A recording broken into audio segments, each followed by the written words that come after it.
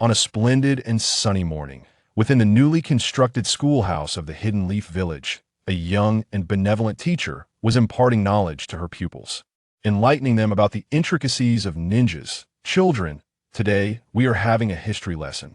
Who can recapitulate the information I shared in the previous class? The female teacher gently set down her book, gazing serenely at the eager faces before her. I know.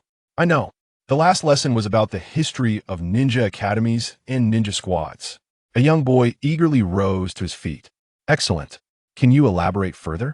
The teacher smiled kindly. The Ninja Academy was established during the reign of the second Hokage, Senju Tobarama. Its purpose was to cultivate new ninjas. And what about the ninja squads? Where were they founded? What were the first two ninja squads of the Hidden Leaf Village? The boy faltered, momentarily at a loss for words. I know. A shy girl stood up hesitantly. Please, do share. The teacher turned her attention to the girl. The ninja squads were established during the era of the third Hokage, Sarutobi Hiruzen, composed of one genin guiding three genin. The earliest two ninja squads were the Sarutobi Hiruzen squad and the Uchiha Kagami squad. The girl managed to articulate her answer, albeit with some stammering. Very good. It is quite an accomplishment to retain all the knowledge I imparted yesterday. Now, let us proceed to the next lesson. The teacher praised, her eyes shining with approval. Just as she was about to open her book, the earlier boy raised his hand once more. Teacher, I'm not interested in the old history anymore. Could you tell us about the great battle that occurred 7 years ago? What piqued your interest in that battle? The teacher looked at the children in astonishment. Because we heard that teacher Dingxiang also participated in that battle, and the heroes from that time feel so close to us. We wish to hear more. The little girl spoke shyly. Which hero's story would you like to hear? Dingxiang asked, her heart swelling with joy as she stood up. Just as the young boy was about to speak, the girl suddenly perked up, interjecting, I want to hear about Hyuga Hanabi. I've heard she is the most powerful kunoichi in the history of the Hidden Leaf Village. The girl blushed slightly as she spoke. Hanabi? I hadn't realized she had become an idol in the hearts of young girls. Dingxiang's eyes glistened with unshed tears. Teacher, I heard that Hanabi can't be that old. She seems to be only a few years older than you. But why have I never seen her in the village? The girl asked, puzzled. She's no longer in the Hidden Leaf Village, Dingxiang replied, her tone tinged with nostalgia, as she walked to the window and quietly opened it. She's in a place called Flower Fruit Mountain, and only one person knows its whereabouts. I participated in that cataclysmic battle 7 years ago, and even now, the memories evoke a sense of dread. Teacher Dingxiang, please tell us about it. At that moment, the entire classroom of children gathered around Dingxiang. Oh, you truly wish to hear? Dingxiang asked, her heart touched. We want to hear. The children chorused in unison. Children. Lingxiang gazed at the youngsters before her voice already hoarse. Well, let me recount the grand battle of the moonlit night that transpired 7 years ago, as well as the fourth great ninja war that occurred 22 years prior. This tale is neither short nor long. In a clean and simple room, an elderly man with white hair sat in a wheelchair, quietly contemplating the exquisite book before him. Is it all truly over? He sighed weakly. He then rocked his wheelchair, making his way to the window, where he silently opened it, beginning to reminisce about his old friend. The scene shifted back to 22 years ago, where Kakashi was haunted by the memory of his old comrade, Uchiha Obito, turning to ashes. Indeed, the origins of this entire saga diverged from the original narrative at that moment. It could not merely be described as different, it was a stark contrast. A group of children, who should have basked in the joys of peace, were compelled to shoulder heavy responsibilities in this altered tale.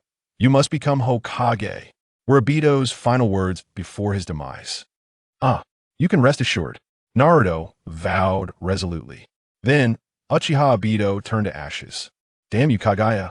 I don't care if you were the progenitor of chakra, a cold-blooded wretch, like you should swiftly return to your seal and slumber, Naruto roared, charging forward and releasing 8 shadow clones. Senjutsu, super-tailed beast, raisin shuriken. The chakra of the 9-tailed beast responded to Naruto, unleashing 9 colossal orbs. Obito, why? Why must you leave me, a useless being, in this world? My life has been a complete failure. Why must I remain here, watching helplessly? Kakashi lamented, his head bowed as he knelt on the ground in despair. "Akati is far too early to declare yourself a useless failure, Kakashi." Suddenly, a tremendous surge of chakra erupted from the dust, enveloping Kakashi. In the realm of the spirit, Obito reappeared. "Obito, how can this be? How are you?" Kakashi questioned, bewildered. "Before I depart to that world, I feel compelled to impart some words of wisdom. Moreover, to triumph in this final battle, you cannot do without the power of Kamui, Kakashi." Obito adjusted his orange goggles. "Obito, you. Well, Kakashi, don't be so astonished. You know, chakra is the force that connects two worlds. Although there are time constraints, I believe you can wield the power of Kamui better than I could. I will grant you strength, but how to utilize this power, how to secure victory in this battle, I believe you are more capable than I in this regard. While you may not become the decisive weapon, you must be the strategist who propels Naruto and Sasuke to their ultimate victory, Kakashi." Obito placed a hand on Kakashi's shoulder to eye in the sky. A fierce battle ensued as Kagaya emerged from the smoke, with Naruto and Sasuke closely following. "Mother, please do not hold back any longer. Although this may cost you a great number of soldiers, if you continue to hesitate, you may truly grant them the opportunity to reach you and seal you away," Black Zetsu observed as Kakashi activated his ki, Susanoo, hastening towards Sakura. "If this continues, we might be defeated before that ability can even recover. Mother, do not waver any further. Indeed, let us proceed as such." With those words, Kagaya ascended rapidly into the skies. What is that rabbit lady truly plotting? Naruto and Sasuke pursued her with utmost speed. Do not act recklessly. This individual undoubtedly harbors some sinister intent. Kakashi, piloting the canoe alongside Sakura, followed closely behind. "I am the progenitor of all, a being that you insignificant mortals cannot hope to vanquish. Initially, I intended merely to siphon the chakra of Ashura and Indra's reincarnations, without a desire to eliminate you. However, I now find myself regretting that decision. Despair, mortals! This fate is of your own making." Kagaya disdainfully addressed the fiercely pursuing Team 7. Thus suddenly, an immense surge of chakra erupted from the ground, continuously flowing into Kagaya's form, while a powerful whirlwind materialized beside her, casting the 4 members of Team 7 into the air. "This is unacceptable. Naruto, we must find a way to seal her immediately," Sasuke shouted at Naruto after scrutinizing Kagaya with his Rinnegan. "What on earth is happening?" Naruto questioned in confusion. Within Kagaya, another force is gradually awakening. If this power awakens, Sasuke spoke in a state of alarm. Does Kagaya intend to bring about the annihilation of all mankind? The Nine Tails exclaimed anxiously within the mental space. "Spare us the suspense, Kurama," Sasuke exclaimed, "and you too." Naruto bellowed at the Nine Tails. "Naruto, look at the ground. What is that emerging?" Kurama said in a state of dread. At that moment, a multitude of spirits suddenly erupted from the earth, drifting languidly into the sky, blocking the path of Naruto and Sasuke. "Everyone, what is happening?" Sakura cried out in shock. "Naruto, listen closely. Time is of the essence, and I shall explain only once. Just now, Kagaya absorbed a tremendous amount of chakra through infinite Tsukuyami. Many souls across the world have been drained of chakra and perished. What you see before you, these spirits, are the souls of ninjas that Kagaya has caused to die. Existing in this space, this is Kagaya's starting sphere. The spirits have taken on physical forms according to her will, and they have become her minions." Kurama explained swiftly. How could this be? Gaara, Shikamaru, Granny Tsunade. Everyone, how could this happen?" Naruto roared in fury upon seeing his comrades. "Naruto, it seems that even though I have been revived once, I cannot escape the fate of ultimate demise. Please, end my suffering quickly. I do not wish to become a tool for the enemy," Gaara pleaded with Naruto. "TCH, what a hassle. However, you see, Naruto, only by swiftly resolving our plight can we find true peace. If you manage to survive, please take care of Shikamaru and his family," he said with a bitter smile. "This outcome, I refuse to accept. Why must it be like this?" Naruto cried out helplessly upon witnessing his companions. "Naruto-kun, please, I beg you, grant me release." A delicate voice emerged, and Naruto turned to see it was Haru. "Haru, how could you, also?" Naruto uttered weakly upon realizing Haru had also perished. "Naruto-kun, I'm so sorry. It's all my fault for being too weak. Ending up like this. But I truly hope you can give me a swift end. For I do not wish to become your burden, Haru said, tears streaming down her face. Yugo, Kabuto, Orochimaru, you all. Sasuke addressed the figures before him. Ah, what a pity. I had thought that having barely survived, I would witness your rise until the very end, yet here we are in such a wretched state, Orochimaru mocked. Naruto, Sasuke, do not pay them any heed. I will hold back these spirits. You must rush forward and seal Kagaya, or the death toll will continue to rise. Kakashi shouted to Naruto and Sasuke. Ha ha ha ha. Useless. The power of these spirits can be linked to that of the mother. As long as one spirit remains alive, she possesses the ability to resist the sealing techniques of you, Naruto, and Sasuke. Do not be so fanciful as to think you can directly seal her. Kagaya laughed heartily. Naruto, given the current situation, we must kill everyone once more to have any chance of sealing Kagaya.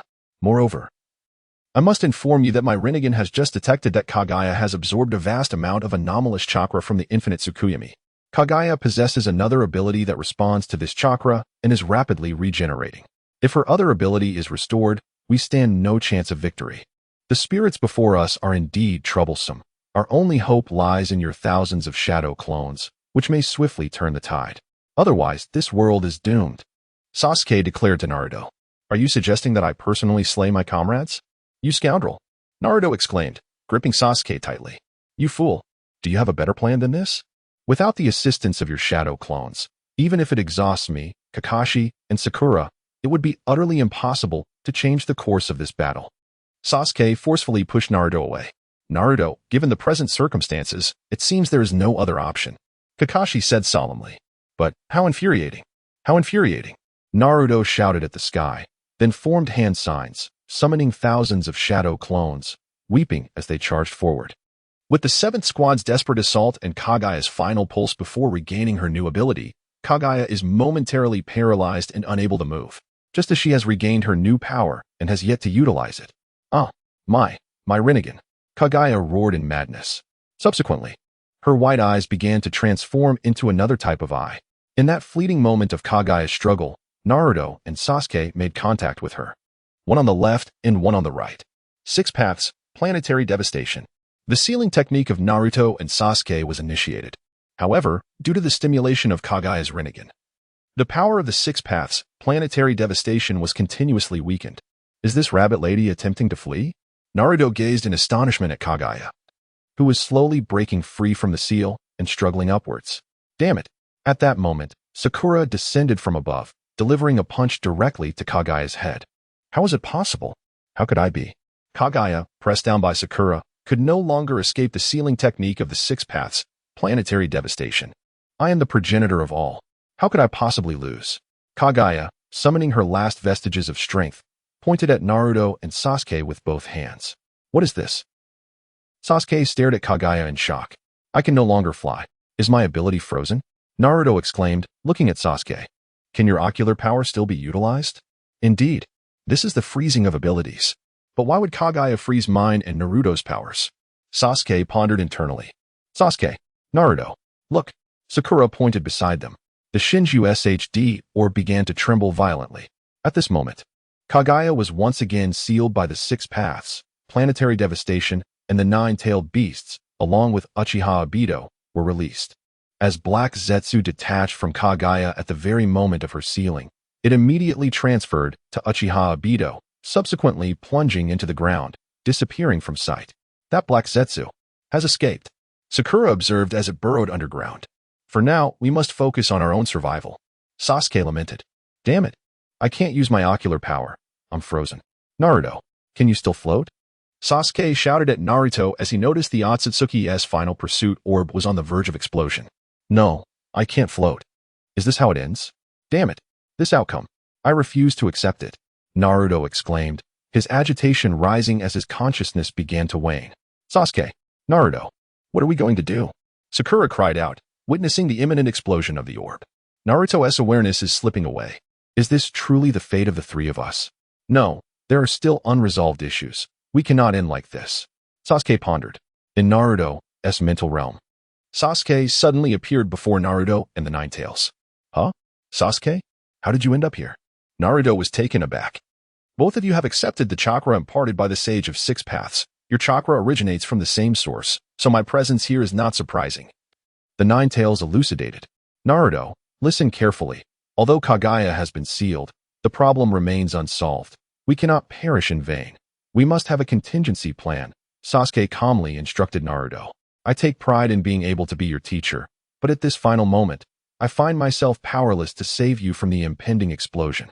Although we succeeded in sealing Kaguya, the price has been exorbitant. Over 80,000 ninjas perished on the battlefield, including the 5 Kage, the 12 Guardians of the Leaf. The new generation of Sannin, Guy, and all of my friends and mentors who sacrificed their lives for this victory. In the past, I failed to save Obito, who was crushed under a boulder as a friend. I could not ensure Rin's safe retreat as a companion. I could not aid my teacher at the moment of his death as a student, and as a member of Konoha, I could not stop pain. Now, as your teacher, I am unable to rescue you from the impending explosion. Naruto, Sasuke, Sakura, all I can do now is to plunge into this explosion alongside you. Hoping you can forgive my inadequacy. My life has been a testament to failure. Kakashi, being far from the Otsutsuki's final pursuit orb, was not immediately caught in the explosion. Ultimately, he was saved by the Nine Tails. The tailed beasts and Kakashi stood on the ground, helplessly watching the expanding explosion. At that moment, Kakashi had lost all hope of survival, kneeling in despair, awaiting death. Helpless, is this truly the conclusion? The Nine Tails mockingly observed the explosion in the sky. Naruto, Sasuke, Sakura, and the barely conscious Uchiha Obito were all engulfed by the explosion, vanishing from existence. While the Nine Tails succumbed to the detonation of the Otsutsuki's final pursuit orb. Just as Kakashi and the tailed beasts resigned themselves to their fate, the Sage of Six Paths promptly summoned them back using a summoning technique. What on earth is happening? Why save me? Kakashi, having survived, questioned the Sage of Six Paths before him, his reason slipping away. Kakashi, do not be agitated. In the world to come, without you, there is no hope of overcoming the impending catastrophe. Can you remain calm and listen to what the Sage of Six Paths has to say? Reassured Minato. Teacher Minato, you do not understand. I am but a failure, forced to watch as those around me perish one by one, unable to save them, and ultimately powerless even in my desire for death. What meaning does my existence hold? Kakashi exclaimed in anger. Kakashi, I comprehend your feelings. Yet if you seek death so readily, this world shall only face annihilation. Is that truly a fitting tribute to those who have passed? The Sage of Six Paths responded. What use is there for a worthless being like me? Listen closely to every word I am about to say, Kakashi. Indeed, you have barely managed to seal your mother at great cost, but the problem remains. The seal was hastily performed, and thus it is not secure. On the next full moon, 15 years hence, the seal will weaken. At that moment, without the need for infinite Tsukuyomi, the power of the Rinnegan alone will suffice to completely unseal her and revive her. However, that is not the most pressing concern. The gravest issue is that Kaguya's Black Zetsu has escaped. He will not relinquish the once-in-a-lifetime opportunity presented 15 years from now and will undoubtedly seek a way to resurrect her. You must find a way to stop him. The Sage of Six Paths laid bare the current situation. Naruto, Sasuke, and many of the strong in the shinobi world have already perished. Can I alone thwart Black Zetsu? Surely, you jest. Kakashi sank weakly to the ground, having calmed down. Indeed, this great war has left the shinobi world in ruins. Yet this does not signify a lack of hope. Although Naruto and Sasuke have fallen, their strength and will endure. Naruto's chakra, along with the Six Paths power I bestowed upon him, has transformed into 7 wind orbs scattered across the world. Collecting these 7 wind orbs and being the successor designated by Naruto will grant one the Six Paths power he possessed in life. Similarly, Sasuke's Six Paths power has become 6 lightning orbs, also dispersed around the globe, and his left Rinnegan and right Eternal Mangekyou Sharingan have scattered, their locations unknown. Gathering the 6 lightning orbs and becoming the successor of Sasuke's Rinnegan will bestow upon one his power. Kakashi, you must remain strong and seek out these 2 successors, guiding them to grow and train in the right direction, so that they may stop Black Zetsu in 15 years. I never anticipated things would unfold this way. Thus, if I were to speak of death so lightly, I fear that in the afterlife, Naruto and Sasuke would not forgive me. Regardless of whether it is achievable, I am willing to make the effort. Kakashi gently pressed his forehead, covering his eyes with his forehead protector. I am truly sorry, Kakashi. You must endure here a while longer. I sincerely hope you can forge new bonds to uphold this world, Minato said with resignation. Enough, teacher. Since I still possess reasons to live, I cannot casually embrace death. Otherwise, all my friends would mock me and lament my helplessness. Furthermore, I must draw your attention to a recent discovery. My mother has absorbed a considerable amount of chakra from the direction of Konoha, which suggests there have been numerous casualties within the village. Henceforth, I require the assistance of the nine-tailed beasts to aid me in unraveling the infinite Tsukuyami. Additionally, the Edo Tensei will no longer be necessary, and I shall also release that. Kakashi, I entrust everything to you from this point forward. It appears that the time has come for me to depart.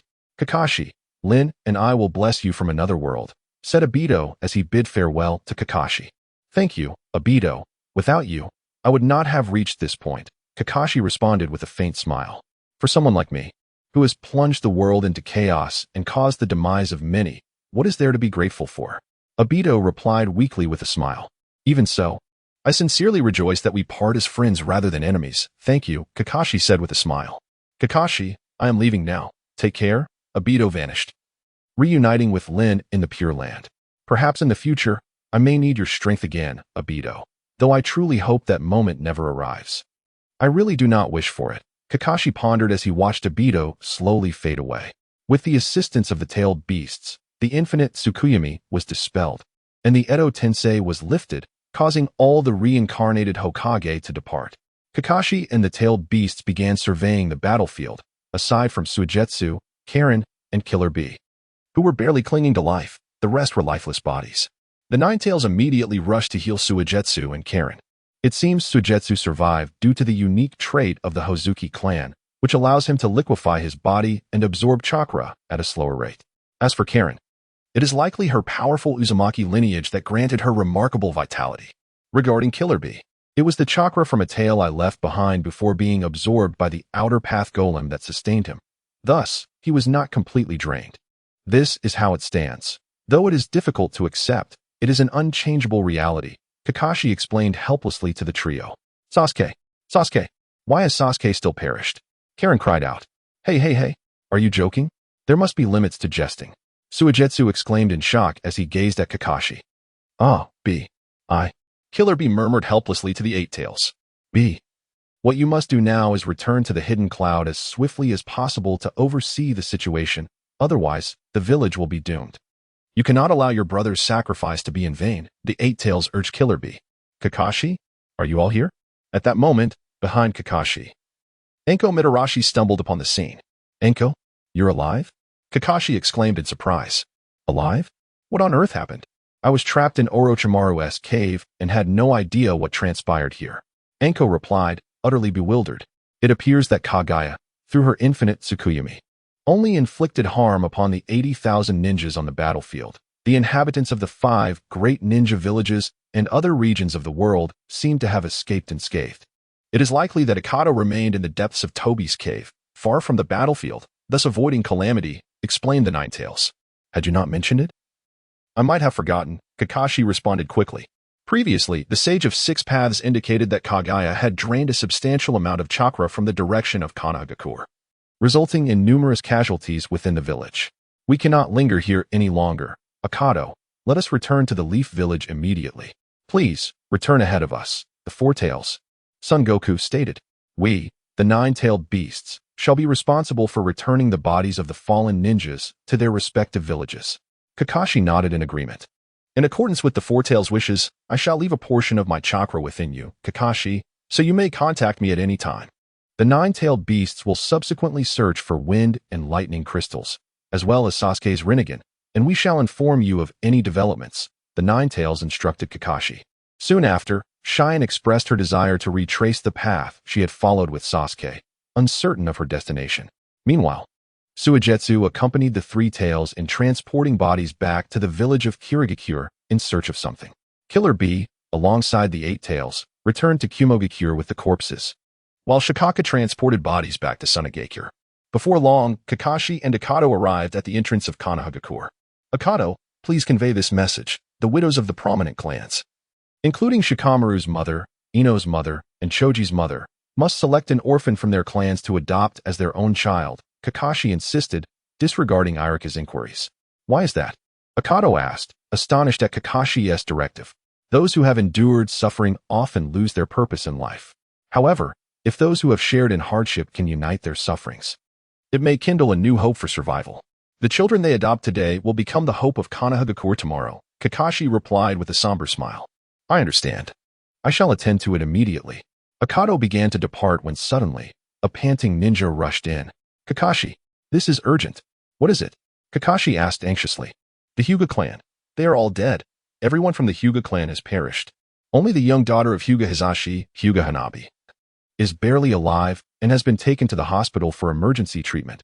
The ninja panted, struggling to catch his breath. What? Could it be that the chakra Kagaya drained from the village belonged to the Hyuga clan? Let's head to the hospital immediately, Kakashi urged, speaking to Akato. At the hospital, Kakashi and Akato waited anxiously outside the door. I never imagined the once thriving Hyuga clan would face such devastation. Now only Hanabi remains, Akato lamented. What could Kagaya possibly want by absorbing the chakra of the Hyuga clan? It fills me with an unsettling dread. We can only pray for the safety of this child. Kakashi replied, feeling helpless. Kakashi, Kakashi. Suddenly, a piercing voice echoed from around the corner of the corridor. What is this? Kakashi turned in astonishment. Iruka appeared with tears streaming down his face, rushing desperately towards Kakashi, seizing him abruptly. Tell me, what on earth is happening? Where's Naruto? What has happened to him? Iruka shouted angrily at Kakashi. Iruka, Kakashi looked at him helplessly. I don't know what has transpired. Just bring Naruto back. Hurry. Iruka was unable to contain his emotions any longer. Iruka, calm down. Hongo immediately rushed in, separating Iruka from Kakashi. Iruka, please, calm down. It's difficult for everyone given the circumstances. Kakashi shares your sentiments. Hongo spoke with resignation. I don't care. I can't stand this any longer. Just bring Naruto back. Iruka began to cry helplessly. We had a promise. Naruto, you were supposed to become Hokage. Why is this happening? Why? Iruka, Kakashi began. But before he could finish, Iruka-sensei. At that moment, two children dashed around the corner of the corridor. You too. Kakashi looked at the two children in surprise. Udon? Moegi? What are you two doing here? Iruka was equally astonished. Sensei, you must hurry. It's bad. Udon gasped, struggling to catch his breath. The warm rays of the setting sun once again illuminated the village of Konoha, where a little girl was stealthily hiding in the woods, trailing behind an older girl who seemed to be her sister. Hee, where are we going, sister? 4-year-old Hanabi quietly followed behind Haru, who was sneaking towards the outskirts of the training grounds. Is there something fun here? Why does my sister come here every day? Hanabi pondered with her sparkling eyes, deciding to follow along. At that moment, Hanabi noticed a blonde boy running vigorously in the training area. Who is that? He has whisker marks on his face. Could he be a cat demon? As Hanabi was lost in her thoughts about the blonde boy, she suddenly spotted her sister hiding in the bushes far from him, her face slightly flushed. What is wrong with my sister? Hanabi curiously observed Haru, feeling a sense of intrigue, and began to quietly approach her. Haru-san. Suddenly, a maid appeared at Haru's side, startling Hanabi, who quickly concealed herself. May I stay here a little longer? Haru pleaded with a look of near desperation. That won't do, Haru-san. If you return late, Lord Hayashi will scold you. The maid reprimanded, then noticed the blonde boy training alone in the field, immediately comprehending the reason for Haru's presence. Haru-san, that boy is a monster. You must not approach him. A monster? Haru exclaimed in surprise. But he is clearly a person, a boy. How could he be? In summary, do not approach that child. It would be best to return swiftly. With that, the maid immediately grasped the hand of Chutian and hurried away. But, Chutian weakly struggled, yet ultimately resigned to following the servant. After the two departed, Hanabi emerged from the bushes, curiously observing the boy in the training ground. What could be so remarkable about him? What happened to my sister? At that moment, another servant appeared beside Hanabi. Miss Hanabi, why have you come out as well? You must return quickly. Lord Hinatsuki will be furious. The servant spoke helplessly. He let that rigid rule go to hell. I want to play a little longer. Hanabi winked at the servant and then vanished in a flash. Meanwhile, after the maid had pulled Chutian a considerable distance away, Chutian pondered for a long while before pleading with the servant. Please, don't let father know that I sneaked out. Is that possible? Miss Chutian, you know that leaving during confinement is against family rules. If Lord Hinatsuki finds out, there will be severe punishment, especially since you came to secretly see that boy. I too, the maid replied helplessly. I understand, but just this once. Just this once, please don't tell father. That will be enough. I promise I won't do it again. Chutian spoke despondently. All right, fine. Since you insist, I will find a way to help you keep it a secret, but you must understand, Miss Chutian, you are the daughter of the Hyuga clan. The future of Hyuga. Regardless of what happens between you and that boy, it is impossible for you to. So it would be best to let go of any hopes, the maid said resignedly. I know. Chutian felt tears welling in her eyes. At that moment, in the courtyard of the Hyuga residence, Hinatsuki was quite angry, sitting in the center of the yard, gazing silently at the main gate with a serious expression, a row of servants standing behind him. Just then, the maid entered through the gate with Chutian. Chutian, where have you been? Hinatsuki said sternly. Father. Chutian gazed at Hinatsuki in panic. Lord Hinatsuki, just now, Miss Chutian mentioned that her comb was broken, and since she wanted to choose one she liked, I took her to buy a new comb. The maid quickly smiled and produced an exquisite little comb from her side. Is that truly the case, Chutian? Hinatsuki turned to Chutian. Yes. Father, I really like this comb. Chutian shyly replied. Hinatsuki finally relaxed, urging her to hurry inside, as dinner would soon be served, and after dinner, there would be evening training. Yes, I understand. Chutian sighed in relief and swiftly made her way into the house. At that moment, another servant struggled to pull Hanabi in from outside. Miss Hanabi, please stop causing trouble. It is already dinner time, and going out at night is prohibited. The servant said helplessly, straining to bring Hanabi into the courtyard. I want tea. Let me play a little longer. Hanabi stubbornly sat in the center of the courtyard, gazing at Hinatsuki. Hanabi, listen carefully. In the Hyuga household, there is a curfew at night, and you are not permitted to go out any longer. Hurry, wash up quickly. Dinner is about to be served. Ritsu sighed helplessly as he looked at Hanabi. I refuse. I want to play a little longer. Why should other children be allowed to play outside at night while I cannot? Why must we adhere to so many petty rules? Hanabi retorted defiantly, her gaze fixed on Ritsu. You, Ritsu said, both amused and exasperated as he regarded Hanabi. All right. Hanabi, please stop causing a fuss. Your sister will take you to wash up, all right? If you want to play, I will join you once I finish my training tonight, okay? Let us not upset father, all right? Haruka smiled gently at Hanabi. Sister. Hanabi looked up at Haruka with innocent eyes. At the dinner table, Haruka and Hanabi sat on either side of Ritsu, the three of them sharing a meal together. Daddy, do we have peaches at home? I want to eat some. Hanabi gazed longingly at Ritsu. Hanabi, peaches are meant for offerings and rituals. They are not for us to eat casually. Also, you should call him father, not daddy. Ritsu said, his cheeks slightly flushed. If peaches are so delicious, why are they only for offerings and rituals? I want to try them. Hanabi said mischievously. That's nonsense. You are the only one in this household who lacks respect. What kind of behavior is that? At that moment, a sage standing at the door spoke up. Enough. Hanabi is still young, unlike Haruka, who has already learned to be sensible. Ritsu hurriedly interjected. Hanabi, so you like peaches? Do you? Haruka smiled at Hanabi, secretly contemplating. You should listen to father. Peaches are not something we can eat at will. If it comes to that, once I finish my training tonight, I can make you some dumplings, all right? Haruka said with a smile. That sounds great. I love the dumplings you make, but I still want to know what peaches taste like. Hanabi pouted. Hanabi, do not be disrespectful. Ritsu said sternly. Hanabi set down her bowl, defiantly meeting Ritsu's gaze. Hanabi, all right. Please don't act like this. Is the food not to your liking, or is it too hot, or perhaps too boring? I can tell you a story while we eat. How does that sound? Haruka immediately rushed to Hanabi's side. Then let us tell a story. I love hearing your stories, sister. Hanabi beamed at Haruka, ignoring Ritsu. Sure, what shall we talk about? You choose a part, come on. Open your mouth. Haruka picked up her bowl and offered a bite of food to Hanabi. Let us talk about. What should we talk about? Oh right, sister. Tell me about that golden-haired boy you saw today. Hanabi laughed joyfully. Sister, why are you blushing? At that moment, Haruka's bowl slipped from her hands, crashing to the floor in a cacophony of shattering porcelain. Her eyes wide with panic as they darted to Ritsu. Haruka. Ritsu's voice turned stern as he looked at her. Father. Haruka stammered, fear evident in her eyes. Explain what happened. Ritsu demanded with heightened seriousness. At this moment, the maid, frightened, immediately knelt on the ground, exclaiming, Lord Ritsu. I am so sorry. Father, it has nothing to do with him. This is all my fault.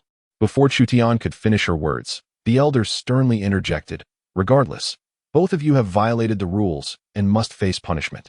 The elder approached Nichizu from behind, his tone unwavering. But, Father, Chutian looked at Nichizu helplessly. Nichizu's expression was complex as he gazed at Chutian, and after a long pause, he sighed. Chutian, as the heir of the clan, you cannot harbor distractions. Given the circumstances, you must be punished. I understand. Chutian rose, forlorn, prepared to leave. How can this be? Why is this happening? Hanabi grasped Chutian's arm, crying out to Nichizu. Hanabi, you do not comprehend. This is the rule. Nichizu replied, troubled. Sister has done nothing wrong. She merely stole a glance at that boy. Why should she be punished? Why? Hanabi glared at Nichizu, her eyes wide with indignation. Hanabi, the rules of the Hyuga clan are not for you to question. Be silent. The elder's temper flared. Yet, as Hanabi attempted to protest, she was interrupted by Chutian. Hanabi, please be good. Do not be angry with father. This time it is my fault. You need not worry about me.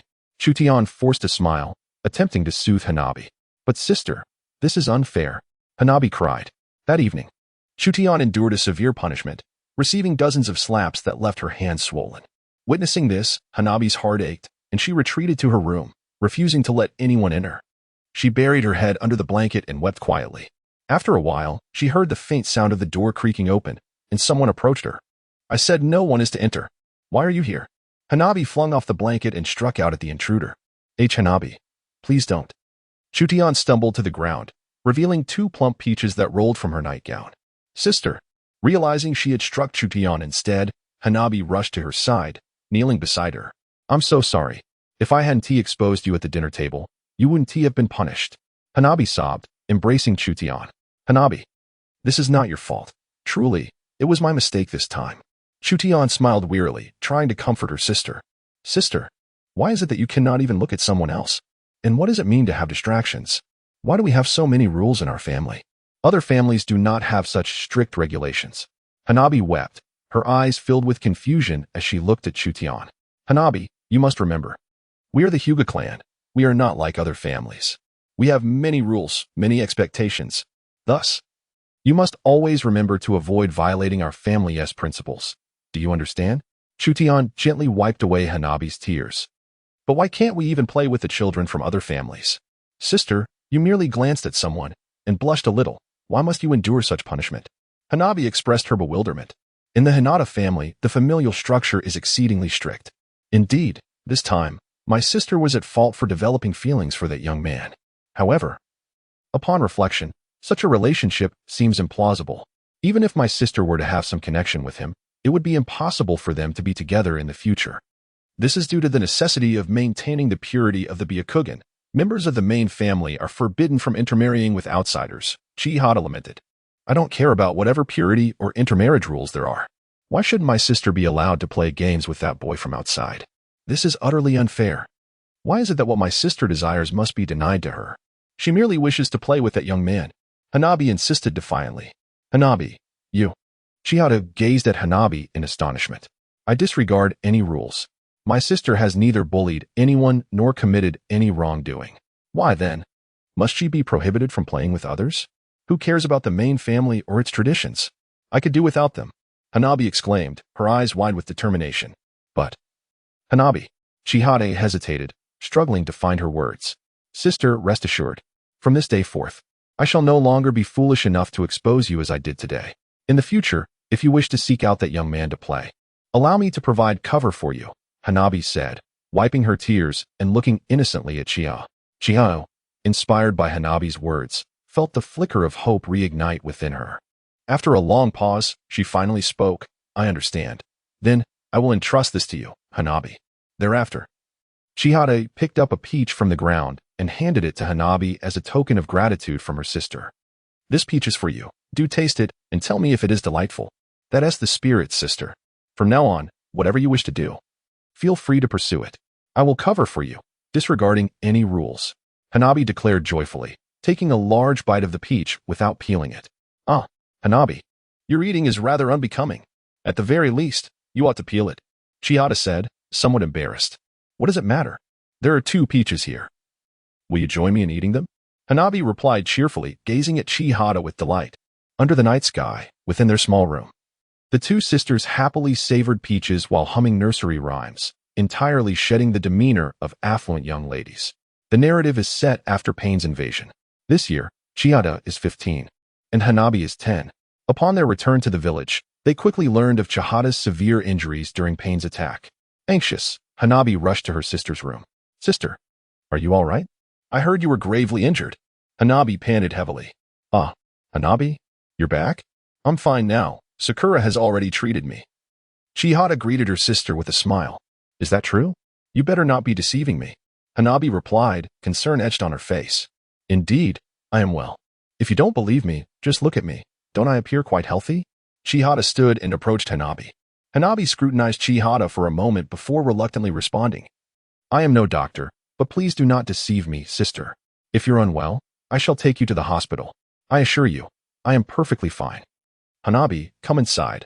I have something to discuss with you, Chihata said with a cheerful smile, pulling Hanabi into the room. Hana closed the door firmly behind her and sat down solemnly in front of Chutian. You know, that golden-haired boy your sister mentioned. Chutian immediately turned shy. Sister, I advise you to let it go. It's been so many years. You have secretly followed him for so long, yet that heartless scoundrel shows not the slightest reaction. Hana retorted with frustration. That's not true. Hana, Naruto is not a heartless scoundrel, I assure you. Chutian exclaimed anxiously. If he were not a scoundrel, would he not show any response to you? Hana argued defiantly. This time, sister, I confess to him. Chutian said quietly. What? You actually confessed to that heartless scoundrel? Sister, you. Hana could no longer contain her anger. Hana, listen to me. Naruto, he exploded with rage because you were hurt. Otherwise, it would have been impossible to defeat Pain this time. Chutian's face turned crimson. Hana looked at Chutian helplessly, remaining silent for a long while before slowly speaking. Well, since that's the case, I have no further words to say. If he ever truly betrays you, I will be the first to smash his head. Hana exclaimed. No, don't. Don't do that. Naruto, he truly is not a heartless scoundrel. Chutian grasped Hana's arm. Upon seeing this, Hana pondered for a moment before quietly saying, Sister, I have made up my mind. I want to become the head of the Hyuga clan in the future. Hana? You. Chutian looked at Hana in astonishment. I must find a way to break these decaying rules and this feudal family system. Therefore, I will strive to train harder, aiming to become stronger and stronger. I want to be the head of the Hyuga clan so that I can grant you the freedom to pursue what you desire, rather than continue adhering to the corrupt inter-clan marriage system that could ruin your happiness for a lifetime. Hana declared solemnly. But Hana, do you realize how difficult this is? Chutian gazed at Hana in disbelief. Oh, how can you know if you don't try? Hana said seriously. As for me, I will never allow myself to be bound by such decaying systems. I will pursue what I want, what I wish to learn, and I will shatter anything that stands in my way. Nevertheless, I wish to become the head of the Hyuga clan also to protect you, sister. Hana smiled at Chutian. Hana, truly, thank you so much, Chutian said, choked with emotion. At that moment, Hinata quietly pushed the door open. Hana, I heard everything you said. It doesn't matter. It's not something to be ashamed of, so I don't mind having heard it. Hana turned to face Hinata, looking serious. Father, please believe in me. I will surely succeed. Father. Chutian hesitated and stood up. Alas, it is because of this feudal system that Nichi died so tragically. I wish to change, but I'm sorry. I lack the capability. I feel ashamed before you, and before your grandfather. Hinata suddenly choked up. Grandfather? Father, you have never mentioned anything about grandfather to us. Hana said in surprise. Your grandfather, Hyuga Hayashi, was a powerful and enlightened man. He passed away when I was merely 7 years old. Thus, both I and Hinata are essentially two orphan souls wandering in solitude. Your grandfather once aspired to dismantle the feudal traditions of the Hyuga clan, but tragically, he was slain before realizing his noble intention. Hinata spoke, her eyes brimming with tears. Chihata and Hanabi approached quietly, offering support to Hinata. Father, do not worry. I shall do my utmost to fulfill grandfather's dream. However, I have a request. If you would allow it, Hanabi said with a gentle smile. What is it? Please, speak, Hinata replied, looking at his daughter with warmth. Currently, apart from a few elders, we are the only ones in the Hyuga family without the caged bird seal. I hope that before I become the clan leader, my sister will not be marked with the seal. Is that permissible? Hanabi expressed quietly. My child, rest assured, as long as I draw breath. I will not permit anyone to place the seal upon your sister, Hinata replied with a reassuring smile. Father, Hanabi said, her eyes glistening with emotion as she looked at the two of them. Chihata, your life ought not to be confined by the Hyuga clan. Seek what your heart desires. Hanabi, like Niji, you are a shining star of the Hyuga family. In the future, you shall undoubtedly bear the weight of responsibility and become a formidable ninja, Hinata said, looking lovingly at his daughters. Yes, yes. Chihata nodded, her heart joyful as she gazed at her father and sister. Watch closely, father, sister. I will astonish you both in the days to come, Hanabi exclaimed, pointing at the sun outside the window. What I desire is to soar across this vast expanse, to pursue the life I yearn for and protect what I hold dear. No one and nothing shall bind me. I refuse. From that day forth, Hanabi trained tirelessly within the Hyuga compound, relentlessly practicing until she damaged several large trees. One stormy day, drenched by the downpour, Hanabi leaned against a tree, panting heavily. It seems, these inherited techniques are utterly insufficient. Although I have yet to master the gentle fist and the 8 trigrams. Relying solely on our family techniques will not allow me to reach the standards I envision, Hanabi lamented. Perhaps we shall wait until the 4th Great Ninja War concludes. I will recommend you to other masters for further training, Hinata said, standing silently behind Hanabi, holding an umbrella. Father? Hanabi turned in surprise to face Hinata. The 4th war will soon commence, and your sister, Niji, and I will be heading to the battlefield. After the war, when I return, I will see to it that you learn techniques beyond our clan's methods, Hinata reassured her, his expression filled with pride. Father, is that truly possible? Hanabi asked, her eyes filled with gratitude. Indeed. Aside from our Hyuga clan, there are many formidable masters in the village, such as Kakashi and the 5th Hokage. They are exceptionally powerful. I will arrange for you to learn from them, or perhaps directly train under Might Guy, given that Niji is a student, Hinata smiled. That would be magnificent. Long live father. Hanabi cheered joyously. That evening, the trio of father and daughters gathered in the small cabin, engaging in joyful conversation. Is that truly the case? Once the war concludes, shall we allow Hanabi to explore new horizons? Yet, would the elders consent to such a notion? Den smiled as she gazed upon Hinata and Hanabi. Whatever grievances they may harbor, leave them to me. Hanabi's training is of utmost importance. Hinata looked tenderly at her 2 daughters. Sister, this is a once-in-a-lifetime opportunity. Just wait and see. I shall undoubtedly become the most formidable ninja in the history of the Hyuga clan. Hanabi flipped her hair confidently. Very well. Then I shall eagerly await. Den responded with a smile. You two are so contrasting. One calm and resolute, the other lively and cheerful. Hinata chuckled with satisfaction. What of it? This is called complementarity. Complementarity, dear father. Hanabi laughed merrily. Well then, tomorrow, father and I shall head to the battlefield. I entrust the matters at home to you, Hanabi. Upon our return, we shall chat again. Den smiled warmly. Fear not, I am destined to become the clan leader's woman. Such trivial matters shall not daunt me, however. Sister and father, do return swiftly. Do not keep Hanabi waiting for too long. Hanabi gazed longingly at Den and Hinata. In the dim twilight, Hanabi stared in astonishment at the barren ceiling, suddenly realizing that the dream she had just experienced was merely a recollection of the past. Little girl, have you awoken? A concerned nurse inquired beside her. Where am I? I am. Where is father? And sister, they? Hanabi spoke weakly. I regret to inform you. They have all.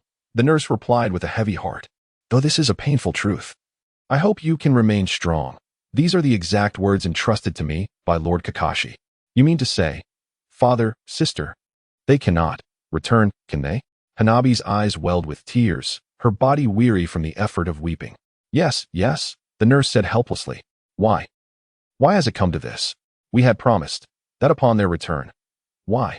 Hanabi cried out in despair. The nurse was about to respond when another nurse burst into the room. This is bad. Another 30 patients have arrived. Hurry. The 2 nurses left the room, urgency in their steps, to attend to the injured. Gazing at the dim light streaming through the window, Hanabi buried her face in her hands and wept. Sister, father, you have departed. All my kin, my family, have vanished. What am I to do? Shall I become an orphan? What am I to do? Hanabi pondered in a hushed tone. At that moment, a shadow approached the despondent Hanabi. Ah! Hanabi gasped, as the shadow slowly merged with her being. I shall use this mind-controlling genjutsu to reclaim those Byakugan eyes. Kurizetsu cackled coldly. Aye. Hanabi gazed out at the gray world beyond the window, her expression shifting. Having become an orphan, I see no necessity to continue living. To earn the recognition of others and to attain the title of Hokage, there are undeniably no shortcuts. Your capacity to accept this reality surpasses mine. Next, it will be the training for the Rasengan. The teachings of Naruto linger perpetually in my thoughts. We had clearly agreed that upon your return, you would teach me the Rasengan. But why has it come to this tragic conclusion? Brother Naruto, why did you suddenly, in the midst of a drizzling night? Konohamaru knelt alone before the memorial stone, weeping uncontrollably. Brother Naruto, do you know? I increasingly find that the noble ambition of becoming Hokage I held in my youth was merely a reaction to my disdain for the flattery of others. Back then, I naively believed that simply obtaining the title of Hokage would liberate me from such burdens, allowing others to cease their incessant. However, upon meeting you, Brother Naruto, I felt an overwhelming joy in your company, truly. Those days were filled with happiness, and even after the passing of my grandfather and uncle, I could still smile, for you were there, Brother Naruto. Without you, I might have succumbed to despair when my grandfather passed. Now, Brother Naruto, I no longer seek to contest for the title of Hokage. I will heed your words and refrain from frivolous pursuits. Will you return? Konohamaru stared blankly at the memorial stone, murmuring to himself. As the torrential rain poured down and after a prolonged kneeling before the stone, Konohamaru could no longer endure. What has happened to Konohamaru? Where is he? Irika asked, holding an umbrella, rushing towards the cemetery with Udon and Moegi. He is by the memorial stone. When he received the news of Brother Naruto's passing, he was utterly devastated. Udon exclaimed anxiously. Indeed. Irika-sensei, please think of something. We've never seen Konohamaru like this. Moegi added. Look. Udon suddenly noticed Konohamaru, who had fainted before the memorial stone. Konohamaru? Hey. Konohamaru. Irika rushed to the stone. After a considerable time and with Irika's assistance, Konohamaru gradually regained consciousness. Irika, sensei. Konohamaru opened his eyes, looking feebly at Irika. How are you feeling? Are you better now? You truly frightened me, Irika said, his eyes glistening with tears. Are you all right, Konohamaru? Udon and Moegi hurried to his side. I'm fine, just a bit tired. Irika-sensei. Konohamaru gazed weakly at Irika. Brother Naruto, he really. Konohamaru, try to let it go. This is something beyond anyone's control. Irika began to choke on his words. Why? Why did it turn out like this? We had clearly agreed that.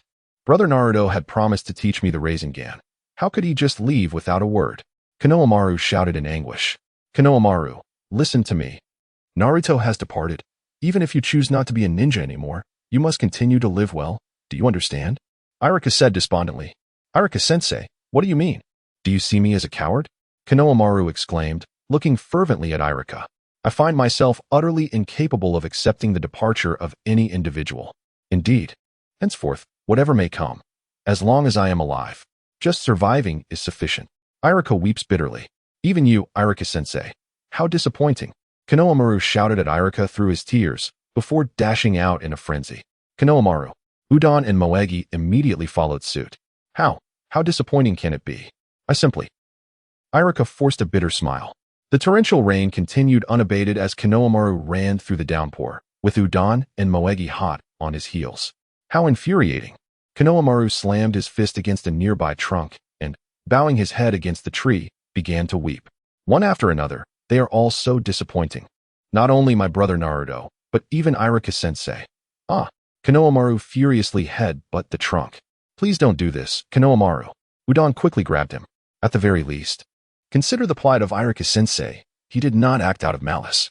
Udon said anxiously. That's right. Irika-sensei regards Naruto as his own son, and you see Naruto as a brother. Your feelings are essentially the same. Don't act this way, Moegi urged. Hearing their words, Konohamaru sank weakly to the ground. After a prolonged silence, he finally spoke feebly. Where is Kakashi-sensei? I heard that the Nine Tails had come once before, bringing back everyone's remains. Kakashi-sensei should currently be at the third training ground, organizing the burial of the bodies. Udon replied helplessly. And Naruto's body. Naruto, Sasuke, and Sakura. They perished due to the endgame seeking orb, so there are no remains. Moegi explained. Konohamaru shook his head in resignation, his expression growing even grimmer as he slowly rose. Where are you going? Udon asked helplessly. I'm going to find Kakashi-sensei. If you're unwilling, you don't have to follow. Konohamaru replied with a stern face.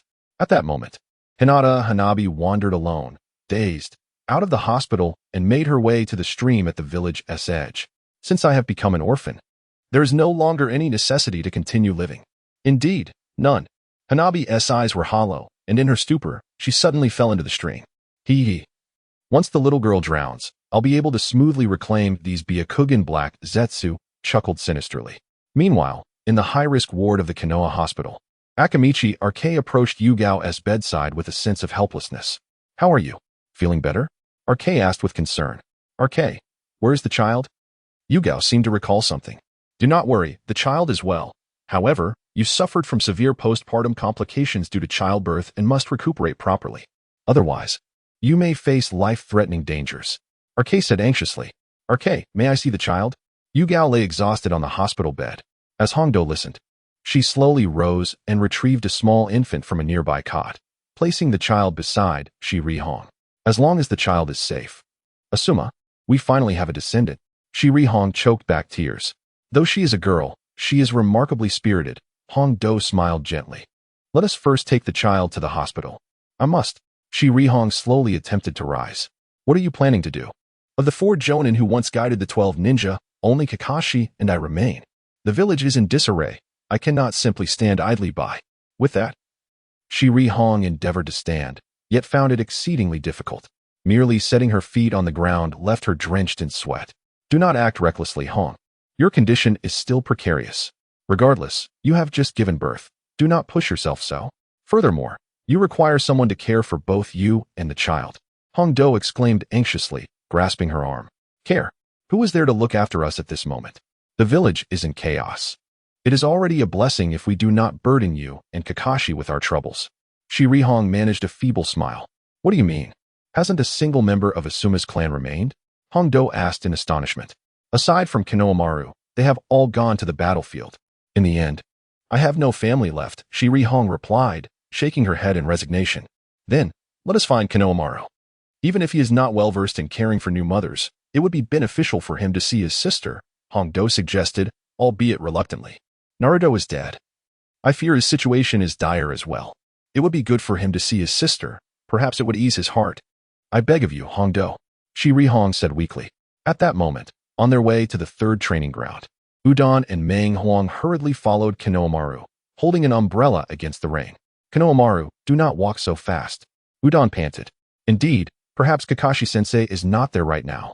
Meng Huang gasped for breath. Look ahead. Konohamaru, leading the way, suddenly noticed something. What is it?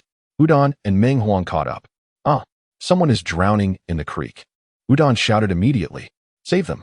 Konohamaru declared resolutely. Then, the 3 of them rushed to rescue Hinata Hanabi from the creek. How could it be these kids? But this works.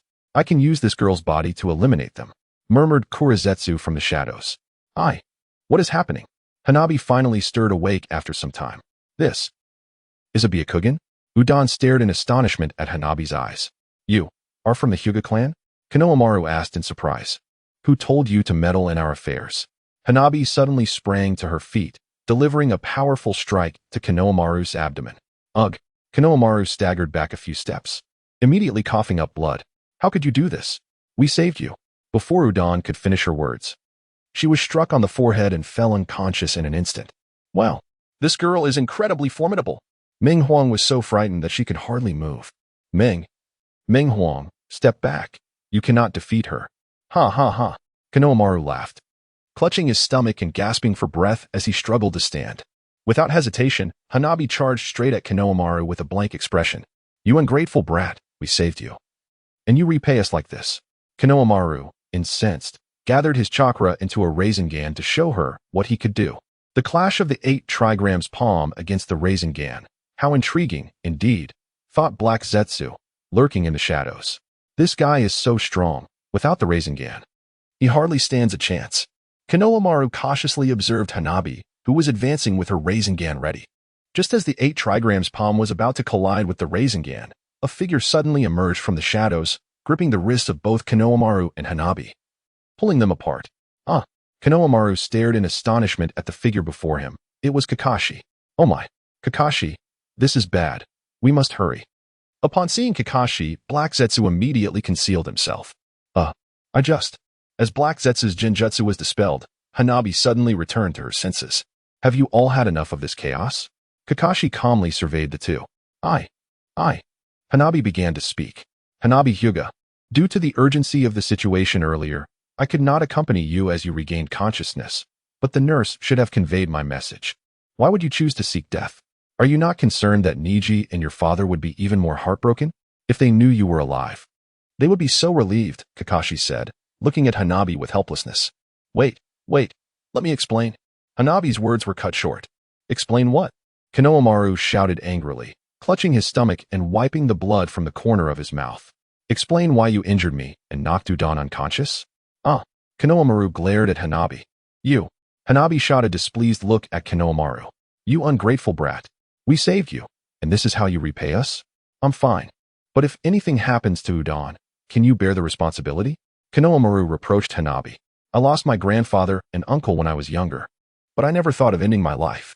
After being saved, you still seek revenge on those who helped you. You're even less than a coward. You dare to insult me. Hanabi erupted, her anger ignited. No one has ever scolded me except my father and sister. What is wrong with a few scoldings? You knocked Udon out and injured me. Isn't it right for me to express my displeasure? Konohamaru retorted sternly. Enough. Can you not see the situation? Kakashi admonished harshly. Silence fell over both Konohamaru and Hanabi. Meng Huang, you take Udon to the hospital. Konohamaru, you go home for now. I will find you later. As for you, Hanabi, follow me, Kakashi ordered. He then led Hanabi to the hospital, standing before the bed of Yuhi Kurenai. Indeed, Hong, I consider that Chutian was your student. Now that he has passed, I hope you can take in Hanabi as your own. Please, assist me, Kakashi said, his voice tinged with resignation. Cough. I cannot refuse, nor would I wish to, but I fear Hanabi may resent our situation as orphans, Yui Hong replied weakly. That will not be the case. I see you are in dire need of assistance, and I have already reassigned all available personnel in the village. If Hanabi can stay with you, I shall rest easy. Kakashi smiled gently. I truly. Hanabi gazed in astonishment at Kakashi and her teacher, Yui Hong. Hanabi, I have visited your home several times. We are not strangers. If you do not mind our plight, you are always welcome, Yui Hong said with a bittersweet smile. Hanabi cried helplessly. It seems there are no obstacles remaining, Kakashi contemplated inwardly as he gradually exited the infirmary. Meanwhile, at Konohamaru's residence, he sat alone on his bed, clutching his aching stomach. A bitter smile gracing his face. How ironic it is, to be on the verge of despair yet still possess the audacity to admonish others. When did I become so feeble? Just then, Kakashi gently pushed open the door and entered. Kakashi-sensei, Konohamaru exclaimed, jumping from his bed to approach him. How did things come to this? How could Brother Naruto die? He looked at Kakashi, desperation etched on his face. I have asked myself that question countless times, but Konohamaru. The conclusion I reached is this. If fate has spared your life, there must be a purpose behind it, so try to see it with a clearer mind, Kakashi said, shaking his head wearily. See it with a clearer mind? Everyone is so dismissive. In the end, Kakashi-sensei, you are no better. Konohamaru shouted hoarsely. You should understand the pain of losing one's closest kin. Kakashi regarded Konohamaru gravely.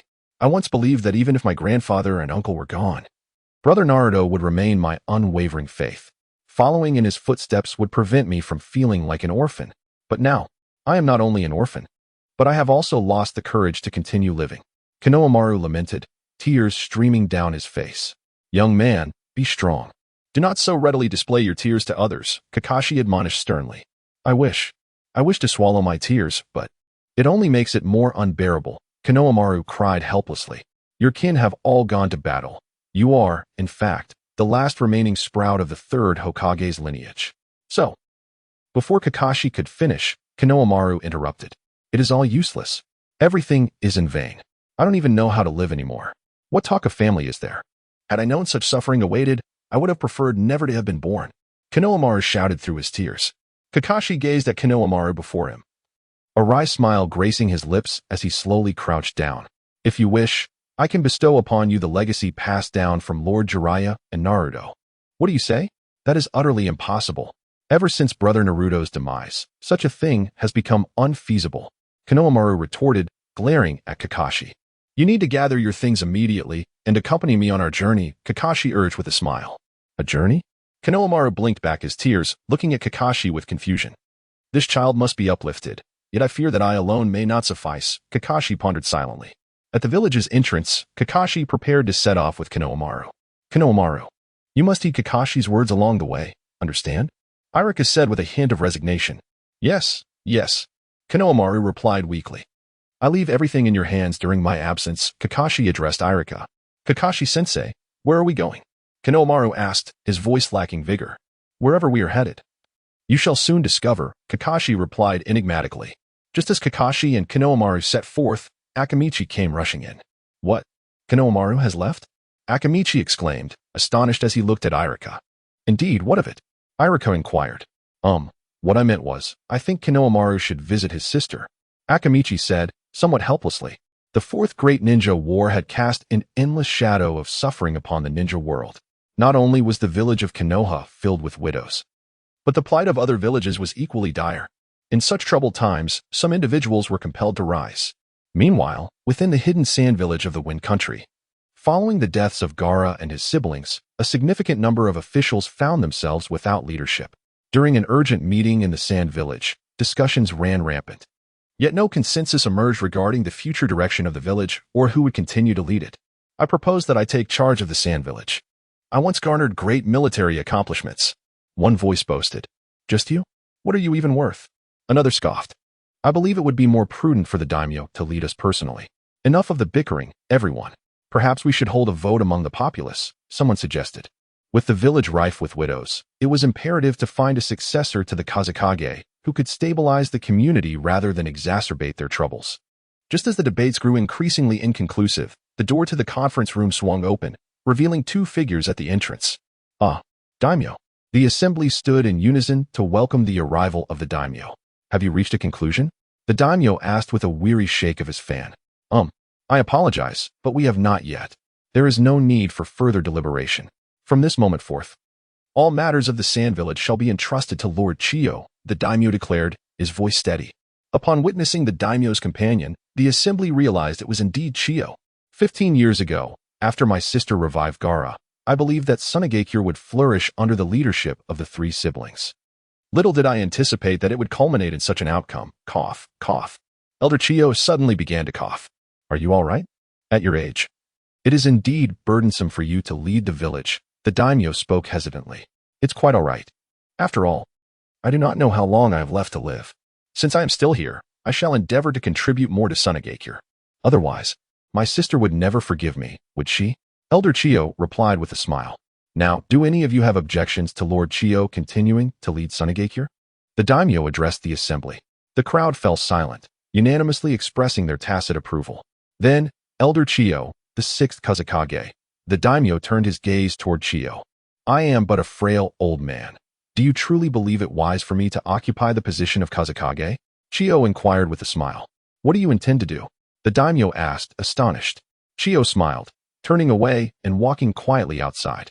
It is not only the Kage who can protect the village. Even one who is not a Kage can lead and safeguard it. Fear not. My weary bones shall endure until a suitable successor to the sixth Kazekage is chosen. Until then, I shall not falter.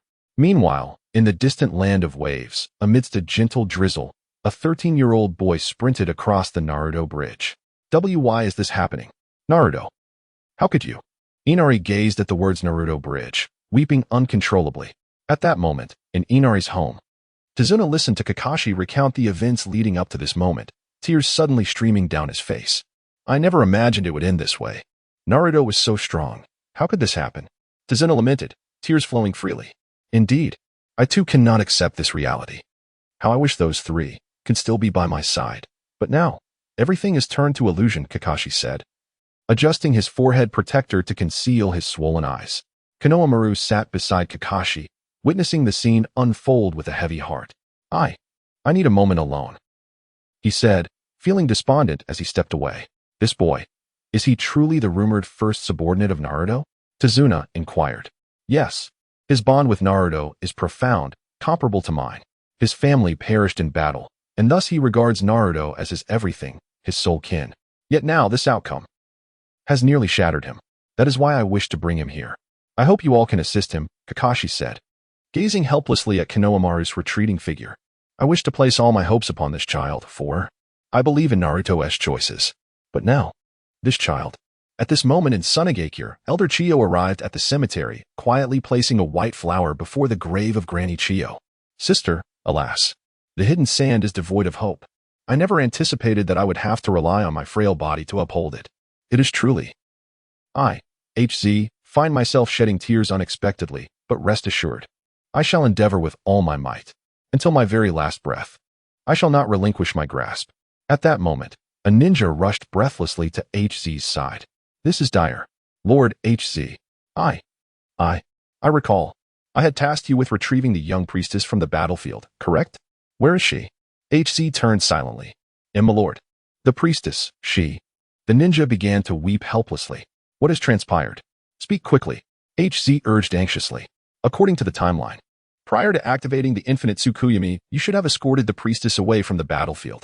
Yes, but when the infinite Tsukuyami was dispelled, I became separated from the priestess. I apologize, Lord HZ. Then hasten to search for her. We must retrieve this child at all costs. Go swiftly, HZ exclaimed in distress. Yes, rest assured, Lord HZ. I will bring the priestess back, the ninja proclaimed before departing in haste. Sister, may you bless this child, bless the hidden sand. HZ's tears flowed freely as he gently caressed the tombstone of Granny Chiyo. Beneath the moonlight, Konohamaru lay by the riverside, gazing vacantly at the luminous moon above. Brother Naruto, what purpose does my continued existence serve? He murmured wearily to himself. Brother Naruto was not a coward. If he were to encounter a situation such as yours, do you believe he would descend into despair like you have? Who is there? Konohamaru sprang to his feet upon hearing a voice, only to discover a youth standing behind him. Who are you? Brother Naruto does not require your judgment. Konohamaru's emotions began to spiral out of control. Do you possess the right to call him Brother Naruto, while I do not have the right to call him Brother Naruto? Inari's expression was stern. You cannot possibly fathom the bond one shared with Brother Naruto. The pain I have endured is beyond your comprehension. Please refrain from casually criticizing others. Konohamaru glared at Inari, shouting in anger. Indeed, I do not understand the bond you had with Brother Naruto, nor do I comprehend the agony you have faced. However, I know that if Brother Naruto were still alive and witnessed you in your current state, he would undoubtedly feel immense disappointment. He would admonish you not to cast yourself as the protagonist of a tragedy, weeping incessantly. Inari responded passionately. Do you think I desire this? Do you think I willingly endure this? Do you have any idea the anguish of losing all your loved ones? Konohamaru cried out in despair. Inari appeared remarkably indifferent, steadfastly gazing at Konohamaru. At the very least, I can empathize. The death of Brother Naruto brings with it profound sorrow. You regarded him as an elder brother, and so did I, Inari said with a bleak smile. You can truly. Konohamaru's eyes widened in astonishment. Once, Naruto was the beacon of courage and hope for the land of waves. He reignited the light in my life after my father's death. At that time, I was even more fallen than I am now. I believed that all efforts in this world were futile, mere illusions. It was Naruto who rekindled my spirit and restored my hope for existence. Therefore, I truly regarded him as an elder brother. I can empathize with your feelings. Inari remarked thoughtfully. Useless. No matter what you say, it's all in vain. Konohamaru cried, his eyes wide with fury as he glared at Inari. Have you really fallen so low just because Naruto is gone? Do you wish to utterly disappoint him? Inari exclaimed passionately. How could you possibly understand my feelings? You still have your grandfather and your mother. I have lost my grandfather and my uncle. I have never seen my parents since childhood. To me, Naruto was everything. Now that he is gone, what is left for me? Konohamaru could no longer hold back his tears and began to weep uncontrollably. Do you have any idea how much hope Kakashi-sensei placed in you? Don't give in so easily. Inari shouted, his rage boiling over as he swung a punch. Yet, being an ordinary person, Inari's blow did little to affect Konohamaru. Konohamaru fell into a profound silence, his expression grave as he looked at Inari and casually pulled out a kunai, offering it to him. What do you intend to do? Inari stared at Konohamaru in shock. Don't you want to fight? Use this to strike here. Konohamaru's visage was stern as he pointed to his chest, suggesting that doing so would end the pain. Are you out of your mind? Inari gazed at Konohamaru in disbelief. I want you to stab here. Free me. Konohamaru shouted vehemently at Inari. After all I've said, Did you not hear a word? Inari retorted indignantly. No. I heard you. Konohamaru replied coldly. Then why? I understand everything you've said. I know that my actions would disappoint Naruto. But I am human. A living being who feels both warmth and cold. I also wish to live strongly, but I have yet to find the meaning of my existence, because I have lost all my family. Konohamaru's spirits sank heavily. Believe me, since the heavens have not allowed you to perish in the infinite Tsukuyami, there must be a purpose in that. As for the meaning of life, you will eventually discover it, Inari said with concern. But I'm uncertain if I will go mad before I find that meaning. Konohamaru glared at Inari. You. Inari was taken aback. Indeed, you are correct. I am alive, and I will continue to live. There must be a purpose for me to continue this journey. Yet, having lost all familial bonds and attachments, I am utterly at a loss as to where my soul can find solace. Do you have any idea how excruciating this pain is? This pain is unlike that of Naruto, who has endured loneliness since childhood, and it is distinct from the anguish Naruto felt upon losing his master. Even in the face of such loss, Naruto still possesses the bonds of companionship. But I have transitioned from once having everything to now possessing nothing. This torment is not akin to what Naruto experienced. Konohamaru gazed vacantly at Inari. You speak the truth. Yet this does not serve as an excuse to impede our progress. As long as we draw breath, we must continue to move forward. At that moment, Kakashi silently approached the two. Kakashi-sensei. Kakashi-san. Konohamaru and Inari exclaimed in astonishment at Kakashi's arrival. Konohamaru, when Naruto, Sasuke, and Sakura perished, my heart mirrored your own. Had I not borne the weight of my mission, I might have chosen to end my life before returning to Konoha. Kakashi spoke with profound sorrow. Kakashi-sensei, truly, you need not place any expectations upon me. My heart is already extinguished. I am incapable of accomplishing anything. Konohamaru lamented in confusion. A dead heart does not signify an inability to revive. Konohamaru, do you understand why I previously decreed that each widow should adopt an orphan from their own clan? Kakashi regarded Konohamaru gravely. After the Fourth Great Ninja War, everyone has lost far too much. Losing loved ones and connections is not a plight unique to you. Many others share this burden. I cannot comfort each of them individually. I can only bind our sufferings together and endeavor to cultivate new bonds. Kakashi reflected in silence. Cultivating new bonds? Konohamaru regarded Kakashi with uncertainty. Yes, those who have already endured suffering have lost so much. For instance, Shikamaru and Ino's mothers, who not only face the demise of their husbands but also the departure of their children. They have truly become solitary souls. Simultaneously, within their families, numerous orphans devoid of parents have emerged. By urging them to adopt an orphan, I hope to inspire them to rediscover the will to live. As they immerse themselves in their sorrow, a new life entrusted to their care may provide them with a glimmer of hope after losing their husbands and children. Welcoming an adopted child can ignite a new purpose. If those who have suffered can forge new connections with one another, they may uncover reasons to continue living. Kakashi gazed solemnly at Konohamaru. Is that so? But Konohamaru turned away helplessly. Trust me. Konohamaru, you will eventually find new bonds, and you will discover reasons to live on. Summon your courage. Inari urged. You. Konohamaru looked at Inari in surprise. You can see it too. Both the village of Konoha and Kakashi-san are in urgent need of your growth, so muster your courage. Live bravely, and when you find new reasons to exist and new bonds, you shall no longer feel lost. If you face any suffering or pain before that, do not hesitate to share it with me. Inari smiled foolishly. You. Konohamaru felt a sense of bewilderment. I grew up in the land of waves. But to be honest, among my peers, I have not encountered anyone with whom I could share common interests. Could you perhaps tell me about Brother Naruto? Inari inquired with genuine concern. Upon hearing this, Konohamaru gazed at the moon, pondering for a considerable time, before slowly lifting the corners of his mouth. Very well. If you wish to hear it, I shall share. Splendid. At last, I can hear stories about Brother Naruto again. Inari exclaimed joyfully.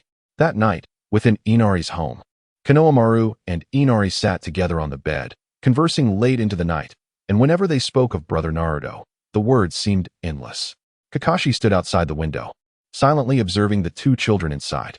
Thank you, Inari. I truly cannot help Konohamaru regain his spirits on my own. The following morning, Dasna had already set out to sea early to fish, leaving the house empty, while Kakashi summoned Konohamaru to prepare for their departure. Kakashi-san, Konohamaru, won't you stay a few more days? I didn't quite finish my conversation with Konohamaru last night, Inari said as he saw them off at the door. No. We have more pressing matters to attend to. Truly. Thank you. Inari, Kakashi replied with a smile. Inari. Let us continue our conversation about Brother Naruto when we meet next time. I have so much more to share. Konohamaru expressed his gratitude to Inari. All right. It's a promise. I will await our next meeting. By the way, how old are you, Konohamaru? Inari measured his height and realized he was slightly taller than Konohamaru. I'm 12. Why? Konohamaru responded. You're only 12? I was wondering why I was a bit taller than you. I'm 13 this year. I didn't expect to be a year older than you. Inari laughed. Seeing this, Konohamaru joined in the laughter. Just wait until our next meeting. I will definitely be taller than you. All right. I look forward to our next encounter. Inari exclaimed joyfully. Subsequently, Kakashi and Konohamaru embarked once more on their journey. Kakashi-sensei, where exactly are we headed? Konohamaru asked in astonishment. Do you remember what I mentioned before? I said that even in Naruto's absence, you could inherit the teachings passed down from Jiraiya and Naruto, so. Our destination is Mount Myoboku, Kakashi smiled. Mount Myoboku, the place where Brother Naruto learned sage art. Konohamaru shouted in surprise. Meanwhile, back at Inari's home. Inari had just returned when his mother called out to him.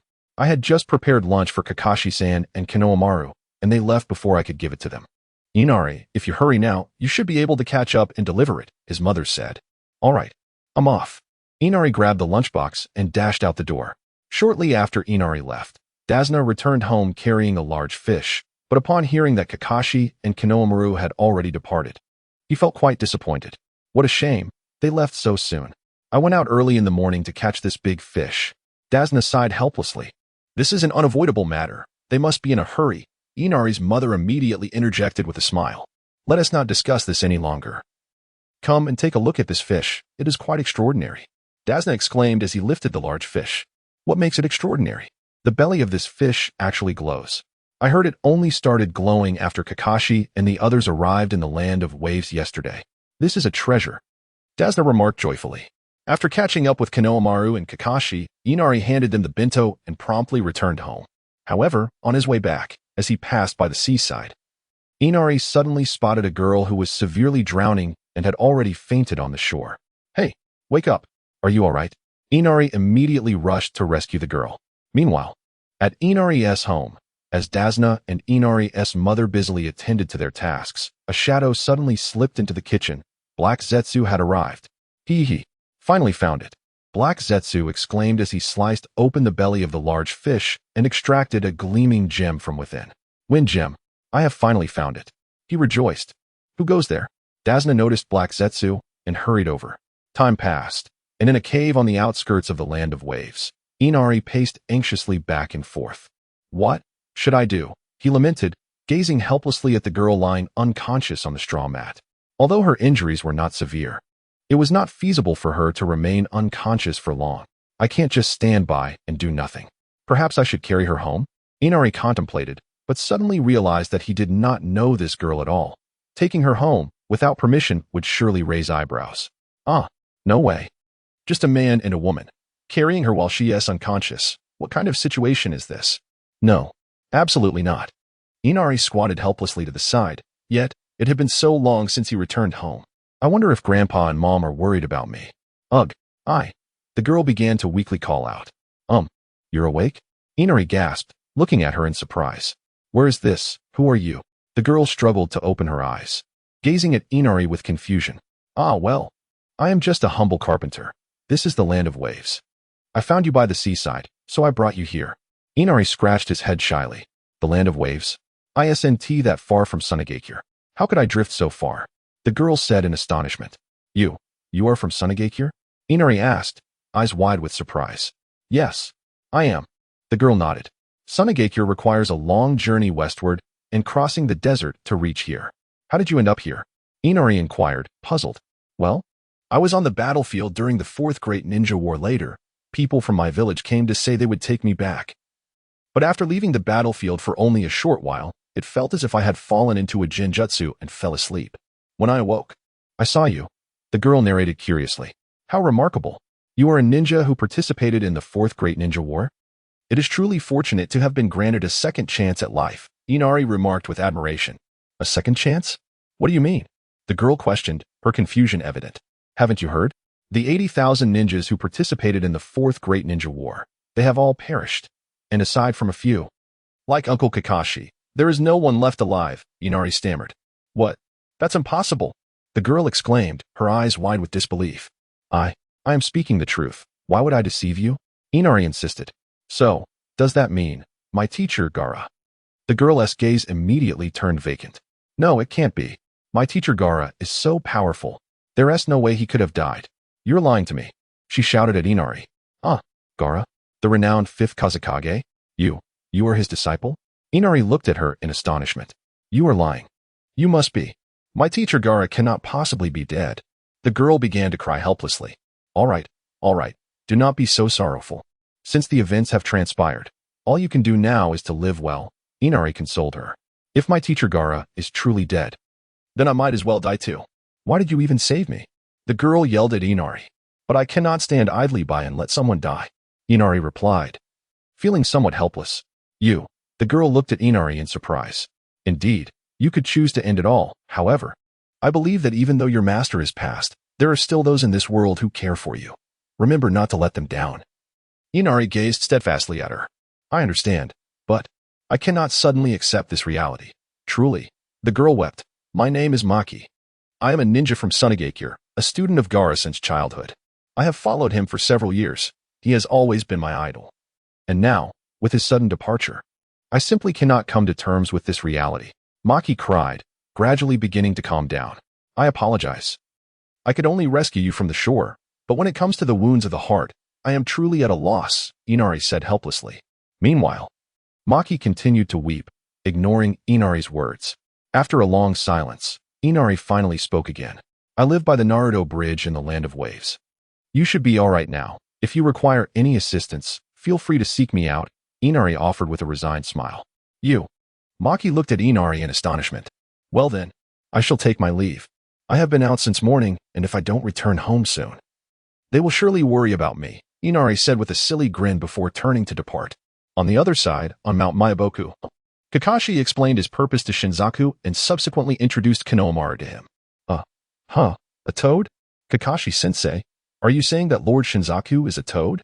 Konohamaru, one must not be disrespectful, for Lord Shinzaku is the one who once taught Lord Jiraiya the art of sage techniques, Kakashi explained. What? Konohamaru exclaimed in astonishment as he gazed at Kakashi. It is only natural for you to be surprised, little Konohamaru. Now, Kakashi, you can rest assured to entrust this child to me. For the next 15 years, I shall do my utmost, Shinsaku stated solemnly. Then, Lord Shinsaku, I leave everything in your hands. Kakashi rose and bowed deeply to Shinsaku. Konohamaru, seeing Kakashi bow, did not dare to be remiss and immediately followed suit. Konohamaru, you are aware that there are far too many burdens for me to bear in the village, and our attributes do not align. I am unable to guide you personally. Thus, I can only send you here, for the knowledge you will acquire is more suited to you. Kakashi spoke gravely to Konohamaru. I understand. I will do my best. Konohamaru replied calmly to Kakashi. Well then, I must take my leave. Konohamaru, I look forward to the day of your return with your newfound skills. Kakashi ruffled Konohamaru's hair before turning and striding away. As Kakashi reached the midpoint of the mountain, Konohamaru suddenly rushed down. Kakashi-sensei, he shouted. What? Kakashi turned back in surprise. He saw Konohamaru kneeling before him. What are you doing? Get up. Kakashi quickly moved to assist Konohamaru. Kakashi-sensei, you can rest assured. I will give it my all. I won't let you down. Konohamaru grasped Kakashi's hand, tears streaming down his face. I know, and I too look forward to the day of your return. However, to protect your information from being revealed, upon my return, I will claim that you perished in the infinite Tsukuyami. Aside from a select few who are aware, no one will know of your presence here. After all, Kagaya still lurks. I must be vigilant. Kakashi spoke heavily. I understand. Please take care, Kakashi-sensei. Konohamaru gazed at Kakashi with tear-filled eyes. That night, what should have been a tranquil Konohagakure was thrown into chaos. Due to the Fourth Great Ninja War, the village's defenses had been severely weakened. Consequently, all the remains of the Hyuga clan in the cemetery vanished overnight, including that of Hinata's younger brother. Early in the morning, Irika discovered the grave of the Hyuga clan had been desecrated and immediately summoned Kurenai, Ebisu, and Akamichi Choji. Oh my goodness! Which scoundrel could have done this? The Hyuga family grave can be robbed? Ebisu shouted, pointing towards the grave. This! Hanabi! Kurenai exclaimed in shock as she looked at Hanabi beside her. Hanabi silently approached the open tomb and gently caressed the shattered coffin. Even in death, they find no peace. Why? Why is this happening? Hanabi murmured, struggling to hold back her tears as she leaned against the gravestone. I apologize. Hanabi, it is our weakness. Kakashi is not in the village. The rest of us are unable to even ensure basic self-defense. Irika silently approached Hanabi. Is there any point in saying this now? Will these words bring back the bodies of my sister and father? Hanabi glared furiously. Hanabi, do not speak to Irika-sensei in such a manner. Asuma approached Hanabi. Heeding Asuma's advice, Hanabi gradually calmed down, and then, as if resolute, she immediately dashed towards the village entrance without looking back. Hanabi, where do you think you are going? Asuma shouted after her. Meanwhile, in the land of waves, Inari had just returned home and was met with a shocking scene. What is happening? Grandfather, mother. Inari found his grandfather and mother lying on the kitchen floor, covered in blood. Grandfather, hold on, hold on. Inari picked up Tazuna, only to discover that Tazuna had already passed away. No, this cannot be real. How could this happen? Inari wept bitterly, crawling to his mother's side, only to find that she too had been murdered. How could this be? I was only gone for a little over half a day. Why? Inari collapsed over his grandfather's corpse, wailing uncontrollably. The next day, with the assistance of neighbors, Inari buried his grandfather and mother. With a vacant expression, he sat before their gravestones, staring blankly at the sky. How ironic. Just yesterday, I was persuading Konohamaru to remain strong even after losing his loved ones. I never imagined such a thing would happen to me. Inari touched the gravestone, unable to suppress his tears once more. At that moment, a girl named Maki quietly approached Inari from behind. Upon seeing Inari's relentless weeping, she stood silently for a long time before finally speaking. I have already contacted the people from Sunigakure. Someone will come to take me back soon. Thank you for saving me yesterday. I came to express my gratitude. Maki stammered, but just as you instructed, I found your home, and after speaking with your neighbors, I learned about this tragedy. I'm so sorry. If it weren't for me being saved, perhaps you could have returned home sooner, and maybe you could have saved your grandfather and mother. No. Inari choked back his tears. I sought a doctor. The wounds they bore were inflicted by a ninja. Normally, the warriors that roam this area do not leave such marks. I am just an ordinary person. Had I not saved you and returned home earlier, I too would have likely been killed. It should be you who saved my life. Ninjas? I heard your neighbors say that 2 ninjas stayed at your house the night before last. Is it possible? Maki's words trailed off. Kakashi Ajisen and Konohamaru are not like that. Inari immediately turned around, shouting at Maki. Who could it be then? Maki said helplessly. In any case, it cannot possibly be them. Uncle Kakashi once saved the land of waves. Konohamaru is also my friend. They would never resort to such treachery. Inari glared fiercely at Jiraiya. Jiraiya, taken aback, stared at Inari, and after a moment of silence, slowly began to speak. Very well. Let us not dwell on that topic. I must soon depart. Would you care to accompany me to Sunigakure? Jiraiya hesitated slightly as he spoke. Go. To Sunigakure? Inari responded with surprise. Well, to Sunigakure. Your family is gone. Staying here would render you an orphan, would it not? Perhaps you should come with me to Sunigakure. Jiraiya said softly. Though I have no family left. The Naruto Bridge still stands here. I wish to remain and protect the Naruto Bridge. After all, it belongs to my brother Naruto. Inari gazed at the gravestone, remaining silent for a long time before managing a wry smile. I am but a mere mortal, an ordinary person beyond measure.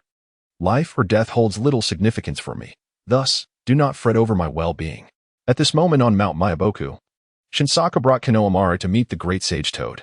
This, such a large toad. Konohamaru gazed in astonishment at the great sage toad. Little Konohamaru. Mind your manners. This is the great sage toad, Shinsaku admonished sternly. Yes. Konohamaru stammered in response. Ho ho ho. No need to be so formal, the great sage toad chuckled merrily. Great sage toad.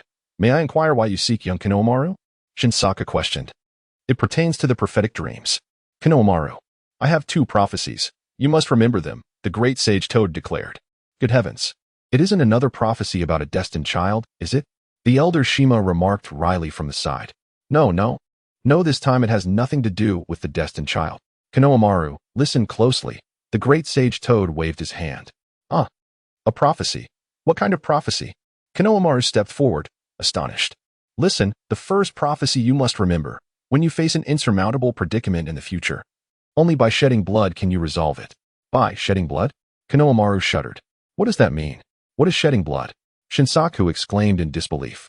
To be honest, I am not entirely sure. I only know that the prophetic dream conveyed it this way, the great sage Toad replied. Then, what about the second prophecy? Shima inquired. The second, it has little to do with you, Konohamaru. But you must remember to relay this prophecy. The princess of the Hyuga clan cannot escape the curse of the ice coffin, the great sage Toad stated. The princess of Hyuga? Are you referring to Hinata? Konohamaru exclaimed in surprise. Meanwhile, Kakashi had just arrived at the entrance of Konohagakure. There stood Hinata Hanabi, looking solemnly at Kakashi. It's you. What brings you here? Kakashi said, somewhat surprised. How is it living with Sakura? Are you adjusting well? Suddenly, Hanabi knelt down with a thud. What are you doing? Get up. Kakashi said, immediately trying to help her up. Hinata Hanabi. No one has ever scolded me, nor have I ever knelt before anyone. But today is an exception. Kakashi-sensei, I have a request. Hanabi looked at Kakashi with seriousness.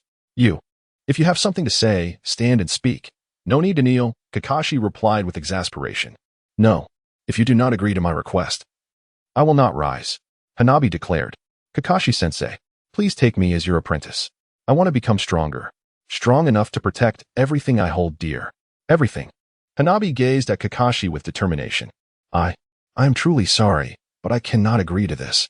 Kakashi, moved, turned away silently, lowering his forehead protector to shield his eyes. Why won't you take me? Hanabi cried out in desperation. I am a harbinger of misfortune. I bring calamity to friends, to mentors, and ultimately, I have even brought ruin upon my own disciples. My disciples, they have all perished. Kakashi spoke with profound sorrow. What nonsense about calamity. Let it be damned. I am not afraid. Hanabi exclaimed with fervor. No, I cannot. Kakashi choked on his words, finally casting a helpless glance at Hanabi before hastily entering the village. As Kakashi swiftly passed by Hanabi, she felt an overwhelming desolation within her heart. Why is this happening? Confusion filled Hanabi's eyes. On that very day, Kakashi was astounded to learn that the Hyuga family tomb had been desecrated. He immediately gathered everyone to restore the grave site, laboring tirelessly throughout the day, only to conclude their efforts as dusk approached.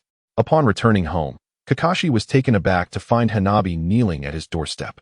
What are you doing? Kakashi gazed at her in astonishment.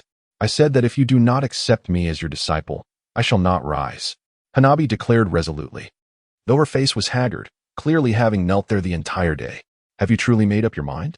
Kakashi asked, helplessness lacing his voice. Yes, Hanabi affirmed with determination. After a moment's pause, Kakashi finally spoke. Very well. I promise you. Please stand up now. He gently pulled Hanabi to her feet and led her into his home. You must understand. I may truly be a bringer of calamity to my disciples. It is not too late to reconsider. Kakashi spoke heavily. Rest assured, Hanabi Hyuga. I shall never regret my choices. The deaths of your disciples are not your fault, Kakashi-sensei. Hanabi replied cheerfully. Is it not my fault? I have consoled myself countless times in my heart with such thoughts. Yet, ultimately, it changes nothing. The fact remains that they are gone. My father, Tsukumo Hatake, my friends Obito, Guy, my mentor Minato Namikaze, and finally my disciples Naruto, Sasuke, Sakura.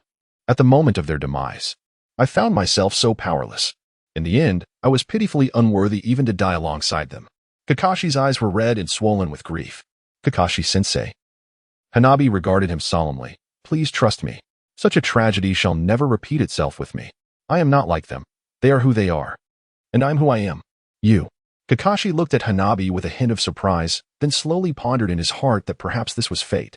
In my darkest hour, I have found a new bond. This may well be the last time I take on a disciple in this lifetime. Therefore, I must give it my all. Then, Kakashi smiled at Hanabi, reassuringly, fear not. I understand. Since you are determined to be my pupil, I am equally resolved to train you diligently. Is that acceptable? Yes. Please train me. Hanabi exclaimed joyfully. In the present day of Konoha, The burdens I must bear are exceedingly heavy. In the future, I may not possess the energy to guide you as I wish. Yet I shall exert my utmost effort.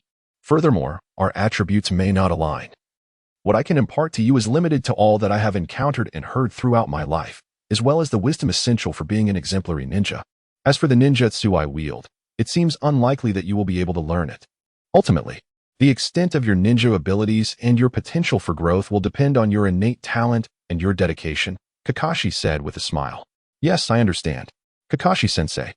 Rest assured that I will, in due time, evolve into a formidable ninja. One day, I shall retrieve the remains of my sister and my father, Hanabi declared resolutely. At that moment, beneath the serene and luminous moon, an 18-year-old youth with white eyes raised a cup of wine towards the earth. Who would have thought that such a beautiful planet would ultimately fall victim to the judgment of Yumura?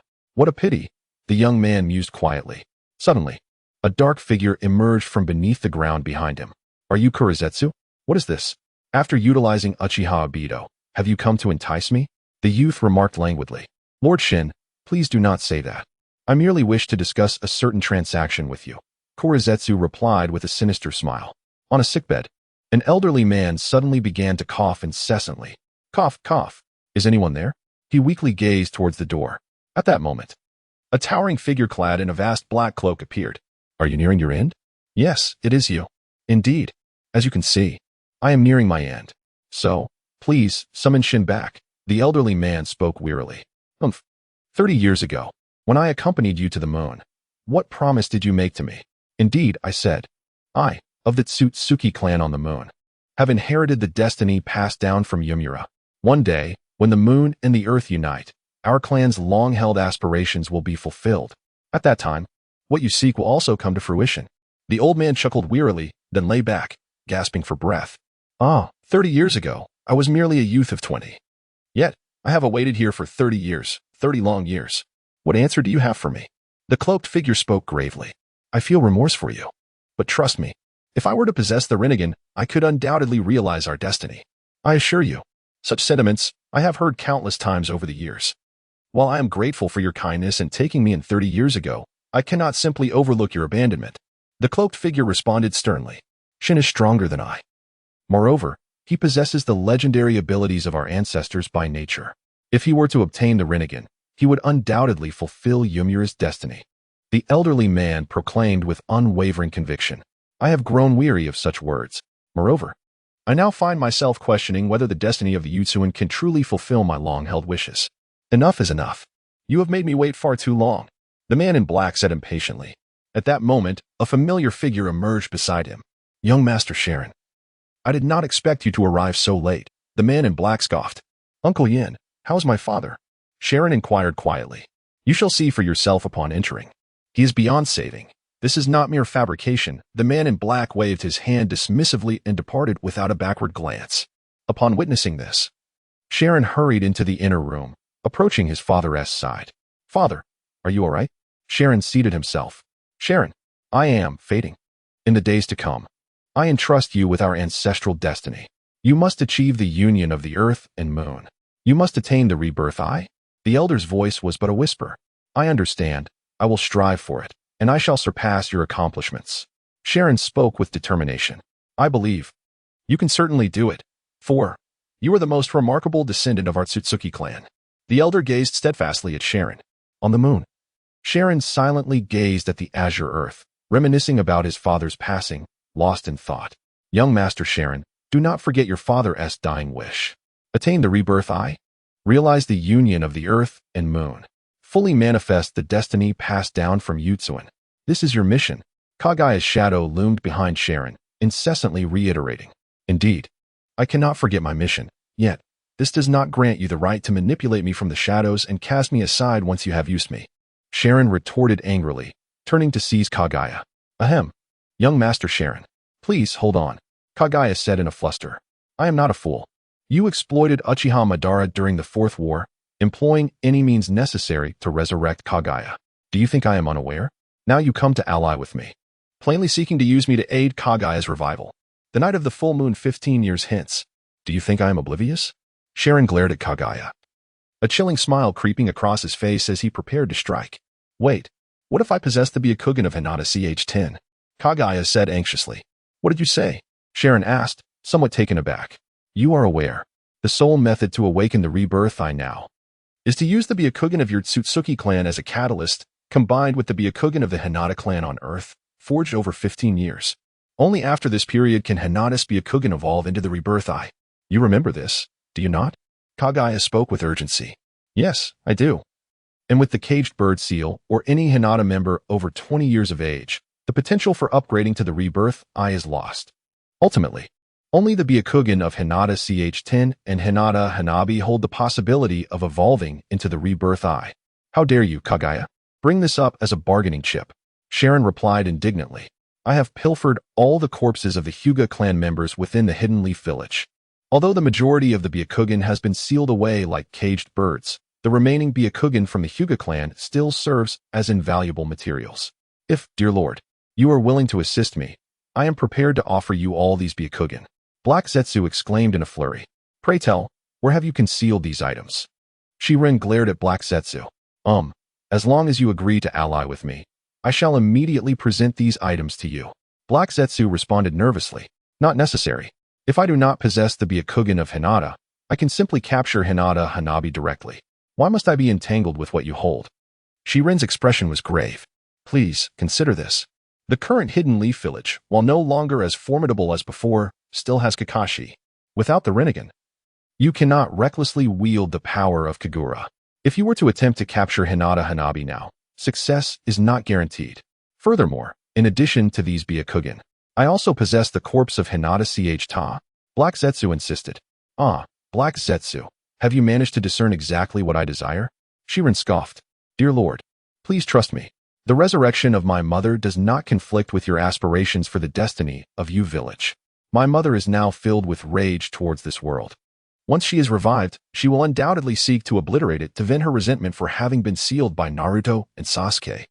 The unity of Earth and Moon that the destiny of U Village aims to achieve is, in essence, the annihilation of all living beings on this planet, is it not? Black Zetsu spoke with urgency. Shirin regarded Black Zetsu with a cold smile, contemplating for a moment before gradually releasing him. I shall acquiesce to your request. But you must deliver to me the Byakugan of Hinata, particularly that of Ch10, and the corpse of Hinata Ch10 must be entrusted to me. Yes, indeed. Rest assured, I shall promptly deliver these to you. 15 years hence, when I unravel my mother's seal, the denizens of the Hidden Leaf will undoubtedly emerge to impede us. At that time, I hope for your assistance, dear lord, Shirin remarked with a sinister grin. Agreed. However, should you fail to provide me with what I desire, there will be no further negotiations, Shirin replied with a cold smirk. Turning away to gaze silently at the earth, Black Zetsu departed joyfully, but as he left, figures cloaked in black began to emerge from the palace of the moon behind Shirin. Is this Black Zetsu? Behind him, Uchiha Obito has activated the infinite Tsukuyomi to resurrect Kaguya. One of the cloaked figures muttered. How could I ever trust him? However, leveraging him to obtain the Rinnegan seems prudent. After all, we have awaited the Rinnegan for many years, have we not, Uncle Yin? Shirin smiled. If Tsutsuki Kaguya truly returns, she surely would not tolerate your presence. But could it be that Kaguya's objective is also to bring about the world's destruction? The cloaked figure hesitated to say. If Kaguya were to resurrect, she would undoubtedly not spare me. Therefore, I must secure the Rinnegan and defeat all who stand in my way before her revival. Can Black Zetsu truly resurrect Kaguya? Shirin chuckled darkly. Defeat all those who obstruct you? With all due respect, young master, no matter how formidable your power may be, can you truly claim invincibility? Indeed, you speak the truth. However, what if we were to incorporate the Rinnegan? The individual turned away, silently gazing at the man in black. Oh, are you once again contemplating the Rinnegan? It seems that without the assistance of the Uchiha, it will be impossible for you to acquire it, the man in black remarked, his eyes lighting up. To obtain the Rinnegan, one cannot do without the support of the Uchiha. If one were to possess both the Rinnegan and the Transmigration Eye, there would be nothing to fear, the individual declared with delight. Yet, since the demise of Uchiha Sasuke, the Uchiha have been entirely eradicated. Where will you seek them out? If my intelligence serves me right, there exists a place where the Uchiha still reside, and in considerable numbers. Uncle Yin, let us embark on our journey at once. The individual spoke earnestly. That night, torrential rain fell, yet within a certain dense forest, a chilling scream pierced the heavens. A man, adorned with Sharingan, crouched in the grass, ravenously devouring the corpse of a child before him. Humph, what are you still struggling for? You were created by me. It is only natural to consider you as my delicacy, the man sneered malevolently. Meanwhile, in a distant cave, a group of identical children huddled in the corner, trembling. What shall we do? Is the next one to perish, me? One child quivered as he gazed at the man in the grass outside. He is the most wretched of fathers. Should we not flee quickly? Otherwise, in due time, we will all be slaughtered by our father. Flee. Where shall we run? The area is saturated with barriers. Escape is impossible. Did we not witness several brothers attempt to flee previously, only to be electrocuted in the barrier net? Alas, had our ocular techniques not been sealed by our father, evading capture would have been effortless. The children began to converse, yet the conclusion remained bleak. At that moment, a slightly older child stepped forward. Let us resist and slay our father. For the sake of our survival, the boy addressed his siblings. But elder brother, we cannot utilize our ocular techniques. Can we truly triumph over father? Indeed, elder brother, I am afraid. Brothers, if we unite our efforts, we still possess a chance. Will you resign yourselves to being slaughtered one by one? Do you not wish to unleash the discontent within your hearts? The boy, referred to as elder brother, spoke vehemently. Subsequently, the children rallied in response, seizing nearby stones and branches, forming a line as they emerged from the cave. What do you intend to do? The man, having not yet finished his meal, set down the thigh in his hand, astonished at this group of children daring to resist. Do not forget, many among you once contemplated rebellion, and you are well aware of their fate. Resistance will only hasten your demise. Even if it leads to death, we have had enough. Rather than living in fear, it is better to rise up and resist. Either we shall vanquish you and attain our freedom, or we shall swiftly embrace death. The boy known as the elder brother brandished a wooden stick, pointing it at his father. The other younger siblings clustered around their leader, anxiously observing their fearsome father. Humph. It seems it is time to teach you a lesson. The man sneered coldly as he rose to his feet. However, in the next moment, he felt an unsettling presence behind him. Impossible. My barrier. How could it be breached so easily?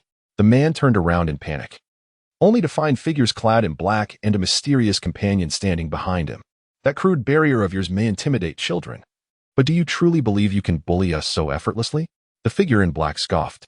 As a father, to be capable of ruthlessly harming one's own flesh and blood, it appears you are truly a wretched being, the companion remarked with a mocking grin. What on earth are these two? The boy gazed in astonishment at the figures appearing behind his father. Humph. This is a matter between me and my own kin. It is no concern of yours, the man growled menacingly. He is not our father. He is a monster. The boy stepped forward defiantly. I implore you, kill him. Save us.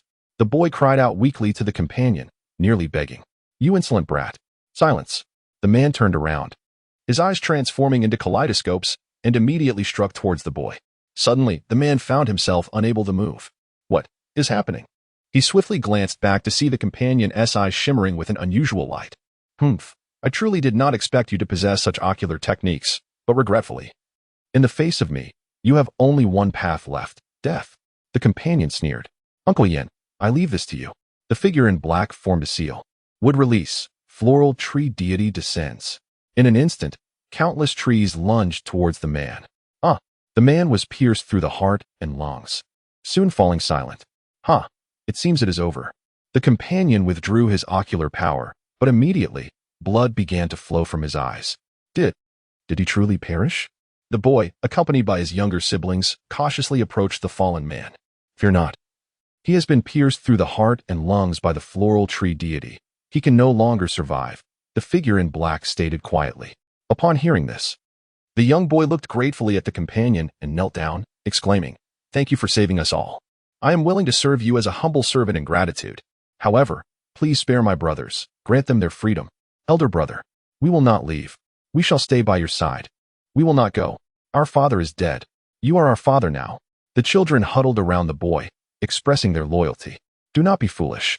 You need your freedom. Let me handle the matter of gratitude alone. The young boy gazed tearfully at his siblings. Do you think I would allow you to become mere servants? The companion replied solemnly. Then, what do you desire? The boy looked at the companion in astonishment. Indeed, I require assistance. Yet I do not expect you to toil endlessly for me. Henceforth, should you choose to follow me, I shall regard you as my own kin. Together, We shall fulfill the sacred destiny of Yutsuen. The man spoke with a smile. We will no longer be servants? The young boy gazed at him in astonishment. When have I ever stated that you would be my servants? What I seek are loyal subordinates and dependable disciples. The man gestured towards the boy. You, who have shown commendable qualities as the leader of this group, are you willing to allow me to train you henceforth? I. The boy looked at him, tears streaming down his face. As long as you treat my brothers well, I am willing. Humph, young master. I never anticipated you could garner such a following, remarked the man in black, observing the children with interest. Time passed, and outside the grand hall of the moon, the young boy, dressed neatly, stood silently behind the man in black, awaiting his return. Before long, the man emerged from the hall. His eyes now transformed into a new set of Byakugan. This ability is impressive, yet losing a pair of Byakugan with each use is rather impractical. Even if the reserve is ample, the conditions during battle will rarely allow for such convenience. The man in black mused quietly. Once I acquire the Rinnegan, this ability will no longer blind me, and at that moment, I shall be invincible. The man raised his head defiantly, gazing towards Earth. I must obtain the Rinnegan to fulfill Yutsuen's divine mission. Time is of the essence. The young boy stepped forward solemnly, kneeling before him. From this day forth, you shall be my master. How old are you? The man inquired quietly. 10 years old. I have gathered information regarding you, your father, and your brothers.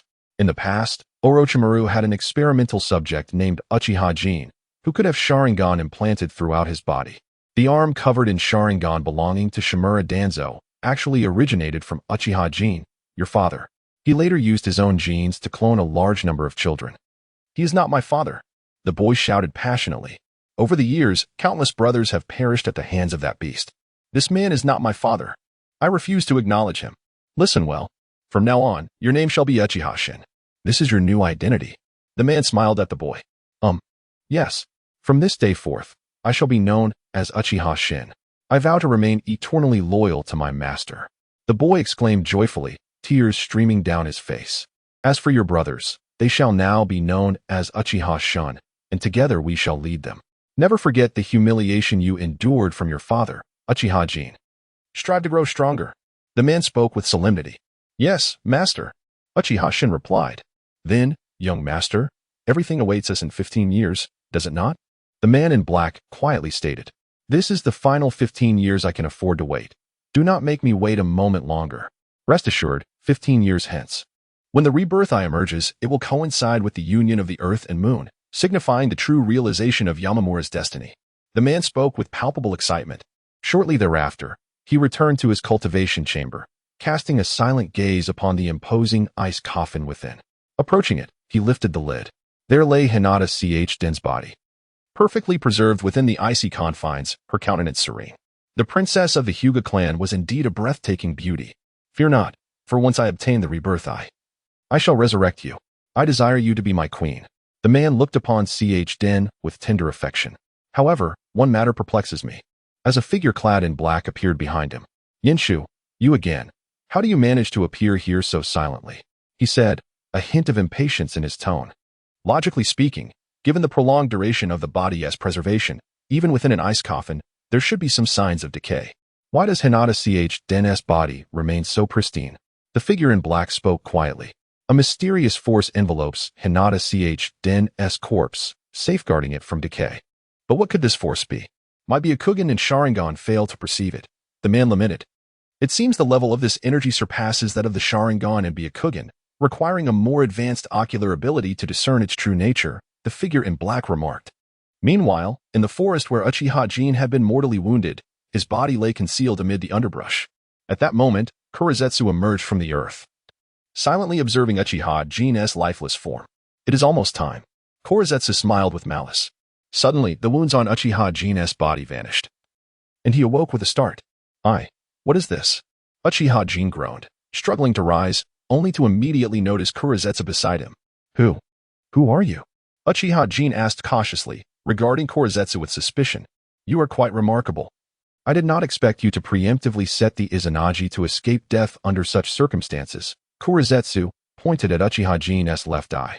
You discern my use of Izanagi? Impressive. Even Shirin and that figure in black failed to notice. Uchiha Jin exclaimed, astonished. Well, I am not like these mere mortals. I am the third son of Kagaya Otsutsuki. Kurizetsu chuckled. You are the one who manipulated Uchiha Madara to initiate the infinite Tsukuyomi? Uchiha Jin looked at Kurizetsu in surprise. What are your plans now? Do you not seek revenge against Otsutsuki Shirin? He has taken everything from you. Kurizetsu smirked. Humph.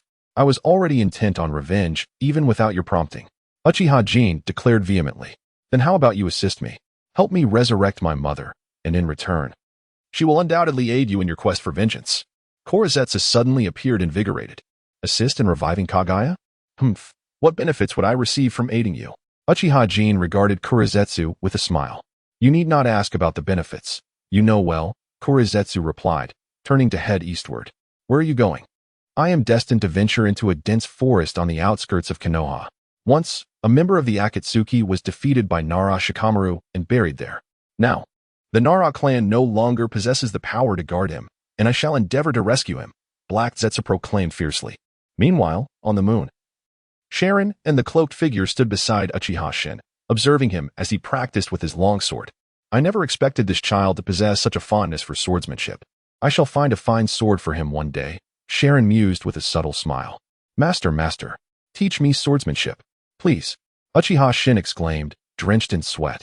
As he approached Sharon, in terms of swordplay, Uncle Lin might be more proficient. If it pertains to ninjutsu or jinjutsu, I could assist you, Sharon quietly reflected, then turned his gaze towards the cloaked figure. The cloaked figure, upon hearing this, silently accepted the long sword from Uchiha Shin's grasp. Listen closely. I shall teach you a remarkable sword technique.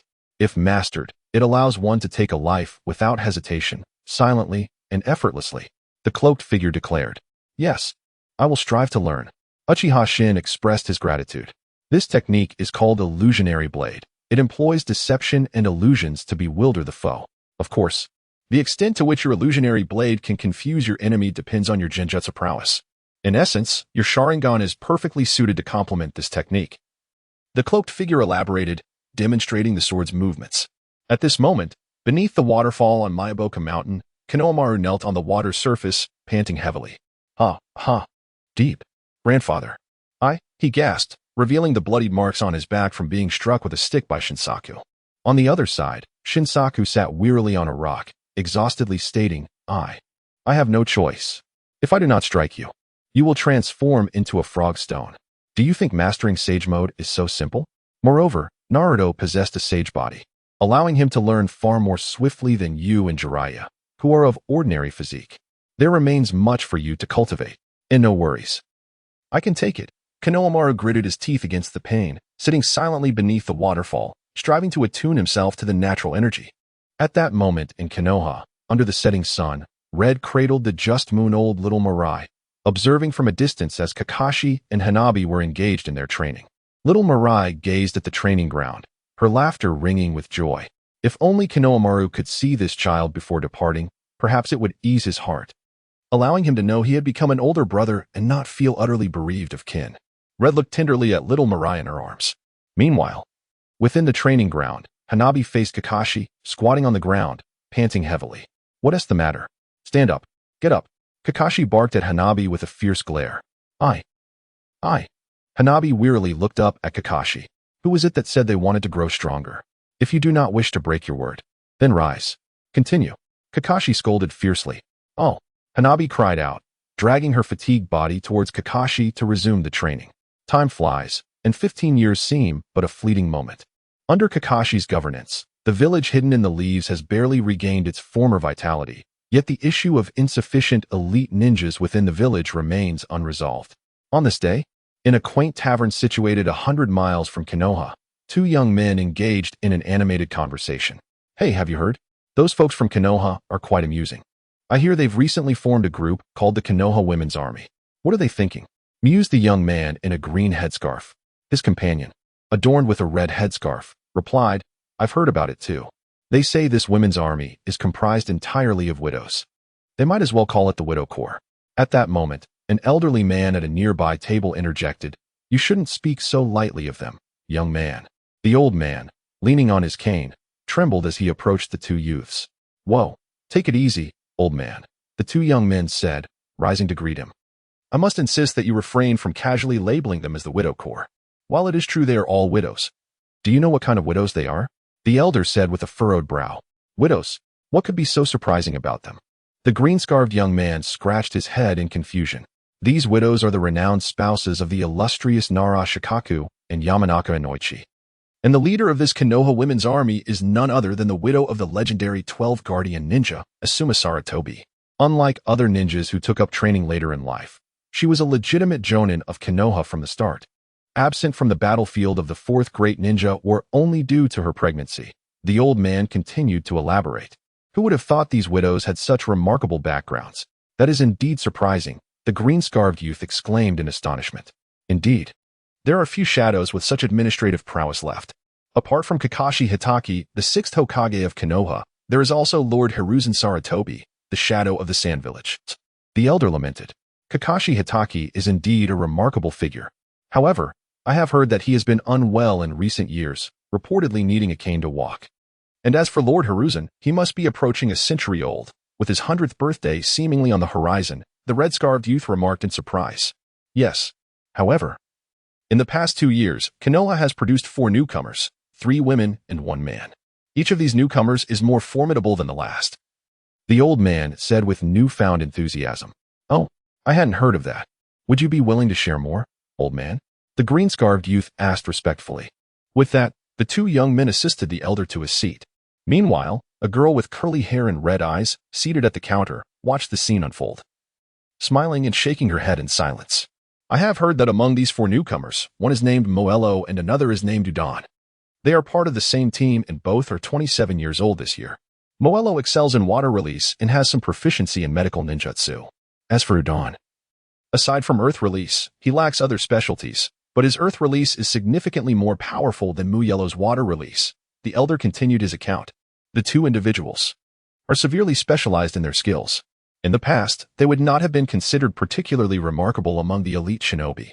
Konoha truly lacks talent, sighed the young man in the red scarf helplessly. I say, young one, do not underestimate the current Konoha. These 2 may not be formidable, yet the other 2 among the 4 newcomers, that pair of sisters, are exceptionally powerful. The elder praised them profusely. In what manner are they powerful? These sisters are, in fact, the most trusted newcomers of Kakashi. It can be said that without them, Konoha would be doomed. The younger sister among them is rumored to be the posthumous daughter of Asuma Saratobi, one of the 12 guardians of the land. It is said that anything she touches bears a rose mark, allowing her to appear wherever that rose exists at will. The elder continued speaking. Just then, 2 burly men stormed into the tavern, immediately tossing the 2 patrons at the large table outside, before plopping down in their seats. Where is the landlady? The leading man bellowed. At that moment, a girl with crimson eyes emerged from behind the counter. What would you like to order, gentlemen? She asked with a sweet smile. Drive all the customers out of your establishment. We have business here tonight, said the other hefty man. That's not appropriate, is it? The girl replied, a bit troubled. Indeed. This establishment does not belong to you. At this point, the elder sitting beside the young man in the green scarf hobbled over to the burly man with his cane. You old wretch. If you wish to live, get far away from here. The leading man retorted impatiently. Why you? The elder stammered, agitated. It seems you lot are too ignorant to recognize true talent. Another hefty man interjected. I am Anfu, the swiftest ninja of Awagakure, and this is my elder brother. The renowned strength of the In brothers is known far and wide. How dare you exchange words with us? Another hefty man added. Oh no, they are the wanted criminals. The In brothers of Awagakure. The young man in the red scarf exclaimed. You know our reputation. Then be gone. Anfu shouted impatiently. At that moment, the crimson-eyed girl quietly approached Anfu, gently patting his shoulder. Please don't be like this. Let them finish their meal before leaving, she smiled sweetly. Leave. You have no say here. Anfu cursed, about to make a move. Wait. Just then, a woman with her face veiled stepped out from the inner room. I am the landlady of this establishment. If you have matters to discuss, come to me, she declared, arms crossed, with a hint of disdain. Oh, so you are the landlady? I didn't expect you to be such a beauty, haha. Enrita leered at the landlady's figure, saliva nearly dripping from his mouth. Of truly repulsive men, the landlady thought to herself, as she slowly approached the In brothers, casually producing 2 dice. In broad daylight, do not wreak havoc here. I hear that you 2 bullies are fond of gambling. How about we engage in a game? If you lose, make sure to leave immediately. The proprietress disdainfully remarked. Beautiful lady, what shall we wager? Dark Current leered at the proprietress, reaching out towards her. What? Can't you wait? Are you already seeking a prize before the game has even begun? The proprietress scoffed. The prize. The prize is the chance to be with you. Dark Wind leered back at the proprietress. Wait, hold on. This isn't quite right. There is no need to go to such lengths for us. An elderly man nearby quickly interjected. Oh dear grandfather, just sit back and enjoy the show, the red-eyed girl said, blocking the old man. Indeed. If you win against me, I shall submit to your wishes. However, if you lose, you must leave at once. The proprietress declared languidly. I will show you what it means to be a gambling god, Dark Wind exclaimed excitedly. Then, Dark Brothers and the proprietress began to roll the dice, but soon enough, the duo lost everything. How is this possible? Dark Current cursed vehemently. To gamble is to accept defeat. Thus, you two scoundrels must leave at once. The proprietress pointed at the duo. Do you think I fear you? Dark Current immediately stood, confronting the proprietress. The proprietress leisurely raised a finger, effortlessly blocking Dark Current's punch. Impossible. Dark Current was drenched in sweat. Useless scum. How dare you act so arrogantly? The proprietress twisted her hand, seizing Dark Current's wrist, and with a swift pull, sent him crashing to the ground. Ah! Dark Current cried out in pain. Suddenly, the proprietress stepped on Dark Current's head. Now, do you still have the audacity to boast about your strength? You can't even overpower a woman like me, she said languidly, then removed her veil. You are a Byakugan, Dark Wind gasped, staring in astonishment at the proprietress. No wonder my brother and I lost. Damn it, how could we win against someone with a Byakugan? With that, Dark Wind lunged forward with incredible speed. What? Do you still have the gall to come at me? Firework looked down on Dark Wind, swiftly delivering a palm strike. Ah! Dark Wind was struck in the abdomen, immediately sent flying outside the shop. Then, Dark Wind got up and fled, vanishing without a trace in the blink of an eye. If I hadn't held back, he would have been dead by now, Firework scoffed, watching Dark Wind's retreating figure. He is a ninja from Rock Hidden Village, known for his incredible speed. We can't just let him go. The green-scarved youth expressed his concern. What is there to fear? He won to escape. Firework smiled slightly. After running several kilometers, Dark Wind leaned weakly against a large tree, muttering to himself, Damn it, my luck is terrible today, to encounter someone so formidable. Suddenly, the red-eyed girl appeared behind Dark Wind, wielding two wind blades. Well, what's happening? Dark Wind barely had time to react. Blade technique, flying swallow. The girl with crimson eyes struck the back of the Dark Wind with a swift blow. Ah, how could this happen? The Dark Wind exclaimed, collapsing helplessly to the ground. How is it possible? How could you have caught up with me? The Dark Wind uttered in astonishment. The girl, hands on her hips, replied, Dear uncle, have you never heard of the Flying Thunder God technique? No, it can't be. When did you leave the Flying Thunder God mark on me? Just look at your shoulder. Is there not a peony blooming there? Dear uncle, you truly are quite weak. I've only just become a ch-nin. Please, don't let me look down upon you, she laughed merrily. Soon after, Hanabi and Mirai escorted the Dark Brothers, preparing to depart. Wait a moment, an elderly man, leaning on his cane, approached with unsteady steps. Grandfather, is there something else? Sarutobi Mirai inquired as she faced the elder. Children, I cannot express my gratitude enough. You have saved our village from great peril. The old man was overwhelmed with tears. It's nothing. This is what we ought to do, Sarutobi Mirai replied, her hands pressed together in a gesture of respect. Smiling at the elderly figure. Grandfather. Hanabi stepped forward silently. I see you have some issues with your lower back. Allow me to assist you. Hanabi smiled warmly. Really, can you cure it? My back has been troubling me for many years. How could that be possible? The old man said, feeling somewhat embarrassed. How can we know unless we try? Never jump to conclusions without attempting something first, Hanabi said, still smiling.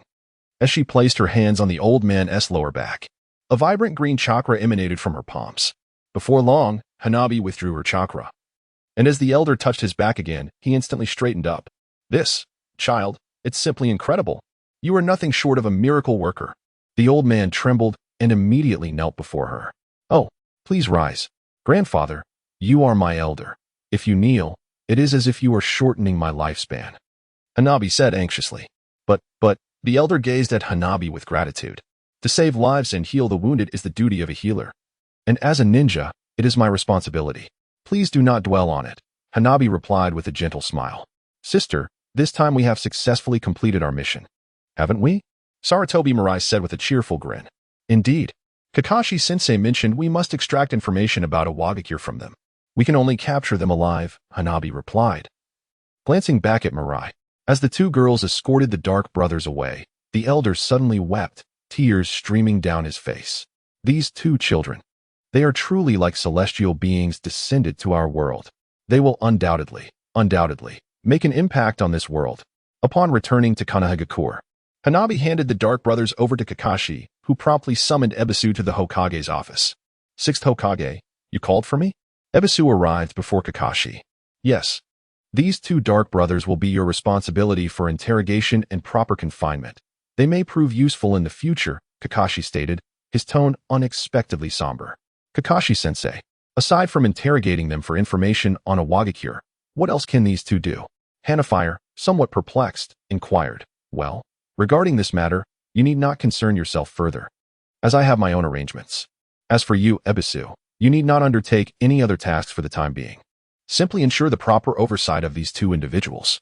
Kakashi directed his gaze towards Ebisu. Can you assign me a more reliable task? Merely serving as a warden for these two ruffians? Ebisu responded with resignation. Well, considering that these two may prove crucial in the future, it is precisely because I trust you that I have entrusted you with this responsibility. I implore you, Kakashi said, somewhat embarrassedly. I understand. Subsequently, Ebisu reluctantly escorted the dark brothers away. Lord Sixth, what exactly is happening with the Awagakure? They have been oppressing neighboring nations for the past 2 years. Saratobi Mirai expressed her concerns.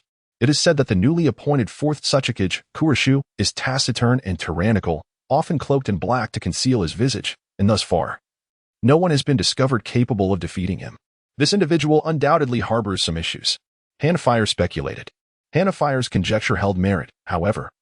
Now that the dark brothers had been dealt with, it would be prudent to temporarily set aside the Awagakure dilemma, Kakashi worriedly suggested.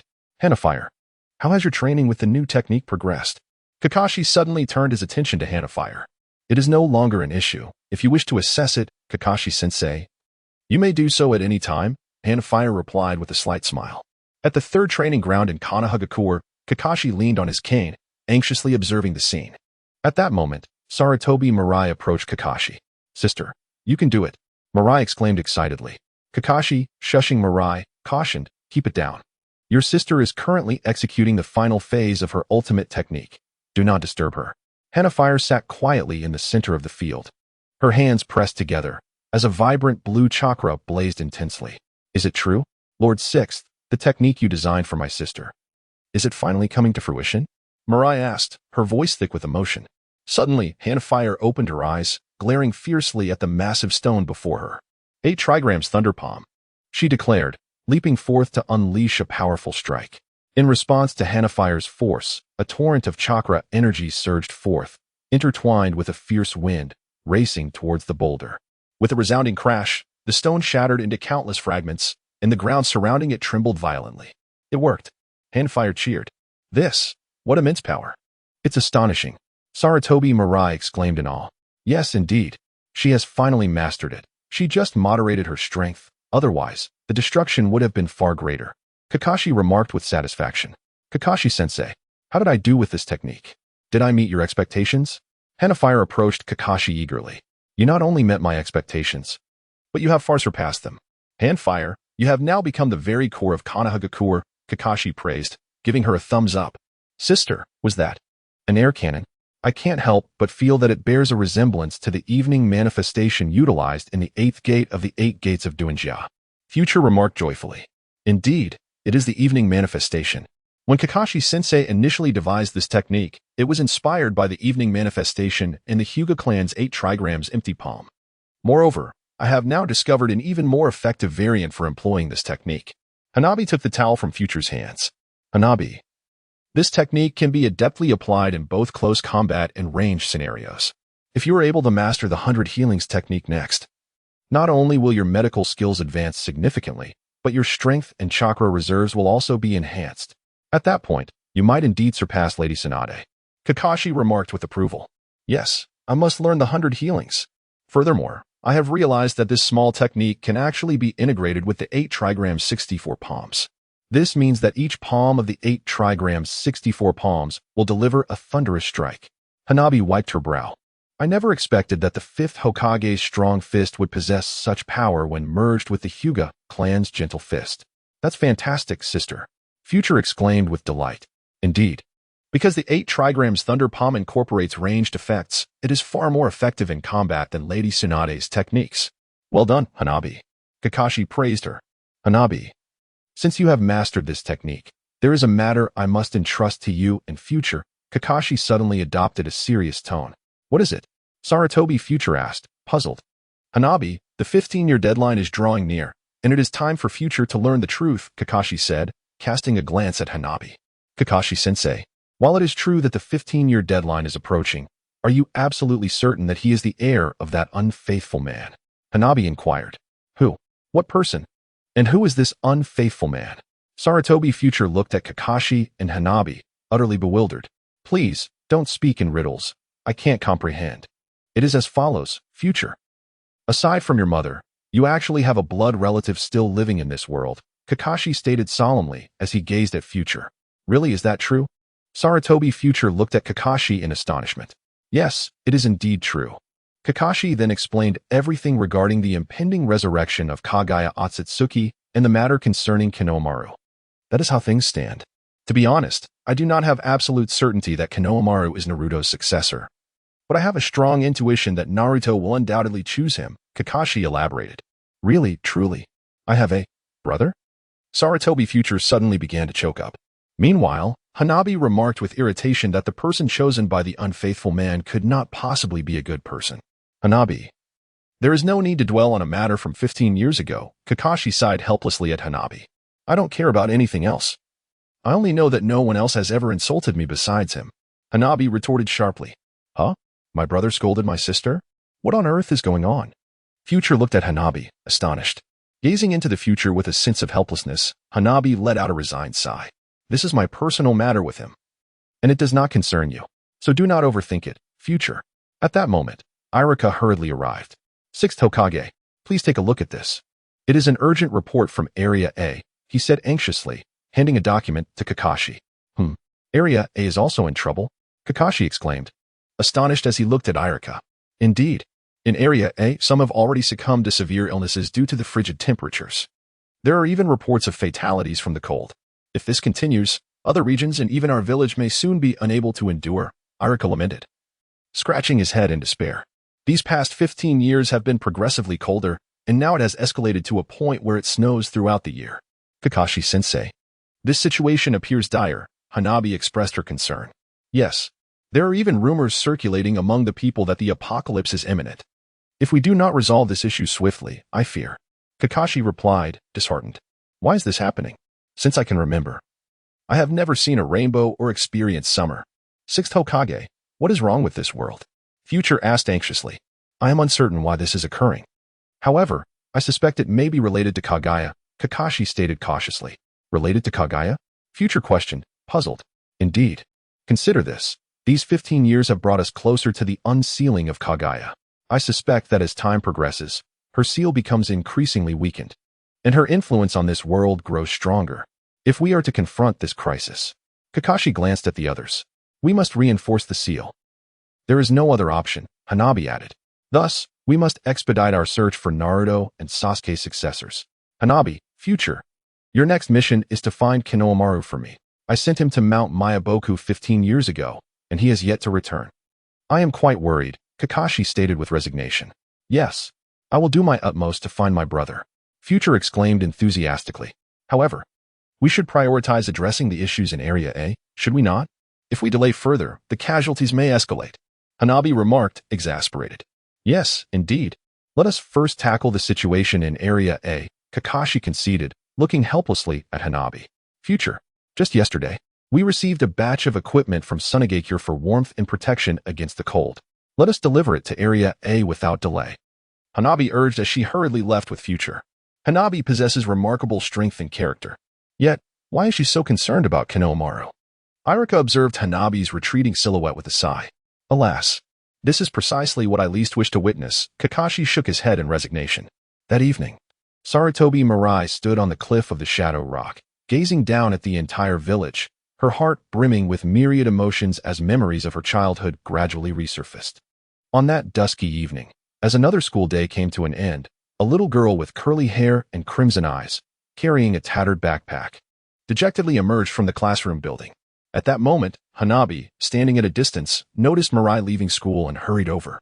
Mirai, how was school today? Hanabi asked with a warm smile. Sister? Mirai beamed, looking at Hanabi with a hint of confusion. What is the matter, Mirai? Hanabi inquired, puzzled by her expression. Sister? Why? Why don't I have a father? Little Mirai gazed at Hanabi with tear-filled eyes. Why are you bringing this up again? What is troubling you? During the camping trip these past few days, I met some unfamiliar children. They said I am a child no one wants, that I was born without a father. Mirai cried. Who are those scoundrels? Is having no father a shame? Should one be humiliated for it? Hanabi exclaimed in indignation. Sister. Little Mirai looked at Hanabi, bewildered. Listen, Mirai, even though I have never met your father, it is well known that he was a martyr, a hero who sacrificed himself for our village. This is not something to be ashamed of. Hanabi declared earnestly. Really? Is that true? Mirai gazed at Hanabi in astonishment. That evening, the family of three sat together at the table, savoring their dinner. However, after a short while, Mirai silently set down her bowl. Mirai, why aren't you eating? Akane looked at her daughter with concern. Mom, I miss Dad. I want to have a father. Without him, it feels like something is missing from this home. Mirai choked on her words. I'm sorry, Mirai. Asuma, he truly cannot come back. Akane said, her heart aching as she placed her utensils down. Godmother. Mirai. Hanabi gazed helplessly at the two, then fell into contemplation, realizing that no matter how accomplished she became, she could only ever be Mirai's sister and could never fill the void of a father in her heart. But Mirai, you must believe me, your father. He loved us. Even though he is gone, he must be watching over us from somewhere, silently. Akane embraced Mirai, weeping quietly. Yes. Yes. I have so much to say to Dad. I want to feel like I'm in his arms. Drifting into a peaceful sleep, Mirai murmured, nestling into Akane's embrace, gradually falling asleep, feeling secure. Hanabi watched this scene, whispering to herself, no matter what, Mirai. As long as you are happy, she smiled softly. That night, Hanabi sat quietly by the window, gazing at the myriad stars in the sky, lost in thought. Just then, Akane entered, smiling gently. Hanabi, may I talk to you? Godmother, do you need to ask my permission for something? What is on your mind? Hanabi replied, discreetly wiping away the tears at the corners of her eyes. I can discern that throughout the years, you have tirelessly endeavored to fill Asuma's place in the heart of the future, wishing to bring joy to that future. However, today, the future has disappointed you. My apologies, Sunset Red remained silent. No, it is of no consequence. Regardless, as long as the future is happy, that is what matters. Hanabi smiled gently, expressing that her actions were driven by the desire for her sister's happiness and joyous growth. For after all, she is my sister. Sunset Red gazed at Hanabi, her voice catching in her throat. Thank you, Hanabi. This home has truly regained its vitality with your presence. However, there is something I must ask you to be mindful of. What is it? At times, certain matters cannot be resolved merely through our efforts. Much like the void in the future's heart from growing up without a father, as both of us are women, no matter how hard we strive, that void remains unfilled. Perhaps this is why the world requires both women and men. Sunset Red spoke with a heavy heart. Under the setting sun, Sarutobi Mirai sat atop a hill, gazing at the snowy night over Konoha. This evening, she was unusually joyful, laughing intermittently at the falling snowflakes. What has brought about this joy in our future?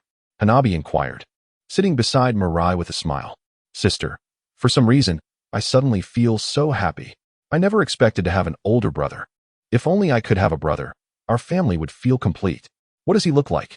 Mirai's eyes glistened with tears as she reached out to catch a snowflake floating in the air. Sister, look. The snowflakes tonight are so rare. They are hexagonal. Your brother. How shall I put it? I have only met him once, yet that encounter is etched in my memory for a lifetime. Hanabi spoke with profound meaning. Sister, regardless of any past grievances between you and my brother, please spare him. After all, you, mother, and my brother are my only family, Mirai said. Her gaze filled with confusion as she looked at Hanabi. I can manage that, Hanabi replied. However, I fear your brother may not be so forgiving of me. She gazed at the night sky, her tone wistful. What do you mean? Your Udon brother, do you remember his 10-year-long headache? I fear he may not be faring well himself. Oh no. The 6th Hokage. Early in the morning, Udon rushed urgently to the Hokage's office. What is it? Kakashi, engrossed in documents, looked up immediately. The Uchiha clan's burial site has been robbed. The 3 ninjas assigned to guard it have been injured, Udon reported. Anxiety evident in his voice. Has anything been stolen? Hanabi quickly inquired. At present, we do not know what, if anything, is missing. However, those 3 ninjas are in grave danger, and Moegi has already gone to assist them, Udon panted. Strange. If someone had infiltrated Konoha, I would have sensed it. Why was this incident so stealthy? Hanabi lamented. Even though I was busy, I have never turned off my sensing technique. Hurry up. Let us go and take a look, Kakashi said to Hanabi and Mirai as they stood before him. Under Udon's guidance, Kakashi, Hanabi, and Mirai made their way to the Uchiha cemetery. You finally made it. Hanabi, could you assist me? Imka pleaded, kneeling on the ground, desperately trying to administer first aid to a critically injured ninja who was on the brink of death. I'm coming. Hanabi rushed forward, placing her hands on the injured man's head and commencing her healing techniques. What is this? Kakashi suddenly noticed the knife wound on the injured man's leg. Crouching down for a closer inspection. Impossible. How can there still be someone who wields the illusion blade? Kakashi exclaimed in astonishment. Lord Sixth. Look. Mirai pointed to the black marks on the wall. Is this a trace left by Amaterasu? Kakashi gazed at the wall in shock. Yes, all right now. Hanabi concluded her medical ninjutsu and stood up, while contemplating the wielder of both the illusion blade and Amaterasu, pondering who this individual might be. Could he be an Uchiha? Amaterasu should be a skill of the Sharingan, right? Mirai questioned, perplexed. Amaterasu is not a standard ability of the Sharingan. Rather, it is a skill possessed solely by the eyes of Itachi and Sasuke, Kakashi replied calmly. Does that mean Sasuke's eyes have been born anew? Hanabi voiced her speculation. It is highly probable. If this individual possesses Sasuke's eyes, could he be Sasuke's successor? Kakashi analyzed with concern. I just checked, and nothing seems to be missing from the tomb. It appears that many items have simply been overturned. This grave robber seems to be searching for something specific. Udon approached Kakashi. Indeed, it seems this grave robber hasn't gone far. We cannot let this situation slide. Hanabi, you and Mirai must pursue them immediately and ascertain their identity, Kakashi instructed, looking towards Hanabi. If possible, I will bring him back and see if he can ally with us. Hanabi responded with composure. 15 years later, the Naruto Bridge in the Land of Waves had become increasingly lively as more and more people moved to reside there. It was said that a newly constructed shrine stood beside the Naruto Bridge, housing a statue of Naruto Uzumaki, where those who came to pay their respects found their wishes remarkably fulfilled. At long last, on this day, a tall figure, carrying a backpack, slowly approached the vicinity of the Land of Waves from an unknown direction. Suddenly, the Naruto Bridge and the shrine came into view. 15 years. It has been so long since I last returned. I cannot believe how much has changed here. The young man gazed at the shrine, perplexed, and then gradually made his way towards it. Upon entering the shrine, the imposing statue of Naruto immediately caught his eye. The young man found himself choking up at the sight of Naruto's statue, and without hesitation, he stepped forward and knelt before it. Brother, it has been 15 years. I have finally returned, rest assured. I will surely assist Kakashi-sensei to the best of my abilities. The young man said, his voice trembling with emotion. To my astonishment, I encounter you here, Konohamaru. At that moment, a familiar voice emanated from behind. Konohamaru turned around in surprise. The speaker was none other than Inari. You are Inari? Konohamaru gazed at the figure before him with astonishment. Indeed, it has been 15 years, and I never anticipated you would change so much. Back then, I was taller than you. Who would have thought that you now tower over me? You must be around 1.80 meters now? Inari chuckled awkwardly. So, does that mean you've only reached 1.70 meters? Have you been malnourished? Konohamaru grinned mischievously at Inari. What? That's impossible. It's just my family's genetics. I've never been particularly tall, so how have you fared these past 15 years? Inari smiled awkwardly. Well, it has been a bit tough, but fulfilling. Moreover, I have learned quite a bit. Konohamaru spoke joyfully, only for his stomach to suddenly rumble. The atmosphere between the two instantly turned awkward, followed by their hearty laughter. You truly amuse me. After such a long time apart, we finally meet. Yet a third party interrupts our conversation. Come to my home. I shall treat you to a meal. Inari beamed with happiness. Well, I hope I'm not imposing. Konohamaru scratched his head awkwardly. At Inari's home, Konohamaru devoured bowl after bowl of food. Delicious. It has been ages since I've tasted something this delightful. Konohamaru exclaimed between bites. No, there is no need for such exaggeration. How long has it been since you last ate? Inari looked at Konohamaru with a bemused expression. It's not that I haven't eaten, it's just that I haven't had anything this delicious in a long time. You have no idea how dreadful the insects from Miyaboka Mountain are. Konohamaru continued gorging, then handed his empty bowl back with a grin, requesting another. What? Have you been eating insects for 15 years on Miyaboka Mountain? Inari passed a bowl filled with rice to Konohamaru. If that were the case, I would have perished. Who could survive solely on insects? Thankfully, Grandpa Sasuke sent me to Huagwa Mountain, where I trained for 5 years. Otherwise, I would have truly succumbed. The peaches from Huagwa Mountain are the most exquisite delicacies in the world, Konohamaru said joyfully. By the way, how is your mother? And Grandpa Dazuna? They passed away 15 years ago. Inari spoke with profound sorrow. Ah, what happened? Konohamaru stared at Inari in shock, setting down his bowl. Inari then recounted the events from 15 years prior to Konohamaru. I am so sorry. If I had left with Kakashi-sensei just a day later, this would have led to Grandpa Dazuna and your mother. Konohamaru spoke with deep regret. It's futile to dwell on the past. We must all look forward, mustn't we? I believe that the one who killed my grandfather will eventually face justice, Inari replied with a resigned smile. So, do you live here on your own now? Konohamaru inquired. For the past 15 years, I have dwelled here in solitude. The shrine commemorating my brother Naruto is a creation of my own, yet, as a mere mortal, my offerings to him are limited, sighed Inari with resignation. Come with me to Konoha, declared Konohamaru resolutely. To Konoha? Indeed. Kakashi-sensei will undoubtedly take you in. To be honest, I do not wish to part ways with you. If it weren't for your support 15 years ago, I might not have had the courage to carry on all these years. So, let us go to Konoha, Konohamaru asserted with seriousness. Well, I am grateful to have such a good brother like you, but I cannot go. In fact, I must soon leave this place, Inari said with an awkward smile. Leave? Where are you headed? To Sunagakure. To be frank, I just got married 2 months ago. After my honeymoon, I insisted on returning to the land of waves for a visit, but I must hurry back to Sunagakure soon, Inari confessed, suddenly feeling a bit bashful. An awkward silence enveloped the atmosphere. What did you say? Married? You got married? Exclaimed Konohamaru in shock. Yes, indeed. Hence, I cannot go to Konoha, Inari said, his face turning crimson as he scratched his head shyly. I recall you are a year older than I. You are 28 this year. So, who is your wife? Konohamaru inquired curiously. Well, Inari began to choke up. Hee, look at you, already a groom yet still so shy. I never anticipated you to be this kind of person, Konohamaru teased with a mischievous grin. I am not. Forget it. Let me finish this meal first. I will visit Sunagakure someday and sample my sister-in-law's cooking, Konohamaru chuckled, reaching for his bowl and chopsticks.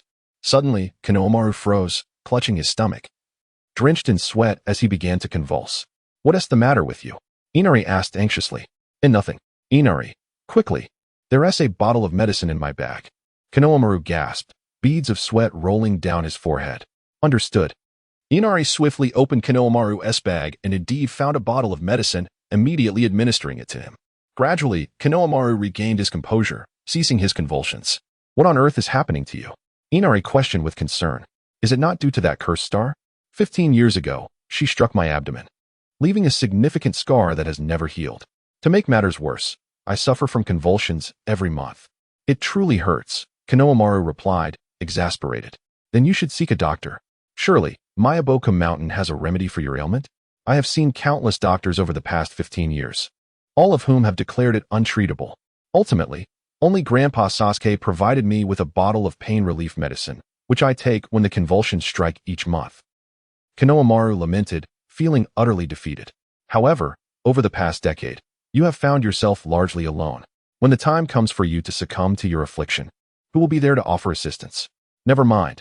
As long as I remain alive, that is sufficient. Konohamaru stowed the medicine bottle into his pack and then rose to his feet. I must be on my way.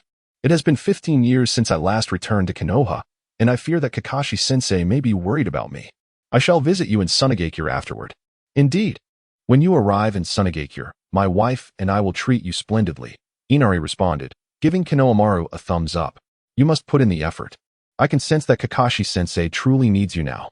Meanwhile, in the dense forest on the outskirts of the Land of Waves, Uchiha Shin, who was on his way back, unexpectedly encountered pursuing Konoha ninjas. You two think that merely with the two of you, you can compel me to accompany you to Konoha? How utterly fanciful. Uchiha Shin sneered at the two girls before him. This individual is no benevolent soul, Hanabi pondered internally, then stepped forward. We have a matter of utmost importance to investigate. It concerns Amaterasu and Uchiha Sasuke's Sharingan. However, before Hanabi could finish her sentence, Uchiha Shin's sinister grin widened. Do not assume that Amaterasu is the exclusive domain of the Itachi Sasuke brothers. And do not dare mention Uchiha Sasuke, that traitor who brings shame upon our clan. Uchiha Shin's eyes suddenly widened. Amaterasu. A torrent of black flames surged toward Hanabi. Mirai, quickly, Hanabi shouted, turning back. In an instant, Sarutobi Mirai rushed forward and seized Hanabi. And before the flames could reach them, both vanished from sight. What is happening? Uchiha Shin muttered in surprise. 8 trigrams palms. Behind Uchiha Shin, Hinata Hanabi unleashed a powerful strike. Yet, the force of her palm wind penetrated Uchiha Shin's body and surged forward. In the blink of an eye, the forest ahead erupted in a thunderous roar as the ground trembled violently.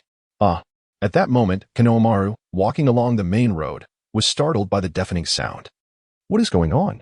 He exclaimed, gazing up at the mountains. The scene shifted back to Uchiha Shin. I did not anticipate that you two would be so formidable, to possess such a powerful technique. Uchiha Shin turned around, still shaken. Why did my sister's palm strike pass through? Sarutobi Mirai said in disbelief. You managed to instantly appear behind me. That curly-haired girl. Can you employ the Flying Thunder God technique? Uchiha Shin regarded Sarutobi Mirai with caution. You saw through it. Sarutobi Mirai responded, astonished. You are impressive as well. My palm wind directly penetrated your body. It seems your ocular power extends beyond Amaterasu to include Kamui. Hanabi exclaimed, her face drenched in sweat. What insight! To discern my abilities with merely a single engagement, quite remarkable. However, the next phase shall not be trivial. Uchiha Shin immediately widened his eyes, activating his Manjiki Sharingan. Mirai, quickly, use the Flying Thunder God to evade. Hanabi urged, grasping Sarutobi Mirai's hand. Kamui. Just as Hanabi and Mirai were about to be ensnared in the clutches of space-time, the two of them vanished once more. Even though they could barely evade using the Flying Thunder God technique, their endurance was not destined to last long. Uchiha Shin sneered coldly, continuing his relentless pursuit of the pair with the power of Kamui. Thus, Uchiha Shin persistently unleashed Kamui in his relentless chase. While Hanabi and Mirai frequently relied on Flying Thunder God to evade capture, although this fellow's Kamui was significantly slower than Uchiha Obito's. Relying solely on the Flying Thunder God for evasion was not a viable solution, Hanabi lamented. Sister, is there truly no way to counter the power of Kamui? She questioned. Unless one possesses an eye akin to that of Kakashi-sensei, perhaps we might have a glimmer of hope, but presently, if we cannot unravel Kamui, once our chakra is depleted, we will inevitably be caught. Is escape our only option? Hanabi expressed with resignation, before her words could fully escape her lips. Uchiha Shin suddenly appeared before them, seizing Sarutobi Mirai and halting their escape. Sarutobi Mirai gasped, staring at Uchiha Shin in panic. He is just a mere child. Honestly, I'm rather reluctant to harm you, Uchiha Shin admitted, his emotions suddenly complex. Let go, Hanabi began. But before she could finish, a massive fireball hurtled towards Uchiha Shin's back from an unknown source. What in the world? Uchiha Shin immediately rendered himself intangible, and Sarutobi Mirai took the opportunity to escape, with Hanabi pulling Mirai to safety. That fireball? Is it from that lad? Uchiha Shin exclaimed, astonished. As he watched the fireball soar away. Sister, what is that? Mirai pointed at the fireball in astonishment. No, it's not fire release. The core of the fireball is. Hanabi began, but Mirai interjected, it's a Rasengan. That brat. Uchiha Shin muttered in frustration. 5 years have passed, and you haven't changed a bit. At that moment, a tall figure emerged from the shadows. It was Konohamaru. It seems you've mastered some remarkable techniques, Sarutobi Konohamaru. Uchiha Shin glared menacingly at him. Mirai exclaimed in surprise, looking at Konohamaru. Is it really you? Hanabi asked, equally astonished. I didn't expect to run into you so soon after returning. Kinomaru said, his tone somewhat irritable as he gazed at Hanabi. If you have grievances, let us settle them after we deal with the current predicament. Hanabi replied impatiently. Outside the land of waves, Hanabi and Mirai faced a dire crisis under Uchiha Shin's assault, but at this critical moment, Kinomaru appeared. Equally in Sage mode and utilizing Fire Release Rasengan. I thought you might have developed some new tricks, Uchiha Shin remarked with a self-satisfied grin. I'm not the same person who was overwhelmed by you 5 years ago. Don't think you can rely solely on Kamui for everything. Kinomaru said earnestly. Humph. You can't even break my ocular power. What is there to boast about? Uchiha Shin retorted, his demeanor turning serious. This time, let me show you whether I am still the defeated underling. As Kinomaru spoke, his eyes swiftly transformed, revealing a shimmering blue hue. What is this? Saratobi Mirai gazed in astonishment at the aura enveloping Kinomaru's face. It's Sage mode. Mirai, quickly dodge. Hanabi urgently pulled Saratobi Mirai back. I have grown weary of this technique. Can we not see something novel? Uchiha Shin growled menacingly. Very well, observe closely. Kinomaru extended his hands forward, and from his palms emerged a luminous white sphere. Sage art, flash bomb. In an instant, the white sphere erupted with blinding radiance. Ah, my eyes. Uchiha Shin winced in agony, instinctively retreating. No, I can't endure this. My eyes hurt. Saratobi Mirai crouched down, shielding his eyes. You are finished. With determination, Kinomaru surged toward Uchiha Shin, delivering a powerful punch to his abdomen. Ugh. Uchiha Shin clutched his belly, staggering backward in pain. No, this can't be. Has that flash bomb temporarily frozen my ocular technique? Uchiha Shin, drenched in sweat, struggled to regain his footing. At that moment, Hanabi suddenly appeared above Uchiha Shin. 8 trigrams, lightning palm. She struck downward with fierce intent. Incoming. Uchiha Shin reacted swiftly, retreating to the side. Hanabi's palm struck the ground with such force that it trembled violently, creating a massive 20-meter crater, while Uchiha Shin barely avoided it, sustaining a graze on his right arm. This is impossible. Kinomaru, drenched in sweat, surveyed the crater and the extent of the destruction caused by Hanabi. How could it reach such a scale? Suddenly, it dawned on Kinomaru, and he shouted at Hanabi. How is it that you weren't affected by my flash bomb? You think the Byakugan, which is primarily for reconnaissance, would be susceptible to such light? Hanabi crossed her arms defiantly. How infuriating.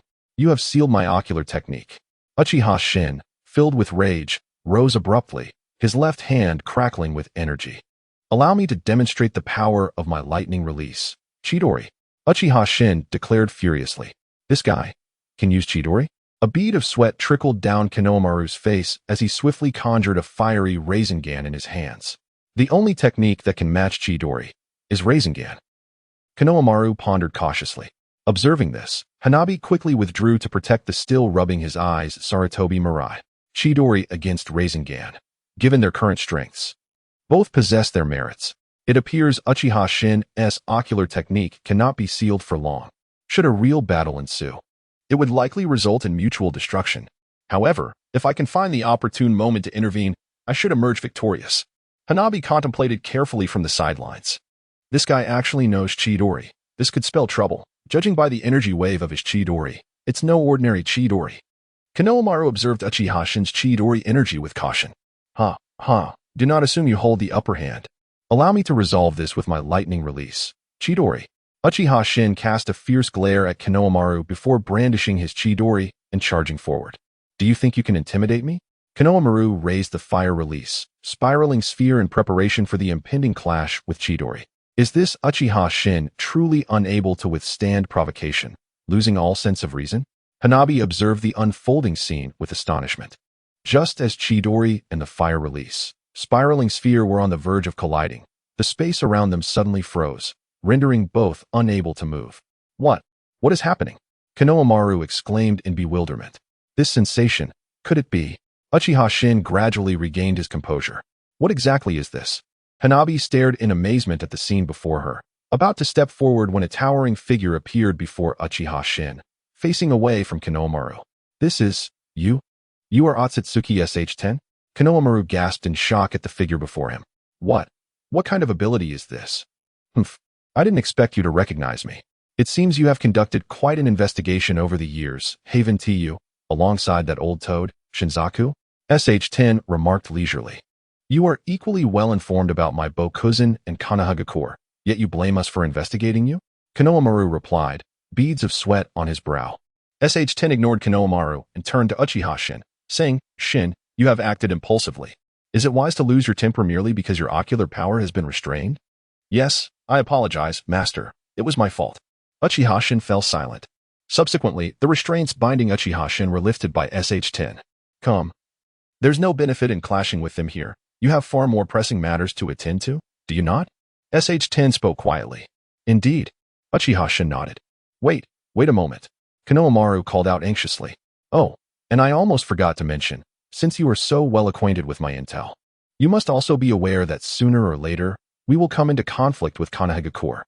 Go back and inform Kakashi to abandon resistance and simply submit to the will of Yagakure, SH-10 sneered. You know we will never relent. Konohamaru replied cautiously.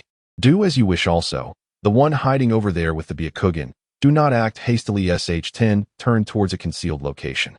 Ah, I've been discovered. Hanabi pondered inwardly, and with no other choice, she stepped forward. This Otsutsuki SH-10, as a descendant of Yagakure. There will surely come a day when we must battle. You shall wait in quiet anticipation for the arrival of this fated confrontation. Anyone who dares to obstruct the destiny of Yagakure shall be eliminated. SH-10 suddenly grew serious. Your eyes are. Hanabi activated her Byakugan, cautiously observing SH-10, and immediately noticed that his eyes were completely blind, blood streaming from them. Kamui. Uchiha Shin widened his eyes, and in an instant, he transported himself and SH-10 into a realm of time and space. Ugh. What? After SH-10 departed, Konohamaru's restraints were finally lifted, and he sank down to the ground. What exactly was that technique SH-10 just used? Konohamaru said in a panic. Uncertain. Yet it seemed that just moments ago, the young man had lost his sight due to the use of that ability. If you could deploy another flashbang to seal Uchiha Shin's ocular power, neither of them would escape, Fireworks explained. Konohamaru glanced at Fireworks with irritation, choosing not to respond as he slowly rose to his feet. Noticing Konohamaru's silence, Fireworks feigned nonchalance and walked towards the future. I. Saratobi Mirai weakly rubbed her eyes from behind.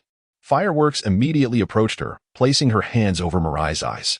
Before long, Fireworks had restored Mirai's vision. Wait, she possesses medical skills? Konohamaru observed Fireworks with a mix of resignation and disinterest, contemplating in silence. Sister, how is she? Mirai gazed at Fireworks in astonishment. It's all right now. Uchiha Shin has departed. Fireworks smiled reassuringly at Saratobi Mirai. Little girl. Konohamaru joyfully approached Mirai. Mirai looked at Konohamaru, standing up anxiously. You're quite remarkable, mastering the Flying Thunder God technique at such a young age. Which clan do you belong to? Konohamaru smiled warmly at Mirai. I. Are you, my brother? Mirai suddenly choked up. Brother? You. Konohamaru stared at Mirai in surprise. Indeed, there's no mistaking it. I can feel it. You are undoubtedly my brother. My father is Saratobi Asuma. Mirai burst into tears. Wait, you are Asuma's. Konohamaru seemed to recall something. It seems there was such a matter. When Uncle Asuma passed away, Aunt Kurenai was indeed pregnant. Could it be that you are? Konohamaru looked at Mirai in shock. Yes, brother. I've never had a father. Although I have an elder sister and a mother, I always dreamed of having a father, of having a complete family. Do you know how happy I was when I learned I had a brother? Saratobi Mirai suddenly wept, hugging Konohamaru around the waist. Mirai. Konohamaru gazed at Mirai, deeply moved, then placed his hand on her head. I'm sorry, for various reasons. I couldn't be there to watch you grow. I'm truly sorry. If only I had known you had just been born when I left the village. Konohamaru's voice broke as he squatted down, pulling Mirai close. Brother. This is wonderful. I've finally waited for you to return. Mirai cried. Fireworks, witnessing Mirai's overwhelming joy, also smiled with happiness. By the way, brother, although you couldn't be there for my upbringing, sister has always been by my side with my mother. Mirai ran to Fireworks, grasping her hand. Her? What exactly is going on? Konohamaru looked at Fireworks and Mirai in astonishment. Oh, it's nothing. After you departed 15 years ago, Mirai's mother, who is also teacher Kurenai, took me in as her goddaughter. Fireworks quietly explained. The young boy, Konohamaru, felt a sense of embarrassment as he gazed at the two sisters before him. Brother, what exactly is the conflict between you and my sister? The future version of Himawari looked at Konohamaru with a sense of helplessness. After a moment of contemplation, Konohamaru shook his head, deciding it was better to remain ignorant. How has Kakashi-sensei been all these years? The sixth Hokage is doing well. He has been eagerly anticipating your return, Himawari replied. Then let us hasten back. Using your flying thunder god, let us appear before Kakashi-sensei, for I have much to report. At the entrance of the Hidden Leaf Village, Udon and Moegi arrived just in time to collect some documents. Suddenly, Sarutobi Himawari used the flying thunder god technique to bring Konohamaru and Hanabi into their midst. You. Are you Konohamaru? Udon stammered, pointing at him with trembling emotion. Yes, Udon. It has been quite a while. Konohamaru smiled warmly at Udon. You rascal. Why did you take so long to return? Udon exclaimed, embracing Konohamaru and bursting into tears. How did this happen? Konohamaru looked at Udon in surprise. It has been over a decade. Not a single word from you. We were worried sick. Udon choked out. How wonderful it is that you are back. Moegi joyfully declared. You all haven't changed much. How have you fared these years? Konohamaru pulled Udon to her feet. What do you think? In this village of widows? How well could I possibly be? Udon replied despondently. With so many eligible bachelors around, how can you not be content? Konohamaru teased with a mischievous grin. Well, you must consider whether they are fresh meat or aged meat. There are only widows and children. My tastes have yet to mature to that extent, Udon retorted, suddenly adopting a more playful demeanor. What do you mean? Konohamaru inquired, intrigued. Hanabi is truly remarkable, and Himawari has considerable potential as well. Udon remarked with a sly grin directed at Himawari. How dare you, Udon? You are even plotting against my sister. Konohamaru scolded with an exaggerated roll of his eyes. Udon and I. You are being too much. Himawari sighed in exasperation. Suddenly, Udon felt a chilling presence behind him. Hanabi, clenching her fists, declared, Udon, if you wish to perish, I shall oblige. Hanabi, please, do not act rashly. Udon hurriedly attempted to placate her. Sigh, this fellow is increasingly reminiscent of Ebisu-sensei, a quintessentially reserved and lecherous man. Moegi remarked, stepping forward to tug at Udon's ear, urging him to apologize to Himawari. I know. Moegi, be gentle. Udon protested, his words cut short. Udon and I. A plump girl suddenly appeared from a distance, running towards Udon. Ding Xiang? Udon stared in astonishment at the chubby girl. Udon and I. When will you take me out for barbecue? I am craving it. The girl, named Ding Xiang, exclaimed as she embraced Udon. Ding Xiang, please hold on. Just be patient. Udon struggled in a state of distress. Who is this? Konohamaru asked in surprise, pointing at Ding Xiang. Brother, this is Akimichi Dinko, who is said to be the child adopted by Akimichi Choji's mother after the Fourth Great Ninja War. She is just a few days younger than me and is currently a genin, explained Mirai. Is she really the child adopted by Choji's mother? Konohamaru exclaimed in surprise. Meanwhile, Yuhi Kurenai approached with two young boys in tow. Dinko is indeed quite mischievous. Ryu, I leave it to you. Kurenai smiled gently. Ugh. Dinko, could you refrain from being so? Shadow imitation technique. Ryu, standing beside Kurenai, immediately released his shadow, pulling Dinko away from Udon. The other boy, a bit shy, stepped forward and bowed, saying, I am sorry. Udon and I. Could it be that these two are the children adopted by Shikamaru and Ino's mothers?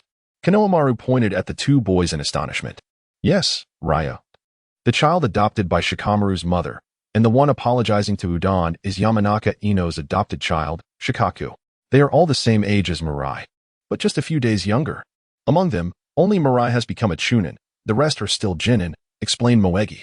Ryu, Shikaku, such down-to-earth names. Konohamaru chuckled awkwardly. At that moment, Kurenai approached Konohamaru, saying, It's been years since we last met. How has your training been?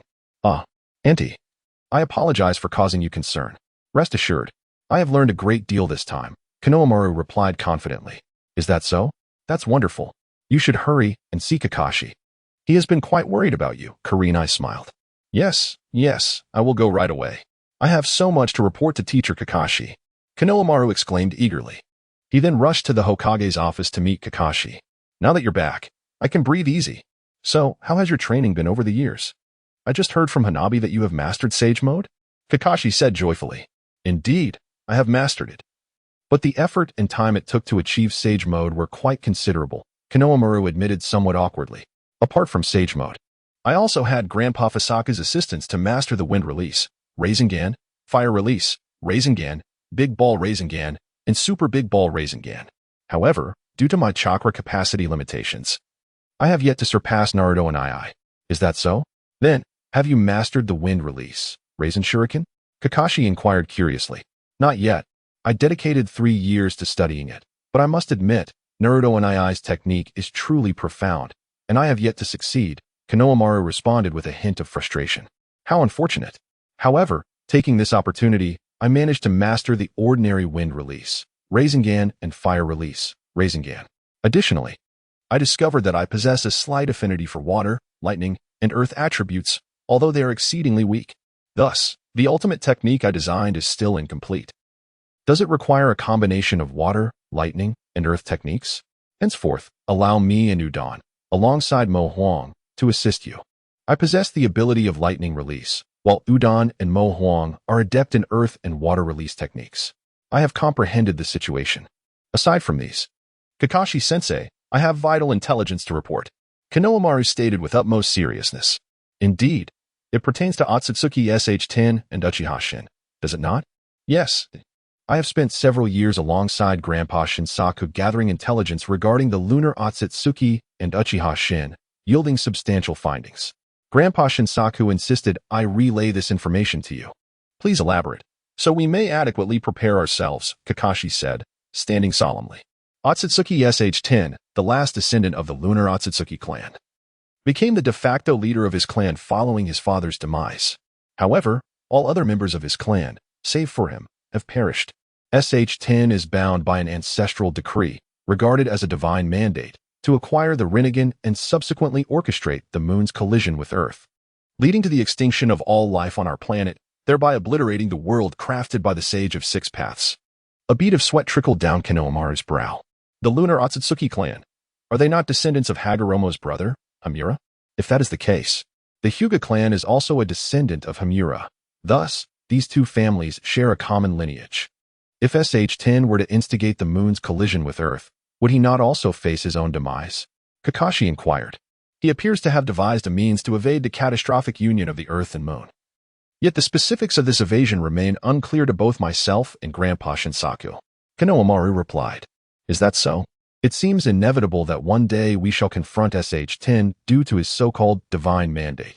But what, pray tell, is the origin of Uchiha Shin? This individual not only wields the Sword of Illusions and Amaterasu, but he is also rumored to possess Kamui? Kakashi questioned. In the past, within Orochimaru's stronghold, there existed an experimental subject named Uchiha Jin. He later escaped and began to wander. Utilizing his own genetic material, he cloned numerous children known as Uchiha Shin. Yet he exhibited a cruel disposition towards them, often consuming them as sustenance. Eventually, SH-10 eliminated Uchiha Jin and took these Uchiha Shin children under his wing, while Uchiha Shin was selected as a particularly exceptional apprentice for focused training. Uchiha Jin, Uchiha Shin, and Uchiha Shin's eyes are all capable of employing Amaterasu, Kami, and even Tsukuyomi and Kagaya's techniques. They can wield them all. 5 years ago, I encountered Uchiha Shin once. During that encounter, my ignorance of his ocular prowess left me severely injured. Konohamaru recounted, still haunted by the memory. Thus, you devised the flash bomb technique to counter him? Kakashi smiled. Indeed. Though it is merely a temporary measure, it has proven effective in restraining his monstrous ocular techniques. Konohamaru admitted, somewhat abashedly scratching his head. The wind and fire dual ninjutsu, combined with the spiraling sphere, sage techniques, and flash bombs, did not disappoint you. Well done, Kakashi said, patting Konohamaru on the shoulder. Let us leave it at that for today. You should return home and spend some quality time with your sister. Tomorrow, I will officially assign you a position and tasks. Your return brings me a powerful ally. Home, Konohamaru replied abruptly, a hint of irritation in his voice. I understand the depth of your grievances, but do you realize how long your sister has been yearning for this family dinner? Kakashi smiled gently. A family dinner? Didn't she know about my existence before? Konohamaru said, surprised as he looked at Kakashi. Indeed, she was unaware of you. But I have heard from Hanabi that there has always been an empty seat at the dining table, reserved for your father, Kakashi explained. Consider it a way to comfort a child's heart. Just play the part of your uncle. Konohamaru was momentarily speechless.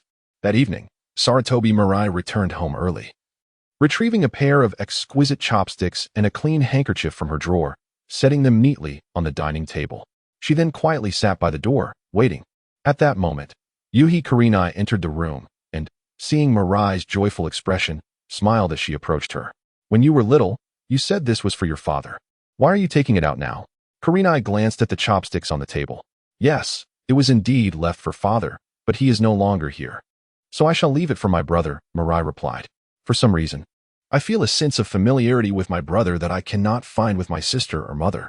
Oh, it's that profile.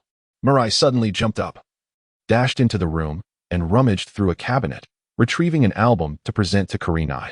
Mom, look, doesn't my brother resemble Dad a bit? Especially that profile. Now that you mention it, there is some resemblance. But Mirai, remember, your father is your father, and your brother is your brother. Let us not confuse the two. Kurenai gently stroked Mirai's hair. I know, but since Dad is gone and my brother is still here, I think I should cherish this bond. Mirai said with a hint of melancholy. However, getting your brother to join you for dinner, that's not so simple. Just then, Hanabi entered the room. Sister? What's wrong? Mirai asked, disappointment evident in her eyes. I just saw that guy at the front door. He didn't come to the dining hall. He went straight to his room. Hanabi hesitated, then quietly sat down to serve herself rice. I'm afraid he won't be coming. Why would?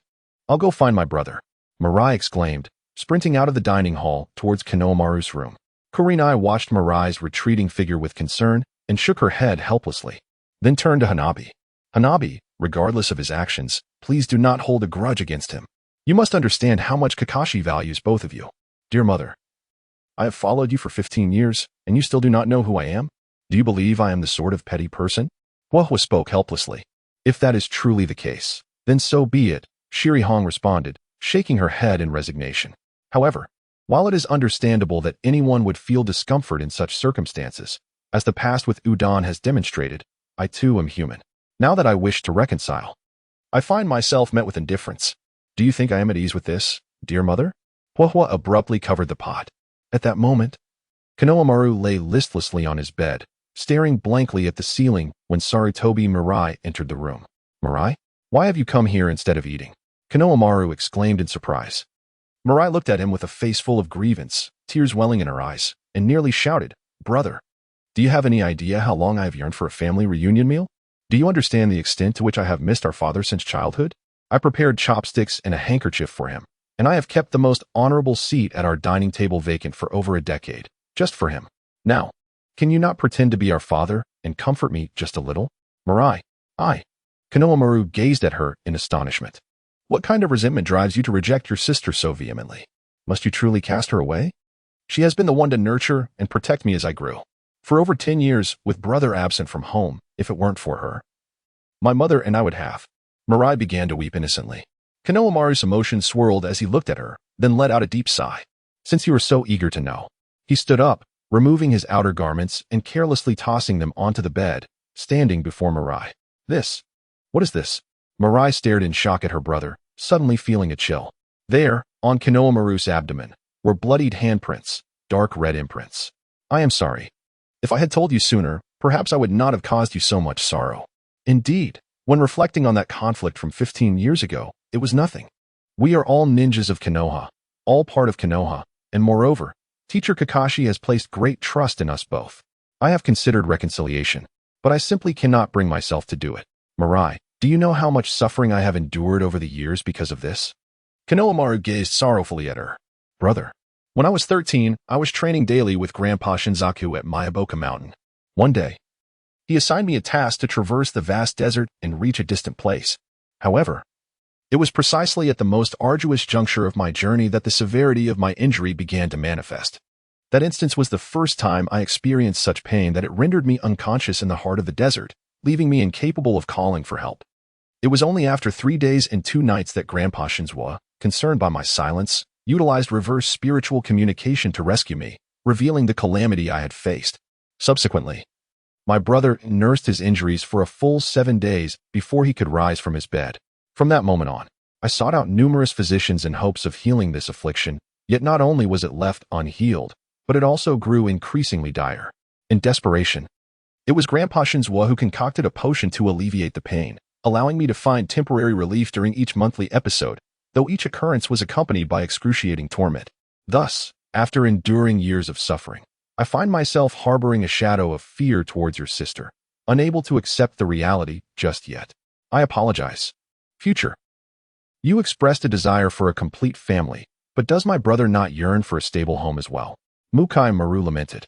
I did not foresee this. Yes, I am sorry, brother. It was merely my excitement upon your arrival. No. It is my fault for making you unhappy and causing you sorrow. Mukai Maru continued to apologize.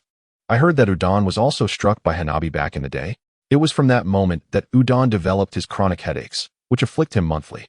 To treat him, the 6th Hokage was deeply troubled. Ultimately, it was 5 years ago when Hanabi successfully mastered medical ninjutsu that Udon was finally healed. Perhaps we should ask Hanabi for assistance another day, Future suggested. Let us wait until my brother has calmed his emotions before discussing it further. At present, I truly wish to avoid seeing her. After all, I just had an episode during the day, and it is unlikely another will occur soon. If I were to confront her again, only you would suffer. Mukai Maru offered a sheepish smile, gradually donning his clothing. Indeed, in truth, brother, you are considering Future's feelings. I understand. So, brother, I shall bring a small dining table here for us to share dinner together. Future said cheerfully. Allow me to assist you with that.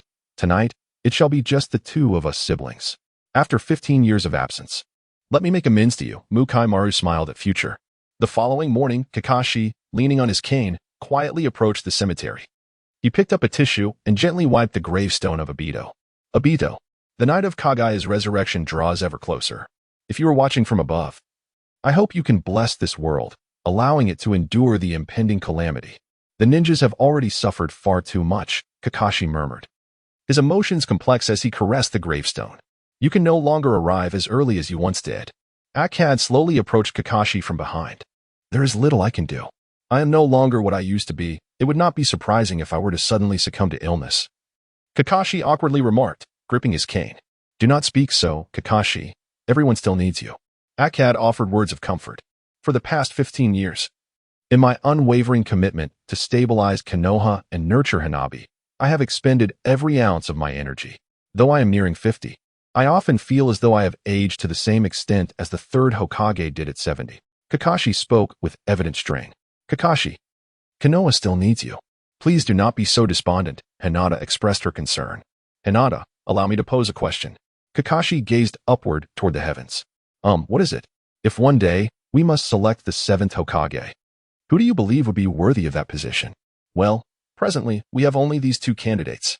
Hanabi possesses considerable strength and holds a high reputation, yet I sense she has little interest in becoming Hokage, Hinata analyzed. I have guided her for 15 years. Yet I have never managed to penetrate the mask shrouding her soul. She once declared her desire to shatter societal constraints and soar freely through the world, pursuing all that she desires. However, I remain unable to discern what it is she truly seeks, Kakashi lamented with a shake of his head.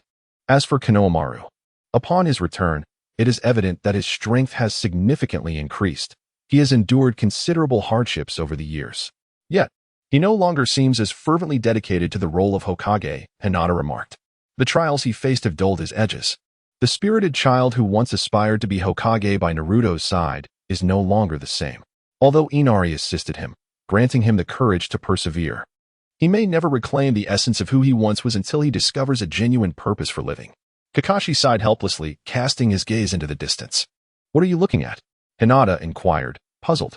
Kakashi remained silent, leaning on his staff as he slowly approached another gravestone. Father, it has been a long time since I last visited you. How have you been? Kakashi whispered, tracing the surface of Tsukumo Hataki's gravestone with a heavy heart. Is this your father? Hinata followed closely. Yes. In my youth, I often came to see him, but I have endured so much over the years that I feel ashamed for neglecting his grave for so long. Kakashi spoke sorrowfully. And this time, the phantom blade of my father has resurfaced. Kakashi expressed his concerns. You mean the phantom blade used by Uchiha Shin? Is that your father's technique? Hinata exclaimed in astonishment. Indeed, this technique can be seamlessly executed with both blade and sword. To be frank, after acquiring the Sharingan, my combat style became incompatible with my father's signature move, so I had not practiced it for many years. Yet, I never anticipated that, after over 3 decades, this technique would re-emerge. Why? Why would Uchiha Shin employ this technique? Could it be that your father is still alive? Hinata speculated. Impossible. That cannot be. I witnessed him take his own life as a child. I buried him right here. There is no way. Kakashi replied, his voice laden with agitation. Then perhaps, it is related to those who were connected to your father. To be candid, I am not particularly well informed about my father's childhood. Perhaps if Lady Tsunade or Jiraiya were present, they could provide some insights. Kakashi offered a wry smile. At that moment, a majestic eagle descended from the heavens, landing gracefully beside Kakashi. What is it? Kakashi inquired, perplexed.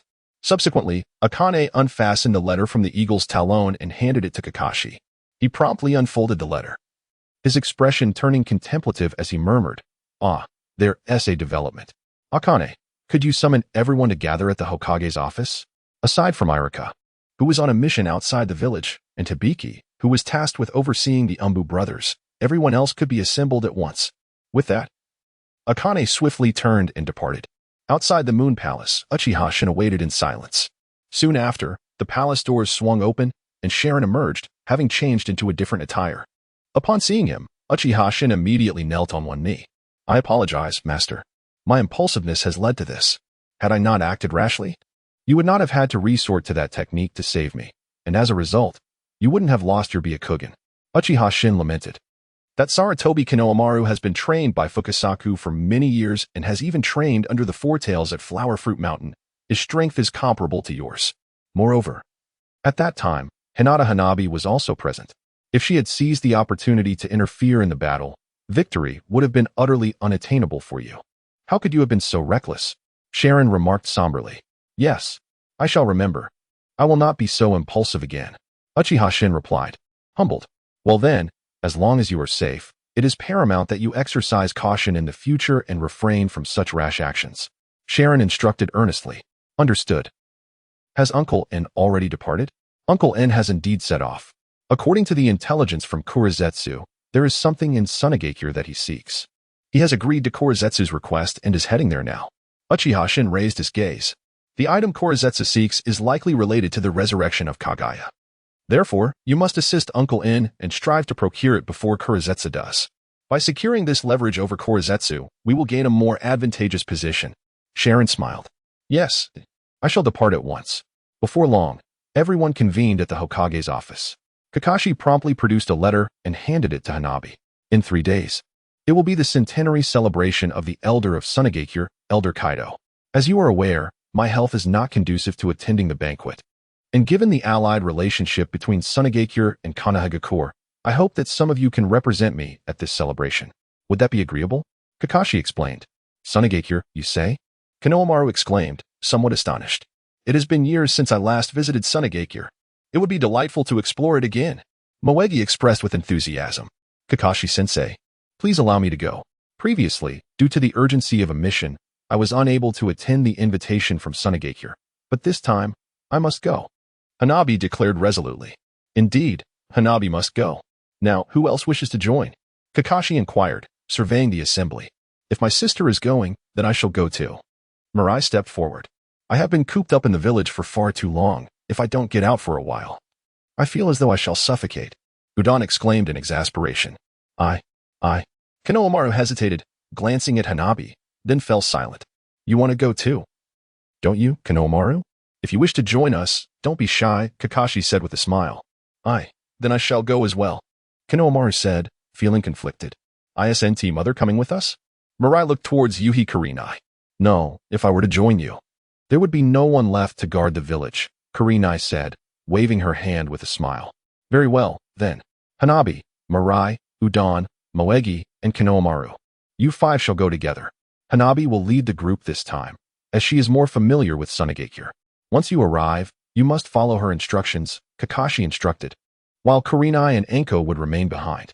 Subsequently, the group set off towards Sunagakure, their journey filled with laughter and joy, except for Konohamaru, who was reluctant to engage with Hanabi, leaving Mirai feeling awkward.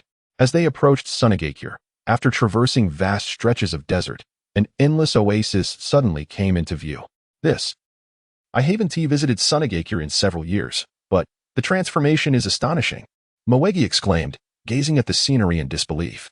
Isn't it said that the world has been growing colder and plagued by incessant rain? How could it be? Mirai said in a panic. I had heard that Sunagakure was predominantly desert. Why is it? Konohamaru said, beads of sweat forming on his brow. There are people ahead. Hanabi immediately sensed a group in the distance and activated her Byakugan.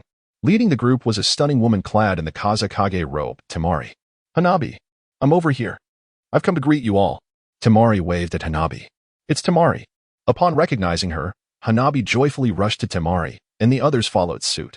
Temari, it's been so long. I didn't have the chance to attend your wedding after receiving your invitation. You don't hold it against me, do you? Hanabi said bashfully. You are a crucial member of Konoha.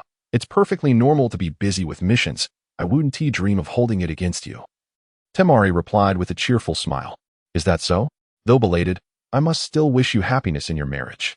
If you ever need assistance, don't hesitate to reach out, Hanabi said, holding Temari's hand with a smile. Temari. Mirai arrived in front of Temari, her hands clasped together, apologizing for not being able to attend the wedding. No worries at all. It wasn't a grand affair anyway. Grandpa Eyes and the others preferred simplicity, Temari reassured, patting Mirai's shoulder. That, she is the rumored apprentice of Gaara, isn't she? Konohamaru whispered to Udon.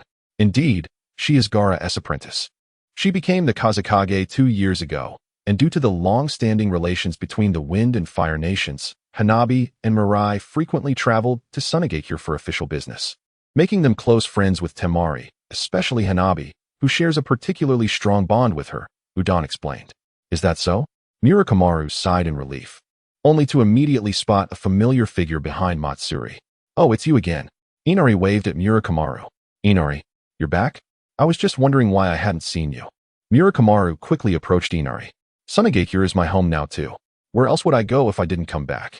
Inari smiled bashfully. By the way, didn't you mention last time that you got married? So who is your wife? Murakumaru chuckled. It's Matsuri, of course. What's the matter? Inari blinked. Who? Murakumaru exclaimed in shock, glancing between Inari and Matsuri. You are the husband of the Kazakage? Ha. I suppose that's correct, Inari replied. His face flushed. We're family now. Is there a problem? Matsuri looked at Murakumaru defiantly. No. It's just. I really didn't expect Inari's wife to be the Kazakage. Murakumaru was still reeling from the surprise. All right. This isn't a place for lingering. Matsuri and I will guide you into the village, Inari said, scratching his head shyly. Subsequently, Inari and Matsuri led everyone into Sunagakure, bringing them to a banquet hall where a feast was prepared to welcome Hanabi and the others. When I received the wedding invitation from you, Matsuri, the village was at its busiest. I had to stay with Kakashi-sensei to help him, so I couldn't attend your wedding. But I truly had no idea that the groom was Inari, Hanabi said with a smile. Given Sunagakure's poverty and the hardships everyone has faced over the years, I discussed it with Matsuri and decided to keep things simple when explaining to Grandpa Chio. After all, I'm not from a prominent family. Inari's face turned crimson. Honestly, it's been 2 months since the wedding, and you're still so shy? Matsuri looked at Inari with a hint of reproach. I. Inari was left speechless. Ha. Inari, I didn't expect you to be this kind of person. Murakumaru laughed. So, Matsuri, how did you two meet? Future curiously inquired. Well, you should ask Inari, Matsuri said, glancing at him. Inari then recounted the story of how he saved Matsuri at the beach. So, in that case, it was you who delayed your return home by saving someone, which turned out to be a stroke of luck, Murakumaru said, his feelings complex. Indeed. To be honest, I still don't know if it's a blessing or a curse, Inari expressed, reflecting on the years of loneliness after the death of his grandfather and mother. Although my neighbors have helped me, living without family is truly difficult. Actually, I have come to deeply understand your plight back then, Inari said with a bitter smile, looking at Murakumaru. Inari. Murakumaru gazed at him. His emotions complicated. It seems that, regardless of everything, I finally have a home now. I am not a ninja. I cannot seek vengeance for my grandfather and mother. What I can do is to exhaust all my efforts to protect what I hold dear. In this lifetime, having a stable home is enough, Inari said with deep emotion. Silently gazing at Maki, Maki smiled gently. From this day forth, I entrust my back to you. Unlike you, I must not only protect our home but also serve as the wind shadow. I bear the responsibility for the entire village. Yes, rest assured, Grandfather Eyes is quite elderly. It is time for us to shoulder the heavy responsibilities, Inari said cheerfully. Konohamaru looked unapprovingly at Inari, secretly pondering how well she spoke. Hey, Moegi, is this public display of affection? Udan remarked with a hint of resentment, speaking quietly to Moegi. If you're dissatisfied, then go find a wife, Moegi retorted. Cough, cough. Maki suddenly cleared her throat. Sister Maki, what's wrong? Hanabi grasped Maki's hand. Nothing, nothing. I just caught a slight chill these past few days. It's nothing serious, Maki said with a reassuring smile. Let me take a look, Hanabi said, placing her hand on Maki's forehead, green chakra emanating from her palm. Maki, is everything all right? Inari asked anxiously. After a moment of examination, Hanabi burst into laughter, pointing at Inari. You're something else. What's going on? Hanabi. Don't scare me. What's wrong with me? Inari exclaimed, panic rising in her voice. Don't worry, Maki is fine. There is just one issue, Hanabi said triumphantly. If there is no problem, why call it an issue? What's really happening? Inari pressed, her anxiety palpable. Sister Maki is pregnant, Hanabi tilted her head, regarding Inari. The atmosphere froze in that instant. Inari immediately shouted in shock, Really? Is it true? Isn't this a bit too fast? Konohamaru said, beads of sweat forming on his brow as he looked between Inari and Maki. Actually, it's somewhat normal, considering it has been 2 months, Moegi remarked, wiping her brow. Such blatant affection. Udan lamented, burying his head on the table. So, sister, is it a boy or a girl? Mirai asked curiously. Mirai, how could we possibly know that so soon? You're too impatient, Konohamaru chided, patting Mirai on the back. Indeed, just knowing that Maki is pregnant makes me incredibly happy. Inari said, a bashful smile gracing her face. Hee, I didn't expect to upgrade so soon, Maki said, grinning with pride. You all underestimate me too much. After reaching a certain level of medical ninjutsu, one can discern the gender of the embryo. Even if it has only been a day since conception, Hanabi declared proudly. Sister, is it a boy or a girl? Mirai inquired eagerly. Such matters are too absurd, Konohamaru said nonchalantly, taking a sip from his teacup. It's better not to say anything, but once I do, it might just shock you all. Sister Miki, I'm carrying a girl, and moreover it's 7 of them. Hanabi nodded slightly. Uffed. Upon hearing this, Konohamaru immediately spewed the tea he had in his mouth. 7. How could that possibly be true? Is it really 7? Inari looked at Hanabi with a mix of surprise, joy, and excitement. Hanabi, please, don't joke about this. Miki stared at Hanabi in astonishment. Sister Miki, why would I deceive you about such a matter? Could I possibly lie to you? It is indeed 7 girls, Hanabi gently reassured Miki, placing a hand on her back. Suddenly, Hanabi seemed to recall something and immediately grasped Miki's hand. Sister Miki, how about learning the Baika technique? Hanabi smiled slightly. Huh? Baika? Isn't that a medical ninjutsu? I'm not even a medical ninja, Miki replied with a polite smile, subtly declining. Actually, let me tell you. Baika can nurture the fetus. Hanabi said earnestly. Nurture the fetus? Inari gazed at Hanabi in astonishment, curious about how that works. It's quite simple. Baika allows one to expend their remaining lifespan to protect themselves. If a pregnant woman learns Baika, it will not only safeguard her but also the fetus, meaning that during pregnancy, issues like difficult labor or miscarriage will not occur. As long as the mother is alive, the child will be fine. Hanabi winked at Miki.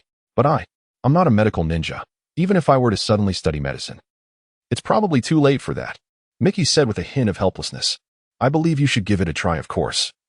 If it doesn't work, I can come by periodically to provide care. Hanabi smiled. 7 girls, when these 7 girls grow up, they will undoubtedly be the most stunning sight in the entire ninja world. Let us call them the 7 fairies of Suna. What do you think? Mirai said joyfully.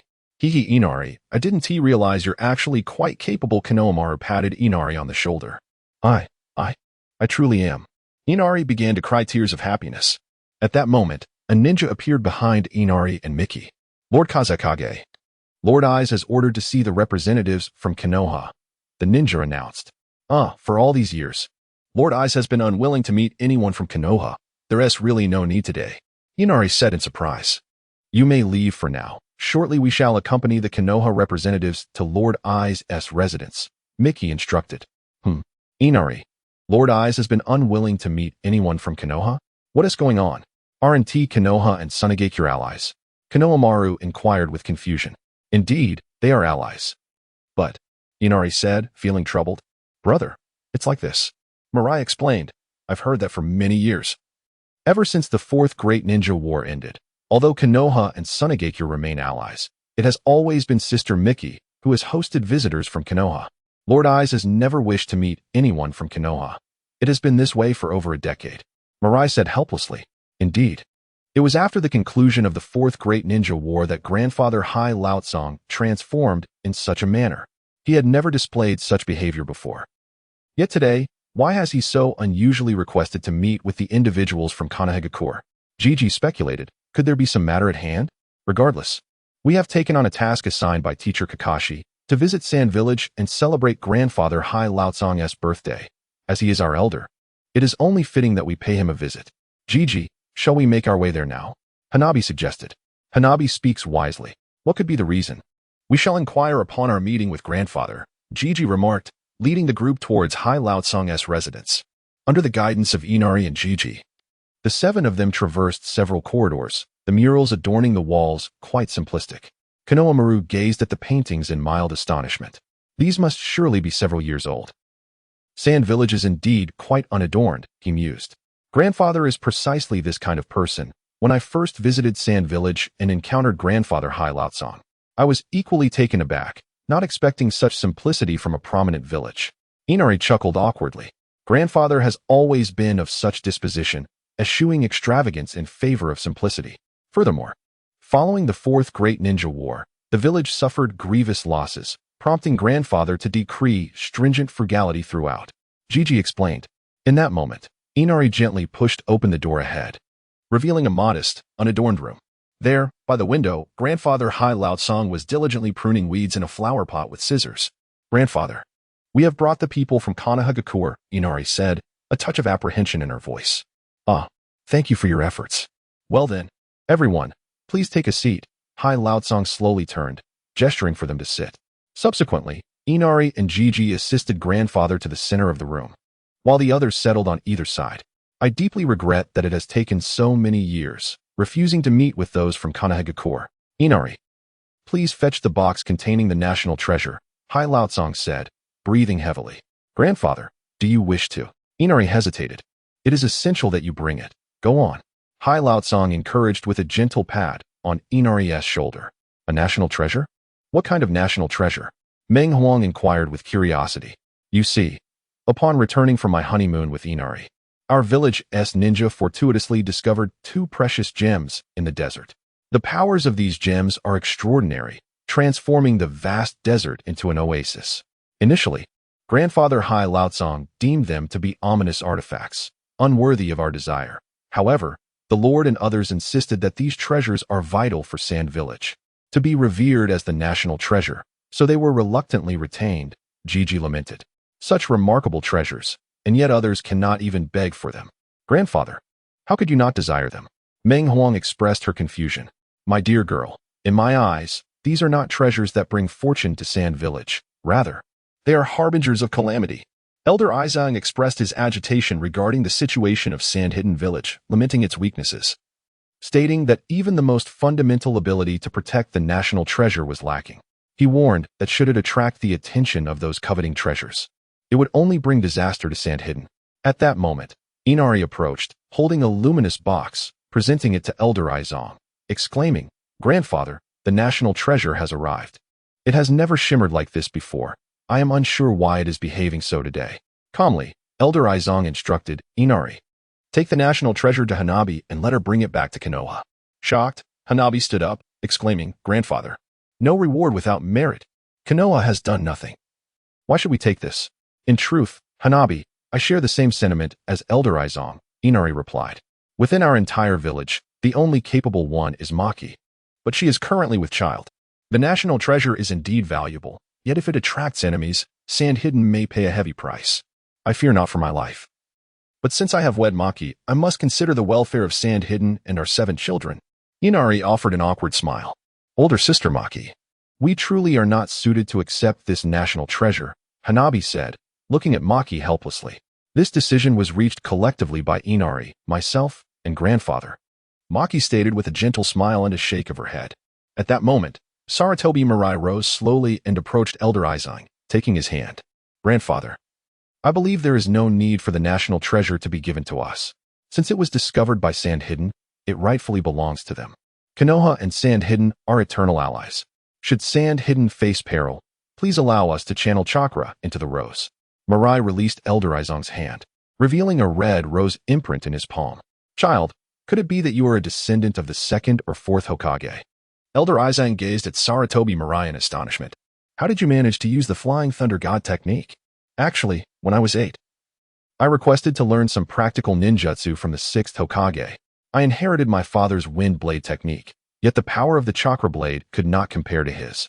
Following the 6th Hokage's advice, I perused forbidden texts and devoted 7 years to mastering this Flying Thunder God technique, Saratobi Mirai replied, smiling awkwardly. However, I fear I am the slowest user of the Flying Thunder God in history. Apart from transporting a few items, if I attempt to increase its scale and speed, I would instantly deplete my chakra. Remarkable. While Konoha may have its advantages, it truly possesses an abundance of talent, Elder Izong remarked with a knowing expression. Advantages? Saratobi Mirai gazed at Elder Izong in surprise. Grandfather, please refrain. Maki urged gently. What is happening? Konohamaru, standing nearby, looked at Elder Izong and Maki in astonishment. Maki, what exactly? Inari questioned, gazing at Maki with curiosity. The Festival of Remembrance. Since today, I am willing to summon the people of Konoha. I shall not dwell too much on these matters. Moreover, I have lived for so long. Tomorrow is another celebration of my longevity. And I am uncertain how many more days I shall see. I can let go of these things. Zuki chuckled softly, Sister Maki. What does this truly mean? Sigh. In truth, had Grandpa Zuki not brought this up today, I would have preferred to remain silent on the subject. This matter is one that even Inari is unaware of. As Inari's time in Sunagakure has not been extensive, Maki explained with a hint of resignation. Grandpa always says that strength must be earned through one's own effort and wisdom, rather than relying on myths or bloodlines as innate advantages. For that is not what defines a true ninja. The Fourth Great Ninja War dealt a severe blow to Grandpa. He often claims that it is those who possess such advantages that have destroyed everything. Are you referring to Naruto and the others, Grandpa? Inari questioned, her emotions a tangled web. Indeed, Naruto is undeniably the hero of the Fourth War. Yet, he is the epitome of such advantages. Zuki's words trailed off. I do not care whether you are an elder, but please, do not insult my brother. Konohamaru rose in indignation. Brother? Saratobi Mirai gazed at Konohamaru in astonishment. Indeed, the elder brothers received powers that surpassed their own efforts and wisdom during the Fourth War. But that was a necessity. Without those formidable abilities, the war would have been lost long ago. My brother has endured so much suffering. He fought tirelessly for our victory. Do you not see how hard he worked? Konohamaru exclaimed passionately. I do not deny the sacrifices Naruto made for the triumph of the war. Nor do I disregard the pain and solitude he has endured. What I wish to express is this fair to the others who equally fought valiantly in the Fourth War? Zuki gazed calmly at Konohamaru. Fair? How can we even discuss fairness? What does that even mean? Konohamaru looked at Zuki in confusion. Throughout the early stages of the Fourth War, it could be said that everyone united in the face of adversity, resisting the forces of the reanimated army and the White Zetsu army. The coalition of 80,000 ninjas faced the anguish of losing loved ones. However, everything changed after Obito's mask shattered. Zuki observed the children before him, a smile gracing his lips. After that moment, the fierce large-scale battlefield conflicts transformed into small-scale duels and cooperative battles against the Tintails, which is understandable. Yet, on both sides, the primary combatants experienced meteoric rises in their abilities, rendering fellow warriors who bled and fought alongside them mere spectators. The Fourth War truly shifted from a battle of the ninja world to a struggle among a select few. However, before Konohamaru could continue, he was immediately interrupted by Maki. Grandfather Zuki does not harbor any resentment towards Naruto Uzumaki and his companions, on the contrary. He is profoundly grateful to Naruto for leading them towards victory. His feelings stem from a sense of regret that the Fourth Great Ninja War has devolved into a familial drama among the Tsutsuki clan, transforming the tales of ninjas into mere myths. It's rather unfortunate, he remarked with a sigh. This revelation left Konohamaru in astonishment as he gazed at Zuki. At that moment, Inari, wearing a wry smile, interjected, Konohamaru, to be honest, if anyone seeks to belittle or tarnish the reputation of my brother Naruto, I shall not tolerate it. However, I am acutely aware that after my stepfather's death, it was Naruto who encouraged me and rekindled my courage. With determination and perseverance, one can turn the impossible into the possible. I may be but a humble carpenter, devoid of grand philosophies. Yet I understand that the strength acquired through one's own efforts is the most genuine and dependable. Rather than relying on external factors or the so-called advantages mentioned by grandfather Sasuke, Konohamaru, his emotions in turmoil, regarded Inari thoughtfully. I do not deny the hardships and the relentless efforts of my brother Naruto. During my visit to the Hidden Leaf Village, I heard tales in the tea house of how Shikamaru outsmarted Haiden, and how my brother Naruto and his comrades risked their lives to retrieve brother Sasuke. These are the stories of ninjas that I truly admire. Therefore, as the saga of ninjas transforms into myth, I find myself unable to accept this outcome. Just as grandfather Sasuke does, Inari lamented. Alas, such matters are predetermined by fate. We are mere mortals, incapable of altering such truths. To bemoan our circumstances is to inflict suffering upon ourselves. Still, I hope to restore some tranquility to Sunagakure. Besides, we undeniably lack the strength to safeguard this national treasure, Sasuke said with a bittersweet smile. I understand your feelings, but my brother, Konohamaru began. But Hanabi immediately interrupted him. At this juncture, let us leave it as it is. Further debate on this issue bears no fruit. She then turned to grandfather Sasuke. Even if we are entrusted with the safekeeping of this treasure, we cannot accept it lightly. After tomorrow's banquet, we shall consult Kakashi-sensei before making any decisions. For now, there are more pressing matters at hand. More pressing matters. What do you mean, Hanabi? Jiraiya inquired, perplexed. Naturally, uninvited guests.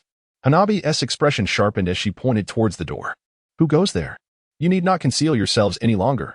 At that moment, the door creaked open, revealing 5 figures outside. At the forefront stood a figure clad in black, their face obscured by a mask. We are merely a delegation from Awagakure. How could we possibly miss grandfather Sasuke's banquet? Moreover, I had the pleasure of meeting you in my youth, grandfather Sasuke. The shadowy figure spoke with an icy tone. Cough, cough. You must be the newly appointed 4th Tsuchikage of Awagakure, Kurash, am I correct? Elder Hai glanced calmly at the visitors and remarked, You claim to have met me once, but alas, my advancing years hinder my memory. Might I ask if Lord Tsuchikage has arrived with a host of uninvited guests, and I presume your intentions extend beyond merely celebrating my birthday? At that moment, several figures stepped forward, cautiously observing Haisha and his companions. Behind Haisha stood a man donning a straw hat that obscured his face, accompanied by 3 masked individuals. The straw-hatted man advanced a step and declared, Elder Hai, on what grounds do you insist that the national treasure be bestowed upon Konoha? Ha ha ha. While it is true that Sunagakure lacks the means to wield such a treasure, I shall never surrender it to the morally dubious 4th Tsuchikage. He continued with a dismissive wave of his hand. Since you have come to celebrate my birthday and are now within Sunagakure, I hope you will temper your actions. Elder Hai, you are aware that following the 4th Great Ninja War, an alliance of the 5 great nations has been established. Presently, only Konoha and Awagakure have come to honor you. If a national treasure is to be exchanged, it should be through fair competition between Awagakure and Konoha. Yet, you covertly offer the treasure to Konoha behind our backs. Should our daimyo learn of this, it could reignite hostilities between Sunagakure and Awagakure, Haisha stated calmly. The 4th Tsuchikage harbors ill intentions, and Awagakure has seen its fair share of turmoil in recent years. To bestow a treasure of such extraordinary power upon you would only bring calamity to this world, I am sorry. But even if it meant disaster for Sunagakure, I cannot comply, for I must consider the fate of this already fractured world, Elder Hai responded gravely. At that moment, one of the masked individuals beside Haisha quietly addressed him. Yinshu, if they refuse, we must resort to force. He then removed his mask, revealing himself as Uchiha Shin. Humph. This national treasure is a necessity for us. No one shall obstruct our path. Uchiha Shin sneered. Do not overstep your bounds. Saratobi Konohamaru interjected, standing defiantly before Uchiha Shin. There are elders and pregnant women here. Do not take advantage of their vulnerability. At no point did I declare my intention to bully the elderly or the pregnant. My only aim is the national treasure. Uchiha Shin retorted coldly, stealthily reaching for the sheath of his sword. Saratobi? Elder Hai exclaimed, surprised as he gazed at Konohamaru. Wait. Shin Haisha interjected, raising a hand to halt Uchiha Shin. He then cast a glance at Konohamaru, contemplating the situation. How about this, Elder Hai? We can engage in fair competition with the people of Konoha. Fair competition? Elder Hai questioned, puzzled by Haisha's proposal. Tomorrow marks the grand celebration of Lord HZ's birthday. We could establish an arena for a martial contest during the festivities, both to honor Lord HZ's longevity and to allow the 5 of us to face off against 5 from Konoha in a series of one-on-one matches, best of 5. The victor shall claim the national treasure. What do you think? This seems the most equitable approach, chuckled Haisha coldly. The national treasure of Sunagakure is not a commodity to be auctioned, nor is it a mere appendage of Konoha, nor of your Iwagakure. Hanabi rose, her expression serious as she regarded Haisha. Well, that cannot be helped. This is Lord HZ clandestinely offering you treasures. Should there be any issues, consult them. Sunagakure. Haisha fixed a stern gaze upon Hanabi, the 6th Hokage, Kakashi Hitaki's last pupil. Hinata Hanabi, correct? Your reputation has grown considerably over these past 2 years. I did not anticipate your presence here. It seems Kakashi values this banquet highly. Who is this man to address Kakashi-sensei in such a manner? Hanabi felt a chill as she scrutinized Haisha. So, Lord 6th Kazakage, what are your thoughts? Shall we engage in a fair competition against Konoha? Or should the daimyo personally intervene, potentially igniting conflict between Sunagakure and Iwagakure? Haisha regarded the festival with a sinister smile. J-Kai hesitated suddenly, observing this. Hanabi leaned in to whisper urgently to J-Kai. After a considerable pause, J-Kai seemed to gather his resolve, slowly responding, very well. However, the rules and venue of the competition must be determined by us from Sunagakure. Certainly, I eagerly anticipate tomorrow's contest, Haisha declared before turning to depart. Wait, are you leaving just like that? The Straw Hat Man began to shout. There is no choice. Uncle In has commanded a retreat. We must withdraw. Uchiha Shin replied, clearly displeased. After the Iwagakure delegation departed, the group began to deliberate. How could those Iwagakure individuals be so? Konohamaru expressed his frustration. There is no way around it. They have us cornered. If only Lord HZ had confided in us more discreetly, perhaps we could have avoided this turmoil. Hanabi shook her head in resignation. Hanabi, are we truly going to proceed with this competition tomorrow? Do you believe we stand a chance? J-Kai inquired with concern. Whether we can win is something we must attempt. Since we've been pushed to this extent, we can only forge ahead, Hanabi replied. Sister, do you think they will abide by the rules during the competition tomorrow? Mirai spoke with exasperation. They will undoubtedly create chaos along the way and attempt to seize the national treasure. Without a doubt, Konohamaru asserted firmly. Thus, we must prepare ourselves to handle the unforeseen events that are sure to arise tomorrow. Inari approached J-Kai, stating, given Lord HZ's advanced age and my lack of ninja skills, if we are present, we might become a burden. Perhaps. I do not believe they will directly target Lord HZ. Their primary objective is the national treasure. Moreover, even if they wish to take action, this enigmatic black force is unfathomable. Even if the 2 of you were to conceal yourselves, you would still be easily discovered. It would be far safer to remain by our side, as at least we can offer you protection, Hashika conveyed to Inari. Hashika's reasoning was sound. Furthermore, tomorrow marks the grand celebration of Old Man Karu's birthday, and the news of my marriage to Inari has reached all the major nations. It would indeed be unreasonable for Inari to remain absent from the festivities, Miko lamented. Therefore, we must make ample preparations in advance. Udon adjusted his glasses. This is certainly the case. Thus, I shall confer with Hashika on the arrangements for tomorrow. For tonight, let us conclude here, as Old Man Karu's requires rest. Tomorrow, everyone is to follow the designated plans. Miko addressed the group. Well, it seems we have no choice. Inari sighed in resignation. Ahem, ahem. The rest of you may retire for the night. Tomorrow, we shall see how you perform. Now, Inari and that lad named Saratobi, please remain. Karuz suddenly coughed. Subsequently, the others departed, leaving only Konohamaru and Inari beside Karuz. Child, tell me what is my name. Karuz smiled at Konohamaru. I am Saratobi Konohamaru, he stammered. You bear the name Saratobi, may I inquire about someone? Inquire about someone? Who? Konohamaru gazed at Karuz in astonishment. Saratobi Sasuke, do you know of this person? Karuz sighed meaningfully. That should be my great-grandfather. I believe I have only heard Lord Yanbi mention his name. I know he is my great-grandfather. Beyond that, I am not well informed. Your grandfather is the 3rd Hokage? Karuz looked at Konohamaru in surprise. Yes. What of it? Konohamaru's eyes widened. I never imagined that the Saratobi lineage still has descendants. How surprising. Karuz smiled and shook his head. Grandfather, do you know Saratobi Sasuke? Inari inquired. No, in my youth, I had dealings with the third Hokage, Sarutobi Hiruzen. As for his father, Sarutobi Sasuke, I have merely heard of his name. It is said that he had passed away around the time of my birth, however. This individual was quite renowned in our era, second only to the Senju and Uchiha clans. I have heard that he possessed a hereditary secret technique, said to be invincible in the world, yet it had a fatal weakness. It is rumored that after Sarutobi Sasuke's death, this technique was lost to time. Karu sighed with a sense of resignation. What kind of technique could be invincible in the world? Inari exclaimed in surprise. I am uncertain. I have merely heard whispers. However, it is undoubtedly true that this technique is not a bloodline limit, but rather a family secret akin to the ancestral arts of the Inuzuka, Nara, and Akimichi clans. HC, waving his hand apologetically, expressed regret for bringing up Naruto Uzumaki today, which had caused you discomfort. I hope, dear children, that you do not hold me, an old man, in contempt. Why would we? How could we dare to be at odds with you, grandfather? Inari said, scratching his head awkwardly. Meanwhile, Konohamaru, with a complex expression, silently observed HC. After Inari arranged for HZ to retire for the night, he departed with Konohamaru from HZ's quarters.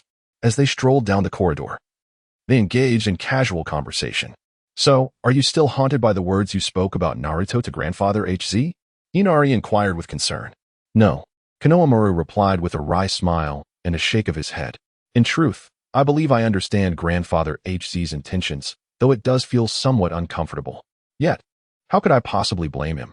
Moreover, I truly did not expect that grandfather HZ had knowledge of my great-grandfather. That was indeed a surprise. Indeed, grandfather is well-versed in many matters. Although he did not attain the title of Kazekage, the children of Sunagakure have given him a nickname. Do you know what it is? Inari grinned mischievously. A nickname? What nickname? Konohamaru asked, intrigued. The shadow of the invisible. In the library of Sunagakure, Maki wandered between the shelves, accompanied by Hanabi. I never imagined you would choose to come here, Maki remarked, glancing back at Hanabi. To be honest, I was merely seeking books on puppet techniques and Chiyo's reincarnation jutsu, Hanabi replied, pulling a hefty tome from the shelf. Upon opening it, her face lit up with joy. I found it. A book on puppet techniques. Are you intending to practice puppet techniques? After all, you are inherently a medical ninja, are you not?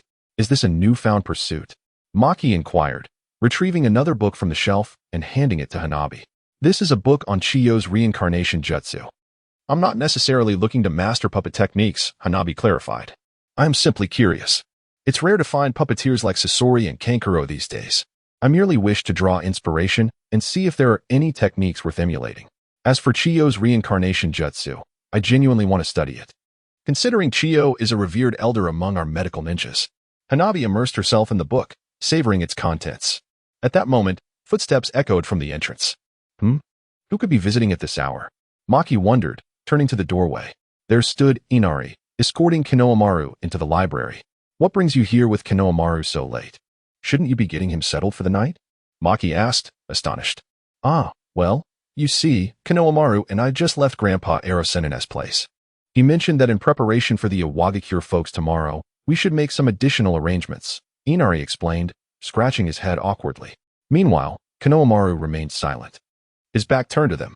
So, this need for preparation pertains to me, and since he was reluctant to come, you dragged him here, right? Hanabi sighed, closing her book.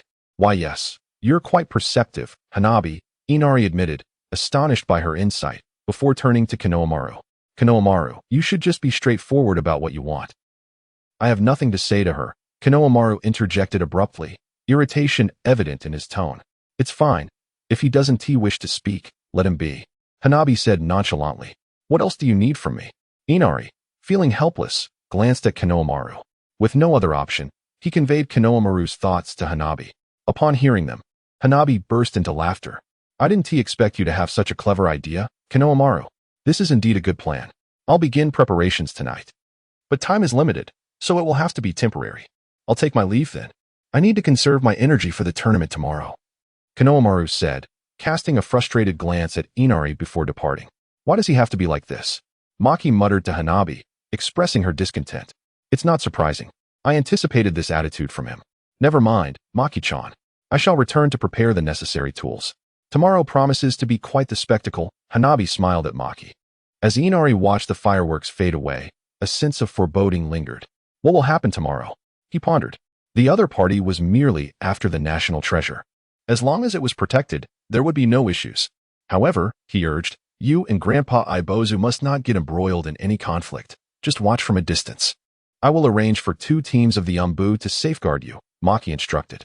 I understand, but, seeing you go to battle, I feel helpless, Inari lamented. You are not a ninja. Even if you join, what can you do besides sacrificing yourself? Furthermore, Grandpa Ibozu requires someone to look after him. Your task is simply to ensure his safety. Maki gazed sternly at Inari. I know, but, as a husband, do not concern yourself with such matters, Inari. No one will blame you. You only need to do your best within your capabilities, Maki reassured, holding Inari's hand. The following day, Ibozu's birthday banquet commenced. At his request, the celebration was modest, yet the presence of the 5 from Konoha enlivened the atmosphere. Soon, the long-awaited tournament began. With the 5 from Konoha seated on one side of the arena and the 5 from Sunagakure on the other, the 10 participants ascended the stage to draw lots to determine their opponents. Udon versus the Straw Hat Man, Konohamaru versus Kuroshu, Sarutobi Mirai versus Uchiha Shin, Meng Huang versus Masked Man 1, and Hanabi versus Masked Man 2. Maki then announced the rules. No killing and no stepping out of bounds, or one would be deemed the loser. Sister, there's a Straw Hat Man over there, and 2 masked individuals. Who are they? Konohamaru anxiously inquired after the draw. Hanabi activated her Byakugan, scrutinizing the Straw Hat Man. He has some connections with you and your brother. As for the 2 masked individuals, there's no need for concern. They are merely 2 Uchiha. Easily dealt with. Connections? Konohamaru pondered, glancing curiously at the Straw Hat Man. I didn't anticipate that I would be the first to compete. Finally, it's my time to shine. Udon exclaimed excitedly, but was quickly pulled back by Hanabi. Udon, listen closely, she whispered urgently. Do you understand? Be extremely cautious, or you may lose your life. Udon's face turned a shade of crimson and pale. I understand. He then ascended the stage, with the Straw Hat Man approaching slowly. As the Straw Hat Man removed his hat, he charged at Udon, exclaiming, I have been holding back for 15 years. Today, I shall finally unleash my fury. Hebe, that is definitely Hebe. Konohamaru exclaimed, recognizing the face of the Straw Hat Man. Is he the one who killed my father? Sarutobi Mirai gasped in shock. Eyes wide as she gazed at Hebe. Udon, drenched in sweat, stared at Hebe. Though Hanabi had warned him, facing this man was indeed intimidating. Udon, do not succumb to him. Konohamaru shouted angrily. Prompted by Konohamaru's words, Udon snapped to attention, but Hebe was already upon him. Die, he cried out. Haiden brandished his bloodstained scythe, charging towards Udon. Earth release, Earth Spear. Udon swiftly formed hand seals, instantly transforming his hands into hardened stone to catch Haiden's scythe. TCH. Is this just another Earth release technique with hardened skin like Kakuzu's? Haiden remarked with disinterest, and without hesitation, he drew a pitch-black spear with his other hand, lunging it towards Udon's chest. Not a chance. Udon countered, gripping Haiden's dark spear with his other hand. As long as I don't let this guy draw blood, it should be fine. Udon thought to himself, drenched in sweat. The two stood in a tense standoff, each supporting their position, while onlookers like Konohamaru watched anxiously. Suddenly, Haiden extended his neck, aiming to bite into Udon's throat. Don't think for a moment that I lack other methods to draw blood, Haiden proclaimed as he sunk his teeth into Udon's neck. Ugh. Udon released Haiden and clutched the wound on his neck, stepping back slowly. Hee. It's over for you. Haiden's skin began to undergo a transformation as he started drawing a symbol on the ground. Udon. Konohamaru stood up in alarm. Wait, he hasn't lost yet. Hanabi raised her hand to stop him. Udon immediately formed seals for Earth Release, Rock Cannon, and unleashed a barrage of stones towards Haiden, who was forced to retreat before he could complete his drawing. Damn it. Haiden staggered backward. Don't get cocky. Witness the treasures bestowed upon me by the great evil god. Haiden reached for his waist, only to discover that his scroll was missing. How is this possible? My scroll containing the 3 treasures of the evil god. I didn't bring it, Haiden exclaimed in shock, before falling outside the arena with a thud. Victory for Konohagakure, the announcer declared promptly. Fool. Uchiha Shin looked at Haiden with a frown. Humph. A simpleton causes trouble.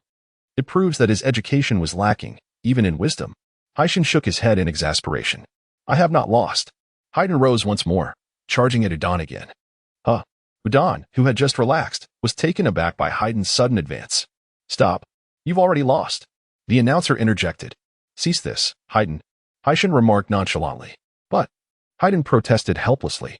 "A loss is a loss. Don't embarrass yourself here," Haishin said fiercely. Hearing this, Hayden begrudgingly stepped down. Konohamaru leaped onto the stage, declaring, "It's my turn. I must win." Meanwhile, Haishin casually approached the platform. "Lord Sasuke, you certainly give off an imposing presence.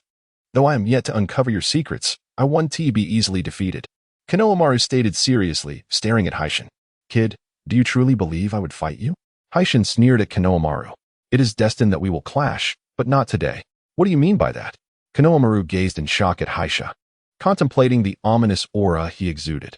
"Remember this well, boy. Your very existence is a blunder, one that will lead you to inevitable ruin.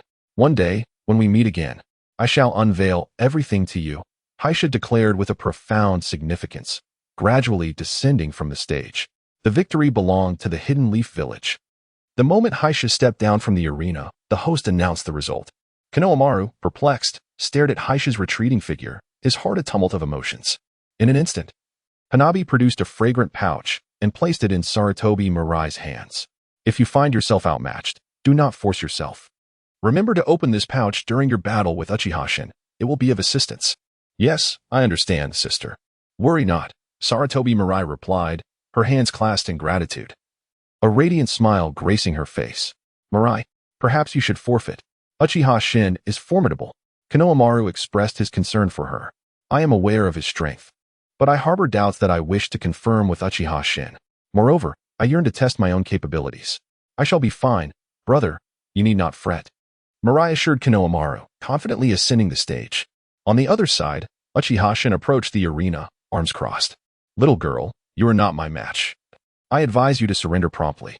Even in surrender, you would still be in a favorable position," he stated earnestly, fixing his gaze on Sarutobi Mirai.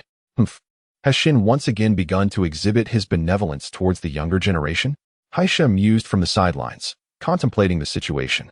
"At the very least, I can ascertain that while my flying thunder god may be the slowest, if I exert every effort to evade, you will not easily seize me, correct?" Mirai smiled at Uchiha Shin, pondering his reluctance to engage her in combat. No comment," Uchiha Shin retorted, swiftly producing 2 smoke bombs from his pocket and hurling them to the ground, engulfing the arena in a dense fog. As the smoke enveloped the space, he hurriedly made his way toward the elevated platform housing the national treasure. "Mirai, quickly, hand me the pouch," Konohamaru shouted as he rushed forward. Seeing this, Sarutobi Mirai tossed the pouch to Konohamaru, who then pursued Uchiha Shin.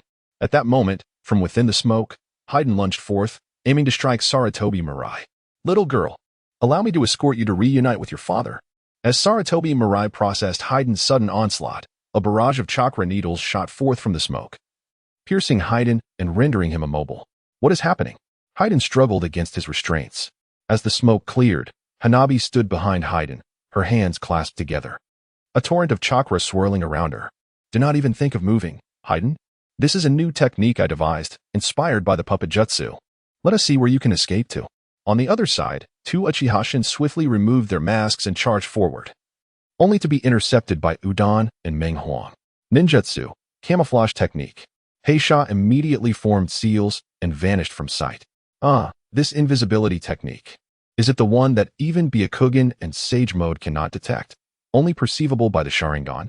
Hanabi gazed in astonishment at the spot where Heisha had disappeared, then immediately shouted to Sarutobi Mirai, "Go protect Grandpa Ebizong and Inari with Gigi. I'll handle Fade One." "Understood." Sarutobi Mirai promptly disappeared using Flying Thunder God. "Damn it, let me go?" Aya. Fade One struggled desperately. "You are significantly stronger than 15 years ago," Hanabi remarked cautiously, "but unfortunately for you, you are up against me. When it comes to strength, you stand no chance. Damn you, foul woman.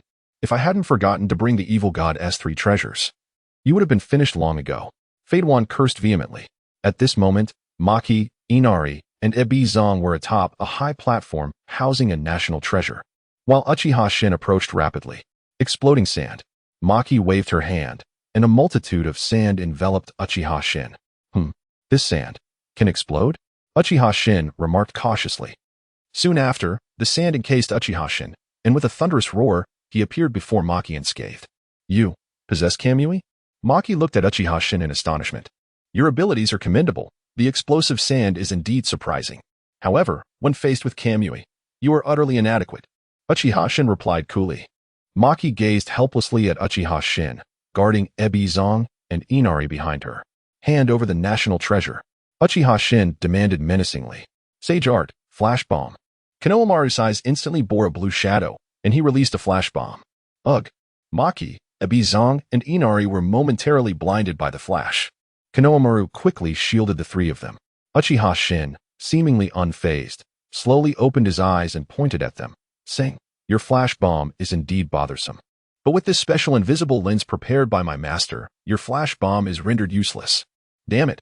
After infusing it with Sage Chakra, the light can't even penetrate that lens? Konohamaru wiped a bead of cold sweat. At that moment, Sarutobi Mirai suddenly appeared behind Konohamaru. Brother, you need to take them to a safe place and protect them.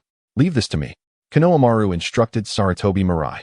Subsequently, Mirai took the three and vanished using Flying Thunder God. Come on, let us settle this honorably. Let us see who emerges victorious this time. Uchiha Shin glared fiercely at Konohamaru.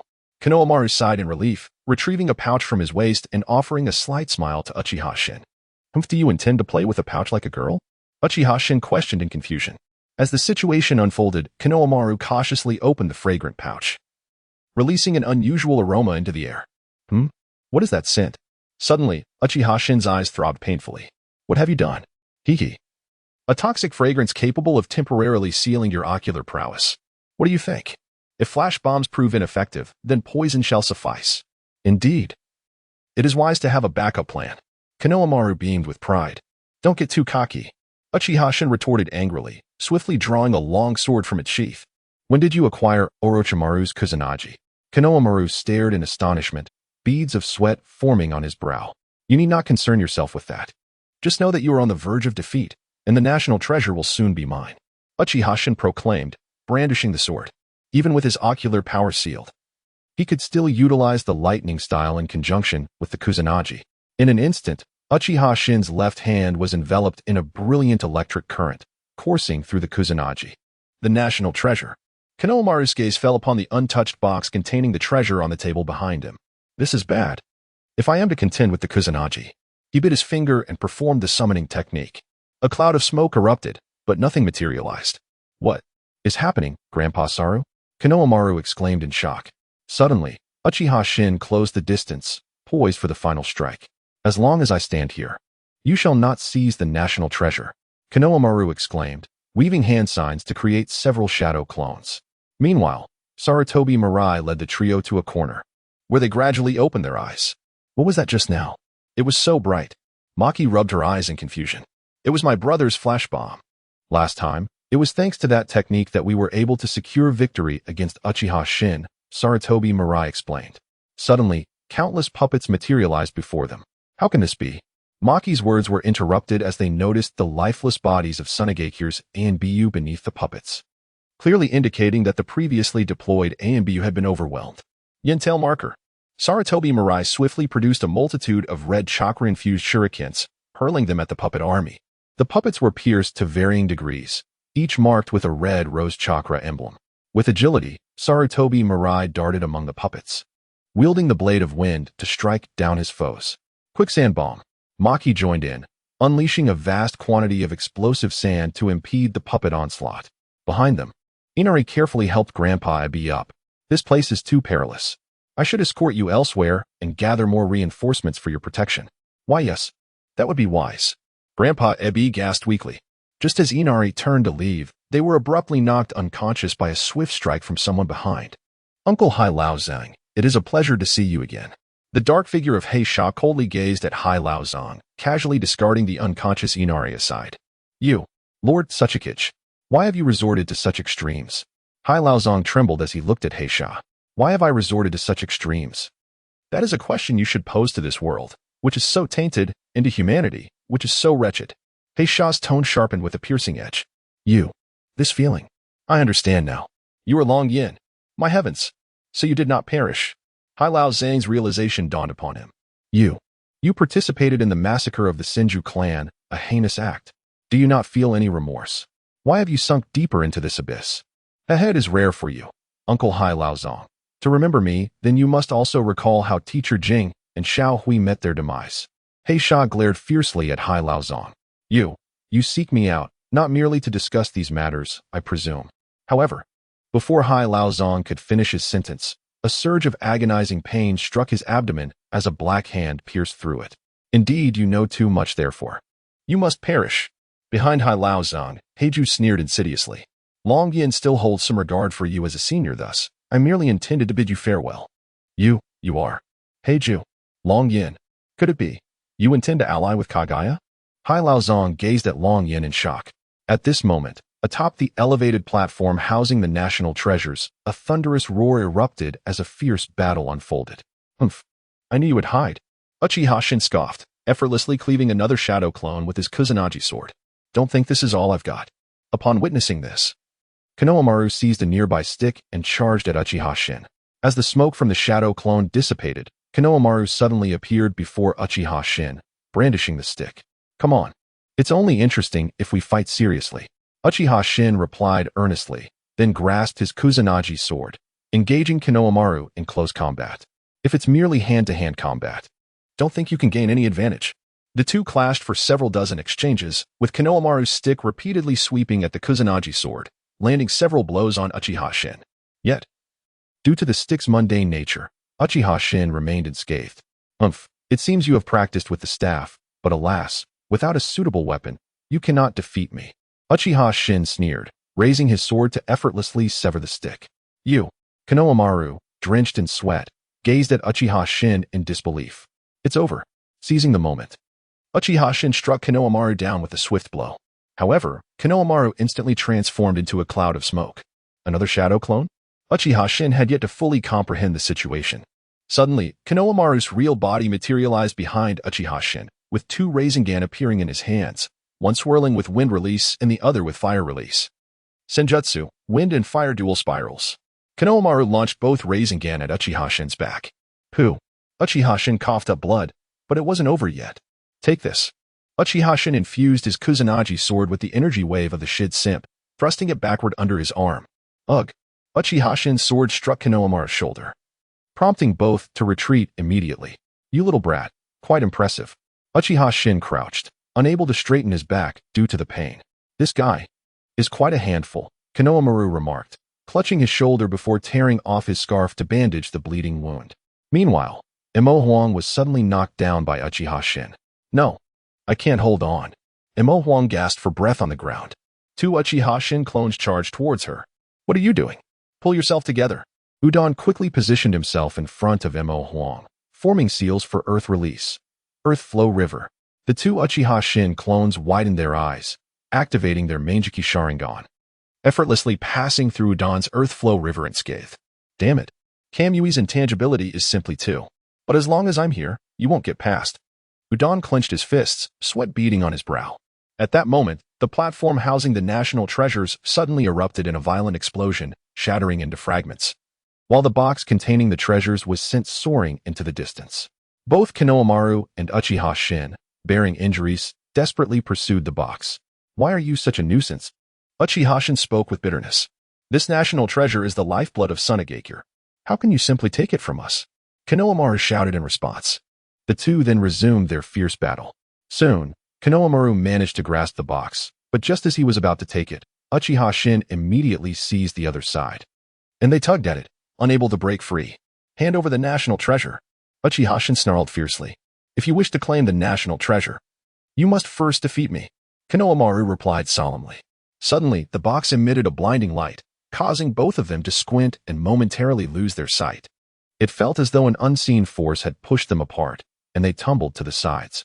In that moment, within Konohamaru's mental space, he took a long time to slowly open his eyes. Goodness, has the national treasure learned to emit flashbangs? He rubbed his eyes and then immediately noticed his own form. He appeared as he did at the age of 12. What? Konohamaru gazed in astonishment at his hands. At that moment, a familiar voice echoed from behind him. Indeed, this form brings back memories, doesn't it, Konohamaru? Who? Konohamaru spun around and was rendered speechless upon seeing the person before him. Well, it's been a while, hasn't it, Konohamaru? Naruto greeted him with a smile. Me, brother. Is it really you? Tears welled in Konohamaru's eyes. Yes, it is I. How have you been all these years? Naruto observed Konohamaru with a serious expression. Do I even need to say? Brother, do you have any idea how much I've suffered? Konohamaru cried out to Naruto. Naruto could only smile wearily at him. After Grandpa and Uncle passed away, you were my only reason to keep going. Without you, what is the meaning of my existence? Do you know what it feels like to go from having everything to being utterly alone? Why did you have to leave so early, brother? Konohamaru's voice gradually lowered as he began to weep. Seeing this, Naruto silently raised his hand and gently tousled Konohamaru's hair. Brother Konohamaru slowly lifted his head. I understand what you're saying. I'm sorry for the pain you've endured, but believe me, you will no longer be alone. Haven't you already taken on the role of an older brother? That means you now have something to protect. Naruto spoke with deep emotion. But without you, brother, trust me, you will eventually find the true meaning of life that will uplift you. Just because your heart has felt dead once does not mean it cannot come back to life. Muster your courage. Have you forgotten what Inari said? As a man, you must live with purpose. Naruto smiled at Konohamaru. The dream entrusted to me by the pervy sage is still one step away from completion. So will you help me take that final step? Hey, why are you being so formal, brother? Do you think I would refuse? Konohamaru chuckled awkwardly, wiping his tears away. Sometimes, the final step is the hardest. You must be prepared for that, Naruto said seriously. I have long regarded life and death with indifference. In truth, I contemplated the cessation of my existence 15 years ago, thus I fear no challenge, not even the most daunting. Konohamaru offered an awkward smile. Do not be disheartened. Since fate has not seen fit to take you, it surely indicates your continued purpose. Konohamaru, I entrust the future of Kazekage to you. Naruto reassured him, patting his shoulder. Wait. Are you designating me as your successor? To govern Kazekage? Konohamaru asked, astonished. No one is more suited than you. Having taught you the Rasengan, I place my trust in you. Therefore, muster your courage. You must prevent Kagaya's resurrection. Your presence is indispensable. Then, where can I find the Kazekage? Konohamaru inquired anxiously. The first Kazekage was located in the Land of Water, where Kagaya's minion, Black Zetsu, discovered it, resulting in the tragic demise of Grandpa Tazuna and Inari's mother. Naruto recounted the events. In the end, it was my actions that led to the obliteration of Inari's family. Konohamaru lamented heavily. This is not your fault, Konohamaru. The true architect of this calamity is Black Zetsu. You, along with Kakashi-sensei, must devise a plan to eliminate him and thwart Kagaya's revival.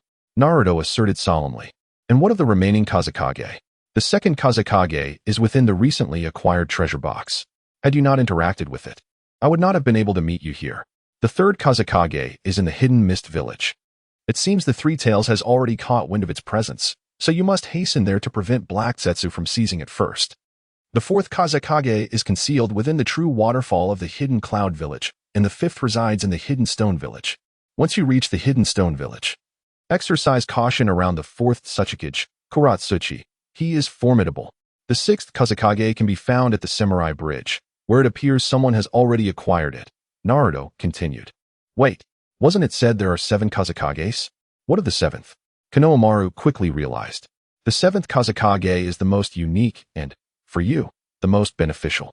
For safety's sake, I cannot disclose its location just yet. Rest assured, you will be informed in due time. Naruto smiled. Brother, may I pose a question? Konohamaru suddenly turned serious. Of course, what is it? Logically, sealing Kagaya requires the powers of both the sun and the moon, and the Kazekage embodies only the solar power.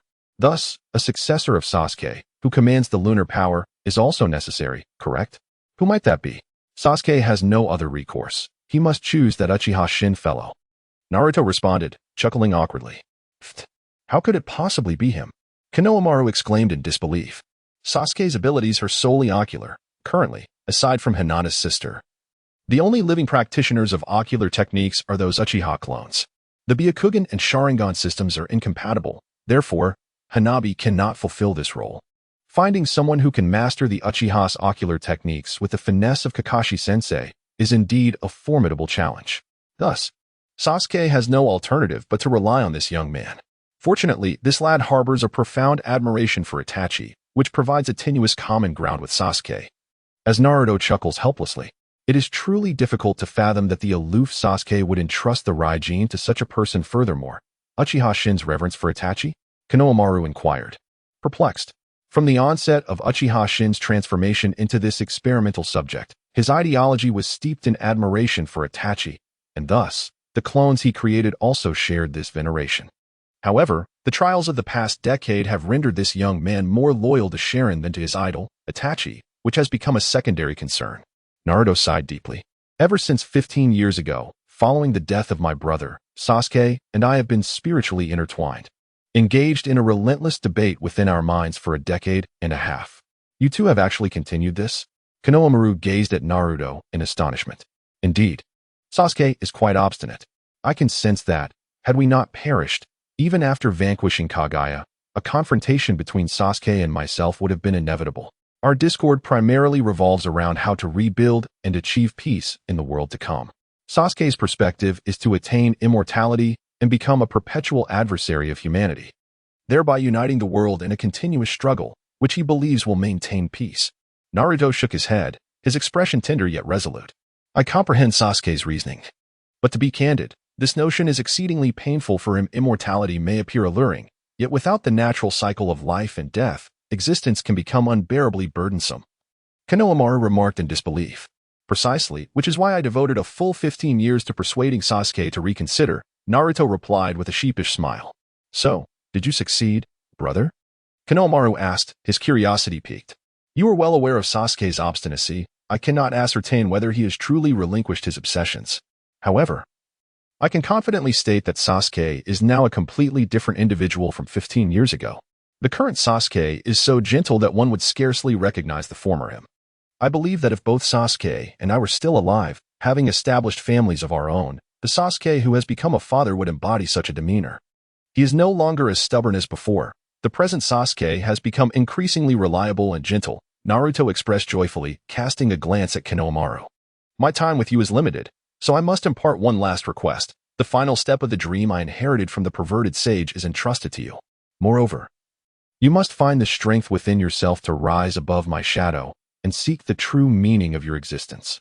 As Konohamaru looked at Naruto, tears streamed down his face uncontrollably, prompting him to kneel before Naruto. What are you doing? Get up, Naruto urged, attempting to assist him. No, brother. Allow me to finish speaking. Konohamaru gazed earnestly at Naruto.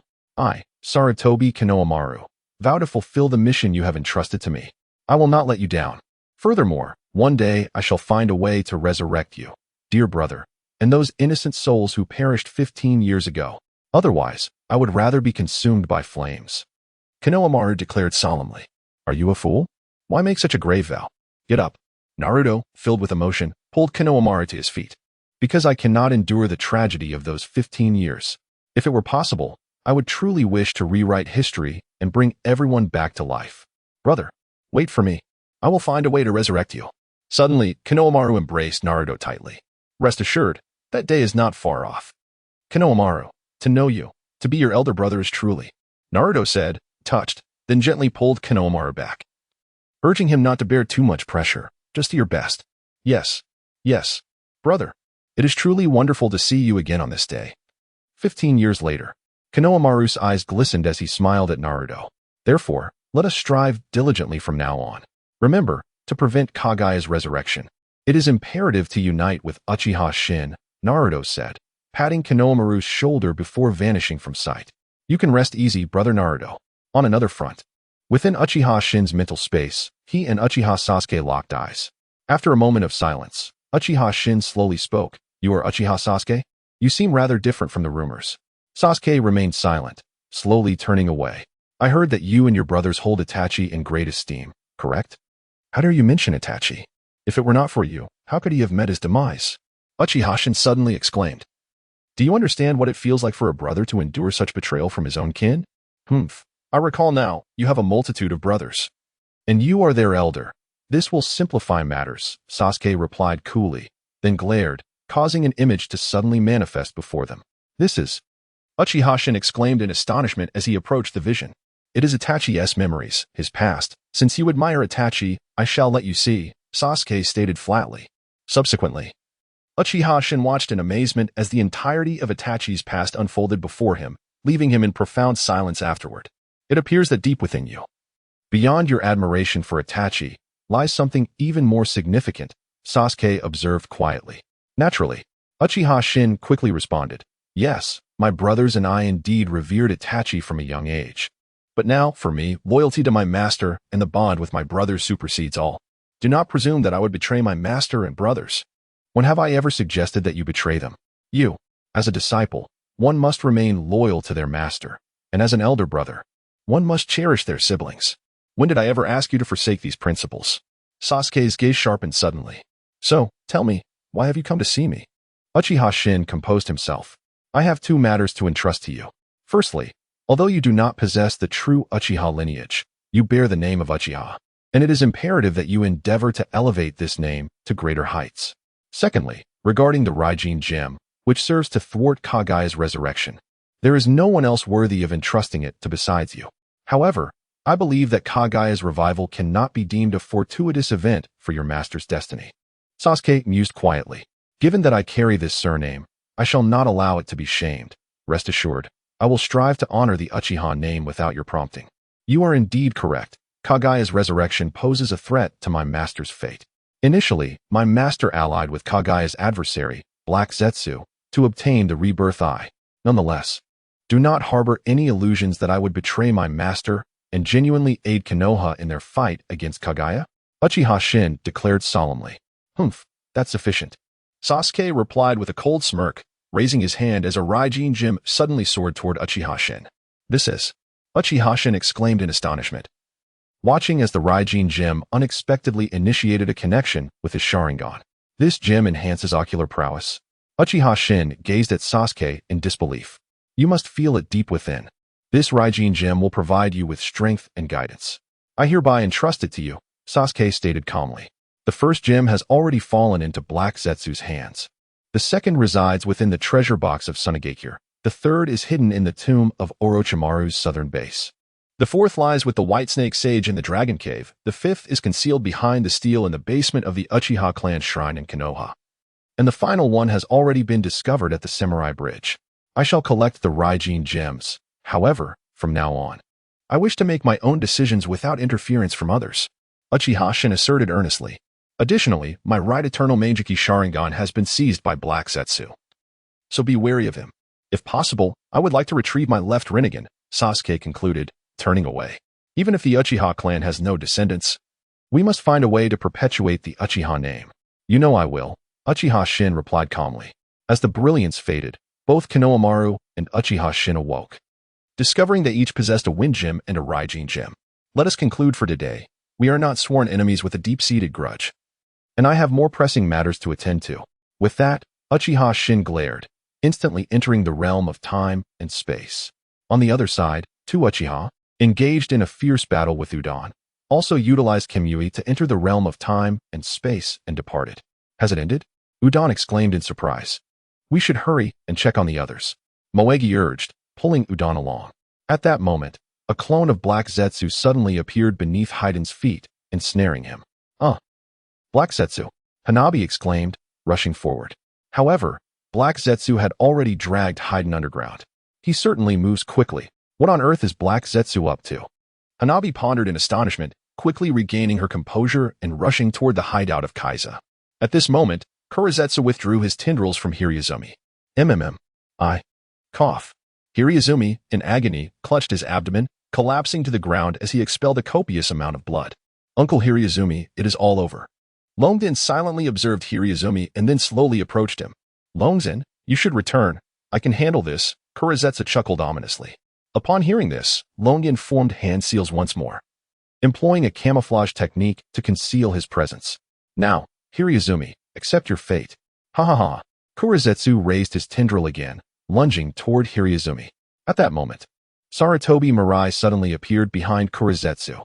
"Do not harm Grandpa Hiraizumi." Mirai swung the blade of wind at Kurizetsu. Kurizetsu deftly evaded, and before Mirai could react, he thrust a tendril deep into Mirai's thigh. Cough. "Kurizetsu, you." Mirai collapsed to the ground, immediately feeling a wave of weakness wash over him. "Did you poison me?" Mirai. From a distance, Maki was retreating while still engaged in battle, unable to free herself. To date, No one has survived my poison and scathe. Haha. It is over. Just as Kurizetsu prepared to strike again, 8 trigrams palms.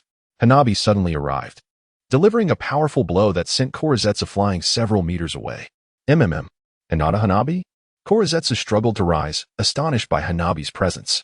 Mirai. Grandpa Hiraizumi. Are you all right? Hanabi rushed to their side, placing her hands upon them to commence healing. This is dire. It seems I must. Kurizetsu had yet to finish his sentence when Konohamaru appeared behind him. You beast, Kurizetsu. Killing Grandpa Dasna was not enough. You seek to harm others as well. Konohamaru seized Kurizetsu. It appears you have encountered Naruto Uzumaki. You certainly feel different, Kurizetsu taunted Konohamaru. But the best is yet to come, Sarutobi Konohamaru. You thwarted my plans 15 years ago, and you shall not find peace in the future. Even on the brink of death, you still. Konohamaru's words were cut short as Kurizetsu suddenly released his grip and vanished in an instant, followed by the retreat of the puppet army, which also disappeared from sight. Maki soon arrived as well. Kurizetsu. He escaped too swiftly, did he not? Udon and Moegi hurried over. Mirai. Konohamaru rushed to his sister upon seeing her unconscious. Meanwhile, Hanabi worked tirelessly to heal both Hiraizumi and Mirai. On another front, Moegi roused Inari from unconsciousness. Grandpa Hiraizumi, are you all right? Inari rushed to Hiraizumi's side. Grandpa, please, do not be harmed. Maki wept as she knelt beside Hiraizumi. Hiraizumi forced himself to open his eyes with great difficulty. Children, you have come. Inari and Maki immediately knelt before Hiraizumi. I have lived to 100, even if I were to die. There is no regret. Hiraizumi struggled to speak. Puahua shook his head helplessly, raising his hand in apology. The tendrils of Kurojitsu were poisonous. And with Grandfather HZ's advanced age and weakened vitality, he rushed desperately to aid the future. Was there truly no way out? Konohamaru glared at Puahua. If I had a solution, would I willingly watch Grandfather HZ perish? Puahua shook his head in helplessness. No, it's all right. I still have some words to say that. Saru. HZ, straining, looked at Konohamaru. Grandfather HZ. I am. Konohamaru immediately rushed to HZ's side. Good. The third. Hokage. And the descendants. I find solace. Child, remember, never bring shame to our ancestors. HZ spoke with great effort. I understand. Grandfather HZ, you must. Konohamaru said solemnly. I can no longer. At last. HZ managed to turn his head, tears welling as he gazed upon Inari and Maki. Grandfather, rest assured. I will do my utmost to fulfill my role as Kazekage. I will safeguard Sunagakure. Maki cried in anguish. Child, hold steadfast to the heart of a ninja. A true ninja's tale does not rely on shortcuts. Remember, the greater the shortcut, the more tragic the end. HZ wept, caressing Maki's hand. Grandfather, I, Inari, swear, even if I must shatter into 1,000 pieces, I will protect my wife and daughter. Maki and the child within her are my last kin. No matter what, I shall safeguard them. Inari, tear-streaked, earnestly declared to HZ. Oaths should not be taken lightly, especially a cursed vow, once uttered, must come to fruition. However, Inari, I believe you can achieve it. Maki, it is now entrusted to you. Henceforth, you shall be the head of this family, and the founding father of Sunagakure. Protect your wife and children well. With these words, HZ closed his eyes contentedly, passing away peacefully. Grandfather, Inari and Maki wept upon HZ's body. It was unexpected. Konohamaru gazed sorrowfully at HZ, silently closing his eyes. Previously, he had heard that Grandfather HZ of Sunagakure was revered as the Shadow of Shadows, a figure who quietly upheld the village's Kazekage. Today's conclusion seems fitting for HZ's unassuming nature. At that moment, the unconscious Sarutobi Mirai suddenly groaned in pain. Mirai, pull yourself together. Puahua placed his hands upon Mirai, continuously channeling healing chakra. Stay strong. Sister will surely heal you. Sister. I hurt. Save me. With that, Mirai's head drooped, and she fainted. Mirai, get up. Konohamaru rushed to his sister's side. Puahua remained silent nearby, exerting all her efforts in medical ninjutsu. After a while, drenched in sweat, Puahua ceased her healing techniques. For the time being, the future appears to be without significant peril, as the area affected by the poison is not vital. Furthermore, her constitution is considerably stronger than that of Grandfather Hyalao. I have temporarily sealed the toxicity using medical ninjutsu. However, if the poison cannot be neutralized, she can survive at most 3 days, Hanabi solemnly informed everyone. So, we must find a way to detoxify her, right? Udon inquired, astonished. Indeed. However, one of the antidotes is a herb that has never been seen in this world. I have only encountered this herbal remedy in medical texts, Hanabi replied, shaking her head in resignation. So, if we cannot locate this herb, there will be no hope for the future, will there? Konohamaru glared at Hanabi. In principle, yes, Hanabi hesitantly admitted. Konohamaru, visibly agitated, seized Hanabi, exclaiming, Aren't you Future's sister? Everyone is acting according to your directives. How could you allow Future to be harmed in such a manner? Hurry and save her. Konohamaru, please remain calm. Udon quickly intervened. Hanabi, with a serious demeanor, regarded Konohamaru and remarked, Indeed, everyone has been following my arrangements, and I acknowledge my responsibility for Future's condition. However, I am Future's sister. Are you not her brother? If anything were to happen to her, not only would I bear responsibility, but you would too. You. Konohamaru fell silent. All right, let us focus on finding a way to save Future. Can you both cease your quarrel? Udon urged. Konohamaru, conflicted, turned away from Hanabi and Udon to tend to Future. Hanabi, what is the name of that herb you mentioned? Jiraiya asked. The herb is called Taien's Hiko, characterized by 4 pink leaves and a root system without hairs. It is a very precious remedy. If we can find this herb, Future can be saved. Hanabi explained. Taien's Hiko. Indeed. Our herb repository in Sunagakure does not possess such a thing, Jiraiya lamented.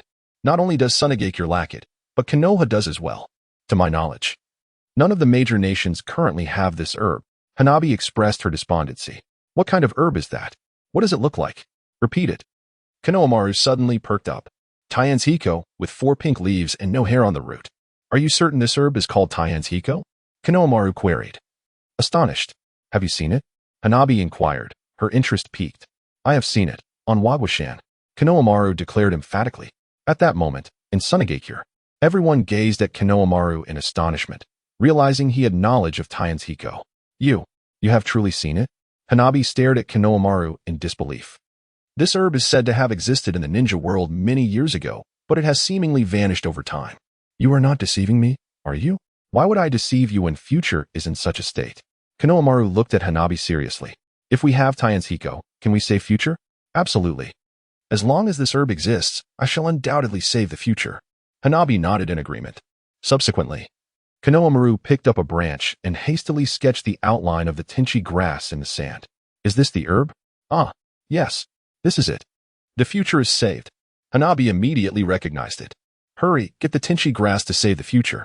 Upon hearing this, Konohamaru bit his finger and performed the summoning technique. However, after a puff of smoke, nothing appeared. But, how infuriating. Why is this still not working? Konohamaru pounded the ground in frustration. Konohamaru, what are you shouting about? Udon approached him.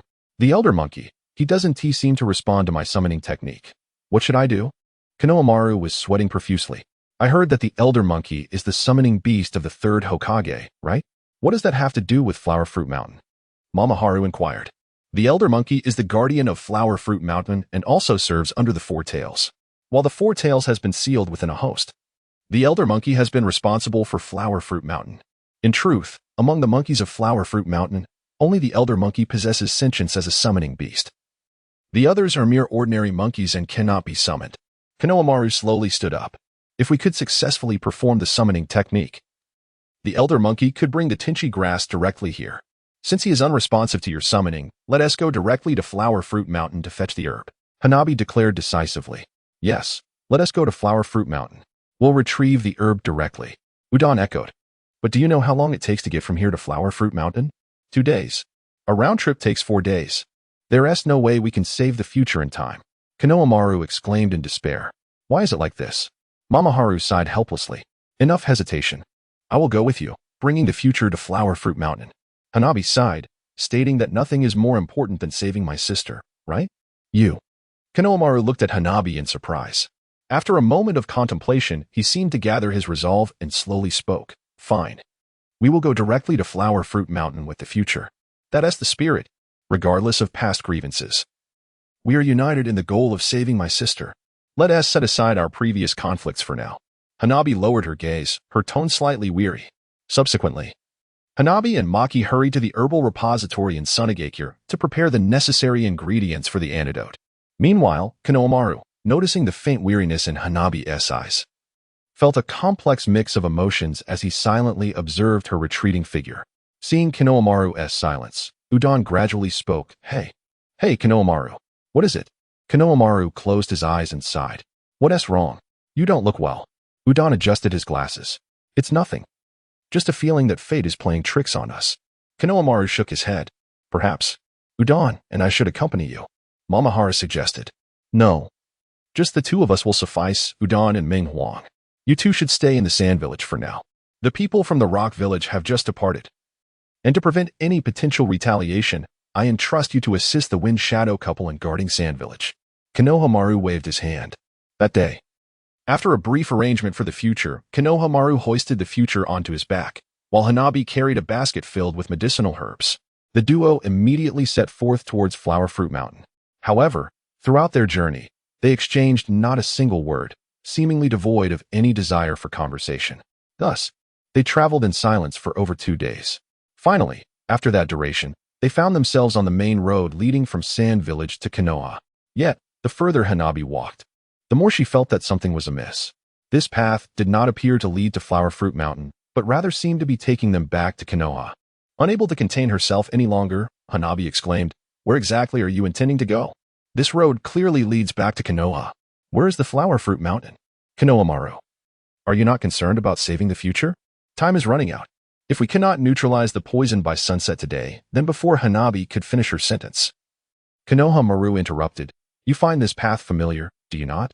I presume you have traversed it many times over the years. He spoke quietly, gently placing the future on a large rock by the roadside before walking towards the other side of the path. Then tell me, where is Flower Fruit Mountain? I do not believe you would abandon your sister. Hanabi urged anxiously. Konohamaru approached the edge of the grass, rummaged through it for a moment, and then swiftly formed a hand seal. Sealing technique. Open. What is this hand seal? Hanabi gazed at Konohamaru in astonishment. Suddenly, the grass before him vanished, revealing a straight road ahead. This is merely a small path running east to west, yet there exists a third route? Hanabi marveled at the sight of the newly revealed thoroughfare. This places, in fact, a fork in the road, but this path is typically sealed off. Without a specific sealing technique, it remains inaccessible, Konohamaru explained calmly, before turning around and lifting the future onto his back. Then let us hurry, saving the future is of utmost importance. Just as Hanabi, with her medicinal basket, was about to step onto the newly revealed road, Konohamaru suddenly called out to her, Wait, what is it? Hanabi turned back, surprised to see Konohamaru. When we ascend the mountain, you must use a transformation technique to assume the appearance of Aunt Hong before entering, Konohamaru instructed, carrying the future alongside Hanabi. Transform into my godmother. Why? She asked, bewildered. In truth, Flower Fruit Mountain was originally a private sanctuary for Lord Fourtails, a place where outsiders were never permitted. I have heard Lord Fourtails mention that only my great-grandfather, Sarutobi Sasuke, who shared a close bond with him, was granted special permission to enter Flower Fruit Mountain. Since then, only the direct descendants of my great-grandfather have had the right to enter, including my grandfather, Uncle Asuma, and myself. Logically speaking, the future would also be eligible to enter without being stopped by Grandpa Saru. But you cannot. Konohamaru hesitated as he spoke. Thus, it is necessary to ascertain whether the identity of your family's daughter-in-law, the dry nurse, can grant us access. In an instant, Huahua came to a realization. Indeed, this is precisely why I was hesitant to invite you to Huahua Mountain. I resorted to this desperate measure only when I found myself with no alternatives. Koyamura steadied himself and then strode boldly along the path, carrying the future with him. Observing this, Huahua shook her head, let out a deep sigh, and immediately transformed into the likeness of Hinata Kurenai, following Koyamaru up the mountain. Upon reaching the entrance halfway up the mountain, the Elder Monkey Spirit appeared to greet them. Elder Monkey Spirit, I implore you to be lenient. We need to obtain the Taian's Hiko to prepare an antidote for the future. Koyamaru spoke urgently. Koyamaru, while it is permissible for you in the future to enter Huahua Mountain, why have you brought an outsider along? With that, the Elder Monkey Spirit cast a fierce glare at Huahua, who had already transformed into Kurenai's form. Well, Aunt Kurenai was married to my uncle, and she is the biological mother of the future. Thus, she can be considered a member of our family. Please allow her to enter. Koyamaru said with an awkward smile. The Elder Monkey Spirit, unperturbed, approached Huahua, sniffed her, and then harshly remarked, "Young lady, reveal your true form. Do not assume I am senile." Sighing, Hua, out of sheer exasperation, undid her transformation. A puff of smoke later, her true self was revealed. Koyamaru, drenched in sweat, gazed at the scene before him. "Koyamaru, is this truly the daughter-in-law you mentioned?" The elder monkey spirit asked, visibly displeased as he pointed at Hua. No, you misunderstand. Elder monkey spirit. She is, more or less, the goddaughter of my aunt. She is the only one capable of concocting the antidote. So, elder monkey spirit, Koyamaru frantically explained. Absolutely not. Outsiders are forbidden from entering Huagua Mountain. The elder monkey spirit reprimanded fiercely. Do you wish to stand by and let the future perish? Are you willing to let her succumb to poison? Hua could no longer contain her fury. I merely intend to enter the mountain to retrieve the medicine and leave immediately afterward. Is that not acceptable? Do you think I desire to be here? I have said it clearly, no means no. Young lady, do not waste your efforts. The elder monkey spirit glared at Hua. What were you doing when Koyamaru summoned you through the summoning technique repeatedly these past few days? If you could have sent the herbs through that technique, we would not have resorted to such desperate measures. Do you think I wish to come here and make a fool of myself? Hua retorted angrily. Your affairs are of no concern to me. The elder monkey spirit exclaimed, eyes wide with indignation. Can we not cease this quarrel? The priority is to save lives and create the antidote. Koyamaru interjected, unable to endure any longer. Hua, you wait here. I will go in and fetch the herbs. Surely that is acceptable. She cannot remain here. We must proceed further down the path. The elder monkey spirit insisted. But Koyamaru had yet to finish his sentence when the voice of the Four-Tails echoed forth. Very well, elder monkey spirit, allow Hinata Hua to enter as well. But, Lord Four-Tails, the elder monkey spirit protested. At this point, let us not become entangled in trivial regulations. Having more people will only add to the merriment. The Four-Tails commanded. In a moment of desperation, the ape demon reluctantly permitted Hanabi to enter the flower fruit mountain, with the weight of the future on his shoulders. Konohamaru carried the unconscious body while Hanabi, holding a medicinal basket, followed the ape demon into the mountain. Upon entering, the breathtaking scenery instantly captivated Hanabi, leaving her utterly speechless. This place, how could it be? Hanabi gazed in astonishment at the enchanting vistas of Flower Fruit Mountain, unable to comprehend how such beauty could exist amidst the snowstorms raging across the world. Little girl with the Byakugan, do not gawk indiscriminately. Otherwise, I shall have you expelled at once. The ape demon bellowed. The force of his roar jolted Hanabi from her reverie. She shot an irritated glance at the ape demon before resolutely striding deeper into the mountain. Honestly, if it were any other outsider, it would be different. But why must it be a Byakugan user? I must ensure she does not discover anything. The ape demon contemplated internally. What is the old man pondering? Why is he so wary of Hanabi's wandering gaze? Konohamaru observed the ape demon's reaction with thoughtful concern. Soon after, the group entered a vast cavern, arriving before the Four-Tails. Konohamaru recounted the events leading up to their arrival and explained the necessity of the tenchi grass to save the injured. Since she is your sister, I cannot refuse to help. The tenchi grass, you say? The Four-Tails responded, promptly summoning a small monkey from the cave entrance. The little monkey approached Hanabi, presenting her with a sprig of the coveted herb. Yes, this is indeed the tenchi grass. Hanabi exclaimed joyfully. There is hope for the future. Stop dawdling. Hurry and concoct the antidote. Konohamaru urged anxiously. I know, Hanabi declared, clutching the tenchi grass and departing the cave to prepare the antidote. After her departure, the ape demon, having deliberated, bid farewell to the Four-Tails and followed Hanabi out of the cavern. Konohamaru placed the unconscious future on a stone bed, helplessly gazing at the lifeless form. Future, hang on a little longer. You'll be free from the poison soon.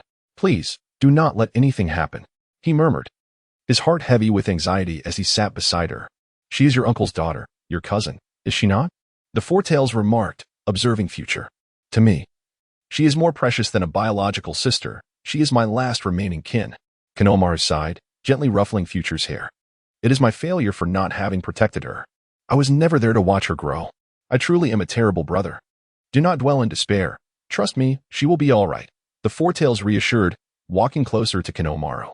Do you remember what I told you 5 years ago?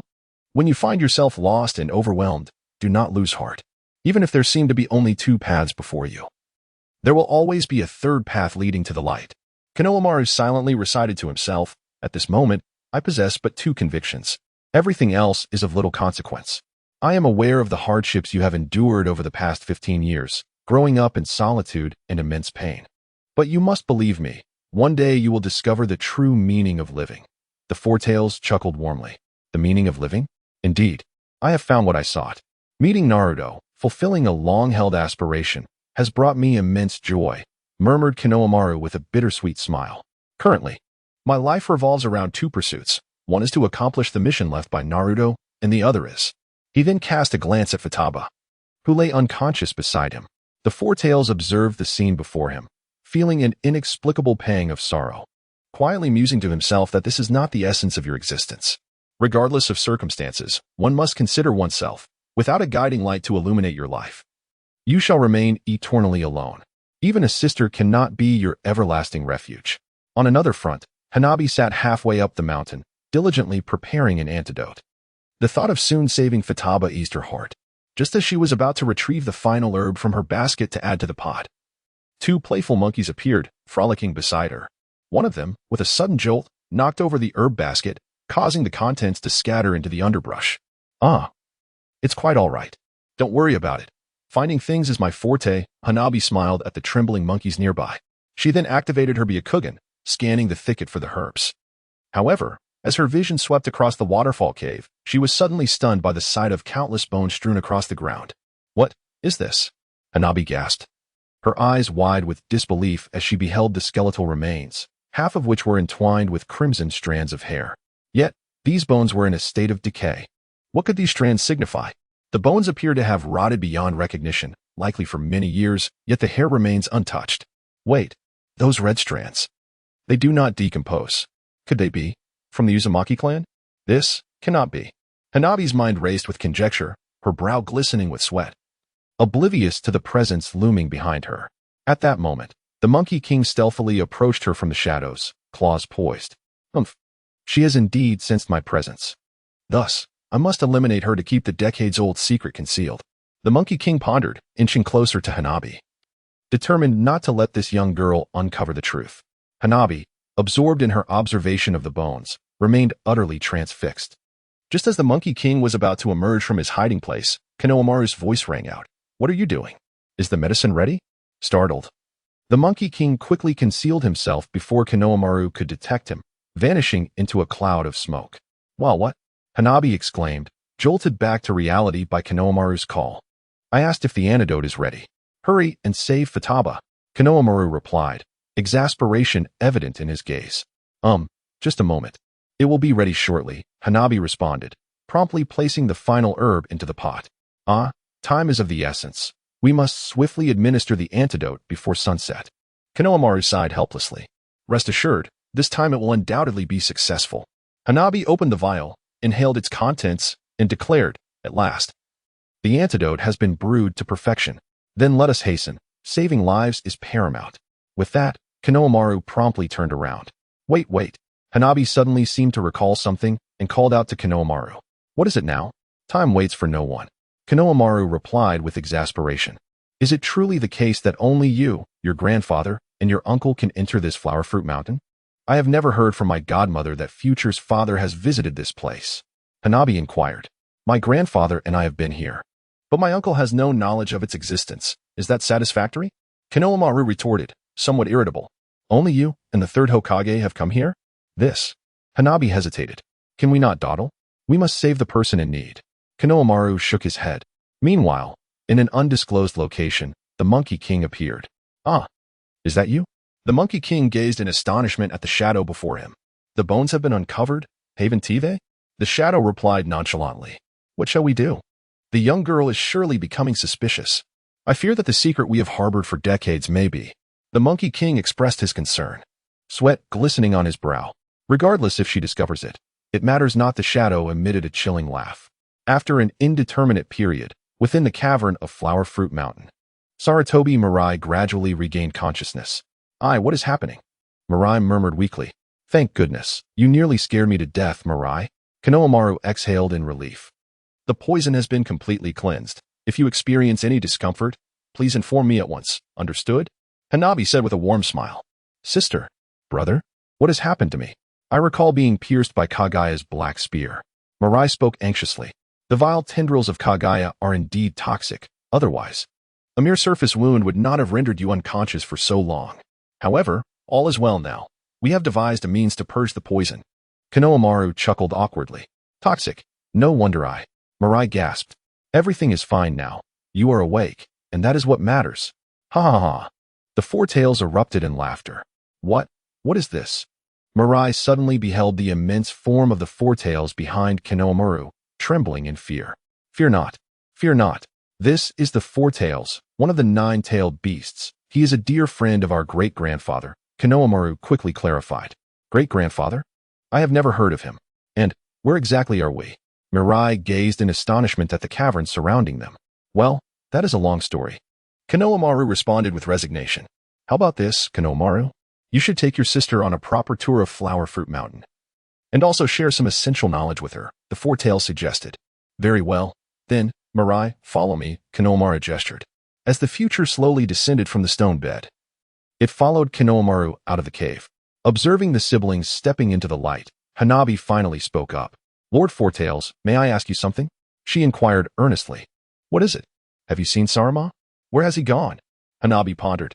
I just saw him moments ago. Who knows where he has wandered off to now? Sometimes he leaves Flower Fruit Mountain for a while. What is the matter? Are you still troubled by Saruma not allowing you entry to the mountain? Fourtails chuckled. That is not it. I merely have a question I wish to pose to him. Hanabi hesitated. Then let us wait for his return.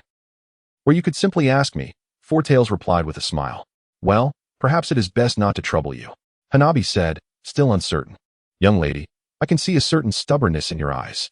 Could it be that you have been clinging to something for quite some time? Fourtails remarked seriously.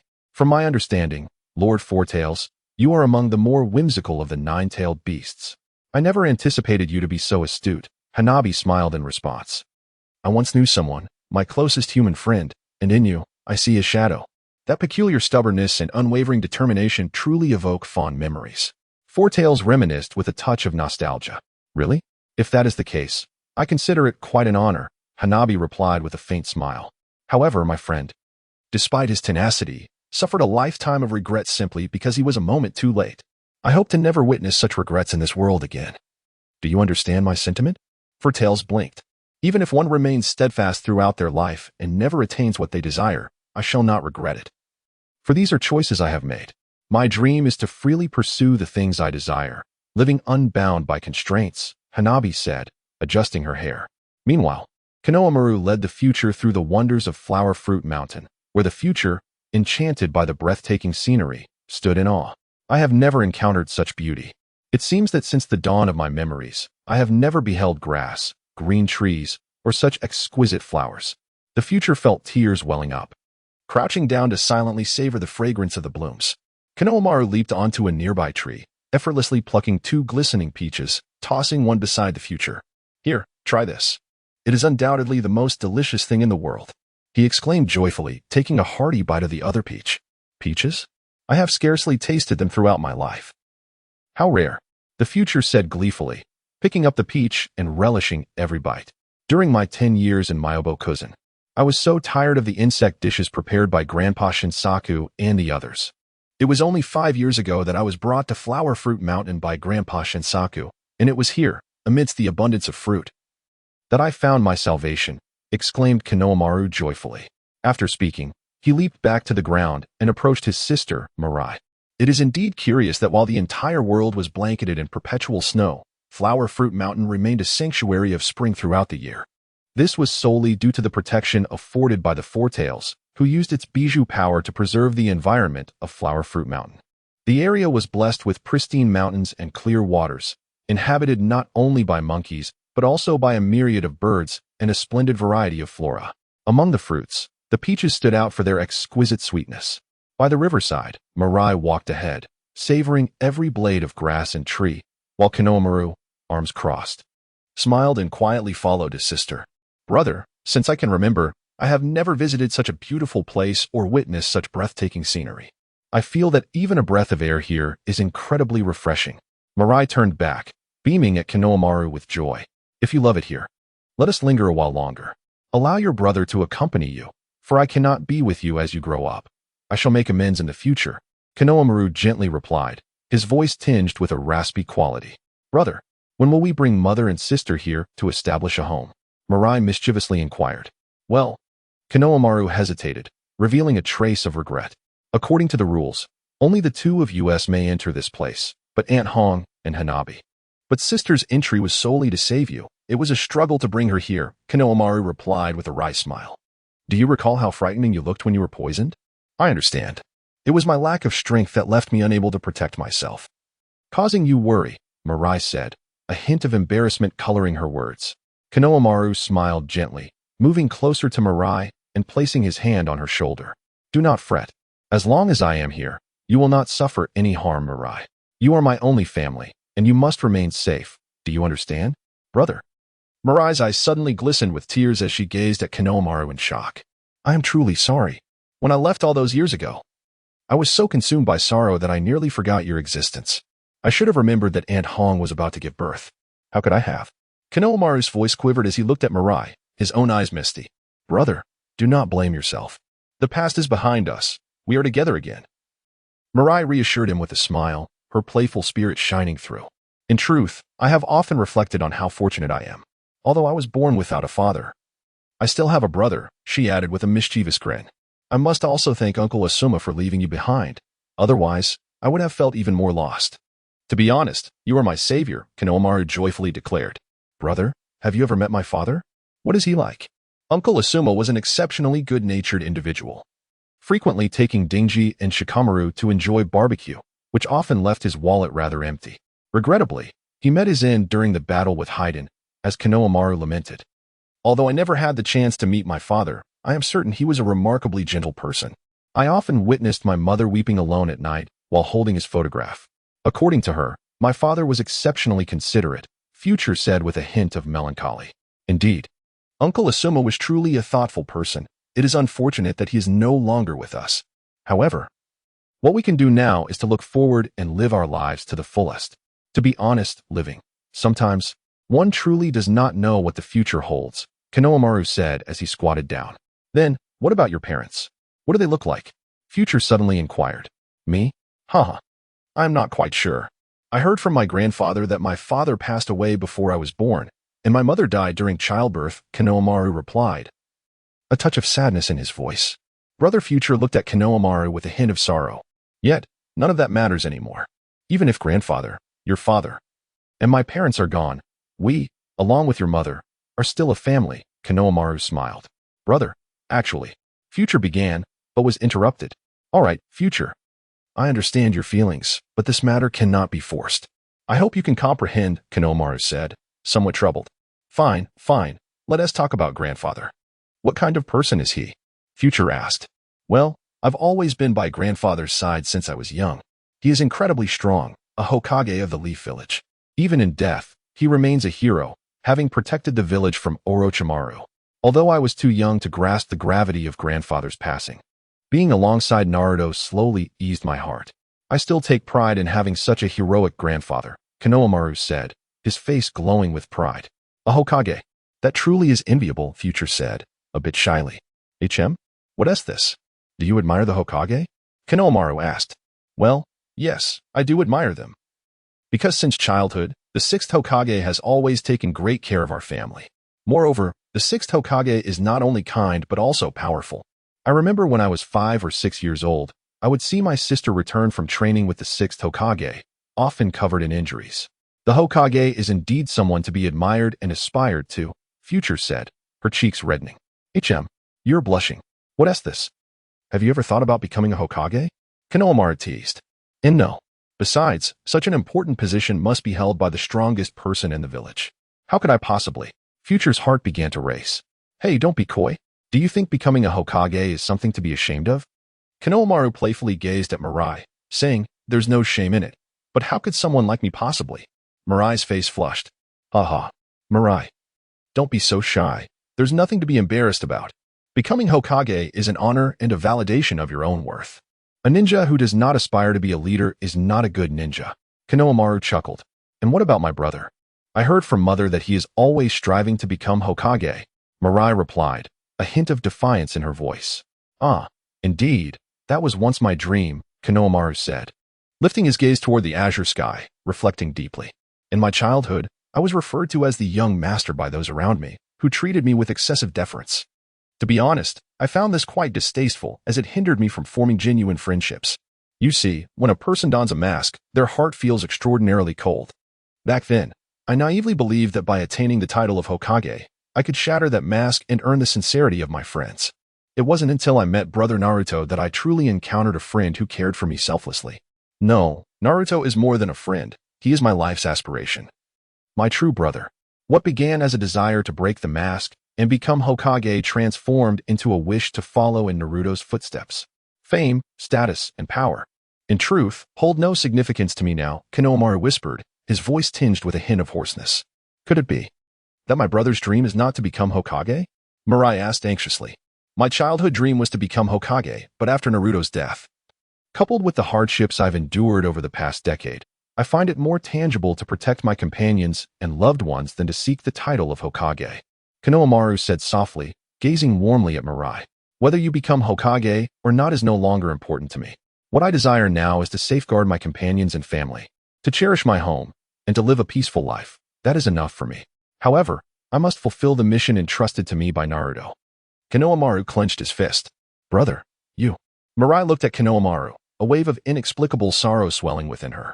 Well, let's not dwell on this topic. In any case, everything is well now. The atmosphere feels rather tense. I suppose I should share some essential information with you. Konohamaru scratched his head, forcing a sheepish smile. Essential information? What is it? Mirai asked, her curiosity piqued. At that moment, Konohamaru pointed toward a distant location, Hana no Yamato, a place designated by Lord Fourtails as accessible only to the direct descendants of my great-grandfather. Therefore, there are certain things you must know about Hana no Yamato. First, remember this hand sign. With that, Konohamaru demonstrated the hand sign to Mirai, explaining, this is the seal to open the passage to Hana no Yamato. Without it, entry is impossible. In the future, I shall comply with your wishes several times. Brother, I have taken note of this. So, might the monkeys here serve as spiritual beasts? I find the monkeys here rather intriguing. Only Grandpa Uenmo possesses the spiritual essence of a true spiritual beast. The other monkeys are merely ordinary creatures. This is not Myaboka Mountain. It is merely the playground of Lord Shubi, devoid of spiritual beasts and mystical arts. Konohamaru smiled faintly. Brother, you resided in Myaboka Mountain for a decade. How did you spend those years? Future playfully chuckled. I trained relentlessly, for survival demanded that I continuously enhance my strength. However, this path is fraught with challenges. It took Naruto several days to grasp the rudiments of Sage Mode, while I required several months merely to achieve a basic understanding. Subsequently, to master Sage Mode, I invested an additional 6 or 7 years. In my earlier attempts to utilize Sage Mode, I often faced the risk of transformation into a frog. But I have improved significantly over the years. Konohamaru fell silent for a moment. Sage Mode is indeed so arduous to master. Future expressed her astonishment. This ability draws its power from the energy of nature, hence its complexity. In my pursuit of Sage Mode, I nearly faced dire consequences at the hands of Grandpa Shinsaku. Konohamaru admitted with a hint of embarrassment. Nevertheless, my current Sage Mode differs from what Naruto achieved back then. Differently? Future inquired with curiosity. Indeed, this is a newly discovered function of Sage Mode by Grandpa Shinsaku, known as ability sharing. Konohamaru gazed towards the sky. What is ability sharing? Ability sharing refers to the capacity to impart one's ancestral techniques or ocular arts to non-human entities. However, to share the techniques of another, I must establish a chakra link as an intermediary between both parties. For instance, if I wish to share Choji's expansion technique with a large boulder, I must touch both Choji and the stone simultaneously, thus serving as the conduit to facilitate the sharing of abilities. When Choji employs his technique, the stone will also undergo expansion, Konohamaru elucidated. Is it limited to stones? Actually, Susanoo or tailed beasts can also partake. However, once the abilities are shared, while these non-human entities can amplify the power of the ability, the side effects will proportionately return to the provider. This is a crucial point to bear in mind. Konohamaru cautioned. Ninjutsu and sage arts are truly remarkable, yet Future expressed her disappointment. What troubles you? I once felt dissatisfied with my limited ninjutsu, having trained alongside my sister in brute force and medical ninjutsu, but Future's disheartenment deepened. You did not master those techniques, did you? The The fact that you did not succeed indicates that you might not be suited for such arts. Konohamaru replied with a gentle smile. How can that be? Is it not true that girls are typically medical ninjas? Future asked, surprised. Who decreed that girls must exclusively be medical ninjas? If you think that way, you are mistaken. Furthermore, you should reflect on why you chose to learn the Flying Thunder God technique rather than Uncle Asuma's close combat skills. I do not possess a physique as robust as my father's, so I must focus on honing my speed, Future lamented. Precisely. Each individual is unique. Merely because you observe others mastering certain ninjutsu does not imply that it is suitable for you. If it were me, perhaps I could pursue Uncle Asuma's close combat techniques and chakra blades. However, without the requisite strength, the chakra blades you wield would be insubstantial and lack power. Thus, mastering the Flying Thunder God technique was indeed a wise choice. If one cannot master strength-based techniques, they must adapt to speed-based ones. With a smile, Konohamaru suggested, if you are unable to learn medical ninjutsu or immense strength, allow me to teach you a technique. Huh, what will you teach me, brother? Future inquired, astonished as he gazed at Konohamaru. Without hesitation, Konohamaru began weaving hand signs for the summoning jutsu. A great plume of smoke enveloped them, and a colossal yellow toad materialized. Huh, Konohamaru, why did you summon me? The toad sage asked, perplexed. Please, toad sage, have you brought the toad oil? Konohamaru inquired eagerly.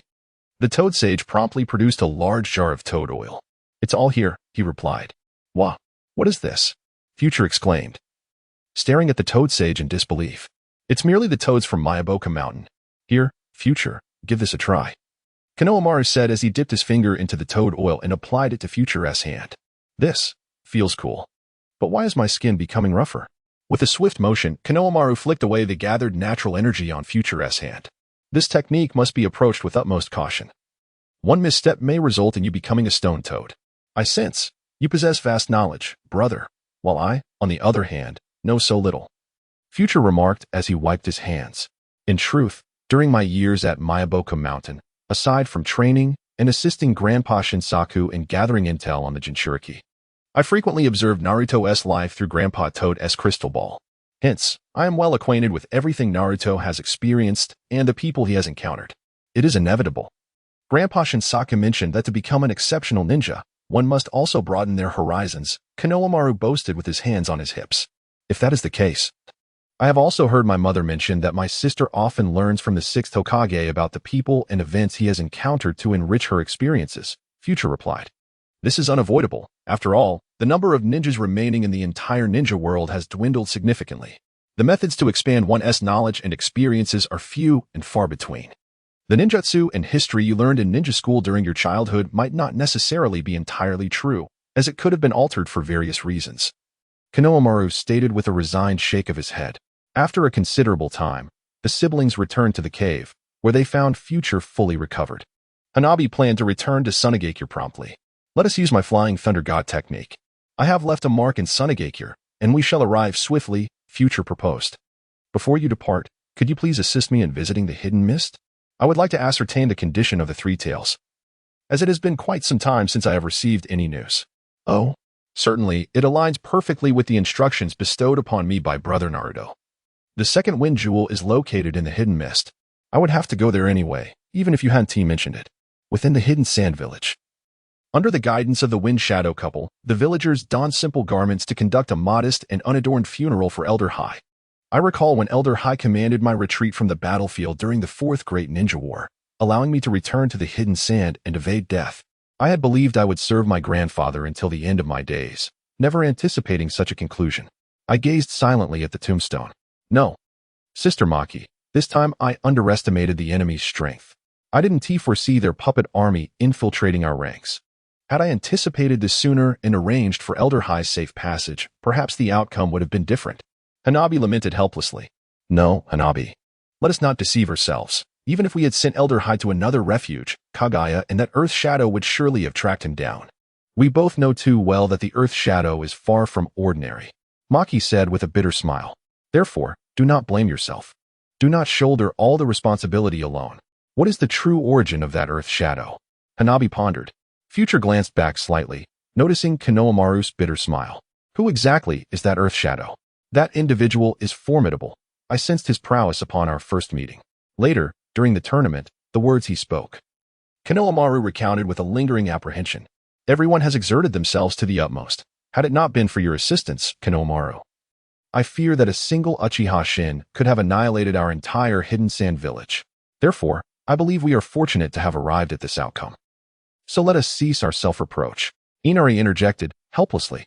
I truly despise my inability to be a ninja, to protect my wife and children, to safeguard Elder High. If only I could. Enough, Inari, this is not your fault. In my eyes, you have done remarkably well. Do not be so hard on yourself, Konohamaru said, shaking his head. Konohamaru, even if you had rushed out, aside from sacrificing yourself, what else could you have done? Do not forget your own responsibilities. You are the husband of the Wind Shadow. Is it responsible to your loved ones to perish without thought? Konohamaru approached Inari, believing that we ninjas can accomplish what you cannot. Yet perhaps there will come a time when you can achieve what we cannot, like your septuplets, truly a source of terror for all of us. Oh. Inari suddenly flushed, casting a resigned glance at Maki beside him. Honestly, it has been over 2 months. Why are you still so bashful? Maki shook her head in exasperation, smiling. The septuplets, 7 girls. When they grow up, shall they be known as the 7 fairies of the Hidden Sand? Just thinking about it is quite daunting. Future teased. At the gathering, Gigi placed a hand upon Inari's shoulder and addressed the future, suggesting, when my child grows, would you consider becoming their mentor? Me? Future replied with mild astonishment, but I am a ninja of Konoha. What does that matter? Konoha and Sunagakure are eternal allies. Gigi winked at the future. This, Future said, feeling somewhat bashful. Inari, what are your plans moving forward? Inari asked with solemnity. Well, I intend to embark on a quest to find the wind jewel left by Naruto and II, and my immediate destination is Kirigakure, as Lord Fourtails has entrusted me with investigating the situation of the Three Tails. Konohamaru contemplated briefly. Thus, it seems we may not know when we will meet again. But you must persevere, understand? Inari encouraged. I can see that Uncle Kakashi has placed great hope in you. He once told me that he believed you to be the heir to Naruto and II's wind jewel, and it seems he was indeed correct. Is that so? I had no idea Kakashi-sensei had begun to think that back then. But rest assured, I will not be as fragile as I was 15 years ago. Konohamaru replied with an awkward smile. Is that truly the case? Inari mused, scrutinizing Konohamaru's expression, deep in thought. Subsequently, the 5 bid farewell to the Wind Shadow couple and returned to Konoha. As Inari silently observed their departing figures, a pensive mood enveloped him. What troubles you? Gigi discerned Inari's unease. Nothing, just a bit concerned about Konohamaru. Inari shrugged in resignation. Honestly, I can sense that after meeting Naruto Uzumaki, he has improved significantly. His heart seems much lighter. What is there to worry about? Gigi inquired, puzzled. His heart has indeed lightened. Fulfilling the long-held wish of seeing Naruto and II again is a rare blessing. However, Gigi, I can perceive that he remains quite fragile within. His existence is still tethered to others, lacking personal ambition or a sense of purpose. Currently, Konohamaru is sustained solely by faith and the faintest thread of familial affection. Should that last shred of belief falter, I fear he may completely unravel. And that would be the most terrifying outcome. As the sun set, Inari stood at the village's entrance, gazing into the distance at the receding figures, filled with concern. Meanwhile, within the Moon Palace, Uchiha Shin returned to meet with Sharon. I hear you encountered Sasuke Uchiha? Sharon turned to face him. Indeed. He also entrusted me with matters concerning the Thunder Jewel. Uchiha Shin reported faithfully, relaying Sasuke's designation of himself as the Thunder Jewel's heir. So, what do you intend to do? Sharon inquired as he gradually seated himself. I will never betray you, my master. You can rest assured on this matter. However, I believe that since the Thunder Jewel is also something Kagaya seeks, if we can seize control of it, we will be able to restrain Kagaya and also those from Konoha. After all, preventing Kagaya's resurrection is impossible without the Thunder Jewel. Moreover, I can distinctly perceive that the Lightning Jade can enhance my ocular power. Uchiha Shin expressed his thoughts. I harbor no doubts about your loyalty. If I cannot trust you, whom can I trust? Shirin offered a faint smile, assuring Uchiha Shin of my long-held aspiration, which is to fulfill the destiny passed down through generations, the fate of Yumura. However, achieving this destiny will undoubtedly benefit Kagaya's resurrection, for Kagaya cannot tolerate my existence. Thus, once we simultaneously harness the powers of the Rebirth Eye and the Samsara Eye, we shall fear nothing even if Kagaya is revived. Master, I beseech you to set forth immediately in search of the Lightning Jade. I have an instinct that once I gather all the Lightning Jade, The samsara I will be within my grasp. Uchiha Shin knelt on one knee. Go ahead. I can clearly sense that the colossal wheel of an era that has lain dormant for 15 years has finally begun to turn again. Shirin gazed at the sky, a cold smile gracing his lips. Soon after, Hanabi and the others returned to Konoha village, and they hurried to the Hokage's office to report to Kakashi. Is that so? I never expected Lord H-Suki to be, Kakashi said with a sense of helplessness. Kakashi-sensei, did you receive information before our departure that the people from Awagakure would be heading to Sunagakure? Is that why you mobilized us all? Hanabi voiced her speculation. Well, it seems you cannot be deceived, Hanabi. Indeed, that is the case. I received word from the Nine Tails before your departure that Shirin had dispatched Uchiha Shin to accompany the Tsuchikage to Sunagakure, which is why I sent you all. What I did not anticipate was that despite your efforts, you could not prevent the tragedy from occurring, Kakashi said with a wry smile. This is an unavoidable circumstance. This is the strongest formation we could muster from Konoha. Hanabi responded, equally resigned. Kakashi-sensei, Konohamaru stepped forward. I wish to request immediate departure to search for the Wind Jade. I have heard of your encounter with Naruto, and I will not hinder your journey. It is your duty. However, do not go alone. With that, Kakashi turned to address everyone present. I will accompany Konohamaru. Udon was the first to step forward. I shall go too. Mo Huang also declared her intent. If my brother is going, then I shall go as well. Saratobi Mirai chimed in.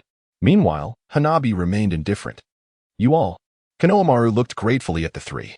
Kakashi silently regarded Hanabi, but she merely exchanged a knowing glance with him. Reluctantly, Kakashi commanded, Konohamaru, Mirai, Udon. Mo Huang, prepare yourselves. We depart tomorrow. Exercise utmost caution during this mission. Understood? Yes. The four responded joyfully. However, before your departure, there is one person you must meet. Konohamaru. Kakashi suddenly smiled. Who? Konohamaru asked, a bit surprised as he looked at Kakashi.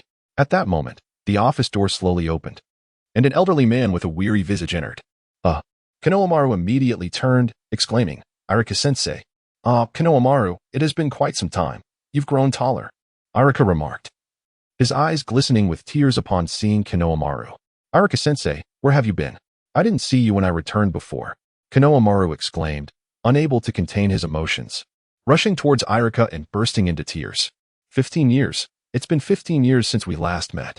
Irika-sensei, you have aged so much. I am truly sorry. When you returned before, I was away on a mission and not in the village.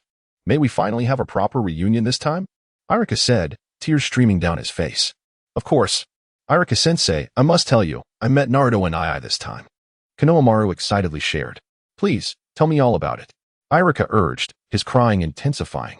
Subsequently, Konohamaru took Irika by the hand, leading him out of the Hokage office and straight to his home. As everyone else dispersed to prepare their supplies for the journey ahead, only Hanabi remained behind. Hanabi, might you explain why you are unwilling to join us? Kakashi inquired, his gaze filled with concern. Hanabi then recounted her observations from Mount Huagua to Kakashi. I am now gravely suspicious that these skeletal remains may belong to the Uzumaki clan. Thus, I wish to stay behind and investigate this matter. I have an ominous feeling that a monumental secret lies beneath the surface, and it will soon be revealed. Given your reasoning, it does seem plausible. Very well. I shall not compel you to accompany us. Since you intend to uncover the truth behind the demise of the Uzumaki clan, I will assist you throughout your endeavor. Kakashi said with a smile. I plan to visit Uzushio village. Although it has long since fallen into ruin, I believe that with diligent investigation, we may yet uncover some traces of the past. Hanabi articulated her intentions. If you, Hanabi, wish to go to Uzushio village, may we accompany you? At that moment, Arka entered the room. Following Arka were Shikamaru, Ino, and Kurenai, who also arrived at the Hokage office. It has always been you, Hanabi. In future nay with the missions. Although we have yet to advance to Ch Nin, may we join you? Shikamaru shyly asked. Hanabi, if there is anything we can assist you with, please do not hesitate to ask. Kurenai smiled warmly. I believe that with your company, this journey will not feel so lonely, Hanabi replied, shrugging her shoulders in resignation. Are you truly all right with not joining Futurne and the others? Ino queried. Rest assured. They will be just fine. You have yet to witness it, but Konohamaru is far more formidable than you realize, Hanabi reassured them with a gentle smile. Now, prepare yourselves. We shall depart soon.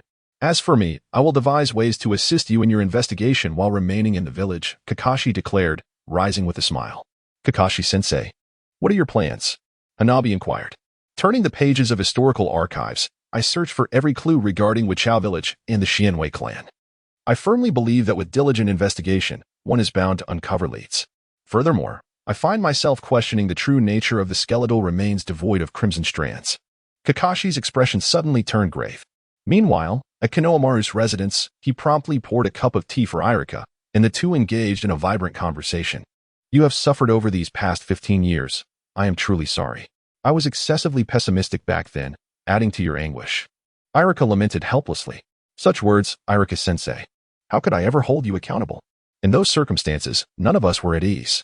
Your descent into despair was entirely understandable. I could never blame you. Konohamaru replied with an awkward smile. I know.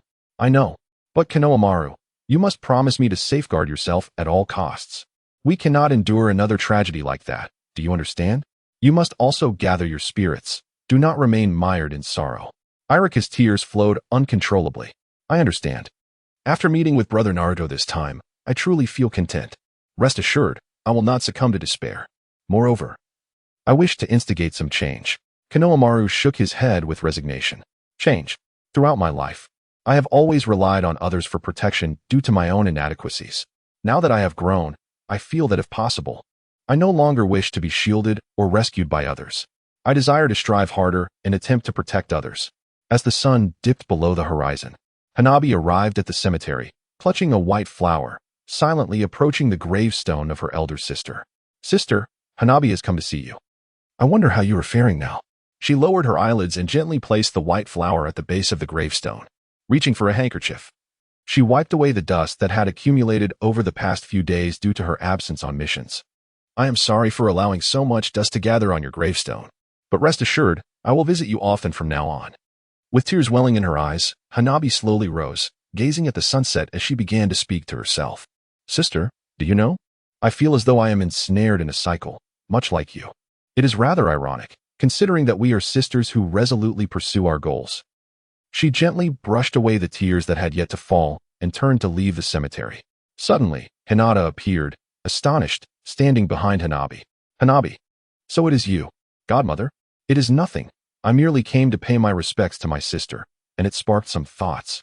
Hanabi replied with a resigned smile. No, that is not the crux of the matter. Even Kakashi remarked that over the past 15 years, he could not discern what you were pursuing, yet here you are. Hinata's eyes widened in disbelief. Your godmother's insights are indeed astute, Hanabi chuckled lightly. Do you think I remain the same timid second daughter of the Hyuga family from 15 years ago? But Hanabi, you must realize that he has never been able to forgive you. Hinata said with a sense of inevitability. I understand, but dear mother, you know my temperament. Huahua smiled. You two sisters are truly strikingly similar. Meanwhile, in the hidden village of Mist, tsunamis frequently wreak havoc, leaving both ninjas and civilians in abject misery. At this moment, a ninja hastily arrived at a secluded countryside cottage within the village, and upon opening the door, he immediately knelt down. Lord Suigetsu, I beseech you, please come out and save the people of Mist. The ninja cried, tears streaming down his face. Inside the cottage, a white-haired man languidly sat up in bed. It was Suigetsu. What is it? What has happened now? He said impatiently. The Three Tails has gone berserk again. Many homes have been flooded, and countless lives have been lost. Please, we need your help. The ninja sobbed. The Three Tails was fine before. What has happened this time? Truly, I am at my wit's end with you all. Suigetsu rubbed his neck, rising from the bed. If I cannot manage the rampage of the Three Tails, I advise you to leave the village of Mist at once. That cannot be. Lord Suigetsu, you must have a way to resolve the issue with the Three Tails. Moreover, everyone is petitioning the daimyo to have you ascend and become the sixth Mizukage. Hey, please do not associate me with the position of Mizukage. It is the last thing I wish to undertake. Suigetsu suddenly erupted in frustration. Lord Suigetsu, we implore you not to abandon us. You are our only hope. The ninja's voice trembled with emotion. Seeing the desperation before him, Suigetsu finally relented. Fine, I shall assist you with the issue of the Three Tails. However, I advise you not to harbor excessive hopes. Even I cannot manage the tailed beasts. Even someone as formidable as Lord Suigetsu. The ninja gasped in astonishment. Hey, do not regard me as so powerful. I am merely a reclusive ninja dwelling in Mist. I only intervene because I cannot bear to see your suffering. But should I truly fail to handle the Three Tails, you ought to prepare for the next step Suigetsu mused while stroking his chin. No, Lord Suigetsu. We do not wish to leave Mist. The ninja exclaimed in shock. Hey, who said you must leave Mist? I was merely jesting, Suigetsu suddenly laughed.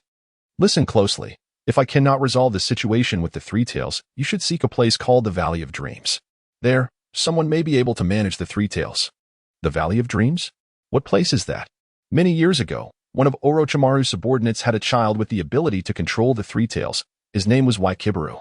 If he is still alive, he should be around 29 years old now. 15 years ago, he secluded himself with a user of Crystal Release named K-Rin and a user of Earth Release named Ushi in a place called the Valley of Dreams.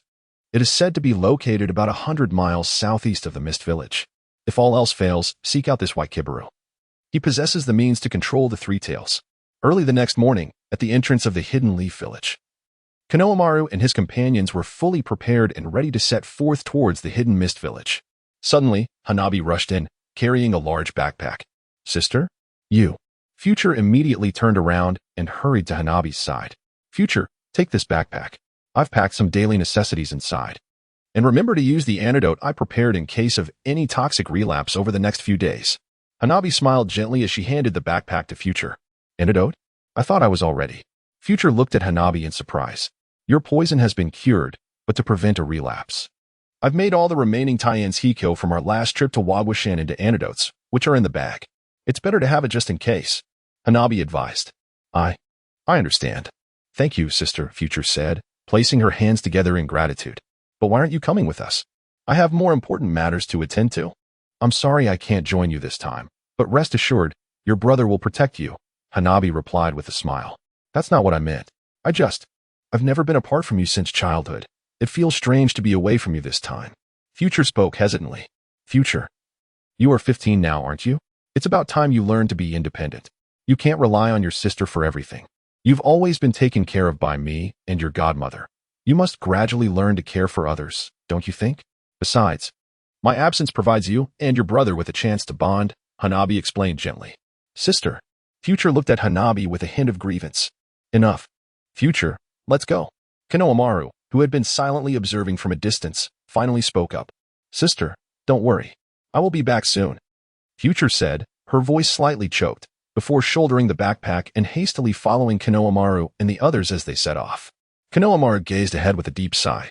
Not looking back.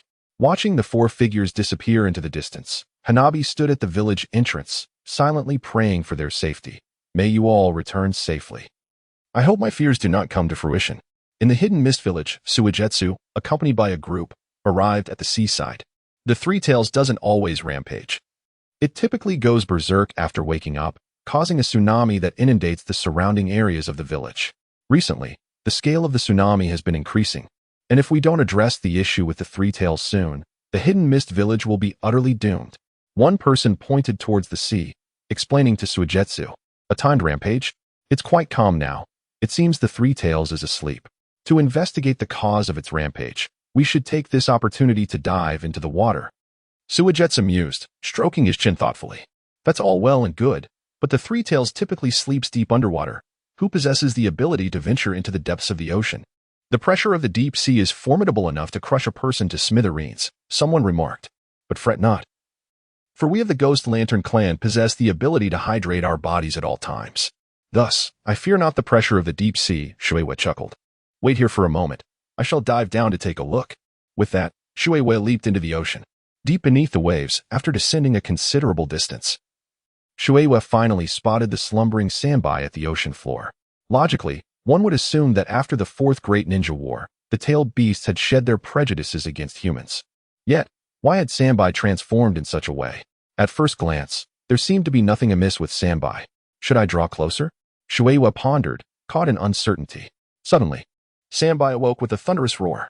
The force of the water waves sent Shueisha reeling backward. Oh no, this is bad. I must flee. Shueisha swam desperately towards the surface, with Sanbai hot on her heels. Meanwhile, Konohamaru and his companions had arrived at the outskirts of the Blood Mist Forest in the village of Kirigakure. Is this really the Blood Mist Forest? Konohamaru exclaimed, taken aback by the sinister ambience of the woods. It must be correct.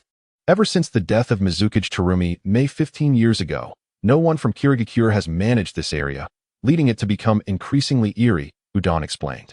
I recall hearing from Grandpa Fukasaku that this forest is where no era reanimated end. Konohamaru hesitated to speak. So, the sixth Hokage inadvertently killed Noera-rin here? Moegi shuddered. This place gives me the creeps. We should leave quickly. Just then, Konohamaru felt something in his pocket begin to shimmer. What is this? He pulled out the wind jewel, which glimmered intensely. What does this mean? Mirai asked in surprise. Could it be that the second wind jewel is nearby? Konohamaru waved the jewel around, noticing its light intensified when directed eastward. It must be. The second wind jewel is over there, he exclaimed, sprinting eastward, followed closely by Udon and the others. After traversing a considerable distance, the four of them suddenly emerged from the blood mist forest, revealing a vast ocean before them. Could the second wind jewel be in the sea? Konohamaru wondered, holding the jewel towards the water, which shimmered even more brightly. How are we to search in the ocean? Udon gasped. Why not dive down and see? Mirai suggested. No. Don't joke around, Mirai. Do you think diving into the deep sea is an easy task? Moegi replied, exasperated. What do you mean? Mirai asked, puzzled. The pressure of the deep sea is immense, capable of crushing a human body to pieces, and the deeper you go, the greater the pressure. You must understand this, Mirai. Konohamaru explained. Ah, I see, Mirai said, drenched in sweat. Before they could continue, a sudden explosion erupted from the surface, and Shueiwa burst forth from the water, landing heavily on the shore. Was that Suigetsu Hazuki? Konohamaru gazed in astonishment at the figure in the distance, pondering for a moment before recalling who Suigetsu was. Wasn't he one of Sasuke's Hawk Squad members? Oh, right. He was also one of the survivors from the Fourth Great Ninja War 15 years ago. Before Konohamaru could finish his sentence, the three tails erupted from the water's surface. Three tails. Udon began to stutter in fear. Hey, run. Upon seeing the three tails appear near the shore by Konohamaru and the others, Suigetsu urgently called for them to flee. What is wrong with the three tails? Konohamaru, drenched in sweat, shouted towards the creature, Three tails. What is the matter? But the three tails remained silent, immediately unleashing a massive water cannon towards the four of them. Scatter. Realizing the urgency of the situation, Konohamaru shouted to Udon, Moegi, and Mitsuki. The four of them swiftly dispersed, avoiding the water blast. Whoa. Seeing them scatter, the three tails roared once more, now pursuing the nearest target, Moegi. Hey, why is it after me? Moegi exclaimed, desperately fleeing for her life. Earth style. Iron cannon. Udon rushed in from the side, launching a furious attack on the unprotected front claws of the three tails with his iron cannon technique. Water style. Water barrier. Moegi formed hand seals, creating a water barrier to encircle the three tails, but it was swiftly shattered by the creature's immense force. Udon was also swept far away by the surging water. Splash. Now I'm drenched, Udon lamented, looking at his soaked clothes. Just as the three tails prepared to strike at Moegi once more, Suigetsu appeared at its right side. Watch this. Water style. Water whip. Suigetsu quickly formed hand seals, summoning numerous water columns from the ground around him, all lashing towards the three tails. However, the water whips were ineffective against the armored body of the creature. As the three tails endured the water assault, Mitsuki seized the opportunity to teleport behind it, pulling Konohamaru along with him using the Flying Thunder God technique. Brother, what should we do? Mitsuki looked anxiously at Konohamaru, who was watching Suigetsu handle the three tails. Based on the previous encounter between Naruto and the three tails, the most effective way to defeat it was to target the soft, unarmored areas of its body with powerful attacks. Konohamaru smiled confidently. This. Mitsuki looked at Konohamaru with a hint of confusion. Watch closely, the tail of the three tails, that spot without armor. That's our breakthrough. Before he could finish, a brilliant blue hue illuminated Konohamaru's eyes, combining sage art with Fire Style's Rasengan. Konohamaru lifted his hand, creating a massive Rasengan enveloped in raging flames. Fire Style, Spiraling Fire Dragon. With unwavering determination, Konohamaru hurled the fiery Rasengan towards the base of the three tails' tail. This thing can actually be thrown? Mitsuki gazed in astonishment at the unfolding spectacle. With a thunderous explosion, the fire-style Rasengan struck the root of the three tails, igniting it in fierce flames. Whoa! The three tails let out a tormented roar before turning and plunging into the depths of the sea, vanishing from sight. This fellow is quite resourceful, adept at utilizing fire techniques to strike at the three tails' vulnerable spots. Shueiwa observed the scene before him, contemplating the situation in his mind. Surely, this poses no significant issue? Udon approached, drenched in water. You nearly scared me to death just now. Why didn't you act sooner, Konohamaru? Menghuang inquired. Well, I had to find its weak points. Otherwise, any attack would merely bounce off its hard shell, which would be futile, Konohamaru awkwardly explained. You all hail from Konoha, correct? Shueiwa slowly approached. Yes, indeed. You must be Shueiwa, right? I've heard of you. You are a member of Sasuke's Hawk team, Konohamaru replied. You are Uzumaki Naruto's little brother, the grandson of the third Hokage, am I correct? And as for you too, you are his attendants, and you, young lady. Your father is Saratobi Asuma, Shueiwa identified each one. You know all this? Konohamaru gazed at Shueiwa in astonishment. Hey, I've been responsible for intelligence work for the past 15 years. If I were unaware of such trivial information, I might as well dig a hole and bury myself. Shueiwa said lazily. You are here to seek the Wind Jewel, aren't you? With all that you know, I have little to add, Konohamaru shrugged helplessly. However, it seems the Wind Jewel is within the Three Tails, as if it has been swallowed. I am also troubled by the matter of the Three Tails. If we fail to control it, Mist Village may soon face dire consequences, Shueiwa remarked with a hint of exasperation. Is it truly Shueiwa who is tasked with addressing the Three Tails? Are you the newly appointed 6th Mizukage? Konohamaru questioned, perplexed. Hey, don't associate me with any Mizukage position. I have no desire to become one. Shueiwa replied impatiently. In truth, Udon stepped forward to explain.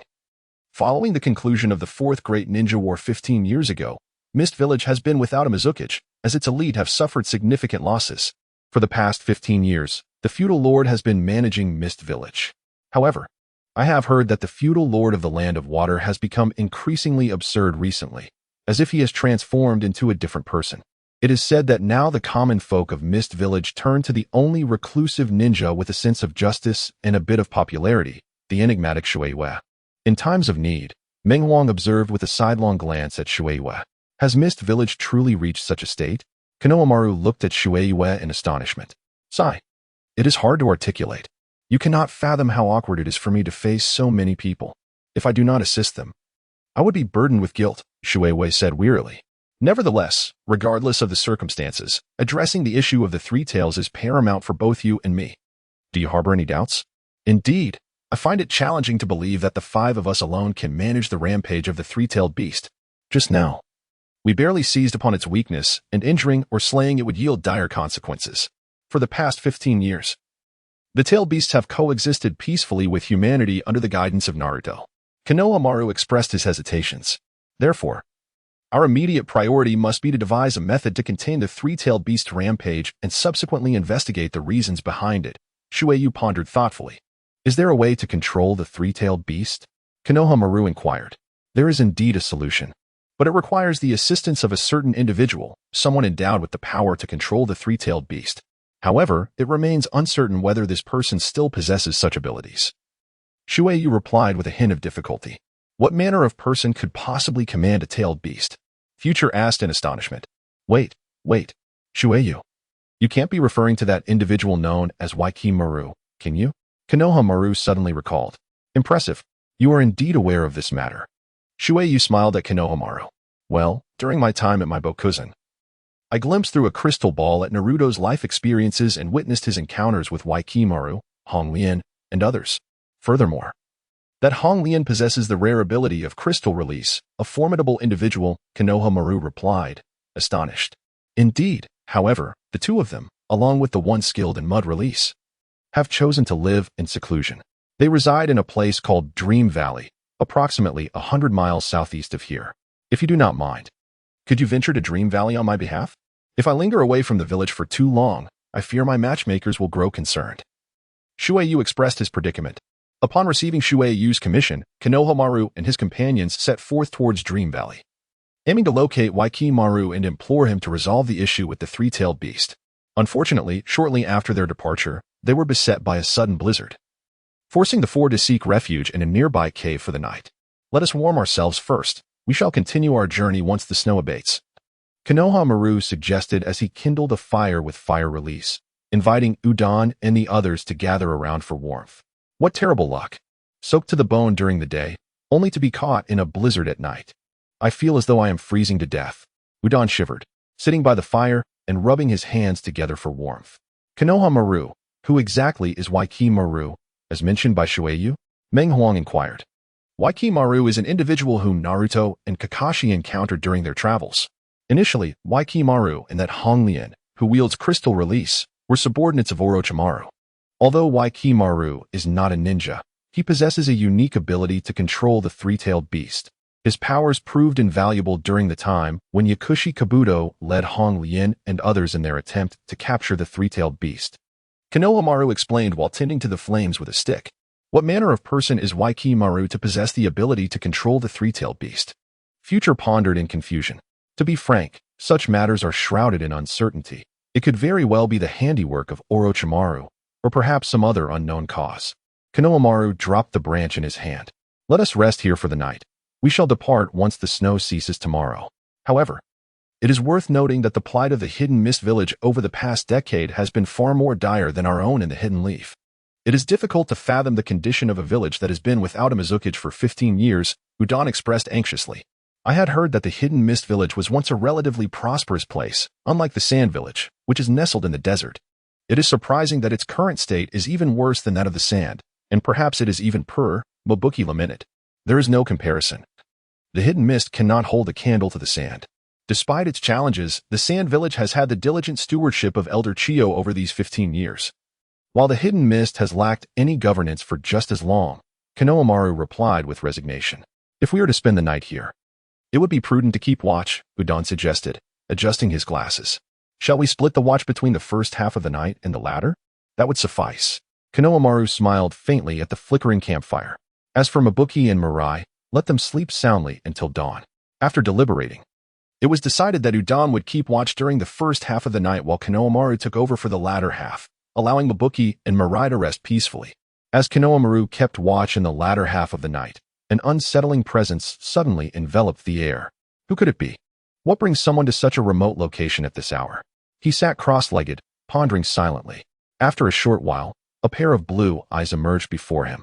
He observed a shadowy figure stealthily shifting in the darkness, realizing with surprise that he had been detected. Who goes there? Konohamaru exclaimed, startled. As he promptly threw a shuriken towards the shadowy corner, the figure was struck, dissipating into a cloud of smoke. A shadow clone, Konohamaru quickly deduced. Sensing the presence of another behind him, he swiftly turned, but a shuriken came hurtling toward him from behind. He narrowly evaded it, though it still managed to slice through a portion of his scarf. The shadow dashed forward, seizing the torn piece of fabric, and made a hasty retreat towards the cave's exit. What does this fellow intend to do? Konohamaru wondered, taken aback. What is happening? Udon and the others awoke immediately. Brother, is someone attacking us at night? Mirai asked, surprised. Mirai, use the Flying Thunder God to pursue. Udon and Mobuki, remain alert and do not move. Konohamaru instructed calmly. Mirai grasped Konohamaru's shoulder, utilizing the Flying Thunder God technique to swiftly follow. Brother, can you sense where this person is? Mirai inquired. Rest assured. As long as they do not vanish, Sage Mode will surely locate them. Konohamaru replied cautiously, pointing to the east. They are heading that way. The siblings then took off in pursuit towards the east. At this moment, a shadow retreated into the corner, a chilling smile spreading across its face. Possessing such a scarf was sufficient. I awaited the grand performance to commence. As he spoke, the shadow immediately opened its right eye, which transformed into a kaleidoscopic Sharingan. Subsequently, a distortion of space occurred, and the shadow vanished entirely. Stop! On the path of pursuit, Konohamaru suddenly sensed the absence of the chakra signal from the approaching figure and called for a halt. What is happening? The chakra signal has disappeared? How could this be? How did he vanish? A bead of sweat trickled down Konohamaru's cheek. The long night dissipated, and the blizzard finally ceased. Despite their relentless search, Konohamaru and his companions found nothing and, with no other choice, continued their journey towards the Valley of Dreams. Meanwhile, within the Valley of Dreams, at the edge of a small river, atop a towering tree, a young man played a melodious tune on a jade flute made of ice. This flute melody was renowned throughout the valley, praised by the secluded farmers residing in the vicinity.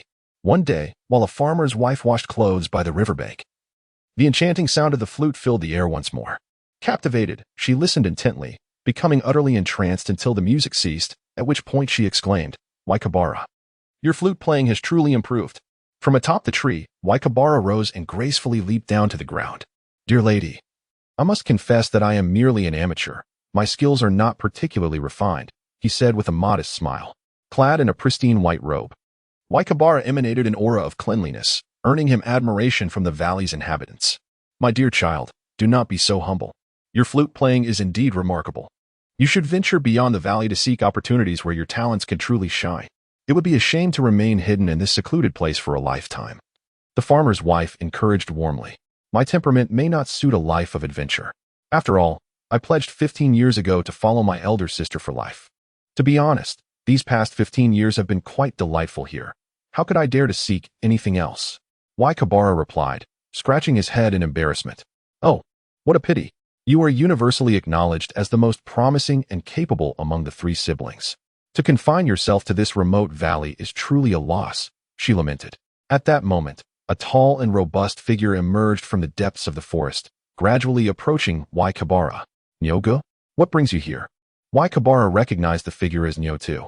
Waikibara, there must be plenty of fish here, right? My sister asked us to catch some fish to bring back for lunch. Today's meal is fish. Nyo too stated nonchalantly. Fishing, you say? Leave it to me. I'll catch as many as you want. I haven't tasted my sister's fish in ages. Today will be a treat. Waikibara exclaimed, feeling elated. Meanwhile, a modest wooden cabin lay deeper within the forest, where a group of hens frantically scrambled for food in the small yard in front of the cabin. That's enough. Do not fight over it. There is enough for everyone, Honglian said, deftly scattering rice from a basket. Please, eat your fill. In this perpetual winter, finding such a warm and tranquil place is indeed rare. Just then, she sensed someone behind her and became immediately alert. Ah, you must be Honglian. The legendary ninja capable of using the crystal escape technique, the newcomer sneered, scrutinizing her from head to toe. Who are you? How did you find this place? Honglian cautiously turned around, quickly recognizing her visitor. You are Uchiha Jin? Good memory. I never thought you would remember me after all these years. Indeed. I am the Uchiha Jin who escaped from Orochimaru's stronghold. Uchiha Jin replied with a mocking grin. You seek me, but I suspect your intentions are not noble. Honglian retorted coldly. I am now a member of the Mist Village, and it won't be long before I ascend to the position of the new Mizukichi. Therefore, I would like to invite you and your two brothers to join me as generals of the Mist Village. What do you say? Uchiha Jin said with a sinister smile. I refuse. Ever since we chose to live in seclusion 15 years ago, we decided to withdraw from worldly affairs, let alone serve as weapons for your Mist Village. Honglian declared resolutely. Oh, Honglian, even after 15 years, you remain as stubborn as ever. It would be such a waste for someone of your talent to languish here. You could stand shoulder to shoulder with the elite Jonin, like Kakashi of the Sharingan. Uchiha Jin said insidiously. Knowing my strength and still daring to provoke me? I have already declined your offer. If you continue to press the issue, do not blame me when I leave you battered and bloodied. Honglian retorted with a cold smile. Humph, it seems you do not understand me at all. You know I am one of Orochimaru's test subjects, yet you are utterly unaware of my true capabilities, Uchiha Jin said, opening his right eye to reveal the Manjiki Sharingan. Manjiki Sharingan? You, Honglian said, her demeanor shifting to one of caution. Merely knowing it is the Manjiki is insufficient. You know nothing of me. And thus, you are destined to lose. Uchiha Jin's expression turned serious. Do not let your success cloud your judgment. Honglian roared in fury. And the surrounding earth rapidly crystallized, sending shards hurtling towards Uchiha Jin. Yet, the crystals passed right through Uchiha Jin's body, hitting nothing. Did it miss? What kind of ability is this? Honglian's face was drenched in sweat. Though 15 years of seclusion have not weakened your power. You are indeed ignorant of the world beyond, Uchiha Jin sneered, then activated Tsukuyami with a glare. Illusion. Honglian struggled desperately, unable to move, attempting to break free from the Jinjutsu's grip, but to no avail. Save your strength, Honglian. Do you think escaping the Tsukuyami of the Manjiki Sharingan is an easy feat? I must borrow your power to achieve my objectives, Uchiha Jin said, approaching her with a devious smile. Do not become complacent. Do not assume that defeating me will lead you to victory over Wajimaru. Honglian uttered in anguish. I was well aware that after 15 years of training, Wajimaru had grown even more formidable than you, especially after awakening the dormant bloodline. Alas, it is unfortunate that Wajimaru's adversary is not me. Haha. Uchiha Jin erupted into laughter, delivering a swift blow to the back of Honglian's head. In an instant, Honglian fell unconscious. Uchiha Jin then hoisted Honglian and buried a scarf he carried with him beneath the damp earth beside the wooden cabin, before leaping onto the rooftop. Fire release, great fire annihilation. Uchiha Jin unleashed a torrent of flames, igniting not only the cabin and the small courtyard in front, but also engulfing the entire forest in a fierce blaze. The spectacle that was to unfold would be thrilling. Let us see whether the young man from Konohagakure or this Jimaru proves to be the mightier. Ha ha. Uchiha Jin laughed heartily and then vanished with Honglian in his grasp. Meanwhile, far at the entrance of Dream Valley, Konohamaru and his companions finally discovered the entrance to the valley. At last, we have found the entrance to Dream Valley, Udon exclaimed, brimming with excitement. It has not been an easy journey, so finding it makes our efforts worthwhile, Konohamaru added joyfully. This place is truly unlike anything I have ever encountered. It's not even marked on the map. Mirai marveled at the towering cliffs surrounding them. Ah, Mirai, be sure to leave a flying thunder god mark here, Konohamaru advised. Huh, why? Mirai asked, somewhat taken aback. As a ninja capable of using the flying thunder god technique, it is crucial for you to remember to mark any significant locations you come across. You never know when it might come in handy in the future. Consider it a lesson learned, Konohamaru patiently explained. Understood. I will be mindful in the future. Mirai replied earnestly, moving to the base of the nearby cliff to inscribe a red peony-shaped flying thunder god mark upon the stone surface. Hey, look over there. In the valley, Mengwang exclaimed, pointing toward the ominous black smoke rising from within. It seems there is a fire. Who could be responsible for this? Is it possible that others have entered Dream Valley aside from us? Konohamaru pondered, suddenly drenched in sweat as he recalled the shadow from the night raid.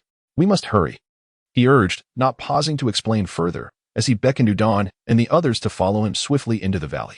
At that moment, Jimaru and Yotu, upon seeing the black smoke, raced back with all their might. Sister, Jimaru cried out, spotting the cabin and the courtyard engulfed in flames.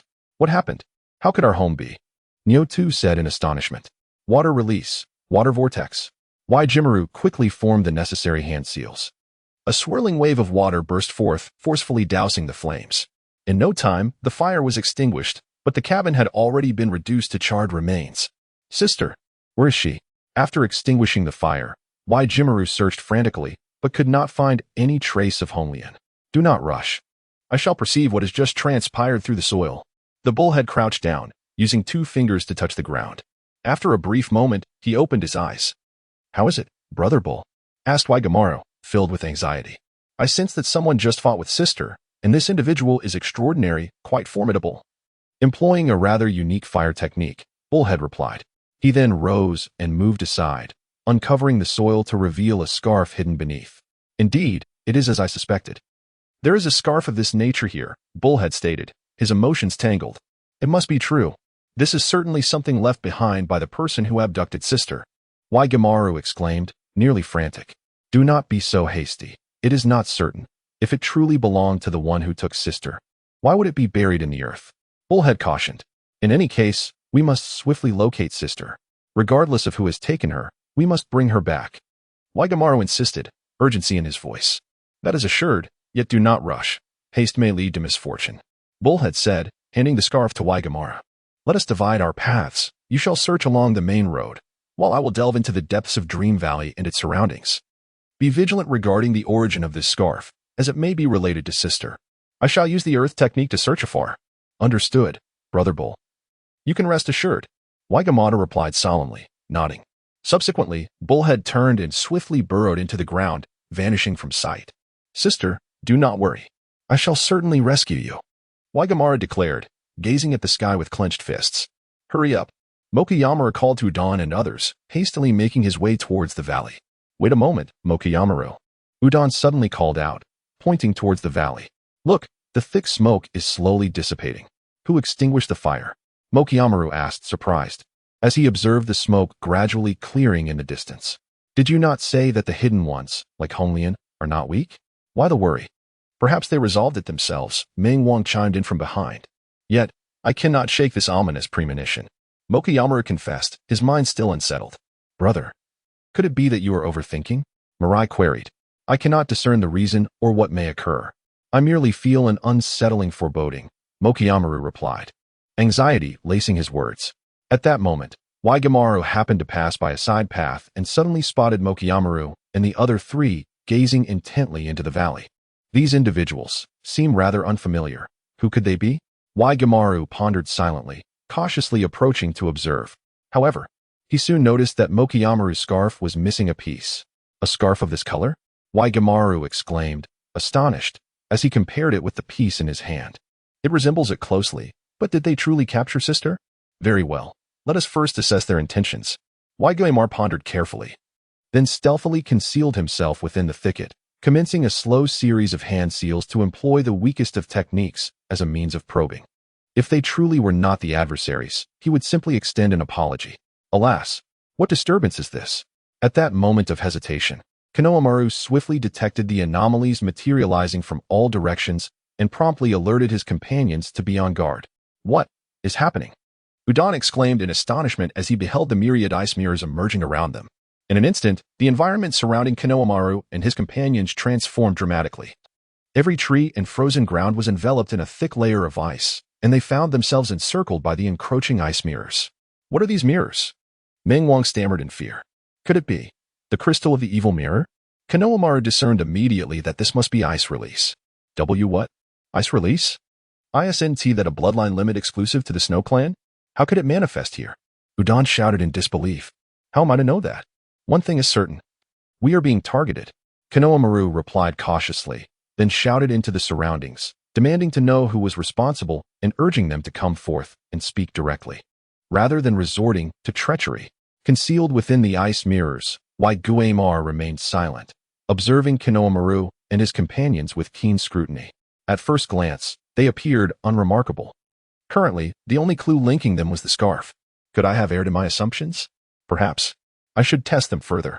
Subsequently, dozens of ice needles shot forth from the surrounding ice mirrors. Ice needles? Udon gasped as he watched the approaching projectiles. Alas, there is no choice. Fire release, firewall, Konohamaru exclaimed, immediately forming hand seals and pressing his hands to the ground. In an instant, towering walls of flame erupted from beneath, encircling the four and providing protection. The ice needles, upon contact with the fiery barrier, melted away in an instant. Fire release. So it was indeed you who captured the eldest sister. Waigimaru suddenly cried out in shock. With that, the ice mirrors dissipated, revealing Waigimaru standing before Konohamaru and the others. Who is this person? Udon adjusted his glasses, scrutinizing Waigimaru from head to toe. By your appearance, could you be Waigimaru? Konohamaru inquired with a hint of excitement. So, it was you who unleashed that ice release? You know my name. It seems you are quite well acquainted with the circumstances here and the plight of my siblings. Then tell me, why did you abduct my eldest sister? Waigimaru retorted fiercely. Eldest sister? Who has taken your sister? Udon responded, bewildered. Are you referring to the one who secluded herself alongside you, Honglian of the crystal release? Konohamaru replied, somewhat astonished. We have only just arrived here. We have never encountered your sister. Honglian, do not attempt to deceive us. You burned down our home with your fire release and abducted our eldest sister. Did you believe your actions would go unnoticed? Behold this. Waigimaru declared in fury, producing the scarf. Brother, the future exclaimed in astonishment, pointing at the scarf in Waigimaru's hand. Where did you find that? We were attacked last night. It was cut off by someone else. Konohamaru hurriedly explained. Do you think I would still believe you? Waigimaru retorted furiously, unwilling to listen to any justification, and immediately formed a hand seal. Ice release, blizzard avalanche. Instantly, a torrent of ice and snow surged towards Waigimaru with astonishing speed. Scatter! Konohamaru shouted anxiously to those around him and quickly performed a hand seal. Fire release, firewall. Bending down, Konohamaru placed his hands on the ground, and a towering wall of flames erupted before him, blocking the oncoming blizzard. However, upon contact with the flames, the snow and ice produced a massive amount of steam, shrouding the entire scene in obscurity. I can't see. Not at all. How am I supposed to? Udon crouched nearby, desperately trying to gain a clearer view, but to no avail. The firewall. It seems to directly counter my ice release. Waigimaru noted, forming another hand seal. I have never heard of Waigimaru having any blood ties to the Snow Clan. Moreover, 15 years ago, he wasn't even a ninja. How could it be? As Konohamaru pondered, he suddenly noticed several ice wolves charging towards him from both sides behind the firewall. Brother, run! Future shouted from a distance. TCH. Ice release, Wolf Fang avalanche. Konohamaru leaped into the air, evading the pursuit of the ice wolves. But just as he soared, he saw a multitude of ice blocks hurtling toward him from the ground. Fire release, Fire tornado. Konohamaru quickly formed a hand seal and unleashed a fiery whirlwind, instantly melting the incoming ice blocks. However, Waigimaru appeared behind Konohamaru. I told you it wasn't us who captured your sister. Why won't you believe me? Konohamaru drew a kunai and turned to confront Waigimaru. Deceit. You continue to lie. We have always established barriers in this valley of dreams. If any living being enters, we would certainly sense it. Before you arrived, there had never been any outsiders. Waigimaru brandished his ice flute toward Konohamaru. It truly was not us who captured Keirin. What benefit would it bring us? Konohamaru immediately pressed his kunai against the icy flute. Yet, in an instant, the kunai was encased in ice and shattered into fragments. Return my sister at once. Waigimaru threw a punch at Konohamaru, who caught it with his right hand. However, Konohamaru's hand was instantly frozen. The two plummeted to the ground, each staggering backward. Such powerful ice release. I've never seen anything like it. Konohamaru trembled, clenching his fist, attempting to shake off the ice, but it was futile. Instead, his hand throbbed with excruciating pain. Conserve your strength. My ice is not so easily broken, Waigimaru coldly stated. I do not wish to harm anyone, so please return my sister quickly. Waigimaru's emotions were complex. I have stated that we did not capture her, and that is the truth, exclaimed Konohamaru, his anger palpable. Suddenly, his eyes transformed to a striking blue, and with a swift motion, he crushed the ice in his grasp. This individual exuded an altered aura. Is my ice no longer sufficient to contain him? It appears I must resort to more formidable ice. Waigimaru observed Konohamaru with caution. At that moment, Udon materialized behind Waigimaru. You scoundrel! Do not overstep your bounds, Udon declared, hardening his skin with earth and launching a punch towards Waigimaru. Yet, Waigimaru remained unmoved. An ice wall arose behind him, and Udon's fist collided with the barrier, sending a jolt of pain through his hand. Almost instantly, the contact with the ice wall enveloped Udon in frost. What? Udon, what have you done? Konohamaru shouted in disbelief at Waigimaru. For me, a sneak attack is futile. I have made it clear that I do not wish to harm anyone.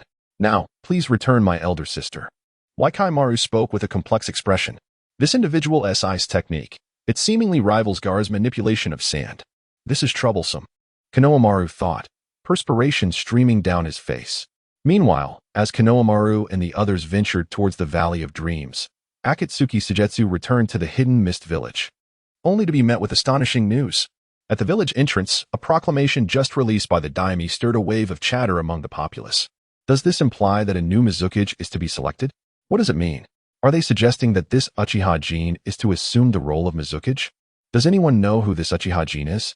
As the villagers debated fervently, Suigetsu happened to pass by and overheard their discussions. What? Uchiha Jin. The news struck Suigetsu like a bolt from the blue, prompting him to hasten towards the newly posted announcement. This is dire. After the black-clad figure seized a Wagakure, has Kagaya begun to target the Hidden Mist Village as well? It seems my suspicions of the daimyo being under Kagaya's control have solidified. If the Hidden Mist Village falls into the hands of Uchiha Jin and Kagaya, the land of water may be doomed. What shall I do? Suigetsu pondered anxiously. Sarutobi Konohamaru and his companions had already proceeded to the Valley of Dreams, and he was uncertain if they had encountered Waigimaru. At this critical juncture, he resolved to head towards the Valley of Dreams, hoping for a swift reunion. If he could ally with Konohamaru and the others, combined with the strength of Keirin and Waigimaru, overthrowing Uchiha Jin and Kagaya would be a manageable feat. With no other option, Suigetsu promptly departed Hidden Mist Village, racing towards the Valley of Dreams. At this moment in the Valley of Dreams, Udon lay encased in ice, while Konohamaru faced off against Waigimaru, drenched in sweat. You! How dare you assert that a mere broken scarf and the use of fire techniques can definitively conclude that we have abducted your elder sister Keirin? Konohamaru demanded angrily. The three of us have lived in seclusion here for 15 years. From the moment we entered, we established a sensory barrier around the Valley of Dreams. Thus we are acutely aware of all who venture into our domain. Waigimaru spoke calmly this time. Our perception indicates that only the four of you entered the Dream Valley. We have detected no one else. Now, the clues regarding the scarf and the fire technique are aligning with you again. What else do you have to say? TCH. Even if we were perceived entering the Dream Valley, can you guarantee that your sensory ninjutsu is infallibly precise at all times? Moreover, what motive do we have to capture your elder sister? Konohamaru replied impatiently. You are brazenly arguing. Release my elder sister at once. Waikimaru roared, immediately forming hand seals. Ice release, snow moon frost blossom. In an instant, Waikimaru was enveloped in a delicate frost, with billowing white mist rising around his figure. What is this technique? Mo Huang trembled from a distance. Mo Huang, what should we do? Mirai asked, quaking with fear. We have no choice. Let us wait for an opening, Mo Huang stammered. Ugh, this guy feels different now. He has no easy opponent. Konohamaru quickly discerned Waikimaru's transformation, responding cautiously. This technique of mine is no longer so easily dealt with. Can you handle it? Waikimaru stated solemnly. He then floated into the air, propelling himself swiftly toward Konohamaru. How fast?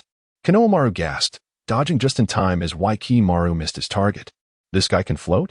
He marveled, turning back in astonishment. Pretty quick, huh? But your time is up.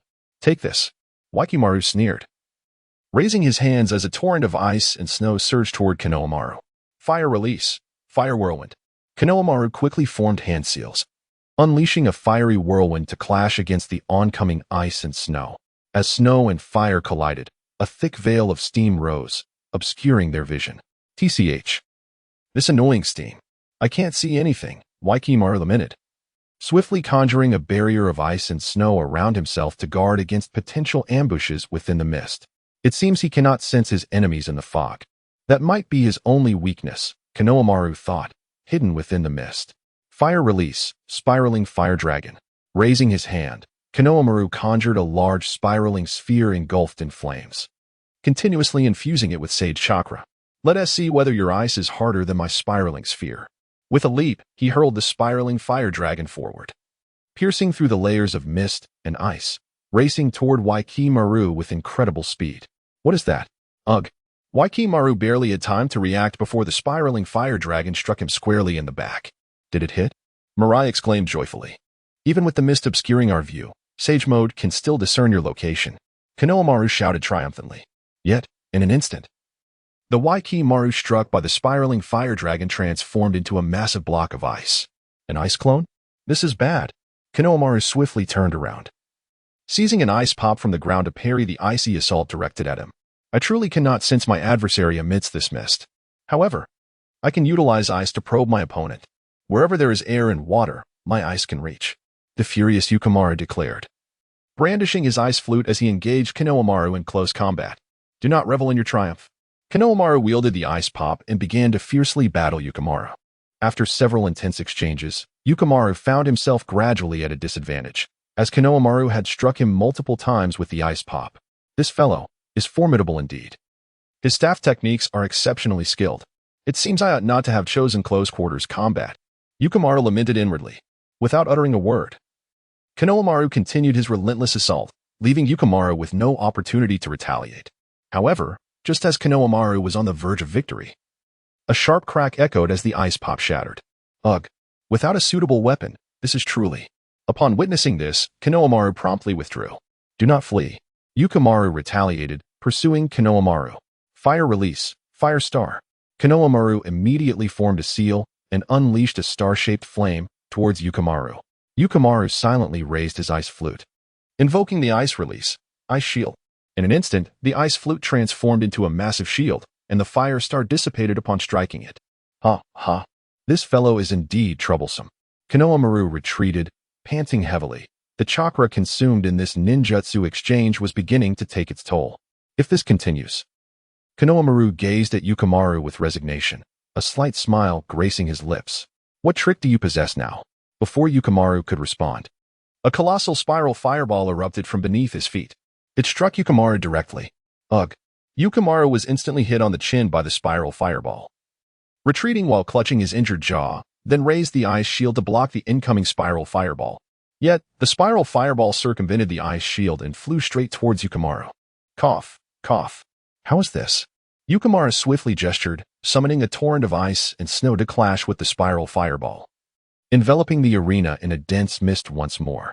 How impressive. My brother can remotely control that fireball? Mirai watched in astonishment as the scene unfolded. Though it consumed considerable energy, I am relieved that the controlled Rasengan struck true. Konohamaru felt fatigued, cautiously observing the mist before him.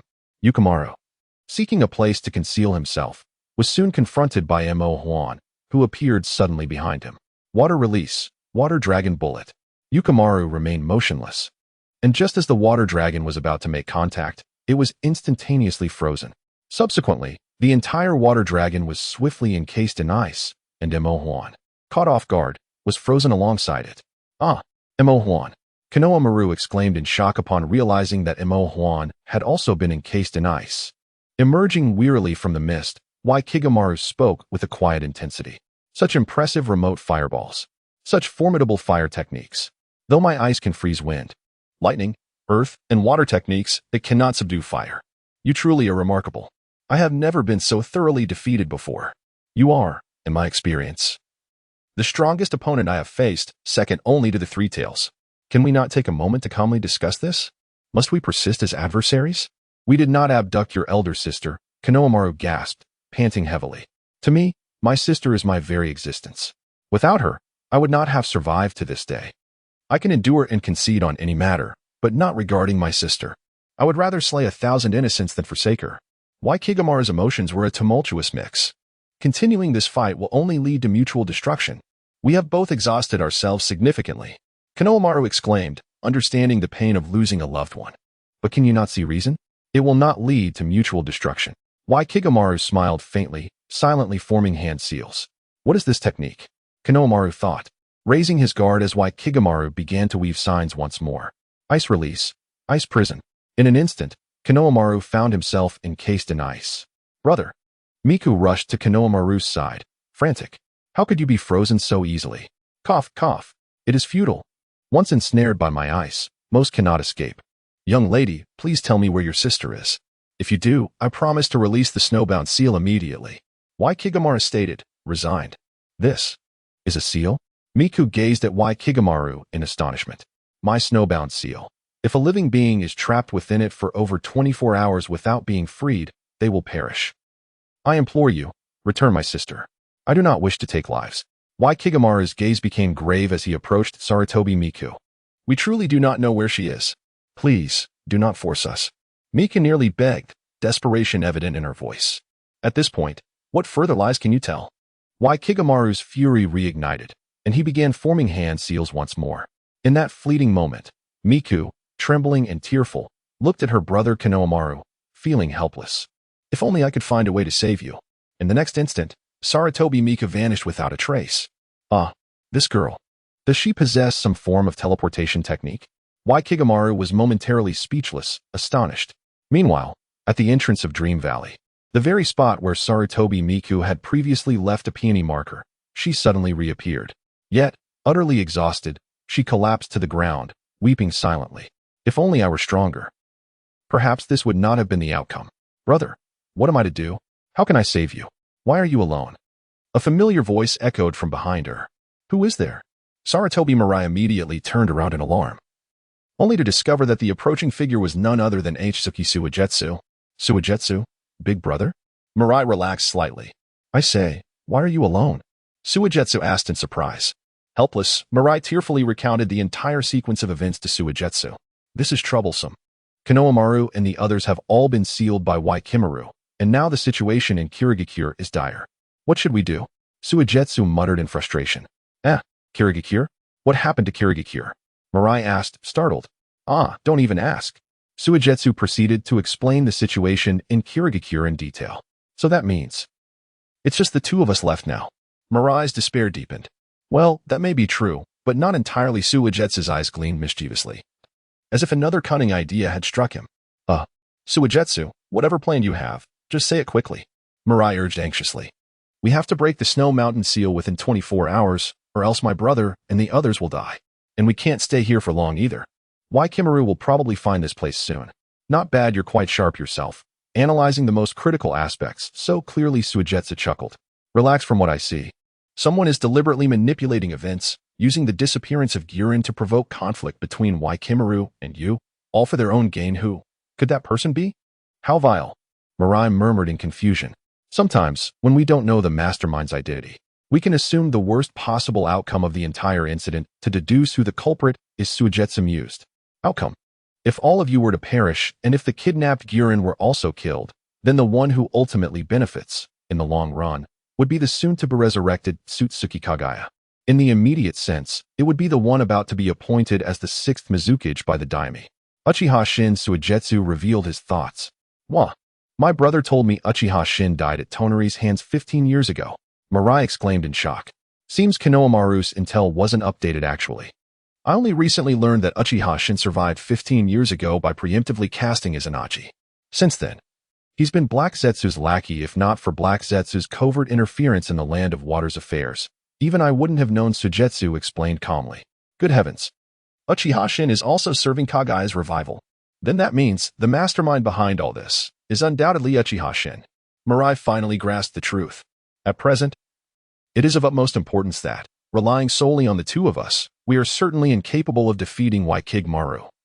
And explaining our circumstances to him would be futile. Instead, let us devise a plan to rescue Jing Dun Honglian first. If we succeed in saving her, Waikigmaru will undoubtedly believe us, and then your brother will be saved as well. With a chuckle, Shueiwei recalled that when I departed from the Hidden Mist Village, I encountered several covert subordinates of the daimyo transporting a mysterious bag to an unknown destination. There is no time to lose. We must set forth immediately. I understand. I shall utilize my Flying Thunder God technique for swifter travel. The future readily agreed. On another front, Waikigmaru, having searched in vain for Sarutobi Mirai, was reluctantly compelled to continue his quest beyond the valley, departing from his original position. Shortly after Waikigmaru's departure, the frozen Konohamaru transformed into a wisp of smoke and vanished. At this moment on Mount Maiboku, Shinsaku helplessly surveyed the frozen Konohamaru before him, sighing deeply. Grandfather Shinsaku, has the Toad Giji and Toad Ri arrived? Do you have any means to break the ice? We must find a way to rescue him. Who would have thought that the adversary we encountered would be such a formidable member of the Snow Clan?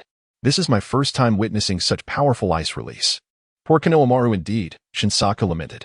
On Mount Maiboku, Shinsaku regarded the frozen Konohamaru with a furrowed brow, pondering how to dispel the ice. Grandfather, please find a way to save him. We cannot simply stand by and watch him perish. Toad re-implored. It is not that I do not wish to save him.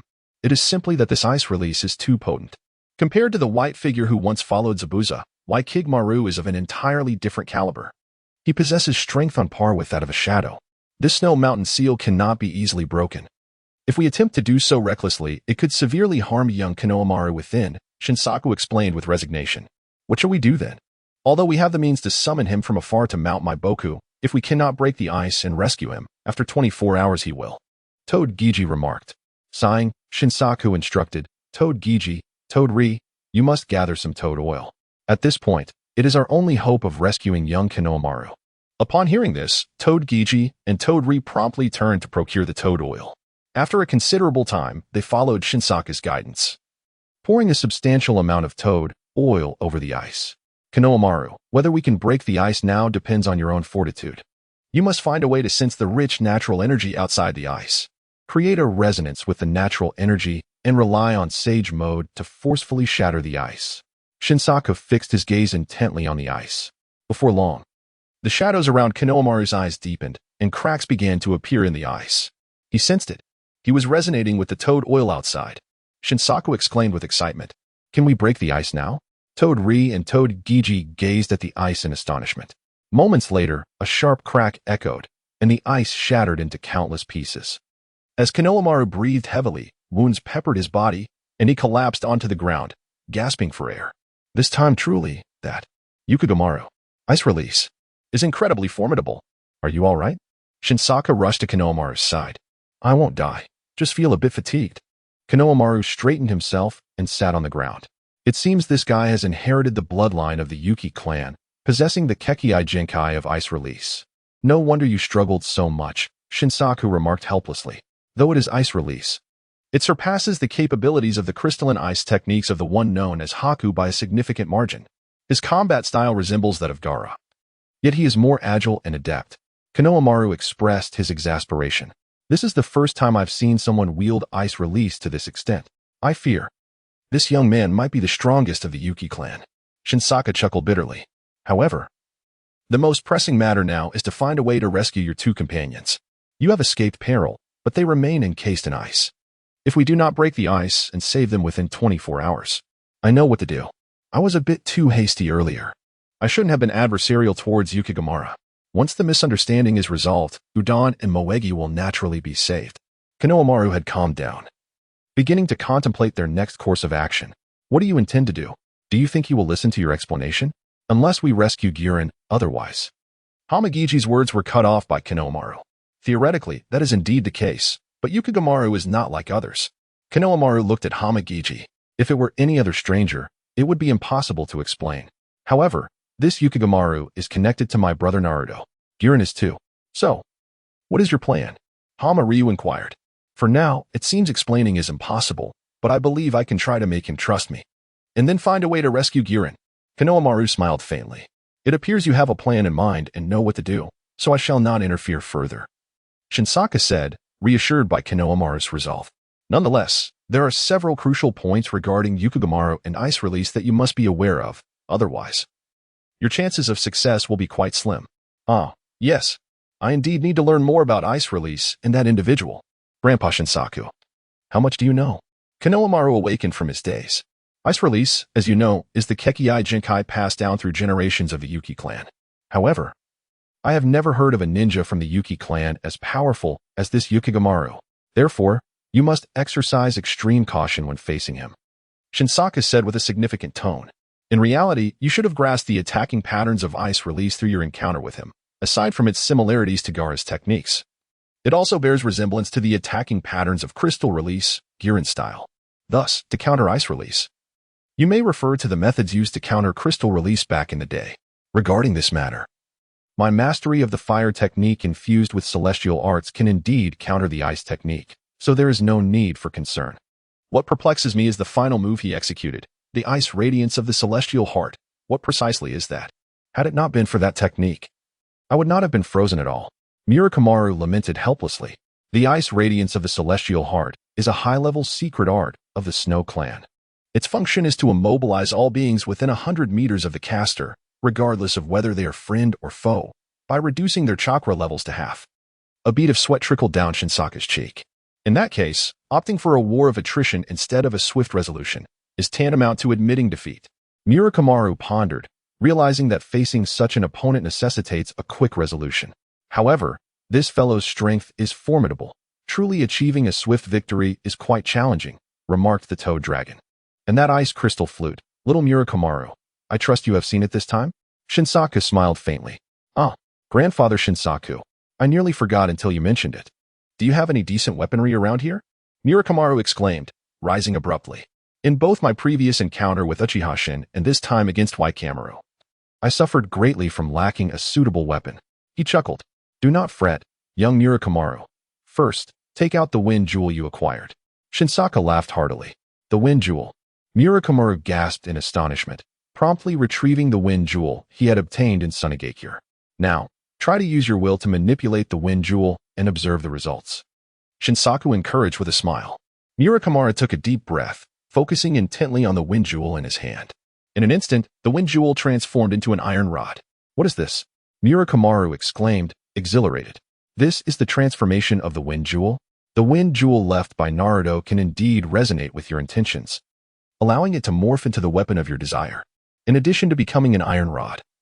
The wind jewel can also take the form of an iron plate for defensive purposes, Shinsaku joyfully explained. Could it be akin to the iron rod used by Brother Naruto in his Six Paths mode? Murakamaru questioned in astonishment. Indeed, there are 7 wind jewels. Aside from the last one, the other 6 correspond to individual seekers of truth, while you can currently manifest the wind jewel into an iron rod or plate with your will. The strength of these forms cannot compare to the iron rod used by Naruto in his Six Paths mode, so be mindful of that, Shinsaku advised. As long as this rod can match the Kusanagi sword and that ice flute in power, I will not find myself at a disadvantage when facing enemies. Murakamaru declared with delight. By the way, Grandfather Shinsaka, what exactly is that ice crystal flute? Toad Gigi inquired.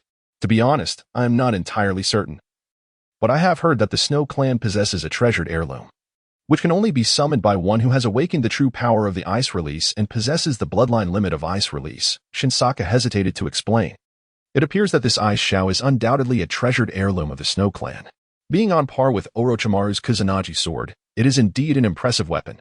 Konohamaru brushed off the dust from his clothes, preparing to return. Wait a moment, Konohamaru. You must remember, the wind jewels you have acquired can be transformed into iron staffs or plates according to your desire. However, if either the staff or the plate shatters, the corresponding wind jewel will no longer be able to transform into a weapon for your use. And it will also weaken the power of Naruto that you inherit when all 7 wind jewels are gathered. You must remember this, admonished Fukasaku. I understand. Don't worry. I still have Sage Mode at my disposal, so there is no need for excessive concern, Konohamaru replied with a smile. Do not rely solely on Sage Mode. You must understand that your Sage Mode has its flaws, Fukasaku said, a hint of urgency in his voice. Flaws? Grandfather Fukasaku, I have diligently practiced Sage Mode for nearly a decade, and didn't you say it was nearing perfection? Konohamaru exclaimed in astonishment.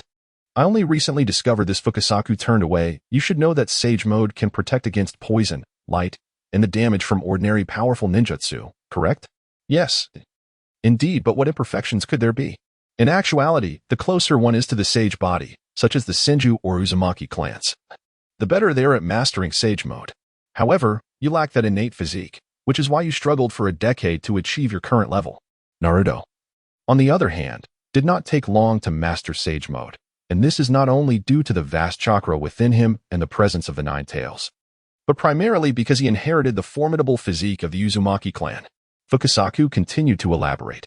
So, does that mean that for someone like me or Jiraiya, who lack the Sage body, mastering Sage Mode is, Konohamaru said, slightly taken aback.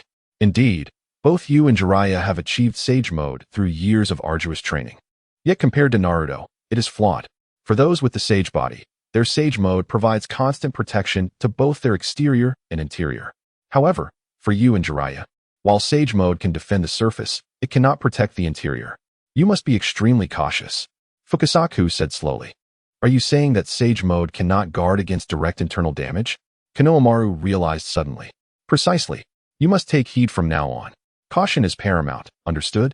Fukasaku smiled faintly. Yes, I understand, and I will be careful. Konohamaru nodded. Good. Hurry back. The situation in the Mist Village is quite complex, and if you don't return promptly, there may be unforeseen troubles. With that, Fukasaku released the reverse summoning technique, and Konohamaru vanished in a puff of smoke. Meanwhile, within the Mist Village, the people received summons from the daimyo and hurried towards the central plaza. At that moment, in a secluded area of the village, there was a wooden house, where 2 ninjas were stationed, guarding under the orders of the daimyo. Hey, my friend, who do you think is locked up in that house? How would I know? I have only heard whispers of the soon-to-be appointed Mizukage among those present. Alas, I remain in the dark about this Uchiha Jin. Just as the thought crossed his mind, the ninja was promptly knocked unconscious from behind. Who is that? Another ninja exclaimed in astonishment. As the fallen ninja lay on the ground, a figure emerged from the shadows. It was Kirigakure Suigetsu. What? Do you wish to obstruct me? Suigetsu chuckled ominously. Suigetsu-sama? Just then, this same ninja was suddenly struck down by yet another individual lurking behind him. Suigetsu and I. What shall we do next? Saratobi Mirai stepped forth from behind another ninja. You remain here as a lookout. I shall enter to rescue the captive, as long as we free the crystal user. All will be well, Suigetsu declared before swiftly pushing open the door and stepping inside. Upon entering, Suigetsu discovered Honglian bound tightly and suspended against the wall. Hey, wake up, Suigetsu urged, but Honglian remained unresponsive. It appears she has fallen victim to a genjutsu. Thus, we must dispel it. Before Suigetsu could finish, the door behind him burst open. What? Who's there? Suigetsu turned in surprise. Uchiha Jin appeared, dragging the struggling Saratobi Mirai into the room. Kirigakure Suigetsu. You have finally shown yourself, Uchiha Jin sneered. Uchiha Jin, how did you? Suigetsu gazed in shock at Uchiha Jin. Let me go? Saratobi Mirai writhed in agony. Little girl, save your strength. I have seized your chakra points. Do not even think of using the flying thunder god to escape. Uchiha Jin mocked. We both understand that if I am to gain complete control over the hidden mist village, I must eliminate you. However, your elusive nature has made it difficult to capture you. At last, you are within my grasp. Suigetsu, drenched in sweat, muttered. It seems this time I am in for a tough battle. Surrender at once, or this young lady will meet her demise. Uchiha Jin barked. Just then, The ground behind Uchiha Jin erupted with mud, forming a humanoid figure that swung a fist toward him. Uchiha Jin, stand still if you dare. It was Naruto. Uchiha Jin phased out of existence, causing Naruto's strike to miss, but Sarutobi Mirai seized the opportunity to break free. Cough, cough. Sarutobi Mirai retreated, crouching down as she gasped for breath. Hey, are you all right, young lady? If you cannot endure such minor injuries, you cannot call yourself a ninja. Suigetsu's expression grew serious. Sensing reinforcements had arrived, Amaterasu. Uchiha Jin immediately unleashed Amaterasu from his right eye, incinerating Naruto. However, the latter quickly transformed into a wall of mud. TCH. A substitute? Uchiha Jin expressed his displeasure. At that moment, Naruto's true form appeared behind Honglian, swiftly severing the ropes that bound her and dispelling her Jinjutsu. Naruto? How did you? I was.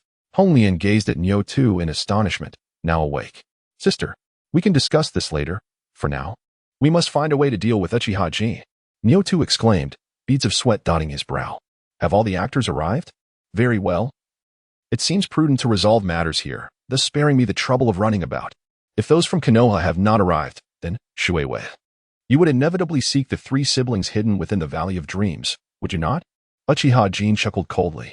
So, do you believe you can ensnare us all in one fell swoop? Surely, this jest is a bit too grand. After all, it is 4 against 1. Shueiwei returned his gaze with a sardonic smile. Allow me to demonstrate whether it is indeed 4 against 1. Uchiha Jin laughed, then bit his finger. Summoning technique. A great cloud of smoke enveloped the scene, revealing the 3 tails. Ah, the 3 tails?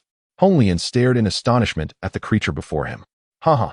I had long suspected you to be the mastermind orchestrating the 3 tails.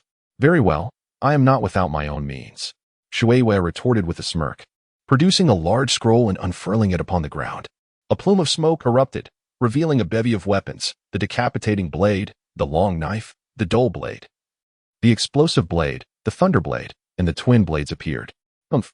Has everyone arrived except for the shark skin? Uchiha Jin glared at Shueiwei with displeasure.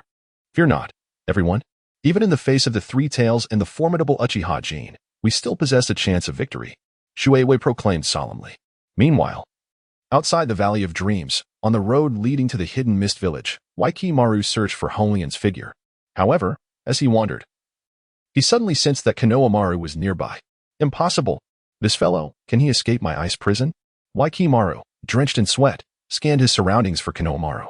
From atop a distant tree, Konohamaru concealed himself, observing Waikimaru. Let us engage in battle. This time, I shall not be defeated. Within the hidden mist village, the sudden appearance of the 3 tails and Uchiha Jin left everyone exchanging bewildered glances. Be cautious, Ghost Lantern Shueiwei. This individual appears to possess some form of penetrating ability. Honglian cautioned. You 3 siblings have been secluded in the deep mountains for so long that you are utterly unaware of the transformations in the outside world and the capabilities of others. However, I am quite aware. Shueiwei sneered, pointing at Uchiha Jin. Your ability, it is the godly might, is it not? And what of it, Ghost Lantern Shueiwei? Do you truly believe that with your mere blades, you can vanquish both me and the 3 tails? Uchiha Jin scoffed.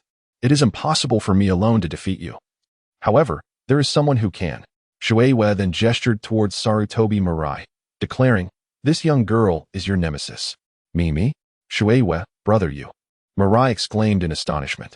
Ghost Lantern Shueiwei, what sort of absurdity is this? You think this little girl can contend with me?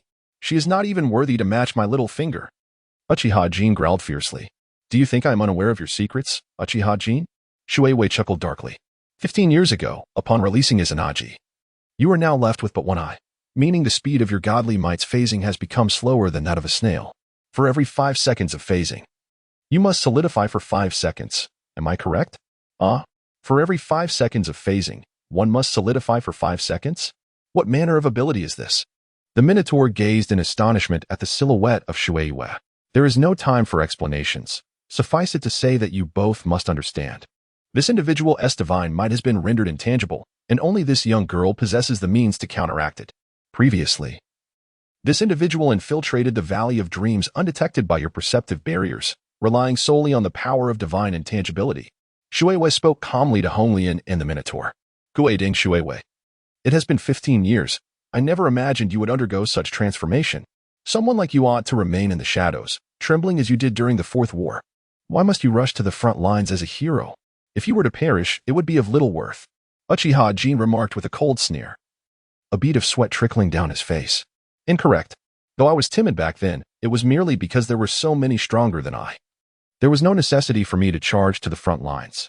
However, now, as one of the few remaining ninjas in this world, I must awaken to the responsibility of safeguarding a world that has already lost far too many ninjas. Moreover, you are encroaching upon my homeland, the Hidden Mist Village, Shueisha declared with increasing fervor. Then prepare yourselves to embrace the inevitability of death. Three Tails. Uchiha Jin leaped atop the head of the Three Tails. Immediately, the creature began to roar ferociously, unleashing a barrage of water jets. Honglian, I implore you to hold the Three Tails at bay with the Minotaur. The young girl and I will devise a strategy to deal with Uchiha Jin. Shueisha shouted, swiftly forming seals for the water release, water barrier technique. Before the four, a vast expanse of water barriers emerged, attempting to shield against the water jets. Crystal release, crystal dance of radiance.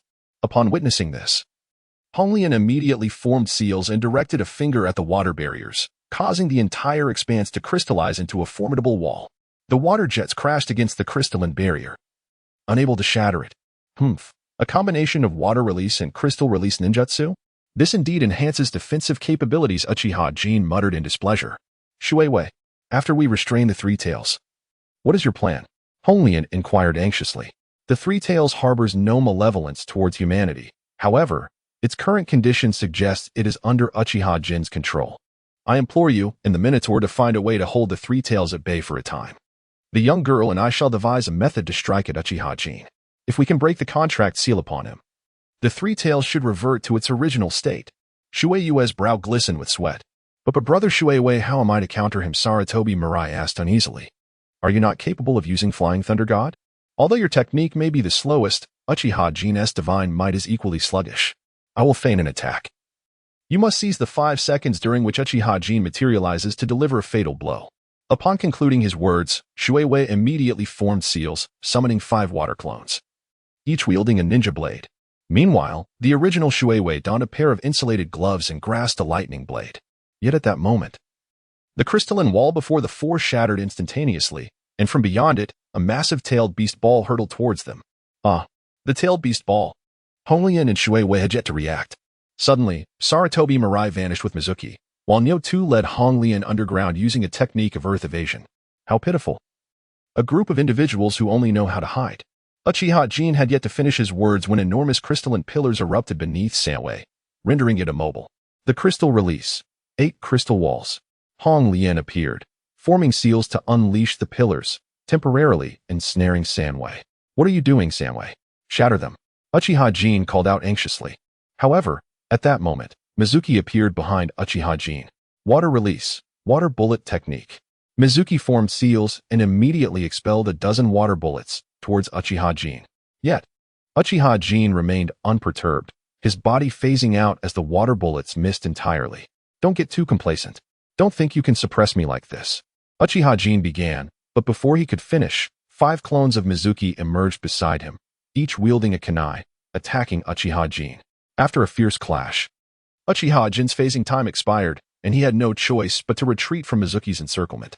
Just as Uchiha Jin's form solidified, Sarutobi Mirai suddenly appeared behind him, wielding a blade of wind. Uchiha Jin, release Sanwei.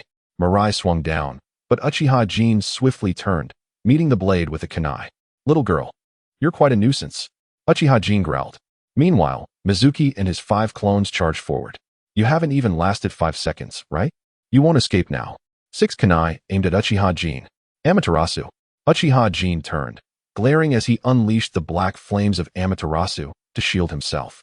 Mizuki was forced to halt upon witnessing this. After a few seconds of fierce combat, Sarutobi Mirai found herself at a disadvantage, and Uchiha Jin managed to phase out again, descending from Sanwei. Seizing the opportunity, Uchiha Jin struck at Mirai. Just as the kunai was about to make contact, she vanished, reappearing beside Mizuki. Brother Mizuki. I missed him, Mirai said anxiously. TCH. Using Amaterasu for defense. Truly despicable. Just like when Sasuke battled Itachi against Sage Kabuto. Mizuki exclaimed. Drenched in sweat. It seemed that not only was Mizuki a formidable threat, but that young girl was also not to be underestimated. Uchiha Jin observed the two before him with caution. Meanwhile, Sanwei struggled desperately, while Hong Lian continuously reinforced the strength of the 8 crystal walls, barely holding on. Mud release. Mud wall. Nyo 2 formed seals and unleashed a massive mud wall to assist Hong Lian in suppressing Sanwei. You two, hurry up. If we delay any longer, we won't be able to hold on. Hong Lian shouted to Mizuki and Saratobi Mirai. We must act quickly. Otherwise, if Sanwei escapes, we will have no chance of victory. Mizuki said nervously. I understand. I shall strive to enhance my speed. Future spoke with trepidation, then produced several shurikens. The shurikens in Future's hands suddenly emanated a crimson chakra glow. Oh, can one utilize shurikens to locate the flying thunder god? Water Moon remarked with approval. Tailwind. Future immediately hurled a dozen shurikens, glowing with red chakra, towards Uchiha Jin. Humph. A mere trick. Uchiha Jin scoffed, wielding a kunai and effortlessly shattering the tailwind shuriken that flew before him. However, upon contact with the shuriken, the kunai bore a vivid red peony mark. What is this? Before Uchiha Jin could react, Saratobi Future appeared right before him. You were careless. Future's wind blade glowed with intense chakra as it swung towards Uchiha Jin. Yet in the next moment, Uchiha Jin phased out, and Future's strike met only empty air. I see. It appears that these shurikens can indeed pinpoint the location for the flying thunder god. Uchiha Jin casually discarded the marked kunai, retreating to resume his hand seals. Fire style, fireball technique. Uchiha Jin expelled a massive fireball towards Future. Water style, water surge wave. Water Moon arrived just in time to unleash the water surge wave, clashing against the fireball. Step back a bit. This time, I shall introduce something entertaining. Water Moon declared with a confident smile. Understood. Future responded, promptly retreating. As the fireball and water wave collided, Water Moon's true self passed the lightning blade to his clone, which plunged the blade into the flowing water before him. Although I am not skilled in lightning release and avoid using it, if subjected to this combination of water and lightning, you surely won't emerge unscathed, right? Just in time for your 5 seconds of corporeal form. Water Moon sneered at Uchiha Jin. Could it be? Before Uchiha Jin could comprehend, he beheld the water surge wave crackling with a multitude of lightning, instantly dispersing the fireball. Uchiha Jin was engulfed by the electrified waves. Success! Future exclaimed joyfully. Yet in the next moment, Uchiha Jin, struggling, was suddenly transformed into a cloud of smoke. What?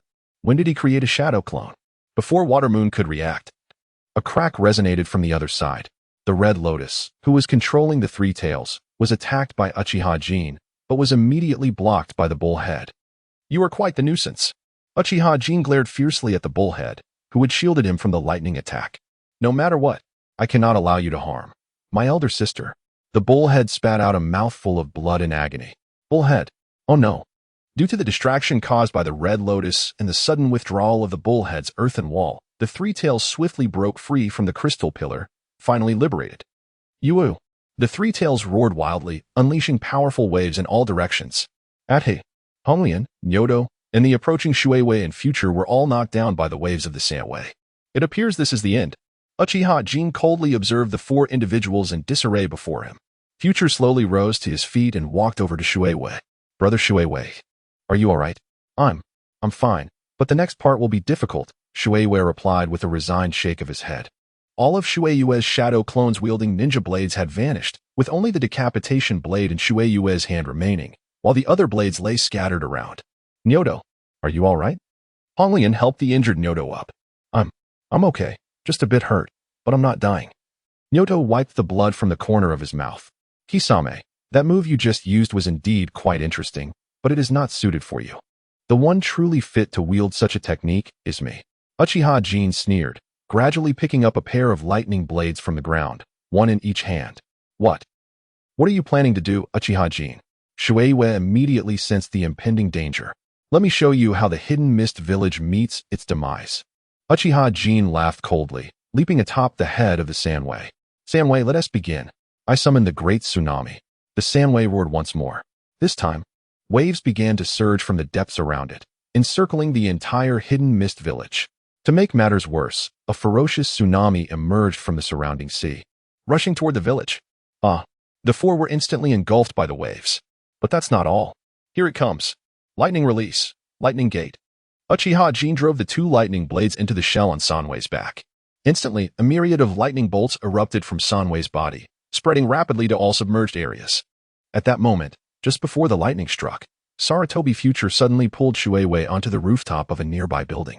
Meanwhile, Noto dragged Honglian from the depths, escaping to a distant high ridge. Are we safe? Honglian gasped, drenched in sweat. Watch out.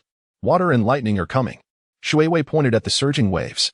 Thus, Saratobi Future and Shueiwei frequently relied on the Flying Thunder God technique to evade both the lightning and the waves, while Honglian quickly conjured a protective barrier using crystal release to withstand the electric shocks. However, the crystal walls were continuously shattered by the strikes, forcing Honglian to expend a considerable amount of chakra to maintain the defenses. After roughly 10 minutes, due to the lightning also striking the Sanwei, it sustained some damage. After the waves and lightning battered the hidden mist village for over 10 minutes, the Sanwei let out a mighty roar and ceased unleashing the waves, collapsing to the ground. Trembling. Pathetic creature, Uchiha Jin disdainfully remarked, looking down at the Sanwei. At this moment, Shueiwei, Future, Honglian, and Yodo, exhausted, sat on the ground, gasping for breath as the waves receded. No, I can't go on. I've run out of chakra. I fear this time it truly is. Honglian said, drenched in sweat. Is it really going to end like this? We find ourselves here. Shueiwei began to feel a sense of panic.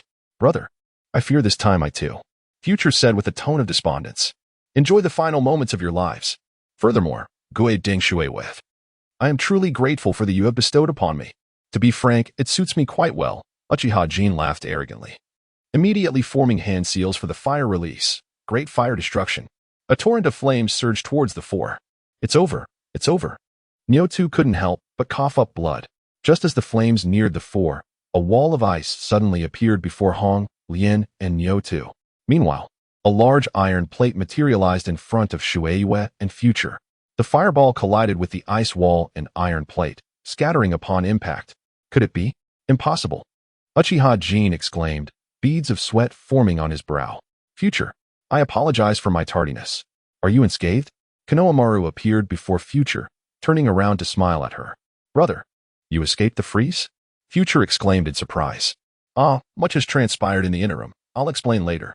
As long as you're all right, that's all that matters. Konohamaru chuckled. Sister, Nyogu, are you both all right? Yugue Maru supported the exhausted Hong Lien and Nyotu. Yugue Maru, you finally arrived. Nyotu said in delight. Now, I entrust the next steps to you. That Uchiha Jin is truly. Hong Lien said indignantly. I understand. Leave the next part to me. Yugue Maru assured confidently. The ice wall and iron plate dissipated, revealing Konohamaru and Yugue Maru. Upon seeing them, Uchiha Jin gasped in disbelief. This shouldn't be happening. Saratobi Konohamaru, you should have been frozen solid. Well, if you believe everything will unfold according to your desires, then you are gravely mistaken. Konohamaru replied with a slight smile. Then turned to Yugue Maru. Uchiha Jin or the Three Tails, which would you prefer to confront? What do you think? You possess the ability to restrict the Sharingan. While I can contain the Three Tails, Yugue Maru replied with a subtle smile. The scene shifted back to a previous moment, as Yugue Maru recalled their earlier clash with Konohamaru. Impossible. How could he have escaped my Snow Mountain seal? He shouldn't have been able to break free. Yugue Maru looked around in shock, sensing that Konohamaru was nearby. At that moment, Konohamaru, hidden atop a distant tree, began to contemplate. This guy's ice-light heart is truly formidable. Engaging in a war of attrition would mean certain defeat. I must resolve this swiftly. He began to gather chakra. This is not good. The enemy is hidden while I am exposed. I need a strategy. Yugue Maru pondered, then swiftly formed hand seals for ice release. Snow mist barrier. Instantly, a swirling snow fog enveloped a 100-meter radius around Yugue Maru, forming an expansive barrier. A sensory barrier? It seems I cannot approach recklessly. Then, a spiraling ball of fire surrounded by flames appeared in Konohamaru's right hand. Suddenly, a colossal fire release, spiraling sphere flew into the snowy mist barrier. Instantly detected by the ghostly sphere. Not this technique again. Do not presume I will fall for the same trick twice. The ghostly sphere exclaimed in anger. Subsequently, with a swift gesture, the ghostly sphere summoned an ice release, Snow Mountain Giant. Instantly, the ice and snow beneath the ghostly sphere expanded. And in the blink of an eye, a gigantic ice giant emerged, standing tall and bearing the ghostly sphere. The ice giant caught the fire release, spiraling sphere with ease and crushed it in its grip. This fellow's ice release. has astonishingly produced an effect akin to its release. However, there must be some flaw, right? It is unlikely another with the prowess of the first Hokage will arise. This ghostly sphere should not possess such formidable strength. Konohamaru observed the towering ice giant with beads of sweat adorning his brow. No need to hide. That large fireball has already revealed your location. The ghostly sphere pointed towards the treetops. Konohamaru descended from the tree, landing on the ground with a wry smile, acknowledging the ghostly sphere's might. Yet, having endured the previous battle, and now conjuring such a giant, you must have expended considerable energy, correct?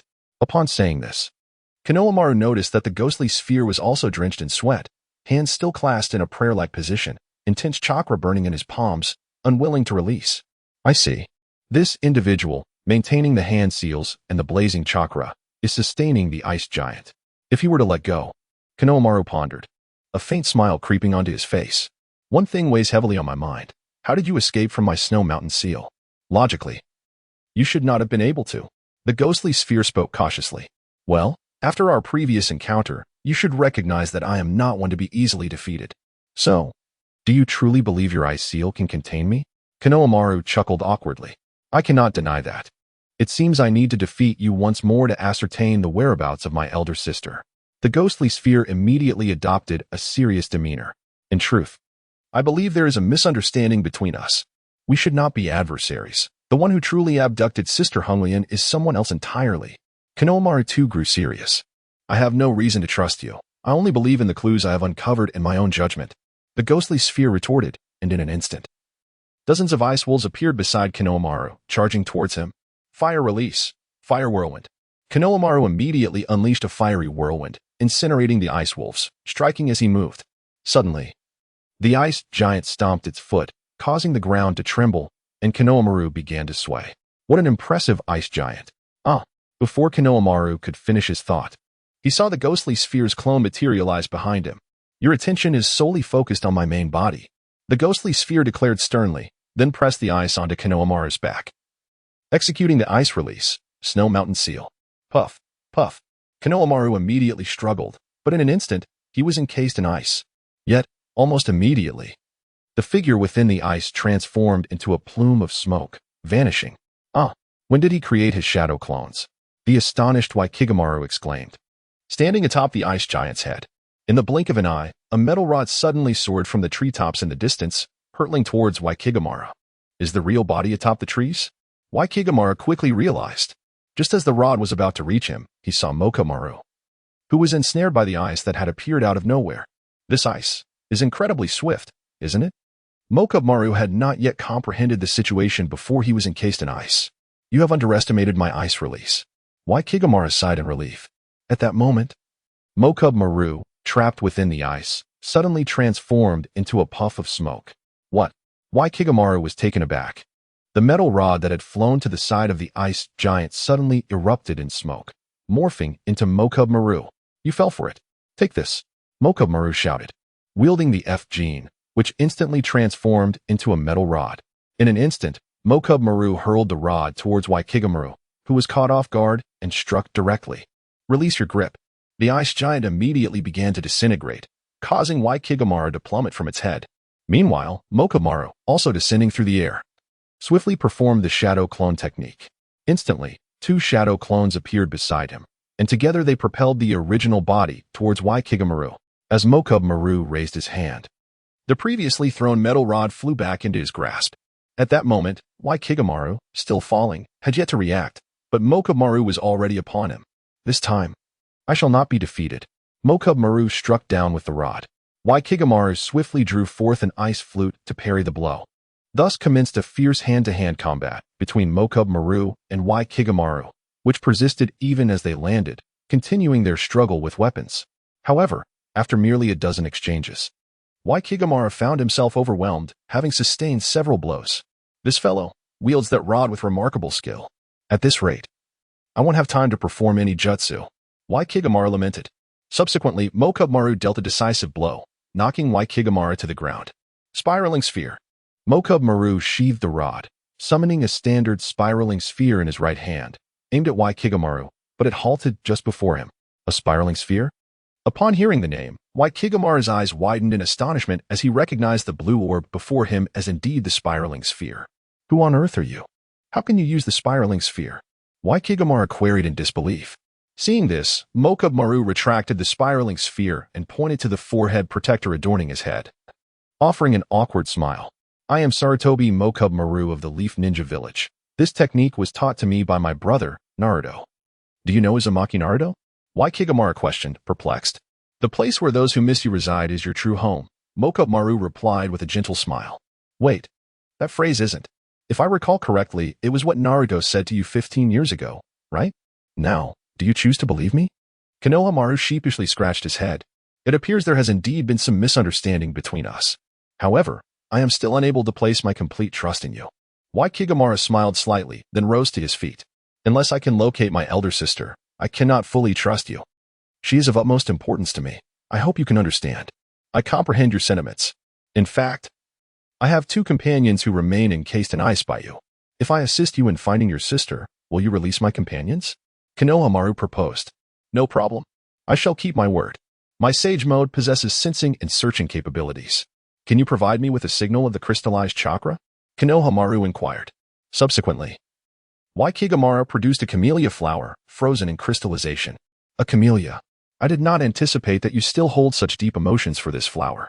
However, I recall that you originally left that camellia behind. Did you not? Konohamaru casually accepted the flower. This was created later. My sister and I both have an affinity for camellias, Waikigamaru chuckled sheepishly. As the memories faded, Waikigamaru glanced at Konohamaru beside him, and then at the red lotus behind him, swiftly forming hand seals. Konohamaru, rest assured. The ice seals on your 2 companions have been lifted. Oh, I see. The next step is to break the seal on Uchiha Jin before rescuing the 3 tails. Konohamaru gazed seriously at the 3 tails and Uchiha Jin. It seems we are in trouble. Uchiha Jin said, drenched in sweat. Do not jest. You should be the ones I eliminate. How could you possibly have a chance of turning the tide? Uchiha Jin, sweating profusely, looked anxiously at Waikigamaru and Konohamaru. Upon seeing this, Waikigamaru pointed at Uchiha Jin and stated, We siblings originally sought a life of peace and seclusion. Yet unexpectedly, you have turned us into pawns. For merely abducting my sister, I shall never forgive you. Uchiha Jin, do you wish to follow Kagaya's resurrection through Black Zetsu? If your only motivation is hatred towards the shinobi, that is somewhat understandable. Konohamaru said sternly. What I desire is none of your concern, you brash youths. If you think you can thwart me, then come at me. Uchiha Jin snarled fiercely. At that moment, the 3 tails once again roared, unleashing a powerful shockwave. Do not become complacent. Waikigamaru said seriously, raising his hand, and immediately, a vibrant blue chakra ignited around him. Suddenly, the 3 tails halted its movements. 3 tails, what are you doing? Uchiha Jin exclaimed in panic. At that instant, Konohamaru swiftly charged towards Uchiha Jin. Sage art, flashing orb. A white sphere of light reappeared in Konohamaru's right hand. This, as long as I close my eyes. Uchiha Jin promptly shut his eyes. Yet, in the next moment, an excruciating pain radiated throughout Uchiha Jin's body. Aya! Uchiha Jin writhed in agony. Perish! Konohamaru delivered a kick squarely to Uchiha Jin's face. As Uchiha Jin tumbled down from the head of the 3 tails, he painfully crouched on the ground, struggling in agony. Shortly thereafter, Konohamaru arrived, transforming his wind jewel into an iron staff, advancing towards Uchiha Jin with the weapon in hand. Yet, that accursed orb of light. Uchiha Jin helplessly gazed at the approaching Konohamaru, bracing his lightning blade before him. If it were merely an ordinary flash bomb, closing one's eyes might indeed prove effective. However, this is a flash bomb infused with sage techniques. How effective do you think it could possibly be? Konohamaru smiled faintly. At that moment, Wajimaru, desperately attempting to control the 3 tails, whispered to Konohamaru to find a way to swiftly the contract seal on that fellow, allowing the 3 tails to return to normal. If I reach my limit and can no longer control the 3 tails, it would spell trouble. Wajimaru truly was impressive, a worthy heir of the Yuki clan. Behind Wajimaru, Mizuki smiled with satisfaction. The Yuki clan? You know about Wajimaru's origins? Honglian exclaimed, astonished as she looked at Mizuki. I mean, Honglian, you were once one of Orochimaru's subordinates, haven't you heard such intelligence? Wajimaru's biological mother, a member of the same clan as Haku. is indeed a descendant of the Yuki clan, Mizuki replied with a slight smile. Mizuki, your network of information is terrifying. What on earth have you been up to these past 15 years? Nyotu gazed at Mizuki in astonishment. Since I had time to spare. I thought I might as well gather more intelligence and collect additional data. However, I don't have a clear understanding of Uchiha Jin's true background. As the documents Orochimaru created about him have gone missing, all I know is that he must materialize for 5 seconds after every 5 seconds of intangibility. Mizuki shook his head. Meanwhile, Konohamaru and Uchiha Jin engaged in a fierce battle. As Konohamaru swung his staff down, Uchiha Jin blocked it with his lightning blade. You little brat. Don't get too cocky. Lightning release. Lightning gate. Upon uttering this, Uchiha Jin unleashed a torrent of electricity from his blade, surging towards Konohamaru. Yet, after the lightning coursed through him, Konohamaru remained unfazed. You. Uchiha Jin uttered in disbelief. With such feeble lightning. Do you really think you can breach the defenses of Sage Mode? Konohamaru retorted, raising his staff to strike Uchiha Jin on the neck, followed by a kick that sent Uchiha Jin sprawling back. Ugh. Uchiha Jin was knocked back a few steps, falling to the ground. It's impossible. If my ocular power had not been sealed, you would undoubtedly be my subordinate. Uchiha Jin growled menacingly. Stop putting on a brave front. You hollow shell of a man. You don't even measure up to half of Waijimuro. Konohamaru asserted sternly, approaching with the iron staff, urging him to quickly the contract seal. At that moment, a shadow appeared behind Konohamaru. If you believe this is the end, you are sorely mistaken. Ha ha ha ha who? Konohamaru exclaimed, turning around only to be splattered with a large mass of black ink. Uft. What is this stuff? Konohamaru promptly expelled the ink that had been sprayed into his mouth, wiping the ink from his face.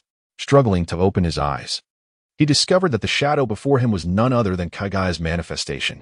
Well, if I hadn't arrived, things would have surely taken a turn for the worse. But now it is all over, Kagaya coldly remarked. This. Konohamaru attempted to speak, but was suddenly seized by a sharp pain in his abdomen, causing him to double over in agony, with a body devoid of sage transformation. Your cultivation in sage mode can only defend the surface, not the internal. You must understand that being poisoned by me means your end, Kagaya chuckled maliciously. Kagaya. You. Konohamaru struggled to articulate his thoughts, languishing in pain. This opportunity cannot be missed. You shall perish. Uchiha Jin cackled, brandishing a lightning blade as he lunged towards Konohamaru from behind. Do not touch my brother. Mirai suddenly appeared behind Uchiha Jin, wielding a pair of wind blades aimed at him. Uchiha Jin swiftly turned to block the young girl with his lightning blade, remarking, It seems you still possess some strength. But this is where it ends. With that, he swung the lightning blade towards Mirai. Mirai raised her wind blades in defense, but with a sharp crack. They shattered upon colliding with the lightning blade. Father's wind blades. Mirai gasped, astonished at the sight before her. Just as Kagaya was about to strike Konohamaru, 2 ice clones of Waikaimaru suddenly appeared behind him, leading to a fierce entanglement. I am nearing my limit. I cannot release the contract seal yet? Meanwhile, the original Waikaimaru, who was controlling the Three Tails, began to breathe heavily, his vision blurring. The Three Tails began to waver, seemingly on the verge of breaking free from Waikaimaru's control. On the other side, Mirai, unable to withstand Uchiha Jin's assault, sustained a wound to her left hand and collapsed to the ground. No, I can't. I cannot defeat him. She lamented helplessly. Mirai. Konohamaru uttered weakly, his strength utterly depleted, before losing consciousness. I will deal with you later.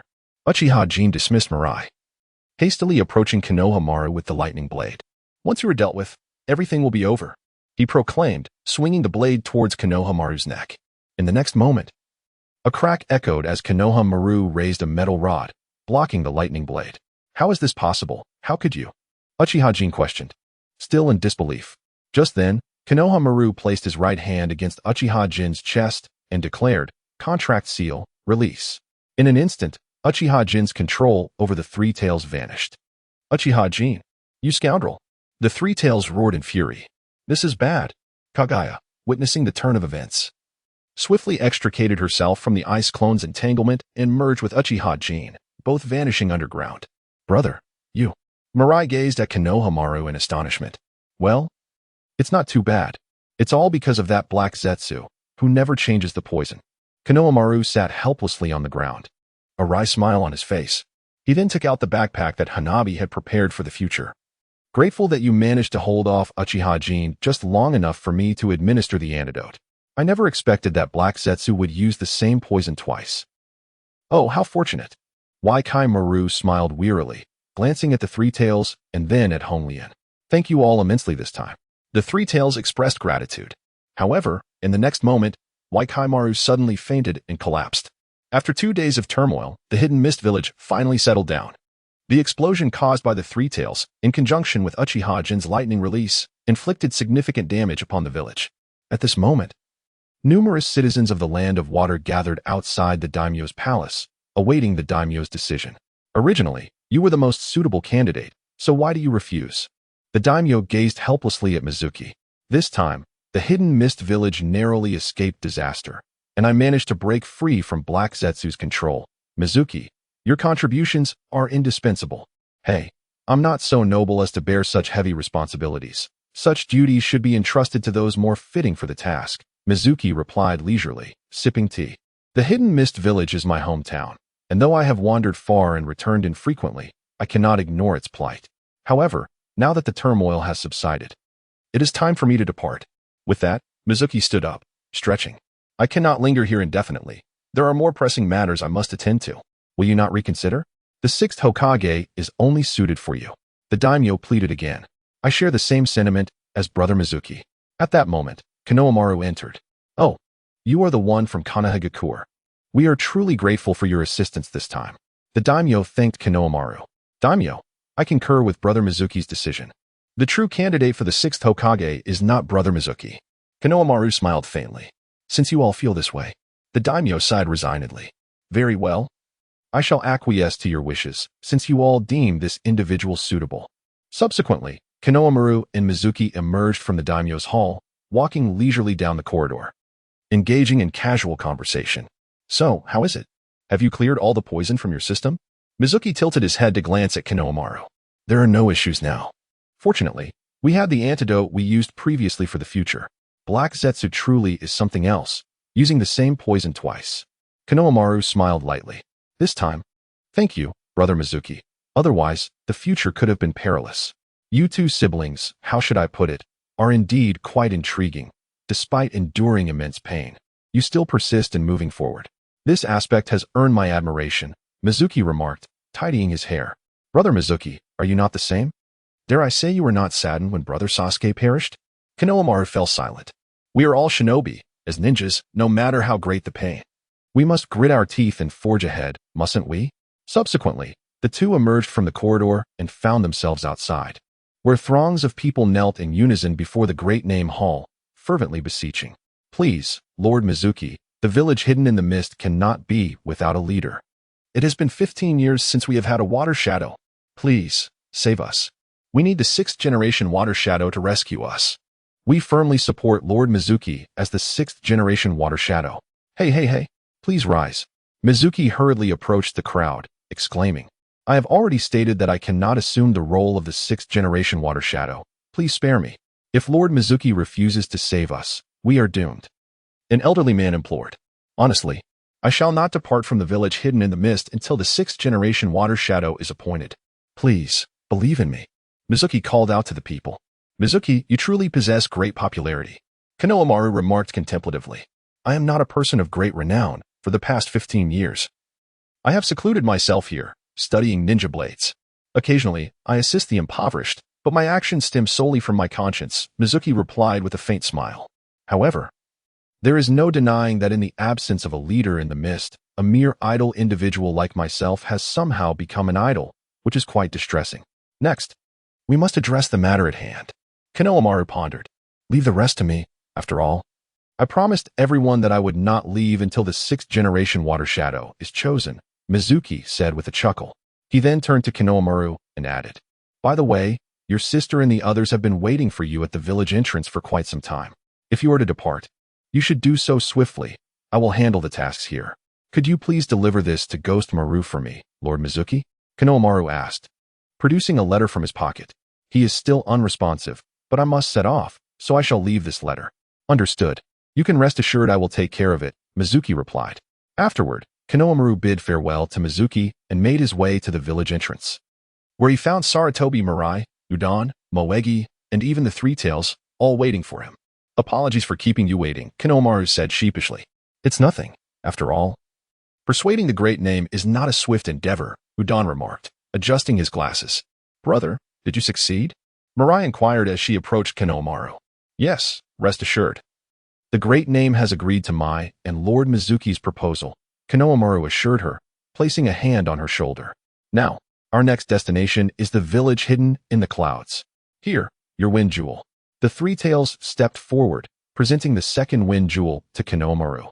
Thank you, Lord Three Tails. Kanomaru expressed his gratitude. The journey to the village hidden in the clouds is quite distant, but I am aware of a water route that will allow us to arrive swiftly. Would you like me to escort you? The Three Tails proposed. If you could accompany us. That would be splendid. We would greatly appreciate it. Kanomaru replied gratefully. Mirai, what is that in your hand? Udon asked, pointing at the long needle in Mirai's possession. This? It's a long blade stitching needle, Mirai said with a playful grin. Wait. Isn't the sewing needle one of the 7 weapons of the 7 ninja swordsmen? How did you acquire it? Ming Huang inquired, astonished. Father's wind blade is broken.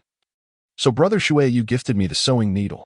Now I finally possess a suitable weapon, replied Wei Li, beaming with joy.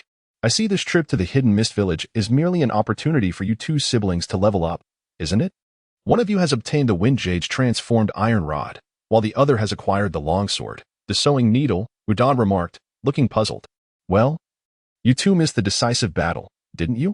By the time you thawed and arrived in the Hidden Mist, Uchiha Jin had already been driven away by us, Kanomaru shrugged, glancing at Udon and Ming Huang. Speaking of which, Uchiha Jin is truly formidable. Why does he possess so many abilities with his Manjiki Sharingan? Ming Huang expressed her dissatisfaction. He likely operates on the same principle as Uchiha Shursui, who could use Kimui, Amaterasu, Tsukuyomi, and even Izanagi. After all, Uchiha Shursui is a clone of Uchiha Jin, Kanomaru said solemnly. In the future, if we encounter such an adversary again, we must exercise extreme caution. Their ocular abilities are incredibly numerous. Sigh. If only my other half were still intact, I wouldn't have fallen under Uchiha Jin's control, the Three Tails lamented, shaking his head helplessly. Other half? What do you mean? Kanomaru asked, surprised at the Three Tails. Currently, I am merely half of my original self. My other half is no longer present, the Three Tails said with a bitter smile. Could you clarify? What do you mean by your other half is gone? Wei Li questioned, gazing at the Three Tails in confusion. According to your understanding, when we tailed beasts enter a Jinchuriki's body, if the Jinchuriki perishes, we also die, only to be resurrected somewhere else, the Three Tails explained. However, this is merely a tale we concocted in ancient times to deceive you humans, so that you would fear truly killing your Jinchuriki. In reality, after the Jinchuriki dies, we tailed beasts follow the spirit of the Jinchuriki into the afterlife in the form of chakra. So, you fabricated such a lie out of fear that humans might inadvertently kill their Jinchuriki? Kanomaru said, astonished, before suddenly realizing a grave issue. Wait, are you implying that your other half followed the Jinchuriki's spirit out of this world? Then that means... Kanomaru's face broke into a sweat. Indeed. It was Yuara Rin. The Three Tails nodded. At that time, Madara placed my other half within Yuara Rin, and when she died, my other half departed from this world along with her. I see why you were so easily controlled by Uchiha Jin. Is there any way to retrieve your other half? Udon asked, astonished. There is a method, using Edo Tensei or rebirth to resurrect the Jinchuriki. In such a case, my other half could return alongside the Jinchuriki's spirit, the Three Tails declared resolutely. Kanomaru, I finally understand why the Akatsuki sought to capture the Jinchuriki alive and employed the illusionary 9-dragon sealing technique to absorb the tailed beasts. Udon said, drenched in sweat. What do you mean? Mitsuki stared in astonishment at Udon. Orochimaru had departed from Akatsuki, and should Akatsuki eliminate the Jinchuriki, it would effectively deliver the tailed beasts to Orochimaru. Udon lamented. Brother, what shall we do? Should we report this significant news to Lord Sixth later? Futari gazed at Mitsuki in disbelief.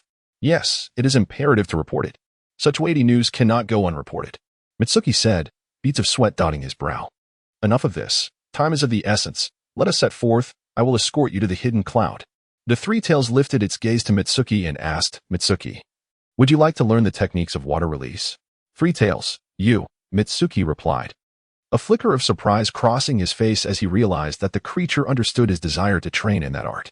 Naturally, and I am aware that your new technique is not solely about the strength of water, lightning, or earth release. The crux lies in your mastery. The Three Tails said with a faint smile. Then I shall be in your care, Three Tails. Mitsuki expressed his gratitude. Subsequently, the Three Tails led Mitsuki and the others on their journey toward the hidden cloud village. Meanwhile, within a refuge tent in the hidden mist village, Honglian and Oxhead paced anxiously beside the bed of Yuguewan. Sister, do you think Yuguewan will be all right? Why has he not awakened yet? Oxhead voiced his concern. By all accounts, he should awaken soon. Did the physician not say there was no serious issue, merely that excessive chakra consumption led to his unconscious state?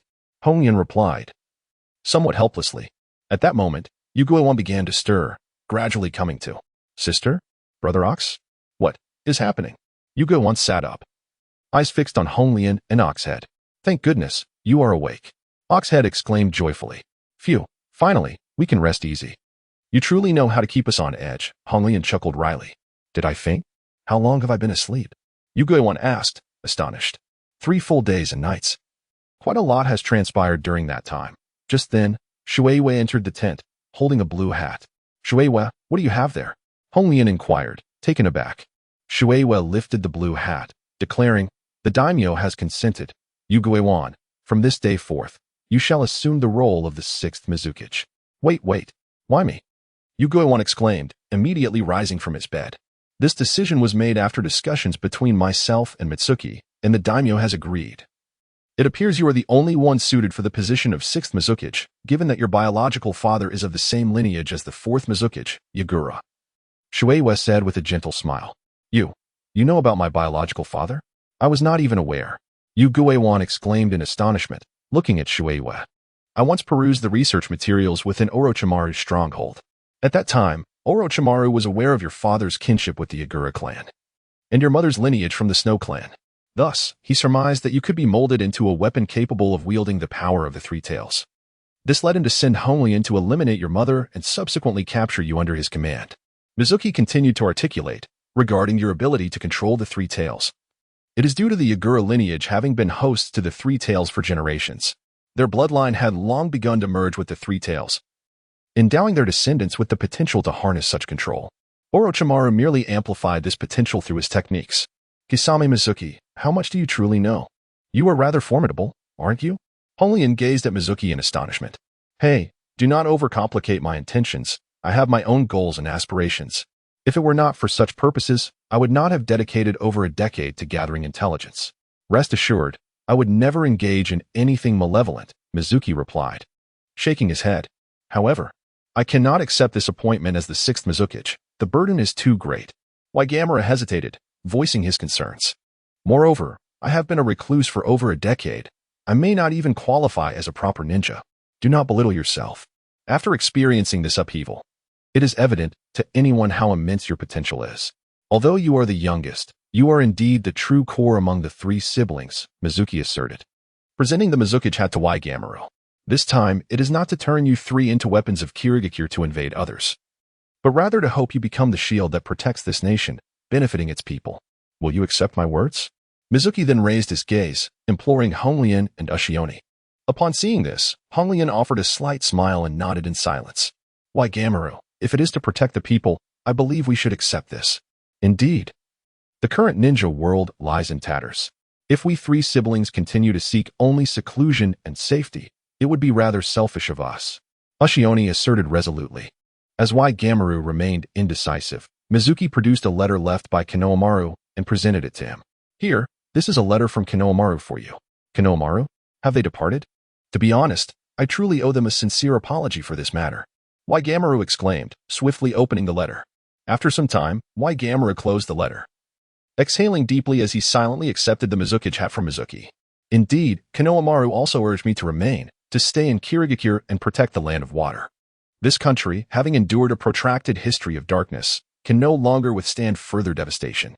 It is imperative that someone rises to safeguard this nation and its impoverished populace. If I were to continue evading this responsibility, it would be exceedingly selfish. Subsequently, Waigamero turned to face Honglian and Ushioni, bowing solemnly. Waigamero, what are you doing? Honglian and Ushioni rushed to support him. Relying solely on my own strength, I am utterly unqualified for such a significant role. Therefore, I wish to request that my elder sister and brother Ushi remain by my side, to guide and assist me, ensuring I do not err gravely. As before, merely due to the disappearance of my elder sister, I found myself in utter turmoil, completely losing my rationality and ability to discern the truth. It can be said that I am still rather inexperienced. Elder sister, Nyogo, will you continue to guide me? Wai Kigwan earnestly gazed at Honglian and Nyodo. Honglian smiled gently. Fool, how could we ever leave you? We have lived together as siblings for 15 years. Now, we are utterly inseparable. Subsequently, Wai Kigwan, Honglian, and Nyodo followed the daimyo to the grand hall of the Hidden Mist Village, where the daimyo announced to the entire populace of the Land of Water that Wai Kigwan was appointed as the 6th Mizukage. The citizens of the Land of Water erupted in cheers, their voices resounding through the heavens and the earth. Meanwhile, under the verdant canopy of trees in the Land of Water, Shueihua strolled leisurely, carrying a simple backpack. At last, I have accomplished what I needed to do in my homeland. Xianglin, I shall be with you soon. Do not let me down. Shueihua glanced at the blazing sun above and smiled faintly, gracefully departing from the Hidden Mist Village. 2 days later, Kakashi, who remained in Konoha Village, received a letter of gratitude from the Hidden Mist Village. Kakashi perused the letter with great interest, then smiled slightly. I never expected that Wai Kigwan would actually become the 6th Mizukage. Mokurumaru and the others did exceptionally well. Huh? What happened? Irika asked in surprise from the side. Even amidst the ravaged ninja world, such resilient and formidable ninjas still exist. Honglian, Wai Kigwan, Nyodo. Encountering them feels as though it was just yesterday. I never anticipated that today they would once again emerge as the backbone of the Hidden Mist Village. Kakashi stood up joyfully, gazing out the window, reminiscing about the once envied trio of Temari, Kankuro, and Gaara. Who would have thought that today would also witness the emergence of such remarkable siblings as Honglian, Nyodo, and Wai Kigwan? Is this all merely fate? At the same time that Mokurumaru and his companions were heading to the Hidden Mist Village, Uchiha Shin, accompanied by 2 younger subordinates, sought out the hideout of Orochimaru as indicated by Sasuke. On that day, Uchiha Shin and his companions endured great hardships to arrive at the dilapidated hideout. The 3 surveyed the derelict surroundings. It is hard to imagine that a Raidama would be hidden here.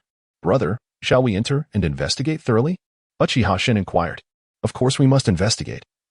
And we shall do so meticulously. Uchiha Shin produced a Raidama, which shimmered brilliantly. The second Raidama must be hidden within. Let us find it quickly. Uchiha Shin commanded. The 3 then entered the hideout, commencing their thorough search. After repeated and careful exploration, Uchiha Shin discovered a Raidama buried in a dark basement, concealed for over a decade. Found you. It seems this journey was not in vain. Uchiha Shin grinned as he held the shimmering Raidama. Brother, come look. There is an odd device here. At that moment, one of Uchiha Shin's subordinates approached him from behind. Uchiha Shin followed his subordinate into another room, where he found a large computer still operational. What is this? Glistening and operational even after more than a decade? It is evident that Uchiha Shin is unfamiliar with this contraption known as a computer. This device is likely a remnant from Orochimaru's past, yet its continued functionality after all these years is quite remarkable, Uchiha Shin remarked, promptly taking a seat before the computer to peruse its data.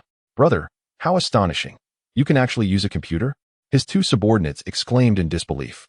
During my training with the master, I dabbled in it a bit. I wouldn't say I truly understand it. I merely know how to turn it on. Uchiha Shin replied while examining the data on the screen. This device, it is far more than just a relic of a decade. As far as I can ascertain, it has only been operational twice. The last time it functioned was 27 years ago.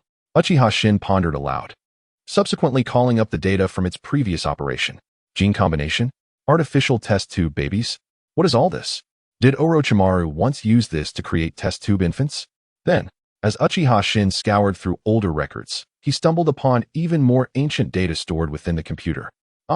Orochimaru utilized this apparatus to create Uchiha Gene? Uchiha Shin's face broke into a sweat as he realized the implications. It even detailed the various characteristics of the experimental subject, Uchiha Gene. Uchiha Gene, the very wretch who once tormented us? One subordinate muttered to himself. However, it is of no concern now. He was eliminated 15 years ago by our master and uncle, replied the other subordinate. The characteristics of Uchiha Gene mirror our own traits. Alas, We are all mere clones of that scoundrel. Uchiha Shin sighed deeply after reading the information. Fire style, great fireball technique, Uchiha Shin exclaimed, unleashing a colossal fireball that instantly obliterated the computer. Brother, what are you doing? His two subordinates gasped in astonishment. We've already been vexed enough by Sarutobi's flash bombs. Must we allow this information to fall into the hands of outsiders? If more people learn of our traits, it will only serve to expose our vulnerabilities. Uchiha Shin expressed his displeasure, asserting that it was better to annihilate this data than to let their secrets be known. What shall we do next, brother? One subordinate inquired. To the Dragon Cave. We must retrieve the third lightning gem. Our next challenge will be the White Snake Sage. You both must remain vigilant, Uchiha Shin said, patting his two subordinates on the shoulders. With that, the trio swiftly departed from Orochimaru's stronghold, making their way towards the Dragon Cave. Meanwhile, in Konoha Village, Kakashi led Irika and Anko to the entrance of the historical archives. Kakashi. Places like this are restricted by regulation to the Hokage. Individuals like Irika and I have no right to enter. We should, Irika said anxiously. At such a critical juncture, discussing qualifications seems rather futile. Kakashi offered a wry smile and posed a question. Do you know when was the last time someone entered this place? When? When was it? Hondo gazed at Kakashi with astonishment. It was on the eve of the Uchiha clan's rebellion and extermination. I have heard that the third Hokage ventured here alone in search of information that could benefit the Uchiha, hoping to devise a solution to the Uchiha issue that did not involve a coup. However, as far as I know, he returned empty-handed. Kakashi hesitated as he spoke. Why did you think to come to this place? Irika inquired, bewildered. Deep within my heart, I feel an inexplicable sensation, a sense that things may not be as simple as they appear. Hanabi shares this sentiment, yet we both hope that our suspicions do not materialize. Nevertheless, in pursuit of the truth, to refute the wild speculation that Hanabi and I have, we simply had to come here, Kakashi replied, regaining his composure. Kakashi, what is this wild speculation you and Hanabi have? Could you share it with us? Hondo stepped forward, asserting, given that there are hardly any people left in Konoha. If you face any difficulties, both Irika and I are determined to assist you to the best of our abilities. Well, it wouldn't hurt to share with you. If I cannot trust you, who else could I trust? Kakashi's demeanor shifted to one of seriousness. The bones discovered by Hanabi at Hwawa Mountain. Half of them are entwined with red strands of hair. If this portion of the bones belongs to the Uzumaki clan, then what of the other half? Think carefully. The other half? Could it possibly relate to the Uzumaki clan? Irika pondered, perplexed. Could it be that the number of bones entwined with red hair corresponds to the number of those without? A theory suddenly sparked in Hondo's mind. According to Hanabi, it is likely that there are more bones lacking red strands of hair. Kakashi fell silent. Could it be that another clan, larger than the Uzumaki, was annihilated, and their remains were interred in Hwawa Mountain? Irika's face dripped with sweat at the thought.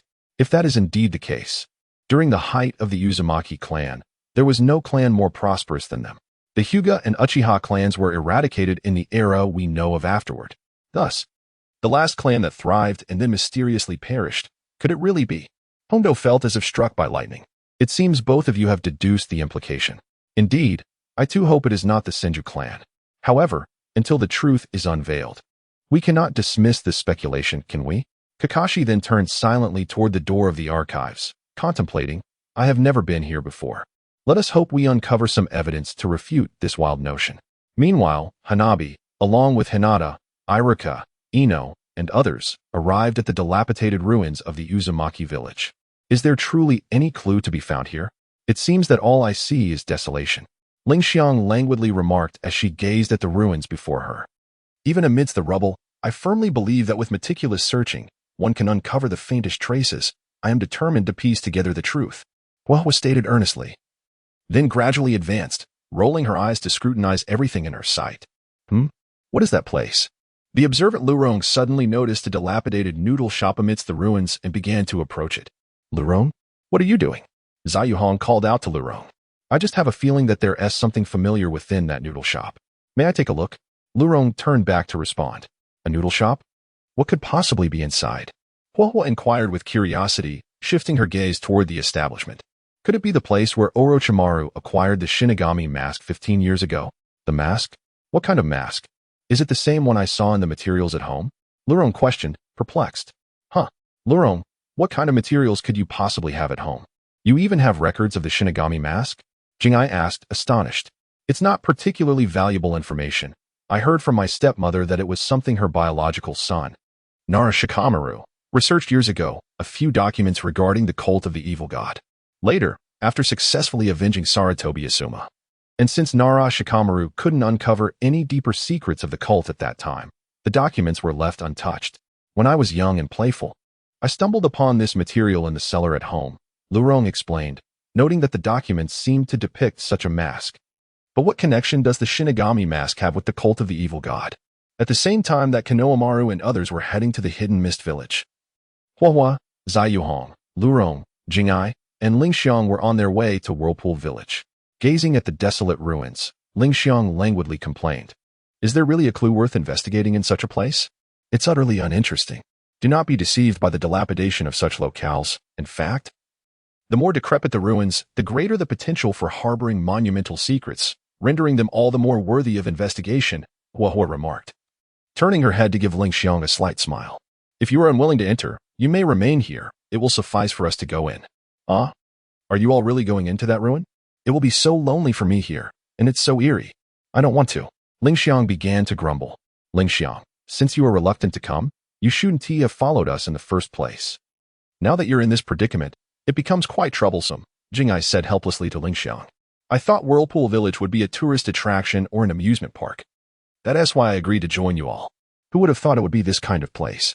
Lingxiang said impatiently. "How about this? Since Lingxiang is unwilling to enter, and she feels uneasy being left alone here, Lurong, would you stay with Lingxiang while Jingai and I accompany Huahua inside?" Ziyuhong smiled at Lurong. "Can I not go in with you? Originally, I had intended to explore this place archaeologically," Lurong said with a sense of helplessness. "I know you are more meticulous and diligent than anyone else. But this time, it is sufficient for me, Huahua, and Jingai to enter.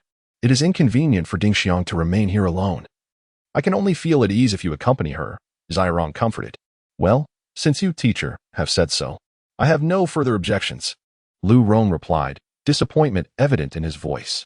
Subsequently, Huahua, Zirong, and Jingai cautiously made their way into the ruins before them, while Lu Rong stayed outside with Dingxiang. "Do you think there might be anything fun in a place like this?" Dingxiang said, her eyes sparkling with curiosity. "Alas, Dingxiang, you should not indulge in such fantasies. How could there possibly be anything entertaining in a place like this?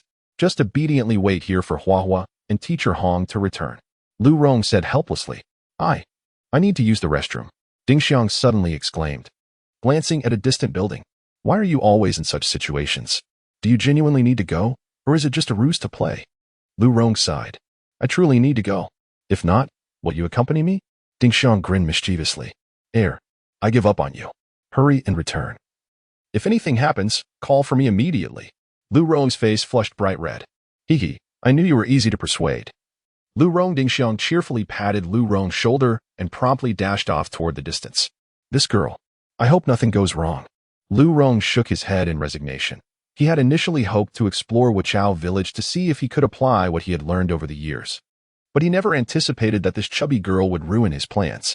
Meanwhile, after Huahua and the others entered the main hall of the ruins, they rummaged about, discovering nothing but useless debris, leaving them covered in dust. "Ahem, big sister, if we keep searching like this, will we truly find what we are looking for?" Jingai said, patting the dust off his clothes. "Searching like this is akin to finding a needle in a haystack. It seems we need to take more substantial action."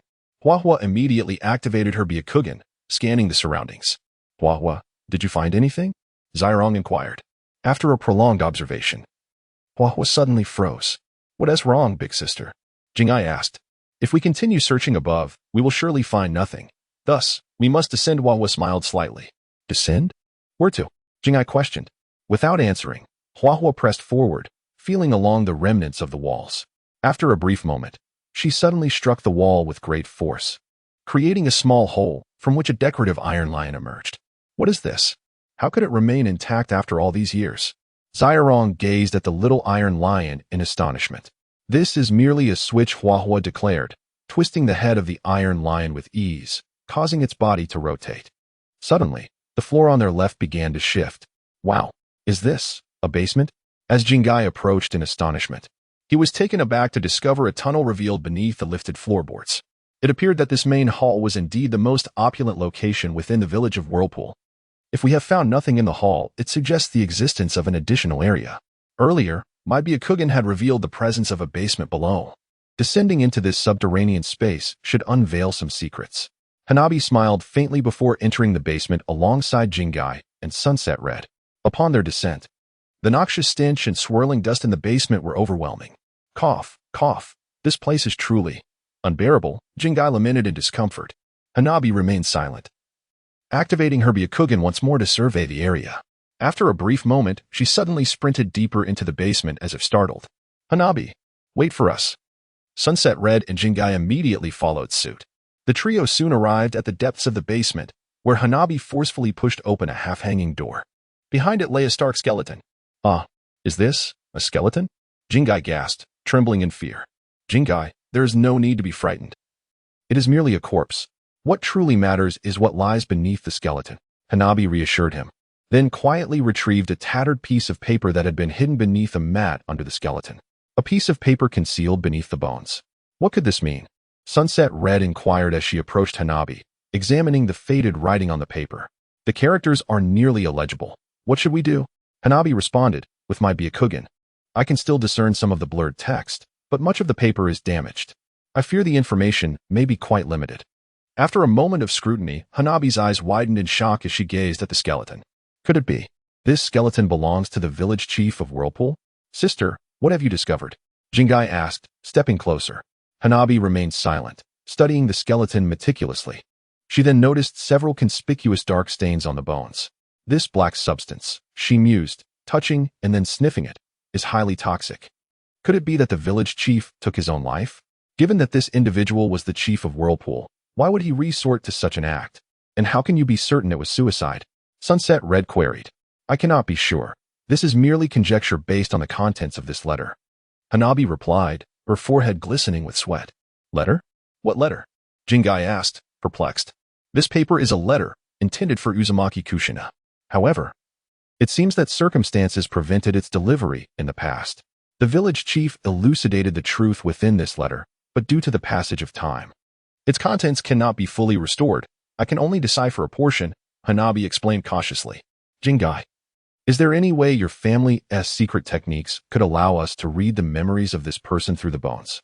Bones. The bones? The manhole cover pondered, stating that, logically, bones are a part of a person, yet to extract a person's memories, one requires their brain. Thus, let us attempt with the skull. Without hesitation, Huahua decapitated the white skeleton before her and presented the head to the manhole cover, pleading, I need to piece together the truth. Can you access the memories of this village chief? It is of utmost importance. I will try. Once I return, I shall attempt it with my godmother. But, could you please remove the skull? I am terrified.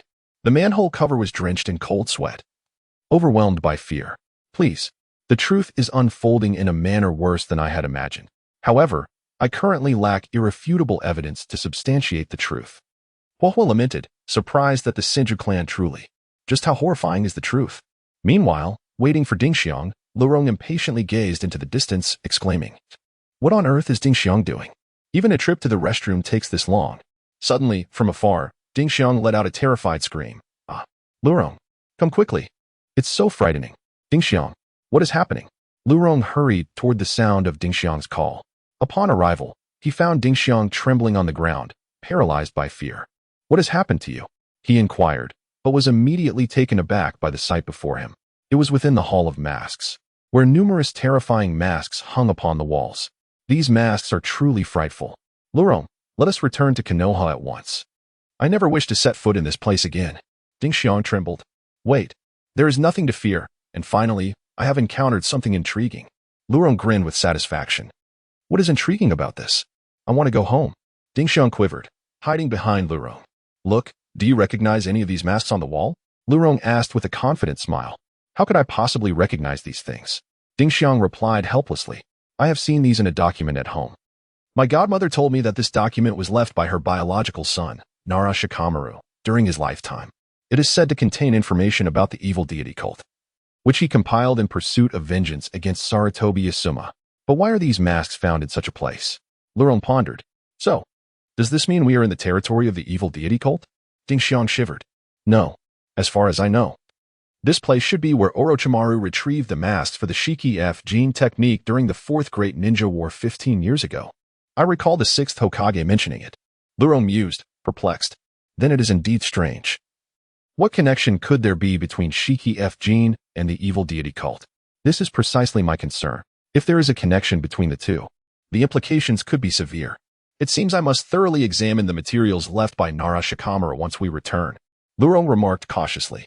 Subsequently, Lurong took Ding Xiang by the hand, leading her away from the Hall of Masks. Lurong, I have just discovered something. Should I report it to the elder sister? Ding Xiang inquired. Not yet. This pertains to the matter of the evil god cult. Given that elder sister and the others are already troubled by the annihilation of the Whirlpool clan, it would be prudent for me to investigate this matter on my own first. Once I have some leads, I will then report back to them. Lurong replied. Subsequently, Huahua and the others gathered at their original location, and the 5 promptly returned to Konoha village. At the entrance of the Hidden Cloud village, Killer Bee escorted Konohamaru and the others outside the village. You all did remarkably well this time. Not only did you master the simplified version of the Lightning Release Rasengan, but you also obtained the 3rd Wind Jewel. If Naruto were to know, he would surely be overjoyed. Killer Bee exclaimed with exuberance. This is largely thanks to your guidance, Uncle B. Otherwise, I wouldn't have been able to learn the simplified version of the Lightning Release Rasengan in just 2 or 3 days.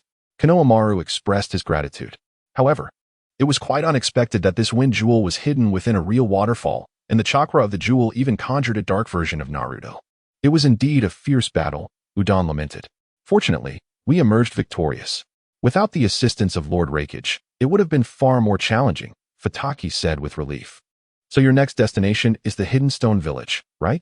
The 8 Tails within Killer Bee spoke up. Yes, we are headed to the Hidden Stone Village, where we must confront the 4th Tsuchikage. We must proceed with caution, Konohamaru said, a bead of sweat trickling down his face. Do not worry. You will be just fine. Trust me, Killer Bee replied cheerfully. I appreciate your kind words, Uncle B. Well then, we shall take our leave. Konohamaru thanked him once more. The 4 then set off on their journey towards the Hidden Stone Village. Meanwhile, within Konoha Village, Huahua and the others hurried to the Hokage Tower to report their findings to Kakashi. It seems you have made significant discoveries. How did the skull reading go? Kakashi inquired cautiously. The manhole cover and his adoptive mother are currently attempting it. I wonder if you have uncovered anything on your end, Kakashi-sensei? Huahua asked anxiously. We have made some discoveries. Kakashi replied with a wry smile. Initially, we found nothing of value in the archives. But there is one perplexing point that can be considered a finding. What discovery? Huahua pressed urgently. From the time of the passing of the 2nd Hokage, Tobirama, until Naruto's mother, Uzumaki Kushina, came to Konoha, the historical records are utterly blank. Moreover, even the documentation after Uzumaki Kushina's arrival in Konoha has significant discrepancies. It was stated that she hailed from a prosperous, populous village of the Whirlpool, yet thereafter, no matter how we searched, we could not find the reason for the fall of the Whirlpool village in the historical texts. Kakashi's expression turned serious. This implies that the historical records have been tampered with by someone, Huahua asserted resolutely. That is a plausible conclusion, and furthermore, the records concerning the Senju clan have remained largely blank since the passing of Lord Tobirama. In the historical records following Kushina's arrival in Konoha, there is not a single mention of the Senju clan, save for the acknowledgement that Lady Tsunade is the granddaughter of the 1st Hokage. Kakashi sighed deeply.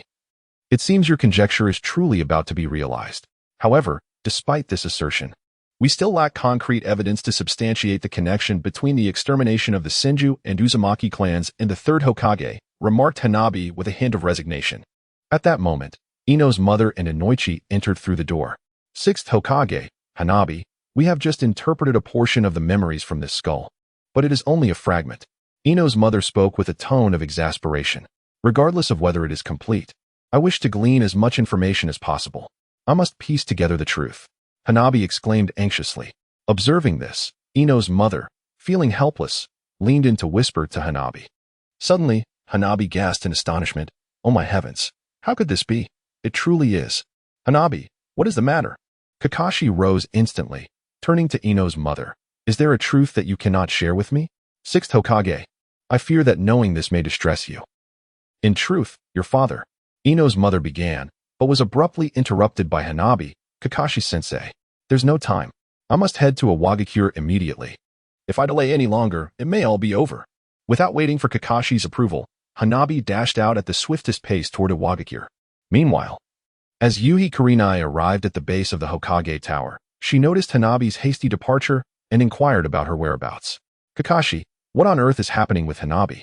Where is she off to?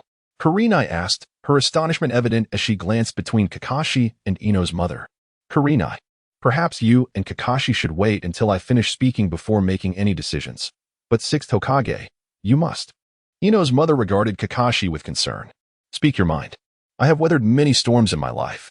I am prepared for whatever comes. Kakashi replied with a wry smile as he took a seat. After a while, upon hearing Ino's mother conclude her narrative, Kakashi and Kurenai exchanged looks of disbelief. Who would have thought that this matter could involve my father? Now I finally comprehend the situation. This fourth Tsuchikage. Kakashi lamented. Kurenai, remaining silent, swiftly began to prepare her belongings, ready to depart. Kurenai, are you also going? Kakashi asked, his eyes glistening with unshed tears. Given that the truth is thus, this matter concerns me as well. I cannot allow the children to face danger alone, even if my strength is minimal. I must lend my aid, Kurenai declared resolutely. At that moment, at the entrance of the dragon's cave, Uchiha Shin arrived with two companions. Brother, do we truly have to go in? Uchiha Shin inquired, a hint of trepidation in his voice. Yes, we must enter. Raijin is within, no matter how formidable the obstacles. I shall overcome them. Uchiha Shin responded with unwavering determination as he gazed into the depths of the cave. Beneath the blazing sun, a group of children frolics by the riverbank when suddenly a white-haired child emerges from the water, exclaiming, Hey, come quick. I've caught a fish. The child beams with joy. Can one be so elated over a mere fish? Remarks a long-haired, pale-faced child, standing expressionless at the water's edge. At that moment, another child clad in a red vest chuckles helplessly. What can we do? That's just how Jiraiya is. Can you expect him to be quiet? Not everyone possesses your calm demeanor, Orochimaru. I sense a flutter in your heart as well. Care to join us in the water for a while? Dragon Flame. At this juncture, another white-haired child, holding a bamboo skewer, approaches the boy in the red vest. Tsukumo, when did you arrive? I was unaware. Dragon Flame exclaims, turning in surprise to the child known as Hitaki Tsukumo. Do you think I don't know where you go every day? Do you truly believe I, your childhood friend, am oblivious to you? Tsukumo replies with a slight smile. You really are impossible. Then shall we jump in together for a bit? Dragon Flame responds joyfully, removing his vest and leaping into the water. Let us see who swims faster this time. Upon witnessing this, Tsukumo also removes his vest and plunges into the water. Hey, Orochimaru, we've all jumped in. You should join us for some fun. Jiraiya calls out to Orochimaru. Why must all my peers possess such dispositions? Before Orochimaru can finish his thought, he is unexpectedly pushed into the water from behind. I tell you all, last time, Jiraiya and Dragon Flame shared the championship in the swimming contest. Let us see who claims the title this time. Tsunade shouts to everyone. Tsunade, what brings you here? And you too, SHKO? Dragon Flame inquires, astonished at the sight of the two girls on the shore. Tsunade said she wanted to see what you were up to, so I tagged along Dragon Flame. You mustn't lose to Jiraiya this time. SHKO. A blonde girl with twin pigtails urges. I know. You needn't worry. Dragon Flame replies, a slight blush creeping onto his cheeks as he confidently reassures her. You scoundrel, Dragon Flame. This time, there's no chance you'll win against me. Jiraiya declares, already swimming far ahead. Jiraiya, wait for me. Dragon Flame shouts. Determinately pursuing him, I refuse to lose again. This time, I'm reclaiming the free onsen pass I lost to you. Meanwhile, Orochimaru watches the two fools chase each other. A look of exasperation on his face. These two are beyond help. Yet, thanks to them, we have so many conversations and laughs. Tsukumo gestures helplessly. At this moment, SHKO splashes into the water, calling out, Dragon Flame. Don't lose. As the night deepens, in the hidden rock village, the fourth Tsuchikage, the enigmatic figure Dragon Flame stands on a cliff gazing at the starry sky, reminiscing about childhood tales, and unknowingly begins to speak to himself once more. Jiraiya, you remain ever so naive, blissfully believing that an ideal world of peace can truly materialize. Little do you realize that the inherent flaws of humanity render such innocent aspirations merely fanciful dreams, forever out of reach. The longer one lives, the clearer the essence of this world becomes. Those who have inherited your will are likewise ensnared in the pursuit of that elusive dream, destined to remain perpetually unattainable. Do you not sense their suffering? Long Yin gazed at the night sky, reminiscing about his childhood, recalling companions like Jiraiya, Shuo Mao, and Xiao Hui, overwhelmed by a tide of emotions. At that moment, a ninja appeared behind Long Yin, delivering news of Lord Sasuke. The individuals from Konoha had departed from Kumogakure and were en route, expected to arrive by dawn. So, they have finally come? Perhaps this time, everything can be brought to an end. Jiraiya, in order to spare those who carry your legacy from further anguish. It appears that I alone must shatter this unrealistic dream. Long Yin sighed deeply. Xiao Hui, I shall fulfill the promise I made to you, as long as I draw breath. The following morning, Konohamaru and his companions approached Iwagakure, yet unease began to settle in their hearts. What manner of person could the fourth Sasuke be? Why do I feel so anxious? Udon voiced his discomfort. Although this individual was the enemy's leader in Sunagakure, it seemed he had not committed any heinous acts. Konohamaru turned to Udon, pondering aloud. I wonder, back then, he concealed himself with camouflage jutsu. Who knows what he was up to? But I can't shake this feeling of unease. Don't you feel it, Konohamaru? Udon asked, bewildered. Logically, one should be apprehensive, and it would be prudent to exercise utmost caution with such a figure. Yet, for some inexplicable reason, the closer we draw to Iwagakure, the more at ease I feel, and my heart races with anticipation, Konohamaru admitted, somewhat embarrassed. Goodness, are you ill? How can you feel at ease and have your heart race in the presence of such a person? Udon exclaimed, nearly fainting. I truly cannot fathom what is happening. Do you think I am not troubled by this? Konohamaru replied helplessly. This is highly unusual, indeed. When you felt uneasy upon seeing Huichi in Dream Valley, it resulted in a genuine attack from Yu Yuan. Now, you feel at peace? Could it be a harbinger of good fortune? But that cannot be. For this Sasuke should not be a benevolent figure, Ming Huang remarked, perplexed. Indeed, I had already discerned the malign nature of this Sasuke when my sister and I captured the dark brothers of Iwagakure. Brother, what is going on with you? Wu Yu gazed at Konohamaru with concern. In any case, we must remain vigilant. The fourth wind jewel is located in Iwagakure. We cannot simply ignore that. Konohamaru chuckled awkwardly. Soon, the four arrived at the entrance of Iwagakure, where the fourth Sasuke, a figure draped in black, named Long Yin, awaited them. The fellow. Has he been waiting here all along? Udon felt a surge of unease. Konohamaru stepped forward, gravely addressing the Sasuke. Ah, we meet again. Indeed, replied the Sasuke with a hint of a smile. It seems you have changed during your journey through the Hidden Mist Village and the Hidden Cloud Village. We have heard about your encounter in the mist. Long Yin chuckled coldly. You must be aware of our purpose.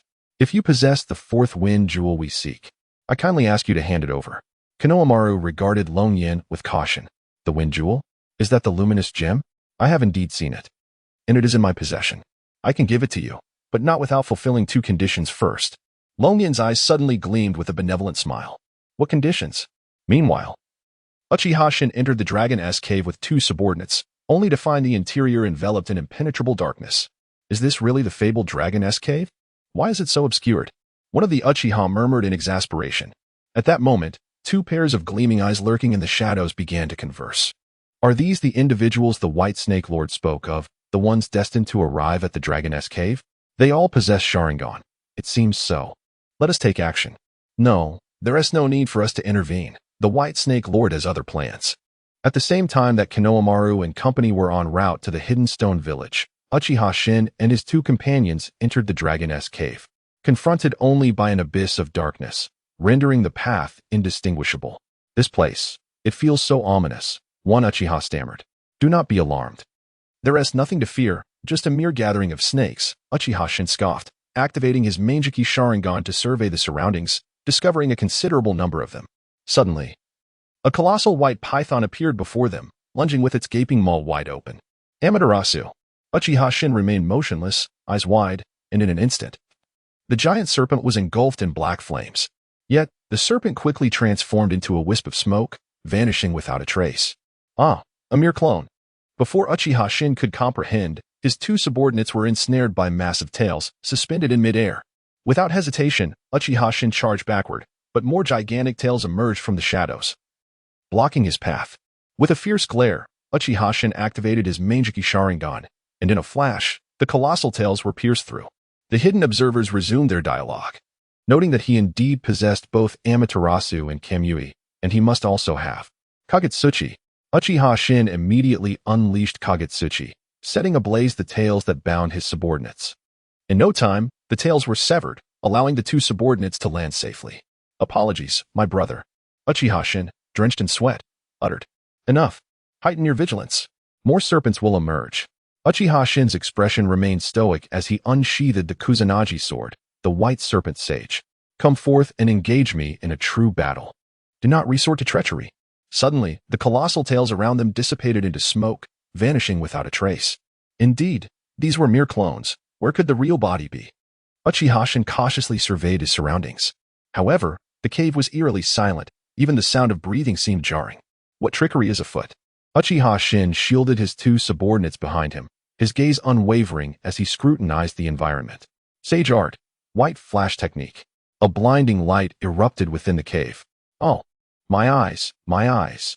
The two subordinates, tormented, crouched down, unable to open their eyes. "TSK. Here it comes again.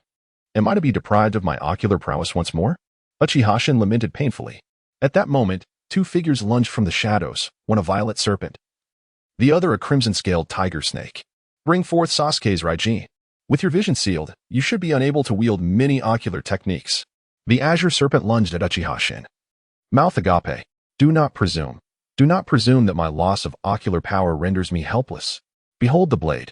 Uchiha Shin, drenched in perspiration, gripped the Kusanagi sword tightly, and soon, a chilling sword aura emanated from it, instilling dread. He swung the Kusanagi, unleashing several waves of sword energy towards the Azure serpent. Yet the serpent, agile as ever, effortlessly evaded the onslaught. Is it truly that simple? A faint smirk graced Uchiha Shin's lips. "Azure serpent, behind you."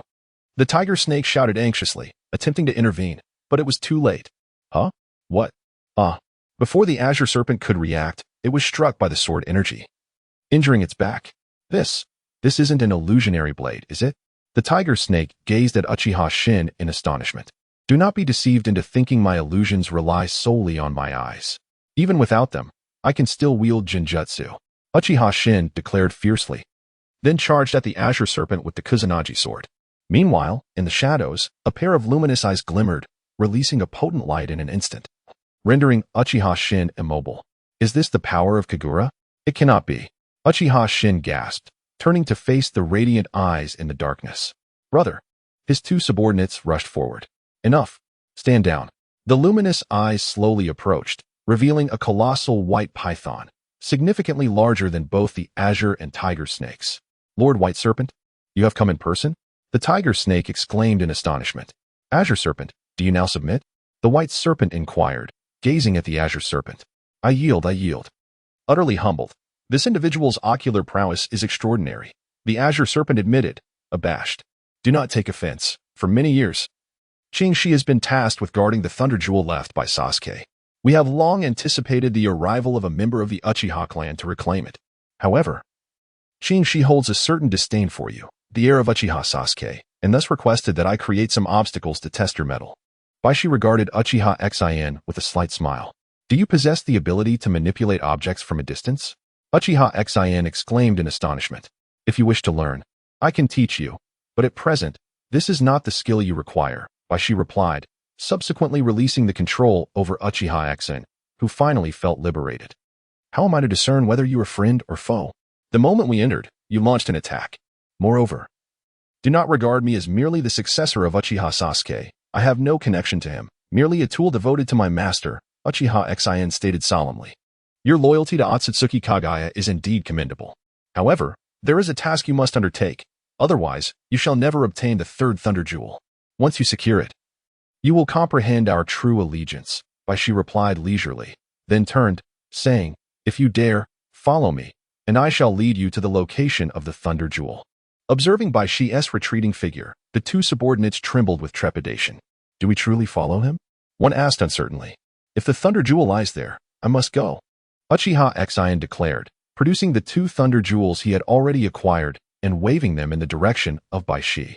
The two gems began to shimmer more intensely, confirming Baishi's honesty. "It appears he speaks the truth. Let's follow and uncover the mystery." Uchiha Xin scoffed, beckoning his subordinates to follow suit. As they trailed behind by who she silently praised Uchiha Xion, recognizing his exceptional strength, even with his ocular abilities sealed. After a prolonged journey, the trio finally arrived at a grand stone wall deep within the Dragon Cave, adorned with peculiar and incomprehensible engravings. This wall conceals the prophecy left by Lord Yu village a millennium ago. He proclaimed that should an Uchiha possessing divine might and abilities like Amaterasu arrive at the Dragon Cave, the prophecy would be entrusted to him. By she reminisced. Coincidentally, the Thunder Jewel is hidden behind this wall, and as the designated guardian appointed by Uchiha Sasuke, you are indeed the Uchiha foretold in Lord Yu's prophecy. A wall. Such a thing can be shattered with a single blow. Uchiha Xion retorted sternly, summoning the blue-hued energy of his Chidori in his left hand. He unleashed a barrage of Chidori energy upon the stone wall, yet it remained unyielding. How can this be? Is there truly something that even Chidori cannot break? Uchiha Xion gasped in disbelief. If there were a means to shatter this wall, we would have acted long ago, but alas. Qingshi approached Uchiha Xion from behind, apologizing for the earlier incident. However, if you wish to acquire the Thunder Jewel, it is not as simple as it seems. Lord White Snake, must we resort to that technique to shatter this stone wall? The terrified Tiger Snake inquired. Indeed. Yet whether it can be broken depends on whether Uchiha Shin can master this technique, the White Snake replied, lowering its head. Within my Dragon Cave, there exists a technique that has been passed down for centuries. Once learned, it should suffice to break this stone barrier. Oh, it seems I must acquire a new technique. Uchiha Shin retorted with displeasure. Brother, what shall we do? Uchiha Shin asked helplessly. Very well, what sort of technique is it? Do share. Uchiha Shin turned his gaze towards the White Snake Sage, the shimmering thousand birds. At this moment in Awagakure, a sudden thunderous roar reverberated through the air. There stood Konohamaru, drenched in sweat, panting as he gazed at the massive crater formed before him. Ha, I've done it. The Earth style, Rasen Shuriken. Konohamaru exclaimed joyfully. I can't believe it only took 2 days to master this rudimentary Earth technique. Impressive, Udon remarked, astonished. You know how Konohamaru is. As long as the jutsu isn't too difficult, he typically learns at a rapid pace. However, it seems that his Earth technique is merely a basic version. Unsuitable for actual combat, Moegi interjected, waving her hand dismissively. I never said I would use the Earth style in combat. It's just that my ultimate technique requires the Earth style, Rasen Shuriken, as a component. Now that I've finally mastered it, my grand technique is complete. Konohamaru gleefully announced to Udon and Moegi. Just then, Haisha approached from behind the group, promptly tossing an object to Konohamaru, which landed directly in his hands. What is this? Konohamaru exclaimed in surprise, examining the item before looking back at Haisha. This is a wind jewel. You actually. Wait. Did you really give Konohamaru a wind jewel? Udon gasped, staring at Haisha, trembling in disbelief. Humph. So you intend to use whether I provide the wind jewel as a measure of whether I am friend or foe? Haisha observed, looking at the 4 of them. There is no way we can overlook your previous actions in Sunagakure. We must remain cautious. Konohamaru replied as he accepted a towel from Mirai, wiping his brow while feeling rather conflicted. Moegi, Udon. It seems this time. Mirai glanced helplessly at Udon and Moegi. What exactly did I do in Sunagakure that led you all to perceive me as an enemy? I haven't harmed anyone. Haisha chuckled strangely. From the moment you arrived here, I promised to assist Konohamaru in mastering the Earth style, Rasen Shuriken, and I declared that upon its completion, I would hand over the 4th wind jewel to you. Have I not fulfilled any of my promises? Well, that is true. Moegi pondered for a moment before tossing her hair back and smiling at Haisha. Very well, I choose to trust you. Although I cannot disregard your previous deeds in Sunagakure, I must express my gratitude for the kindness you've shown over the past 2 days, Konohamaru said, looking seriously at Haisha, then allowing a slight smile to grace his lips as he formally thanked him. Brother. Mirai glanced between Konohamaru and Haisha, smiling brightly as she bowed to Haisha. I still cannot believe you. Udon declared sternly, pointing accusingly at Haisha. Udon. Konohamaru looked at Udon in surprise. Even if they all trust you, I still cannot bring myself to do so. Despite your myriad virtues, a sense of unease has lingered within me since my arrival in Awagakure. A feeling I struggle to articulate. Udon, drenched in sweat, turned away dejectedly. Mochizuki Maru, observing Udon's despondence, felt a twinge of helplessness. Well, I have no compelling reason for you to believe me. However, Saratobi Konohamaru, Might you share with me your aspirations and the dreams that define your existence? Heisha inquired, his demeanor unexpectedly serious. Me? Why the sudden inquiry? Konohamaru responded, taken aback. I am merely curious to understand your inner thoughts, Heisha replied. At this juncture, I cannot ascertain whether I can fully trust you, thus I deem it necessary to discuss this. Konohamaru hesitated, contemplating the gravity of his earlier oversight. Had it not been for Udon, he might have been tempted to place his complete trust in this individual. Is this person truly deserving of my faith? Konohamaru pondered, gazing intently at Heisha. Very well, if you choose not to disclose, so be it. However, there is one matter I wish to clarify, Heisha expressed, a hint of disappointment in his tone. What matter? Konohamaru inquired. What is your relationship with the one known as Uzumaki Naruto? I have heard that you have been by his side since childhood, even being designated as the wielder of the wind jewel after his demise. Is that not so? Heisha's tone was grave. Since you are already aware, why do you ask? Konohamaru replied, his seriousness evident. The atmosphere shifted, prompting Moyu to adopt a more solemn demeanor as well. Indeed, your ties to the Uzumaki clan run deep. Now, if I were to suggest you renounce this allegiance, would you comply? Heisha scoffed derisively. What do you intend? On what grounds should I abandon my loyalty to Brother Naruto? Konohamaru retorted, stepping back defensively. 2 reasons. First, I harbor a deep-seated enmity towards the Uzumaki clan. Had it not been for them, my life would not have spiraled into chaos. Second, Naruto inherited Jiraiya's Navi and illusory ideals. Pursuing such dreams will only lead to an ever-deepening sense of emptiness. Such a utopian vision of peace does not exist in this sordid world.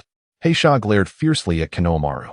I have assisted you in mastering the Earth Release Spiral Shuriken and provided you with the 4th Wind Jewel. It is time to collect on that debt. Furthermore, I act in your best interest. Chasing this dream will only lead to your suffering, for life has no endpoint. I fail to comprehend your words. Who are you to declare that Naruto's aspirations are illusory while yours are not? Konohamaru retorted sharply. I have always asserted that this man is no good. Udon interjected, pointing accusingly at Heisha. Konohamaru, I have lived longer than you, gaining a clearer understanding of the darkness that pervades this world. It seems that mere communication cannot persuade you. I must first subdue you. Heisha laughed maniacally and immediately began forming hand seals. Would release. Flower tree deity descends.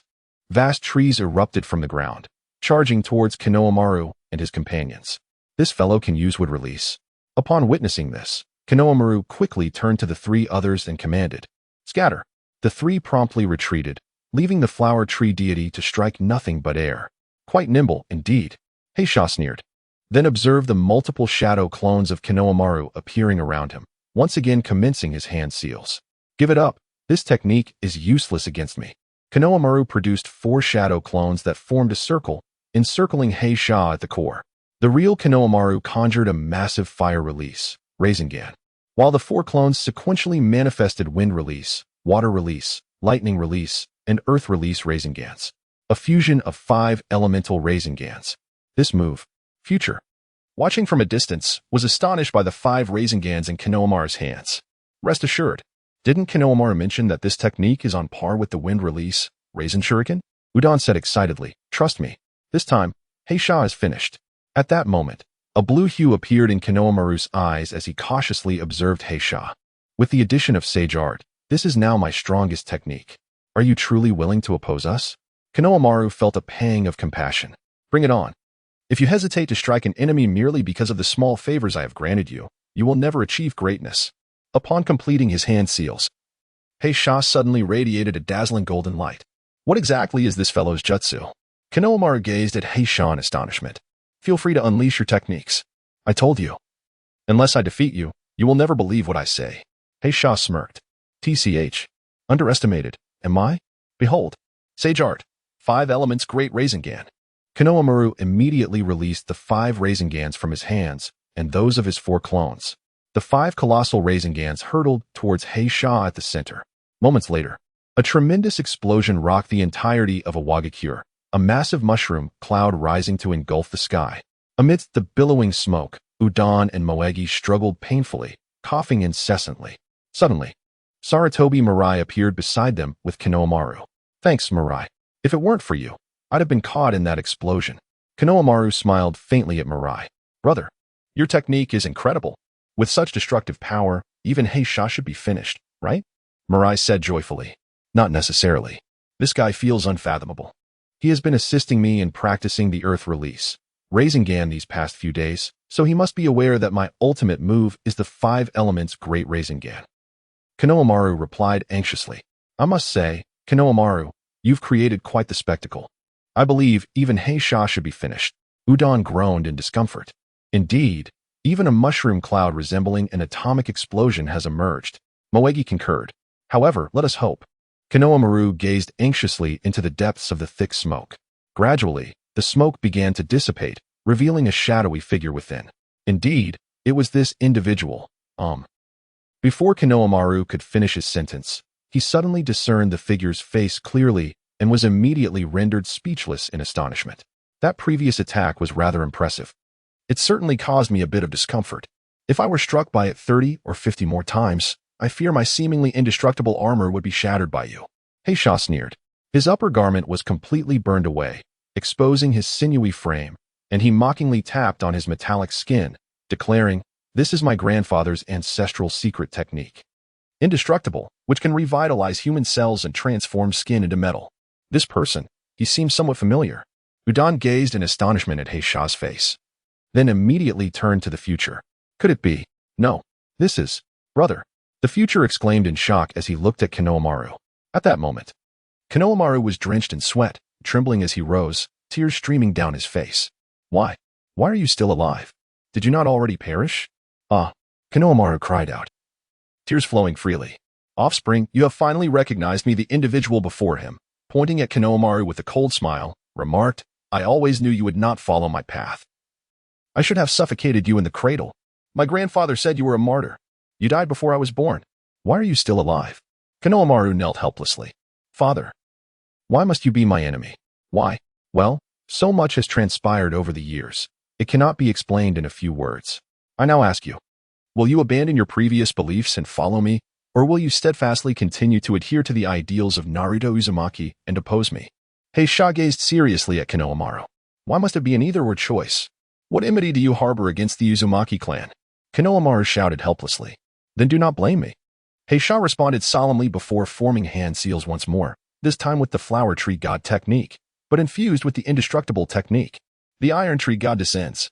A multitude of iron trees surged rapidly toward the four. Brother, quickly, flee. The future immediately sprang into action, ready to escape with the others using the flying thunder god technique. Do not even think about escaping. Flashbang, Heisha bellowed. And a massive sphere of light appeared in his hand, instantly blinding Udon, Meng Huang, and Saratobi Mirai. Ah, how can this guy use a flashbang? Udon lamented in pain. I must admit, Konohamaru, your invention is indeed remarkable. After witnessing it in Sunagakure, I practiced it myself, Heisha sneered. Everyone, this, Konohamaru, in sage mode, was not dazzled by the flashbang and quickly realized that the others could no longer see clearly. There was no other choice. Konohamaru, drenched in sweat, immediately produced 4 wind jewels, transforming them into 4 iron plates stacked together to block the iron trees that had rushed toward them.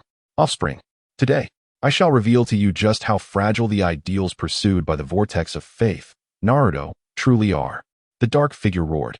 In an instant, a resounding crack echoed as 4 iron plates shattered. The atmosphere froze in the next moment, and as the fragments of iron scattered before him, Konohamaru stood utterly stunned. Nearly losing his grip on Sanity Brother's wine jewel, how could this be, as the 4 dull wind jewels fell to the ground? The entire battlefield was instantly engulfed by a multitude of iron trees. Adu. The 4 of them writhed in agony amidst the forest of iron trees. I am Saratobi Ryuin, the eldest son of the 3rd Hokage, Saratobi Hiruzen. Today, I shall cleanse this place to avenge the blood feud between my family and the Uzumaki clan. Ryuin clenched his fists, tears streaming down his face, shouting to the heavens, Xiaohui, the vow I made to you shall be fulfilled today. After a considerable time, the forest of trees finally ceased its movement, and Ryuin approached with an expression of cold indifference. Just as he reached the iron tree, 2 iron trunks pulled Konohamaru from beneath the foliage. Ha, father. Why? Konohamaru, bloodied, looked up at Ryuin with pleading eyes. The blue hue of his eyeshadow nearly faded away. I did offer you opportunities. I asked you twice whether you would abandon your past misguided pursuits to follow me. Yet you rejected me each time. Do not blame me for not giving you a chance. Ryuin coldly regarded Konohamaru. I mean, even if our positions differ, why must you resort to killing your own flesh and blood? Konohamaru cried out, tears streaming down his face in desperation. I'm sorry, but you must die. This is the vow I made to Xiaohui. As a man, one must take responsibility for their words. Ryuin closed his eyes. What kind of vow necessitates killing your own son? None of our kin are left alive. Shouldn't we cherish this last shred of familial bond? Why must our relationship be one of life and death? Konohamaru glared at Ryuin. Enough with the words. In any case, you must die? Ryuin suddenly opened his eyes and seized Konohamaru by the throat, gripping tightly.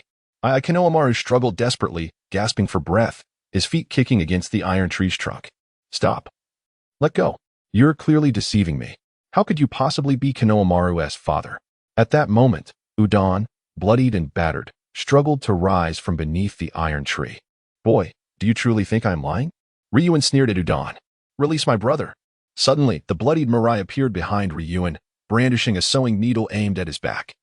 However, when the needle struck Ryuin, it had no effect whatsoever. Ryuin released his grip on Konohamaru's throat and swiftly retaliated with a blow to Mirai's face. Thud. Mirai was instantly sent flying, crashing into a pile of rubble.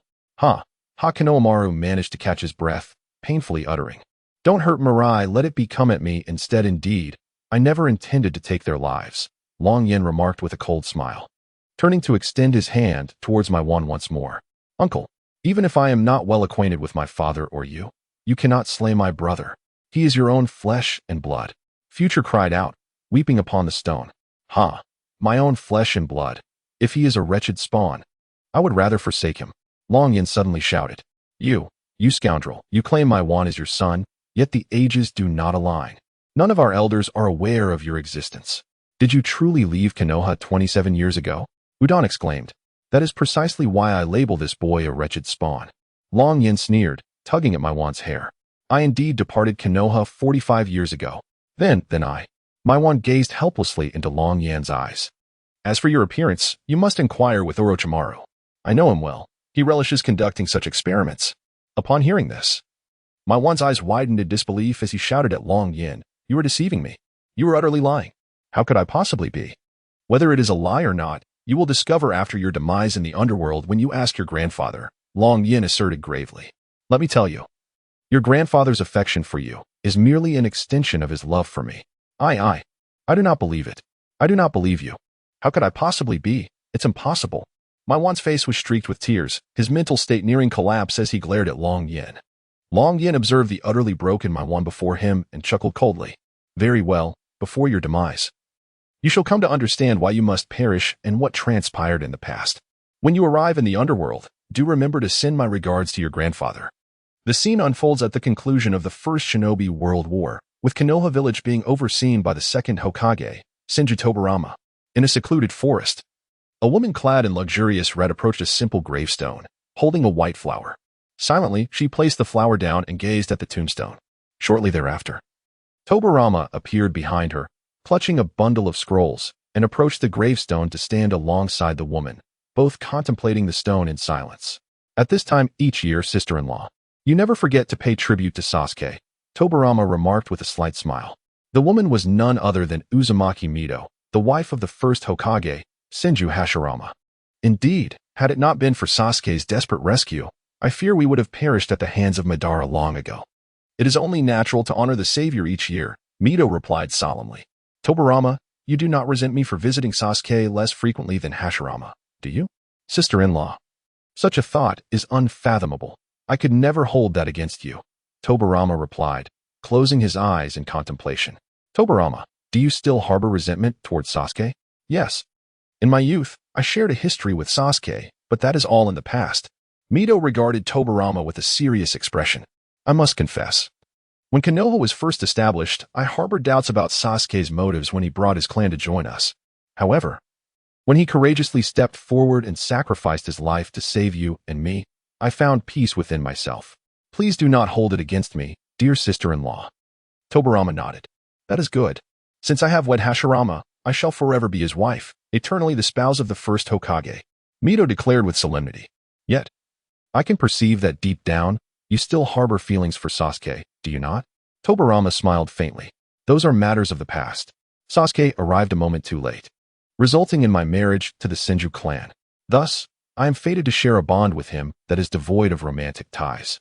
What remains is merely the affection of old friends and gratitude, nothing more. Mito spoke with a hint of melancholy. Sister-in-law, your nobility is commendable, and Sasuke's sense of righteousness is equally admirable. This fills me with shame for having been overly cautious of him in the past. Alas, it was only upon Sasuke's demise that I fully comprehended your feelings. For this, I must apologize. Tobarama said, bowing his head slightly. What is it that you hold in your hand? Mito asked, her curiosity piqued as she gazed at the scroll in Tobarama's grasp. This is the scroll of the Uchiha family's secret technique, the indestructible Vajra art. I discovered it years ago while sorting through Sasuke's belongings. Once Hizashi comes of age, I shall return this scroll to him.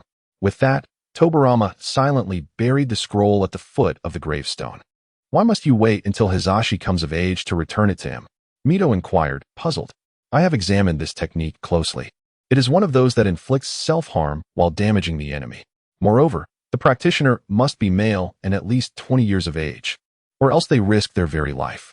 Currently, Hizashi is still too young. If I were to give it to him now, it could spell disaster. Tobarama hesitated. I understand. The indestructible Vajra scroll shall remain with you for now. But why not share his father's story with him? He has the right to know. Mito suggested. Being a ninja entails enduring all hardships and pain.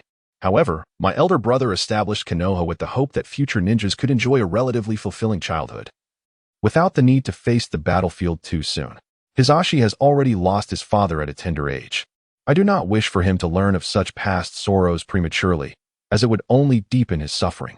After all, the days of hardship still lie ahead. Tobarama smiled gently. In essence, you still care for your disciple. However, I believe it is time for them to gain a better understanding of the world of ninjas and the stories of the past. It should not be delayed any longer.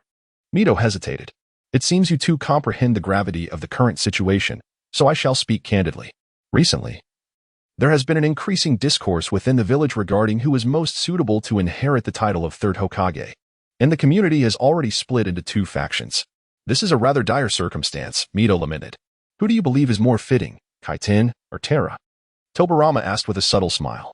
Senju Kaiten and Uchiha Terra enjoy the highest levels of support, yet I cannot shake the feeling that, regardless of who it may be, that neither is truly suitable. Is that so? Indeed, the crux of the matter lies in the fact that if my son, Xiaodian, ascends to the position of the third generation, the Uchiha clan is bound to stage a coup. Xiaodian has harbored deep-seated animosity towards the Uchiha since childhood. He cannot possibly behave as my elder brother did, who, despite Madara's departure, managed to exert a tenuous control over the Uchiha. Tobarama lamented. If it were not for the death of Bingu, this child would not have become so extreme. Mizuho sighed. I once attempted to counsel him regarding his inner resentment, but I found myself utterly incapable. The loss of Bingu struck him with profound impact. As for Uchiha Temple, had I not forcibly appointed Uchiha Kagami as the clan's leader, his threat would be far greater and more formidable now. This young man's ambitions run deep, and his cunning is formidable. For years, he has employed both soft and hard tactics to engage me in an internal struggle without resorting to violence, which has already revealed his standing within the Uchiha clan. While I remain, I can still suppress him, but should I be gone, he will undoubtedly bypass Uchiha Kagami and lead the Uchiha in rebellion. Tobarama expressed his concerns. Thus, I assert that neither Xiaodian nor Temple is a suitable candidate for the third Hokage. Tobarama, you must seriously contemplate the matter of succession. Any misstep could reignite the conflict between the Senju and Uchiha, and at that juncture, Konoha would face ruin. Mizuho spoke with urgency. Then, dear sister-in-law, who do you believe is the most fitting candidate for the position of the third Hokage? Tobarama smiled faintly. I am uncertain. Yet, I sense that you may already have someone in mind, Tobarama. Mizuho felt a slight relief. Upon noticing this, Tobarama crouched down, observing two grasshoppers engaged in combat on the ground, and remarked with profound significance that neither I nor my elder brother possessed the ability to completely dissolve the centuries-old enmity between the Senju and Uchiha. Although we established Konoha in collaboration with Madara, tenuously uniting the Senju and Uchiha, the appearance of reconciliation is but a fade. The deep-seated hatred harbored within the hearts of many cannot merely be resolved through the mutual understanding of my brother and Madara. Moreover, Following Madara's defection from Konoha and his subsequent slaying of Sasuke prior to the battle at the Valley of the End, the Uchiha clan's unity has been irrevocably fractured. It is impossible to restore the relationship between the Senju and Uchiha to the state it was in when Konoha was first established, let alone now. When the animosity has grown so profound, the Senju and Uchiha, these two formidable clans, are the very pillars of Konoha. Should these pillars engage in internal strife, Konoha would be rendered a mere shadow of its former self. Tragically, those smaller families that joined later would suffer immensely in the ensuing conflict, thus obliterating the purpose and dream behind Hashirama's establishment of Konoha. Mizuho spoke with resignation. Therefore, even if it requires the sacrifice of everything, we must preserve Konoha. That is our duty, Tobirama declared, then seized one of the grasshoppers and placed it amidst the two battling ones, allowing the three grasshoppers to commence a chaotic brawl. However, with the introduction of the third grasshopper, the other two grew apprehensive, fearing it might turn against them, and thus hesitated to act rashly. Tobirama, what do you mean by this?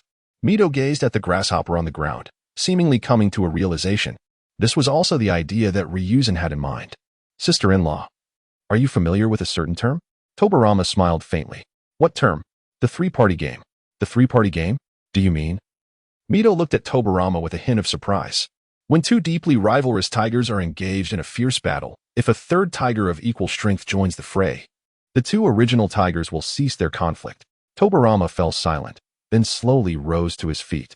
They were all wary of a third party seizing the opportunity to strike from behind. But Tobirama, this is merely a stopgap measure, isn't it? This method can only serve to temporarily alleviate the intensification of hatred, but it cannot fundamentally resolve the issue. Mito expressed her concerns. A terminally ill patient, even if given medicine to relieve symptoms, is still worth treating while awaiting a true cure to emerge. Tobirama smiled slightly. You make a valid point. However, we cannot perpetually wait for such an elusive remedy. Mito said anxiously. Fear not, for we already have such a remedy at hand. One endowed with a unique charm capable of mending the enmity between the clans. It simply has yet to fully mature. Moreover, to assuage the hatred within Kai Ten's heart, he cannot accomplish this alone.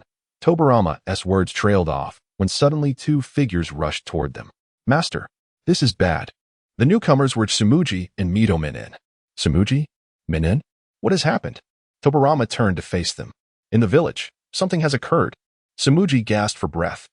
While Tobirama was conversing with Uzumaki Mito, an unpleasant incident unfolded within Konoha village. A little girl ran across the street and accidentally bumped into a member of the Senju clan. Hey, you little brat, can't you watch where you're going? Whose child are you? The Senju member glared at the girl with irritation. Uncle, I'm sorry. I am from the Yamashiro family. The little girl began to cry helplessly. What? The Yamashiro family? Ha ha ha ha ha. So, it's just a dog from the Yamashiro clan. The Senju member laughed arrogantly. Uncle, I'm sorry. Isn't that enough? The girl cried even harder. All right. I'm not scaring you anymore. Remember this for the future. If you see a member of our Senju clan, you'd best take a detour. Understand, you lowly family-s dog? The Senju member boasted. I understand. The little girl walked away, her face filled with grievance. TCH, just a dog from the Senju clan. What is there to be proud of? Uchiha in the distance mocked. You dare say that again? The Senju member furiously pointed at the Uchiha. What is wrong with my words? Is the Senju clan so great? Without the first and second Hokage, what are you worth? The Uchiha retorted. Aren't you Uchiha just relying on your superior vision? What is there to be proud of? The Senju member shot back. What? Want to fight? I'm ready. The Uchiha stepped forward, rolling up their sleeves. Humph. What is there for the Uchiha to be so proud of? If you truly possess strength, why is it that both of the Hokage were from our Senju clan? A Senju member arrogantly proclaimed. Go ahead, say that again. An Uchiha retorted, pointing a finger at the Senju member. Enough. At that moment, two figures approached from a distance. I wondered who they were, only to realize it was the infamous monkey and the child clan leader, sneered the Senju. Just because you belong to the Senju clan, does that grant you the right to look down upon members of other clans? One of them pointed at the Senju and declared. This individual was Sarutobi Hiruzen. I say, monkey, do not get too full of yourself. If it weren't for Lord Tobirama valuing you, how could someone of your humble Sarutobi lineage ever stand on equal footing with us, the Senju? The Senju member scoffed, clinging to family name all day long. What does that even mean? We are no longer in the Warring States period. Now that we are all in Konoha, we are comrades in the same village. At this moment, another person besides Sarutobi spoke up. This individual was Uchiha Kagami. TSK. I say, Lord Kagami, even if Konoha has been established, the Senju still hold noble status, an undeniable honor, wouldn't you agree? Other clans could never compare to our Senju. The Senju member continued disdainfully. Are you implying that the Uchiha are not a founding clan of Konoha? An Uchiha exclaimed, becoming agitated and preparing to strike. Stand down. Uchiha Kagami promptly restrained the clan member. Lord Kagami, are you no longer the Uchiha? Why protect the dogs of the Senju? The Uchiha protested. I addressed the matter. Not the person. I aid the cause, not the kin. The moment you intended to strike, you had already lost. Uchiha Kagami asserted sternly. I truly cannot comprehend, Lord Kagami. Do you not see how brazen these Senju dogs have become? How can you still side with them? The Uchiha said indignantly. Enough. Go home and reflect on your actions. Uchiha Kagami commanded. I will return, but I shall see how long you can favor the Senju. The Uchiha retorted, swaggering away. It appears that even as the clan leader, Kagami finds it challenging to lead his clan's Sarutobi Hiruzen mused inwardly. Farewell, Uchiha dogs.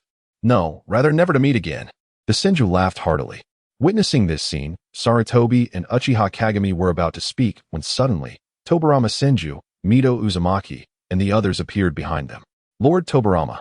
Upon seeing Tobarama, the Senju trembled in fear and approached him with a sense of dread. When I am present, you act as if you were civilized. Yet in my absence, you transform into a mad dog that bites indiscriminately?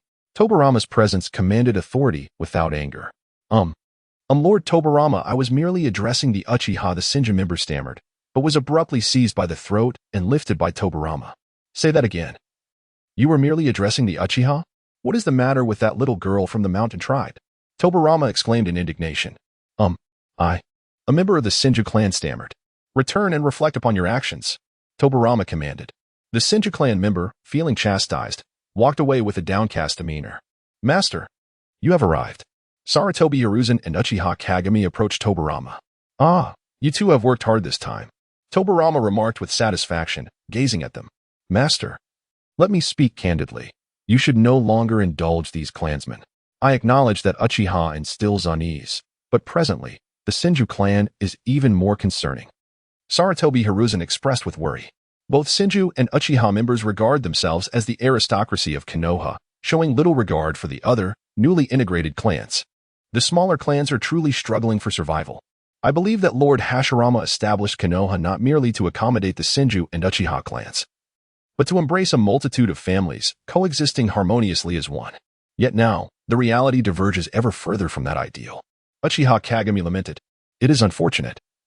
Although the initial establishment of Konoha was temporarily reconciled through the mutual understanding and prestige of Madara and my elder brother, the inherent conflicts between the clans cannot be so easily resolved. Madara's defection, alongside the earlier conflict at the Valley of the End, has exacerbated the already tenuous relations between the Senju and Uchiha clans. Tobarama sighed. When my elder brother passed, he made me vow to treat our clansmen well. Naturally, I cannot be excessively harsh, lest I invite resentment. Tobarama, the animosity between the two clans appears to be reaching a boiling point. We must devise a strategy to address this matter. Uzumaki Mito stepped forward. Indeed, however, the more pressing concern is the ongoing Ninja World War. Hiruzen, what is the current status of the battlefield? Tobarama inquired, turning to Sarutobi Hiruzen. Yes, I have just received intelligence indicating that the Cloud Village has retreated. This presents an opportune moment to strike and defeat them decisively. Sarutobi Hiruzen replied with enthusiasm. Dispatch orders for F and Danzo to join me on the battlefield. Hiruzen, Kagami, Koharu, and Monrin, you shall accompany me into battle. As for the village, Tobarama directed his gaze at Uzumaki Mito. Rest assured, I will oversee the village. At the very least, I can ensure that the Senju and Uchiha do not escalate their conflicts. Uzumaki Mito smiled reassuringly. The First Ninja World War concluded with the final clash between Konoha and the Cloud Village. Though Konoha emerged victorious, it was a costly triumph, resulting in the death of Senju Tobarama. However, the news of Tobarama's demise had yet to reach Konoha. At that moment, within the Senju encampment in Konoha, Uzumaki Mito was perusing the essential documents at hand. Given the current circumstances, it seemed that Shouten had been in frequent contact with his elder brother. Could it be? A bead of sweat trickled down Mito's cheek. Mother? You have also arrived. Just then, Senju Kunten, the biological son of Senju Hashirama and Uzumaki Mito, entered, approaching his mother. Kunten, what news do you bring? Have you completed the tasks I entrusted to you? Mizuho smiled faintly as she gazed at Yuntian. I have arranged for several shadow guards to closely monitor the movements of our clansmen and the Uchiha clan. Yuntian sat beside Mizuho and countered. Mother, have you truly decided to betray the Senju clan? What do you mean by that, Yuntian? You are my and Hashirama's biological son. Do you not comprehend my intentions? Mizuho looked at Yuntian with a furrowed brow. No. I understand. Mother is acting for the sake of Konoha, not in defiance of the Senju. Yuntian quickly replied with a smile. In the past, your father and Uchiha Madara were like blood brothers, united in their creation of Konoha, their bond unbreakable. However, when Madara betrayed Konoha and returned with malice, your father did not hesitate to confront him to protect our village. If your father could act so resolutely, how can I, as the wife of the first Hokage, lack such awareness? Mizuho expressed with deep emotion, then rose to open the window. A cold, desolate light slowly seeped into the room. Mizuho gazed at the withered yellow leaves outside, overwhelmed with nostalgia for the season of late autumn and early winter. It was during this time that your father fell ill after his battle with Madara at the Valley of the End, ultimately succumbing that winter. At that moment, Tobirama and I vowed before Hashirama's spirit to safeguard Konoha. As long as I draw breath, I shall uphold that promise. Currently, as long as Uncle Tobirama is here, everything is manageable. Although the Senju and Uchiha may have their conflicts, they can be subdued. The troubling matter arises when Tobirama is no longer present. Who will then be able to restrain the Senju and Uchiha?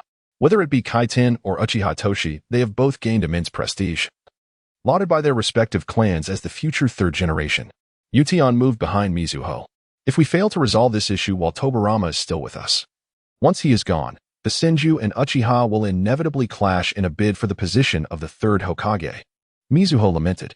I fear it may not simply be a clash of arms. Yuntian mused thoughtfully. Yuntian? Mizuho looked at him, surprised. Mother, consider this. Among the majority of both the Senju and Uchiha clans, how many regard the smaller clans that joined Konoha as equals? The families of Hayashi and Danzo, the first to join Konoha, have often faced bullying. Therefore, if Tobirama were to pass, and we have not addressed this issue, then the struggle for the third Hokage's position will merely serve as a pretext for reigniting the war between our clans, plunging us back into the Warring States period. Yuntian pointed out the crux of the matter. What you say holds merit. When the time comes, the consequences will not solely befall the Senju and Uchiha. The newly joined clans will also suffer. If that happens, Konoha will be doomed. We must not allow such a fate to unfold. Mizuho spoke with caution. Suddenly, an elderly servant rushed in, panic-stricken. Oh no, it's terrible. Uncle, what has happened? Please, speak slowly. Yuntian immediately approached to assist the old servant. What is the matter that has you so alarmed? Mizuho inquired as she stepped closer to the elderly man. Young master, madam, a grave situation has arisen. Lord Tobirama, the old servant, suddenly burst into tears. Uncle Tobirama, what has happened to him? Yuntian inquired in astonishment. Lord Tobirama has fallen in battle. He was besieged by a formidable elite force of over 20 jonin. Led by the golden and silver horns of Yunin village, his body has already been taken away by them. The old servant wept bitterly. Tobirama, how could he? Mizuho staggered, nearly losing her balance. Mother. Yuntian rushed to support Mizuho. Yuntian, you truly spoke the truth. Tobirama, really? Mizuho uttered in anguish. Mother, this is likely to lead to a catastrophic event. What shall we do? Yuntian exclaimed in panic. Yuntian hastened to assemble a team and negotiate with Yunin, find a way to retrieve Tobirama's body. Mizuho sorrowfully instructed. But if I leave the village? Yuntian's words were abruptly interrupted by Mizuho. The village is safe with me, you must go. Mizuho said wearily. Yes, mother. Please do not come to harm. Yuntian departed with tears in his eyes. Mizuho, fatigued, approached the window, gazing outside at the chilling wind and withered leaves. Reflecting on how Tobirama too had departed, unable to survive the winter. Hashirama, Tobirama, Sasuke, we once managed Konoha together. And now I am left all alone. What I can do now at this moment. On a mountain 10 miles from Konoha, there stood a magnificent tomb, where a man was sweeping the fallen leaves from before the grave. This man was Senju Tobirama's only son, Senju Kaotian. Mother, it has been long since I last visited you. How have you been? Kaotian, usually stoic, felt a surge of sorrow upon seeing his mother's grave. You left when I was merely 5, and now I have grown up. The thought of your murder at the hands of the Uchiha clan twists my heart with anguish. Rest assured, even if it costs me my life, I shall avenge you. Kao caressed the gravestone, tears streaming down his face. Yet perhaps Aunt Mizuho does not wish for you to seek revenge in this manner at that moment. Uzumaki Mizuho silently approached Kao from behind. Is that you? And have you come to visit my mother as well? Kao replied without turning. I recall the days when I, alongside Mizuho, married the Senju brothers. How glorious it was. I once believed that Mizuho and I would grow old together with our husbands, but I never anticipated her departure would come so soon. Mizuho stepped forward to the grave, laying down a white flower. Gazing at the gravestone, she shed a tear. Isheim, sister, I have come to see you. I wonder how you are faring over there. The injustice of my mother's death leaves her restless. I remember promising her that when winter passed and spring arrived, we would go to the mountains to witness rainbows and waterfalls together, yet she did not survive that winter. Ultimately slain by the Uchiha. Ado! Kao screamed in furious wrath. Uchiha scoundrels. I cannot quell the hatred in my heart until every last one of you is vanquished. Kao, what torment you put yourself through. If Bingo were still alive, she would undoubtedly disapprove of your current state. Do you think annihilating the Uchiha clan will resurrect her? Mizuho gazed helplessly at Xiaodian. Aunt, you cannot comprehend. Do you know what it feels like to lose your mother at such a tender age? Xiaodian glared fiercely at Mizuho. What does vengeance bring you, beyond a fleeting sense of satisfaction? Xiaodian, set aside your hatred. Your true duty lies in safeguarding the Konoha village that your uncle and father labored to build. Mizuho spoke with earnest gravity. But can you truly grasp the anguish of a child who has lost their mother? Xiaoyan's voice trembled as he shouted at Mizuho. Aunt, she was your own sister. Xiaodian, I too mourn the loss of my sister deeply. If this were the Warring States era, seeking conflict with the Uchiha would be understandable. However, times have changed. The Konoha village, established through the tireless efforts of your father and uncle, was meant to dissolve hatred and foster reconciliation with the Uchiha. Mizuho lamented. I cannot do it. Xiaodian immediately shook off Mizuho's hand, pointing an accusing finger at her, shouting, I can reconcile with anyone, but not the Uchiha. The Uchiha's dogs must be eradicated. And do not force me. At that moment, 2 ninjas appeared behind Mizuho. Xiaodian, for the sake of revenge, do you intend to turn your hand against your own aunt? Can you truly honor your mother this way? Mizuho looked at Xiaodian with a heavy heart. Xiaodian sighed deeply, regaining his composure. I apologize, aunt, my earlier behavior was disrespectful. However, if you seek to impede my quest for vengeance, I must restrain you, for I cannot allow you to interfere with my mission. Xiaodian commanded his 2 subordinates to confine Mizuho, declaring that she must not be released without his command, and warned them that any mistreatment of her would cost them their lives. Yes, his subordinates complied, then moved to assist the Vortex Mizuho. Xiaodian, it is never too late for a wayward son to return. Do not allow hatred to destroy your life in the village of Konoha. Mizuho implored earnestly. Say nothing more. You, leave. Xiaodian turned his back, gesturing for his subordinates to hastily escort Vortex Mizuho away. Do not touch me. I am the wife of the first Hokage, Senju Hashirama, in the Jinchuriki of the Nine Tails. Who dares to lay a hand on me? Mizuho roared at the 2 beside her. The 2 trembled in fear, stepping back. Aunt, do not push me. Xiaodian turned around, looking at Mizuho with resignation. Xiaodian, our positions are irreconcilable. I cannot stand idly by as your hatred threatens the very existence of Konoha. Should I act in a manner that displeases you in the future, do not hold it against me. Mizuho sighed, then transformed into a cloud of smoke, disappearing. Wait, she vanished? Xiaodian immediately sensed the gravity of the situation. Longshan, come here. Xiaodian shouted towards the distance. Soon, a sharp-featured member of the Senju clan rushed towards him.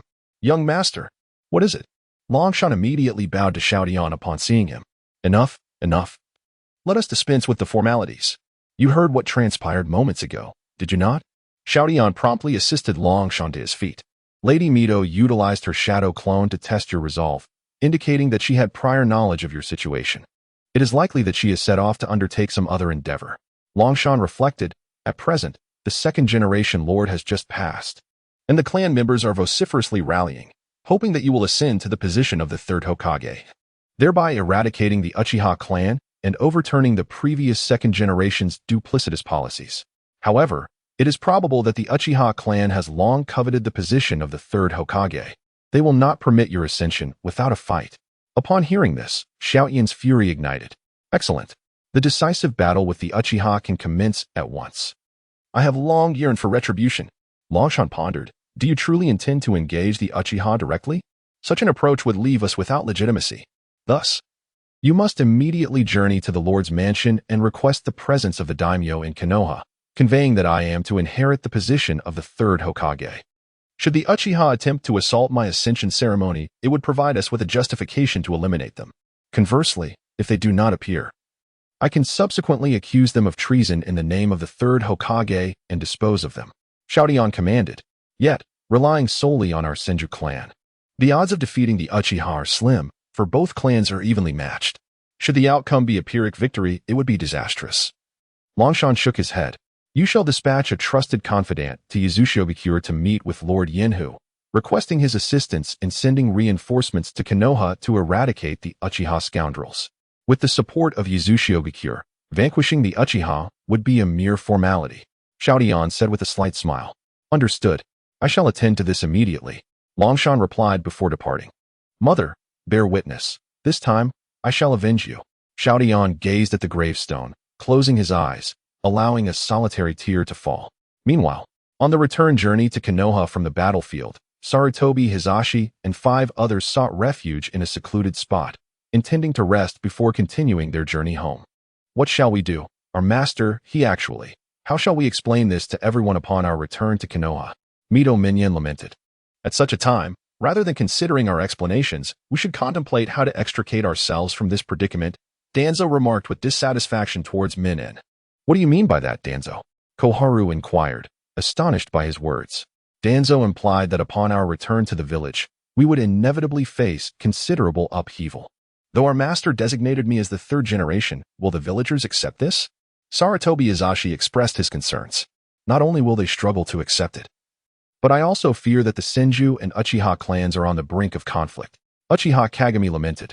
Had our master remained, he could have forcibly maintained a facade of tranquility between the two clans, but his death has unleashed long-simmering tensions that now threaten to erupt. I contemplate that.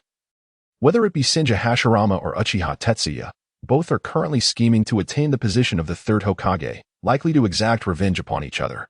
If we were to return now and proclaim our master's dying wish, I fear no one would believe us. Sarutobi Hisashi lamented. It is indeed shameful. As the clan leader, I find myself unable to match the esteemed elder Uchiha Tetsuya. Uchiha Q chuckled helplessly. In truth, this is not entirely your fault. You have only recently assumed the role of clan leader, and according to tradition, it should have been Uchiha Tetsuya who held that title. It is not surprising that such a situation has arisen after our master forcibly promoted you. Why burden yourself with guilt? Xiaochun remarked. What shall we do now? Return to Konoha? Once there, we would likely be mere cannon fodder, unable to prevent the impending conflict between the two clans. Minin spoke with trepidation. Even if we cannot succeed, we must attempt it.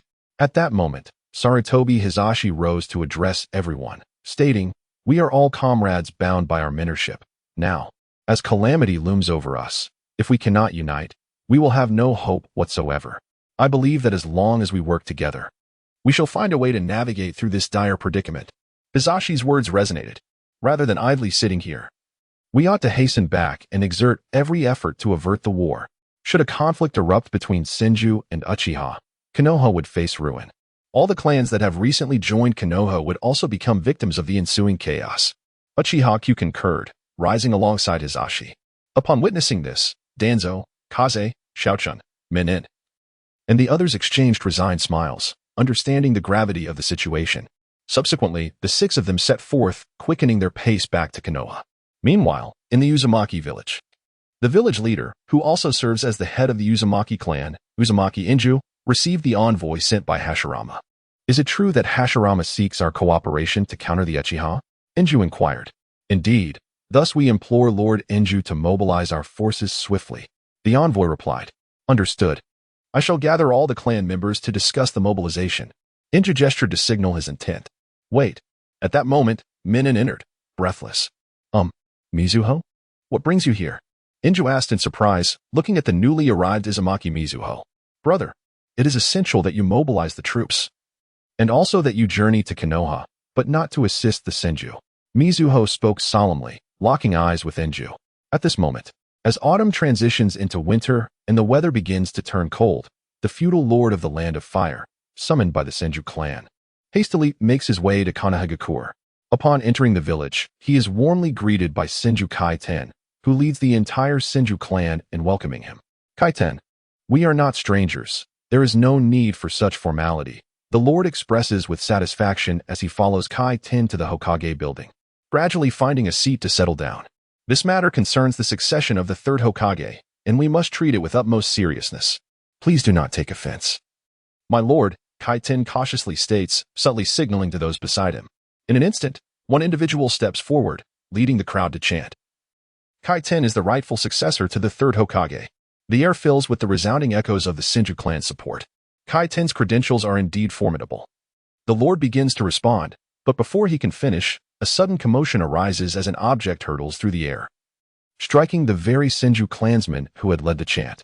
The Senju clansman collapses to the ground, writhing in distress. What is happening? Longshan, witnessing the chaos, swiftly draws a kunai and rallies the others to prepare for a confrontation. They have come. Kaiten sneers, casting a glance towards the throng of Uchiha gathering below the Hokage building. At the forefront stands Uchiha Terra. Kaiten, your Senju clan has held the position of Hokage for 2 generations, yet the Uchiha clan, as founding elders of Konohagakure, deserves its turn to claim the title of third Hokage, Terra declares with a chilling smile. At last, you have arrived, Uchiha Terra. Kaiten glares fiercely at the Uchiha below. If you seek to usurp the position of the third Hokage, then come forward. Today, we shall resolve the long-standing grievances between the Senju and Uchiha clans. You intend to fight? The feudal lord, sensing the escalating tension, prepares to retreat, only to be restrained by Longshan and his subordinates. My lord, why leave now that you have arrived? Longshan remarks with a sinister smile. Have you forgotten the promise made during the founding of Konohagakure, when the first Hokage and Madara swore to cease hostilities and warfare? The lord stammers, trembling. While my uncle did establish that promise, my lord, have you forgotten that Uchiha Madara betrayed Konohagakure and later battled my uncle at the Valley of the End? Kaiten responds grimly. But, if you engage in battle here, the feudal lord breaks into a cold sweat. My lord. Uchiha Terra calls loudly from below the Hokage building. Though Uchiha Madara betrayed Konohagakure, that was his individual action, our clan did not follow him. As for the subsequent battle at the Valley of the End, the Uchiha did not support Madara's endeavors. If that constitutes a declaration of war on our part, is that not unjust? Then, what do you desire? The feudal lord quakes as he approaches the Hokage building. It is my claim that the Uchiha shall take the mantle of the third Hokage.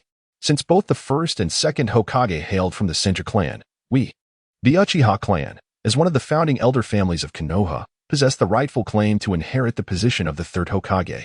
Uchiha Temple declared fiercely. Your argument, albeit contentious, bears some merit. Before the daimyo could finish his words, the Senju clan members immediately voiced their vehement opposition. The Hokage position has always been held by our Senju clan. Why should it be given to the Uchiha? What right does the Uchiha dog have to become Hokage? If the Uchiha were to take the Hokage seat, I would be the first to oppose it. Xiao Tian remained silent, coldly observing the daimyo. The sentiments of the people are clear. How you choose to decide this matter is entirely up to you. Is it possible that the grievances between your 2 clans have not yet been resolved after all these years? The daimyo gazed in terror at the Senju members, beads of cold sweat forming on his brow. At that moment, the Uchiha clan members below also began to shout loudly. Why should we Uchiha be denied the position of Hokage? Senju dogs, having allowed you 2 generations of Hokage was not enough. Now you seek to seize the third Hokage as well. Uchiha Temple smirked. Daimyo, I suggest you withdraw. It is evident that today, the Uchiha and Senju shall settle this matter once and for all. No. If you engage in battle, not only will innocent people in Konoha suffer, but even my Land of Fire will be in peril. The daimyo protested in a panic. At this juncture, an Uchiha clan member approached Uchiha Temple and whispered urgently. Indeed, scouts have reported that the Uzumaki clan's forces are advancing towards Konoha. That rascal Xiao Tian has indeed summoned reinforcements, and our own reinforcements will take a while longer to arrive.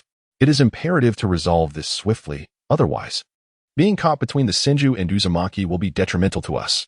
Uchiha Temple contemplated inwardly, then with a swift motion of his sword, he signaled the emergence of another contingent of Uchiha forces, encircling the Hokage building completely. Uchiha Temple, you have finally shown your true prowess. Come, let us see who shall emerge as the true sovereign between the Senju and Uchiha today. Xiao Tian scoffed. Then, Long Shan released a signal flare into the sky. Immediately, a multitude of Senju forces surged forth around the periphery of the Uchiha troops. Xiao Tian, have you finally revealed your true strength today? How intriguing. Rear guard, regroup. Block the Senju ambush. Front line, follow me as we ascend to eliminate Senju Xiao Tian. Uchiha Temple remained composed, swiftly issuing commands. Halt. Do not engage. Just as the two clans were on the brink of a bloody battle, Sarutobi Hiruzen, Uchiha Kagami, and 4 others suddenly appeared, making their way towards the Hokage building. You all go ahead. Xiao Tian will not allow me entry. I will go stabilize the Uchiha clan members. Uchiha Kagami instructed the 5, then turned towards the Uchiha gathering below the Hokage building. Daimyo, we must not fight. If a battle ensues, Konoha will be finished. Sarutobi Hiruzen panted, addressing the daimyo. I too do not wish for these two families to clash, yet I find myself utterly unable to dissuade them. The daimyo replied helplessly. At this moment, beneath the Hokage tower, Uchiha Kagami arrived at the side of his clan members. Lord Kagami, it is a relief that you have returned. Let us all in confronting the Senju. The clan members joyfully surrounded Uchiha Kagami. Uchiha Kagami, do you truly possess such benevolence to rally everyone against the Senju? Uchiha Terra regarded Uchiha Kagami with skepticism. If you cannot trust me, who else can you trust? After all, I am also Uchiha, Kagami responded with a smile, feigning sincerity towards his kin. Then let us unite and strive for the position of the 3rd Hokage. Uchiha Terra asserted with unwavering conviction.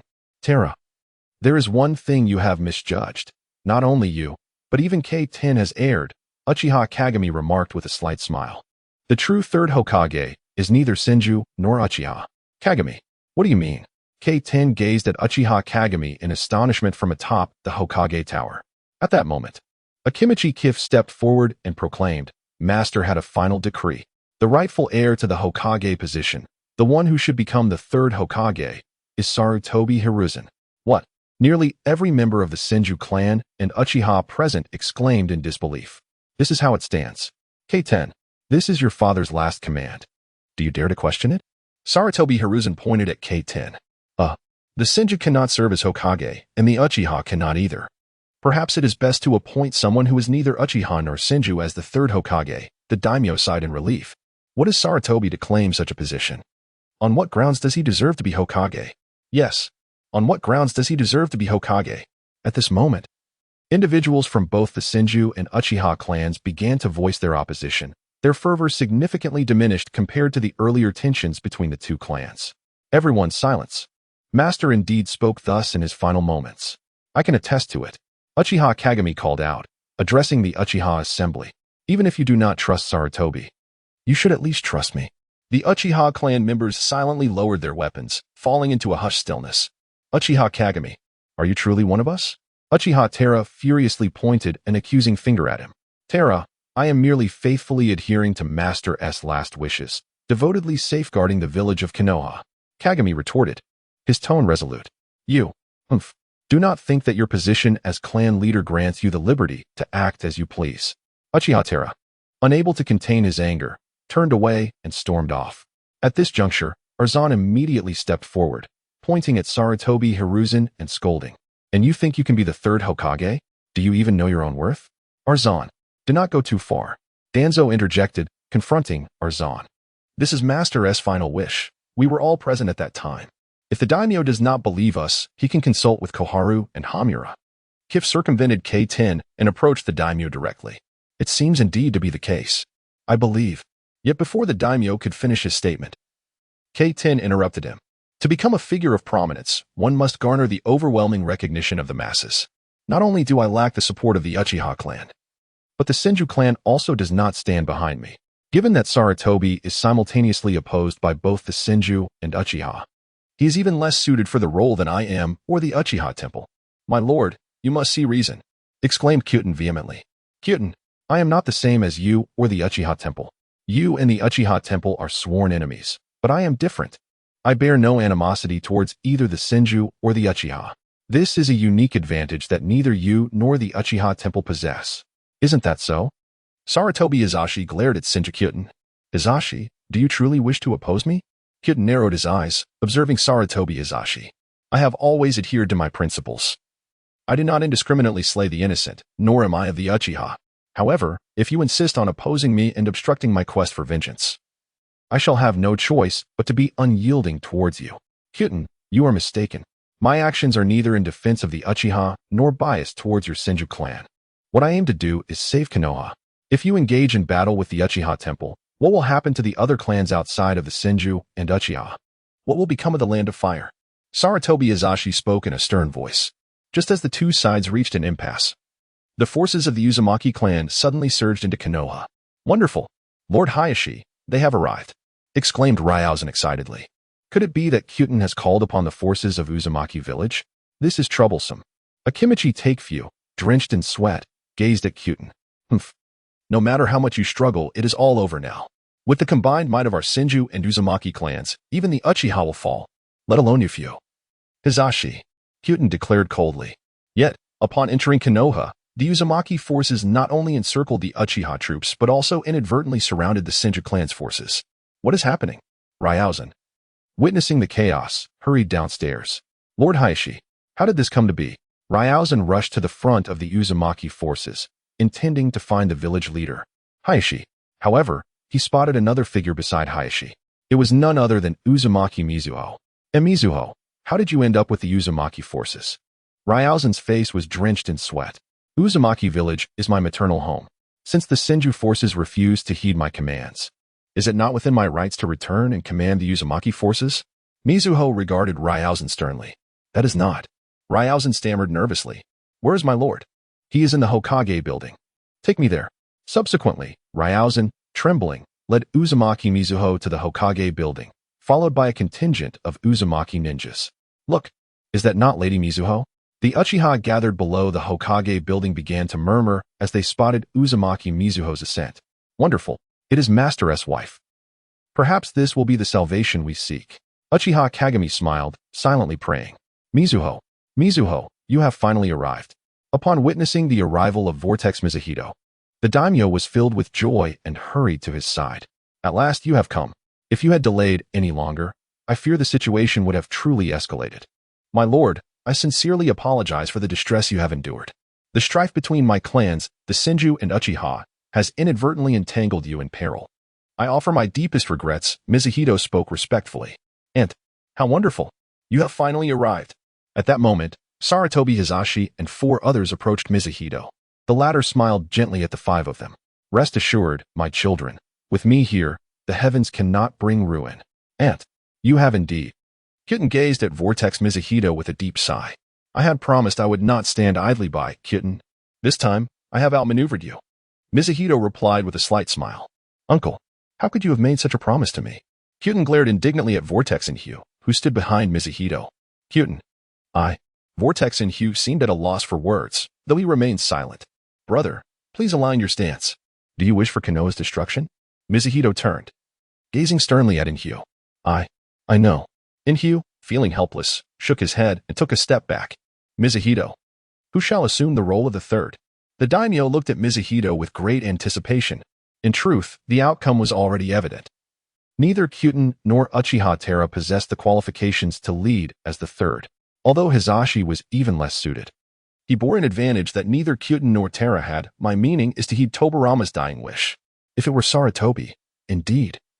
He harbors no enmity towards either the Senju or Uchiha, making him a suitable candidate. The daimyo's words trailed off. Just then, from below the Hokage building, Uchiha Kagami stepped forward first. For the sake of Konoha, for the Land of Fire, I staunchly support Sarutobi as the third. Seeing this, the Uchiha clan members ceased their opposition and lowered their weapons. Meanwhile, the Senju clan atop the Hokage building began to murmur among themselves, engaging in hushed discussions. Lord Kyuten, what do you think of this? Longshan timidly approached Kyuten. After a long moment of contemplation, Kyuten sighed heavily.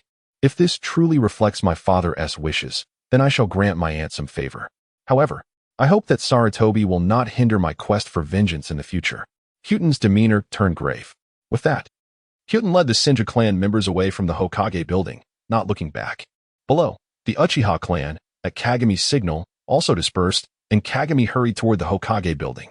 Now that the major decisions have been made, Mizuhito, I shall take my leave, Inhyu declared as he prepared to depart with his clan. Brother, wait a moment. Mizuhito called out to Inhyu. What more do you desire, Mizuhito? Brother, I did not wish to resort to such stern measures to compel your action. Yet I must ask of you one thing. Please, recognize the situation clearly and do not align with the Senju in all matters. Should the current equilibrium be disrupted, the consequences would be unimaginable. Mizuhito implored earnestly. Alas, who could have imagined you would be my last sister? I shall heed your words. Yenhu declared, leading the ninjas of Whirlpool Village away from Konoha. Sarutobi Hiruzen glanced around, noting only 5 companions, the daimyo, and his mentor, Uzumaki Mido. I fear I am the most unfortunate Hokage in the history of Konoha. The Hokage succession ceremony is attended by so few. Sarutobi Hiruzen managed a faint smile. Given the circumstances today, it is a stroke of luck that we can return safely, that Konoha remains unscathed. Akimichi Torafu wiped his brow. Mido-sensei, thank you for your timely intervention today. Otherwise, we would truly have. Sarutobi Hiruzen approached Uzumaki Mido and bowed deeply. Please rise. Had I not intervened today, not only would you have perished, but all of Konoha would have been lost. As the wife of the first Hokage, it is my duty to protect Konoha. Mido smiled gently, assisting Sarutobi Hiruzen to his feet. You 6. Follow me, Mido said with a slight smile at the 6 children beside her. Just as Kyoten returned to the Senju clan's residence, an elderly servant hurried to his side. Lord Kyoten, it has happened. The old servant exclaimed excitedly. Happened? What do you mean? Kyoten responded in astonishment. It's a girl. Your daughter has been born. The old servant announced joyfully. Take me there at once. Kyoten exclaimed, still in shock. He followed the old servant back home, where he beheld his newly born daughter. A child? This is my daughter? Kyoten lifted the infant girl, tears of joy streaming down his face. Congratulations, Lord Kyoten. At last. Our Senju clan has welcomed a new generation. Longshan promptly offered his congratulations. Lord Kyoten, you should name the child, the old servant suggested happily. This child shall be named Kei. Senju Kei. She will undoubtedly be the hope of our clan. Kyoten raised his daughter high, weeping with happiness. At last, I have family once more. Mother. Meanwhile, Uzumaki Mido led the 6 individuals to her residence and immediately instructed her attendants to prepare tea for them. Mido-sensei, although we have managed to temporarily suppress the Senju and Uchiha clans, and have finally seen Hiruzen ascend as the 3rd Hokage, if we do not grow stronger ourselves, our future will remain bleak. Uchiha Kagami expressed his concerns. You speak wisely, and it is precisely this that troubles me. Hiruzen, do you recall the 3-house game strategy you discussed with Tobirama? Mido turned her gaze to Sarutobi Hiruzen. Mido-sensei, are you suggesting? Hiruzen rose promptly. Since Tobirama appointed you as the 3rd Hokage, it signifies his endorsement of this policy and his hope for its implementation. Presently, maintaining stability in our situation is imperative, and this strategy is essential. I can suppress the Senju and Uchiha for a time, but not indefinitely. Uzumaki Mido expressed her concerns. Thus I hope you can fulfill your vision. To be candid, my dear teacher, in order to implement this policy, it is imperative that we, as the 3rd party, apart from the Uchiha and Senju clans, strengthen ourselves. However, this endeavor is indeed quite challenging, Sarutobi Hizashi lamented. First, let us analyze the current situation. The Senju and Uchiha clans remain the principal forces of our Konoha. Additionally, although the Uzumaki clan, possessing the 3rd strongest power, has declared a neutral stance under your pressure, I have observed that Lord Yenhu still leans toward the Senju. Uchiha Kagami remarked, emphasizing the necessity of solidifying Hizashi's position as the 3rd Hokage while simultaneously augmenting our own strength, enabling us to genuinely act as a balancing force against the Senju and Uchiha. The prospect of strengthening ourselves is easier said than done. Even if we unite the forces of all the minor clans that have recently joined Konoha, contending with the 2 venerable clans of Uchiha and Senju is merely a pipe dream. Danzo sighed in resignation. Therefore, my suggestion is to seek out another powerful clan that could rival the Senju and Uchiha to support us. This would significantly enhance our chances. Uchiha Kagami asserted confidently. You intend to persuade the Uzumaki clan to support us? That may not be so straightforward, right? Haru looked at Uchiha Kagami with exasperation. then glanced at Uzumaki Mido. Convincing my brother to fully support us is likely unattainable at this moment. Uzumaki Mido sighed despondently. No, I am not referring to the Uzumaki clan. Uchiha Kagami smiled subtly. If not the Uzumaki clan, could you possibly find another family to assist us? Whether it be our Akimichi clan or Danzo Shimura clan. Their power is negligible. It is utterly impossible to contend with the Senju and Uchiha. Akimichi Takafumi lamented. There exists a family. A clan that has thrived for a century in the shinobi world, yet they lead a nomadic existence, unlike us who reside within a ninja village. I believe that if we could persuade them to join Konoha, our odds would greatly increase. Uchiha Kagami smiled with renewed confidence. Could it be the Hyuga? Sarutobi Azashi immediately grasped the implication. Precisely. It is the Hyuga clan. Teacher. Everyone. In my youth, I forged a deep bond with Hinata, the son of the former elder of the Hyuga clan. If my estimations are correct, Hinata has likely ascended to the position of clan leader, and I am confident that I can persuade him to lead the Hyuga clan to join Konoha. However, we must first locate their dwelling. Uchiha Kagami spoke earnestly. I have heard of this. It is said that the Hyuga clan is nomadic, changing their residence periodically, and few have been able to ascertain their whereabouts. Danzo expressed his astonishment. It matters not. If we cannot find them immediately, we shall continue our search. As long as there is hope for Konoha, one day we shall succeed. Uzumaki Mido declared joyfully, addressing Danzo, Takafumi, and Kagami. You three must employ every means to locate the Hyuga clan. Yes. Rest assured, teacher. Uchiha Kagami replied, brimming with enthusiasm. Ensure the task is completed flawlessly. Akimichi Takafumi bows deeply. Kagami, I have heard that the Inuzuka and Yamanaka clans, newly joined to Konoha, excel in tracking. Although I have just ascended to my position and possess little prestige, I believe it is feasible to enlist the assistance of these two clans for you. Sarutobi Azashi cheerfully approached Uchiha Kagami. My good brother, I implore you. You must locate the Hyuga clan. Once Hinata Hito arrives in Konoha, I wish to make his acquaintance. The friends of Uchiha Kagami are never to be doubted. Hizashi, leave this matter to me. Uchiha Kagami replied with a slight smile. At that moment, an elder servant from the Senju clan approached Uzumaki Mido and whispered something in her ear. Mother, what is it? Sarutobi Hizashi inquired. Well, Hizashi, you must hurry home. Someone from your household has come to report that Biwako. Uzumaki Mido expressed her concern. The group promptly followed Sarutobi Hizashi back to his home. Biwako, what has happened to Biwako? Hizashi anxiously questioned upon entering. An elderly woman emerged from within, saying, Young master, do not panic. It is nothing grave. Biwako has just given birth to a baby boy. A baby boy? Could it be my son? Hizashi exclaimed, astonished and overjoyed. Congratulations. Hizashi, you are the first among us brothers to become a father. Uchiha Kagami joyfully patted Hizashi on the shoulder. Where's the child? Take me to him. Hizashi urgently insisted. The group then entered the room, finding the infant peacefully sleeping in a cradle. The child. Hizashi approached the cradle, overwhelmed with joy and tears. Hizashi, you should name the child. Akimichi Takafumi suggested. Yes, a name. Koha echoed. Let us name him Ryuen. My clan, the Sarutobi, also excels in fire release. I hope this child surpasses you in fire release techniques in the future, Kagami.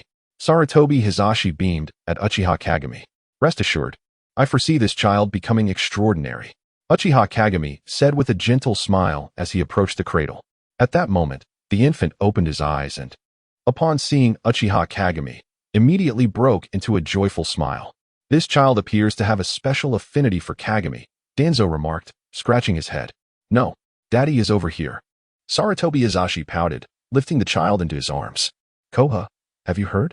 It seems that just now, my brother Kaiten's daughter was also born. Menin whispered to Koha. You mean Kaiten also had a child? A daughter, born on the same day as Hizashi's son? Koha looked at Menin in astonishment.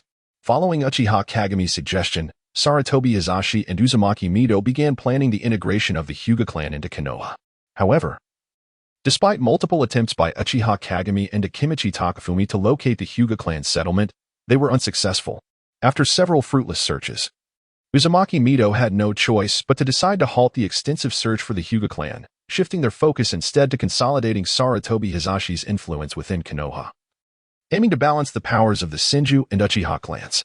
Nonetheless, even under such circumstances, Hiruzen Sarutobi discreetly dispatched Danzo Shimura to investigate the whereabouts of the Hyuga clan.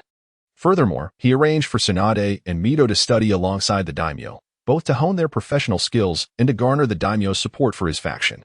Although the Senju and Uchiha clans were reluctant to accept Hiruzen as the third Hokage, they did not harbor a deep-seated animosity towards him, allowing them to refrain from exerting their full force against him.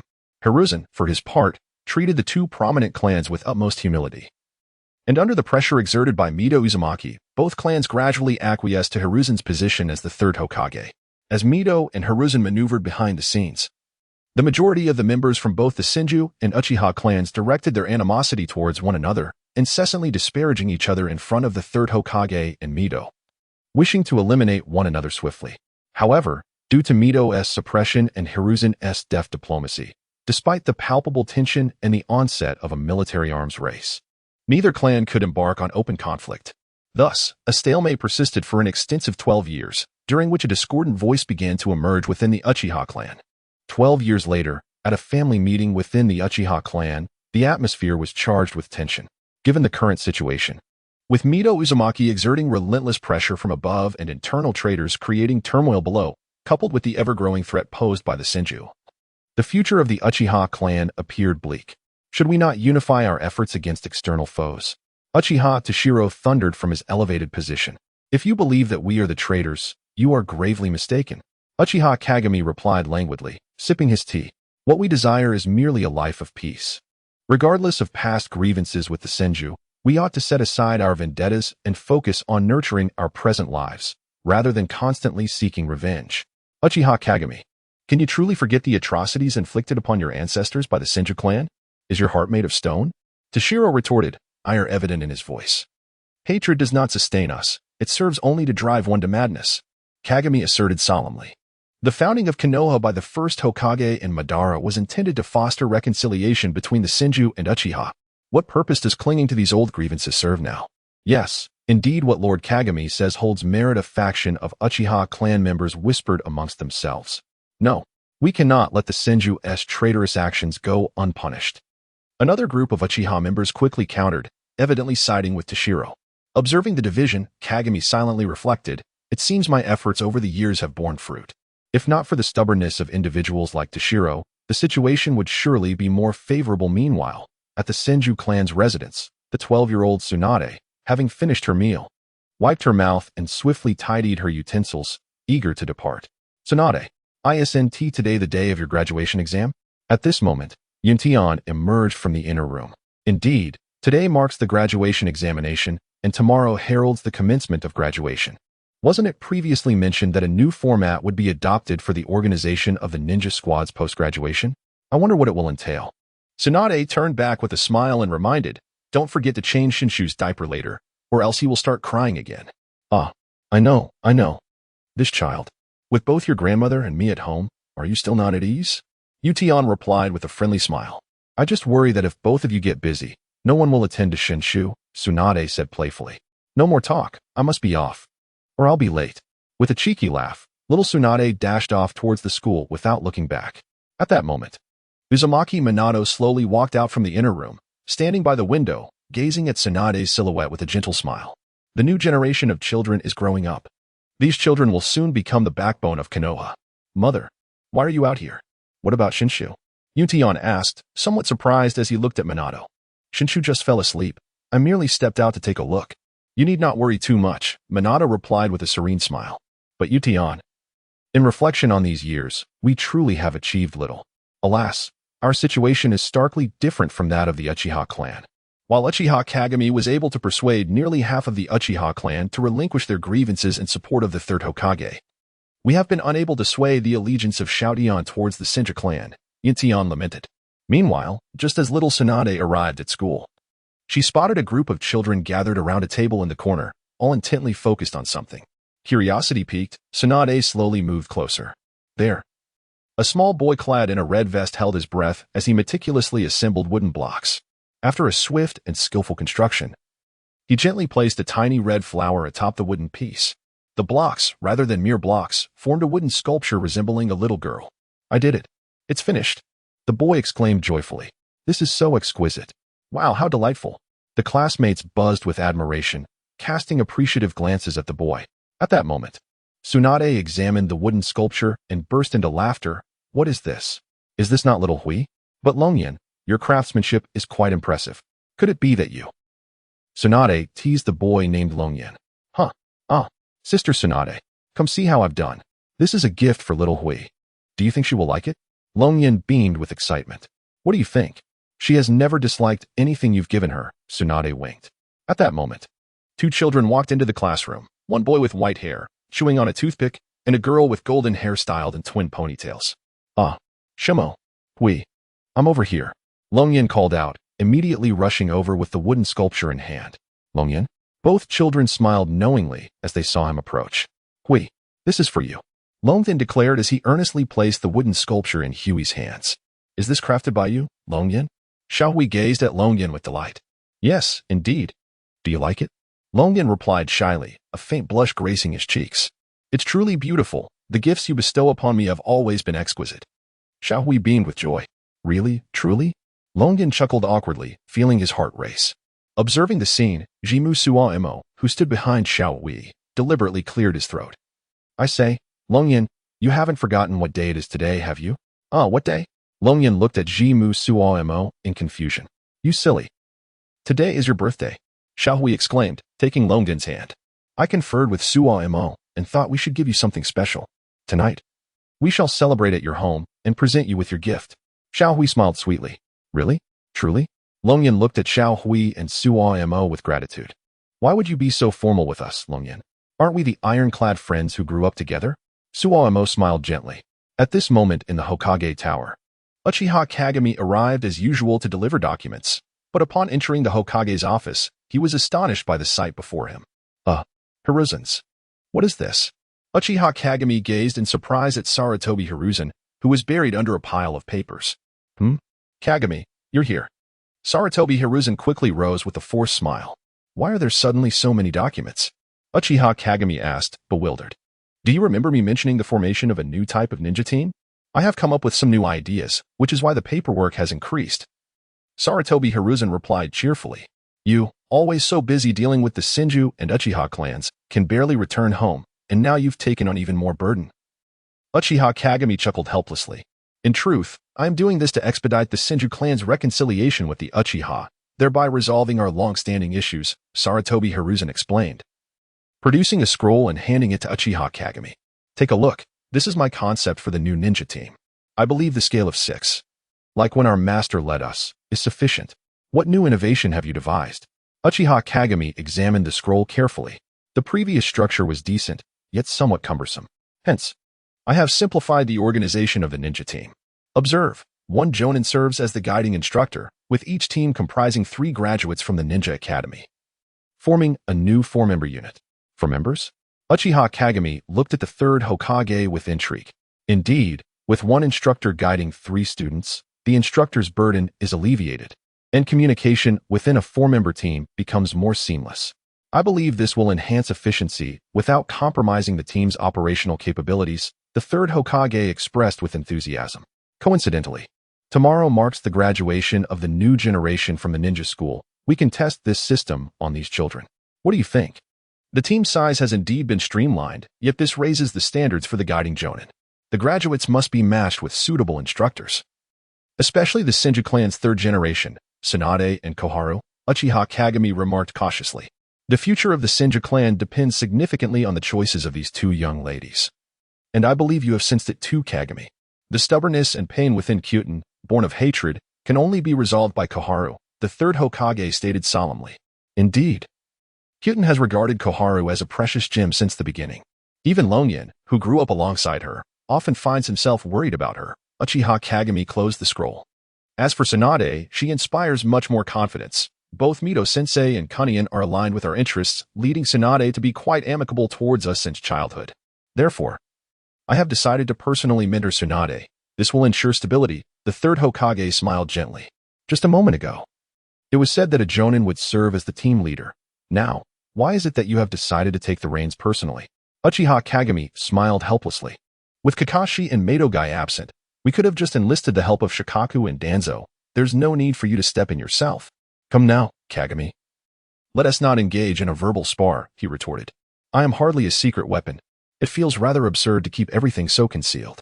Moreover, Shikaku has spent years searching for the whereabouts of the Hyuga clan, while Danzo has been busy planning the establishment of a new organization. Both are incredibly occupied individuals. Can you truly trust outsiders with Tsunade and Koharu? The third Hokage scratched his head in resignation. Wait, who will be caring for Koharu? Uchiha Kagami exclaimed in astonishment. Naturally, that responsibility falls upon you, the third Hokage said, patting Kagami on the shoulder. Since you have managed to sway a considerable number of Uchiha clan members to set aside their grudges over the past decade, I hope you can also influence Koharu, helping her to recognize the current situation in Konoha and guiding her to grow into a gentle, kind-hearted, and generous girl. Ultimately, it seems you are quite concerned about your son, Uchiha Kagami smirked. Haha. Indeed. Ever since childhood, Ryuin and Koharu have shared a mutual affection. I wish for Koharu not to be nurtured solely by the hatred instilled by her elder brother, as this is crucial for both the future of Konoha and the two children's destinies. The third Hokage chuckled heartily. I understand. However, you must be aware that if Kakashi finds out I will be Koharu's teacher, he may not take kindly to it. It's likely that the Senju clan will take action behind the scenes, Uchiha Kagami stated seriously. I am aware. But the time has indeed come for us to make a concerted effort. For years, we have relied on Tsunade to stabilize the political landscape. It is time we achieved something ourselves and sought to resolve the enmity between the Senju and Uchiha clans. Isn't this the very wish you have harbored all along? The third Hokage gazed earnestly at Uchiha Kagami. In truth, if it weren't for your identity as an Uchiha, you would be the most suitable candidate for the position of the third Hokage. The title of Hokage is of little concern to me. What I truly care about is, as you mentioned, the hope of one day reconciling the grievances that have festered between our two great clans for centuries. Uchiha Kagami replied with a faint smile. Therefore, Kagami, I entrust Koharu to you. If we are to encourage Kakashi to abandon his hatred, it must begin with Koharu. I believe that since you have managed to dissolve the animosity within the Uchiha, you can eventually alleviate the hatred harbored in the heart of the Senju. The third Hokage spoke earnestly. I am willing to give it a try, but to counter the forthcoming clandestine actions of the Senju, I will require everyone's unwavering cooperation. Otherwise, I cannot accomplish this alone, Uchiha Kagami asserted with gravity. Understood. I will fetch Shikaku and Danzo. They should be back by tomorrow. As for Kakashi and Madogai, they are currently pursuing studies in the Land of Fire and cannot return just yet. I will inform Tsunade in advance. She will specifically oversee the Senju. The third Hokage nodded in agreement. I understand. By the way, Ryzen, do you recall what day it is today? Uchiha Kagami smiled faintly. Huh, what day? The third Hokage exclaimed, somewhat astonished. Today is Longin's birthday. How could you, his biological father, forget such an occasion? Uchiha Kagami sighed. Well, I truly did forget. Ever since I became the third Hokage, I have been so occupied dealing with the Senju and Uchiha clans that I scarcely return home. The third Hokage said with a frown, I must make every effort to return tonight. Indeed, it would be best if you could make it home. Do you have any idea how much Longin longs for you? Although he puts on a brave front and would never express it, deep down, he has been yearning for you terribly. Uchiha Kagami shook his head helplessly. To be honest, after all these years, I feel quite ashamed for not providing him with a complete childhood. However, fortunately, there is you, Shimo, and Xiaowei. Otherwise, I genuinely would not know how to face this child. The third Hokage said with a wry smile. That evening, at the home of Xiaodian, Xiaowei was exuberantly dressed and held a box filled with items, preparing to step outside. Where are you off to? At that moment, Xiaodian emerged from the inner room. Huh, Dad, I made plans with Shimo to go to Longyin's house tonight. I might come back late, so don't worry. Xiaowei smiled shyly. You are not allowed to go anywhere today. Come with me, as I need to discuss something important with you. Xiaodian said with a serious expression. But, Dad, today is Longyin's birthday. Xiaowei replied helplessly.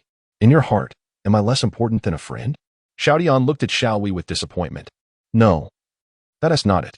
Please don't be upset, Dad, Xiaowei said, her face covered in sweat. Meanwhile, the third Hokage was tidying up at the Hokage office, preparing to return home. At that moment, Akimichi Takafumi suddenly burst through the door. Third Hokage. Good news. Tremendous news. Akimichi Takafumi exclaimed joyfully. Takafumi? What news has you so elated?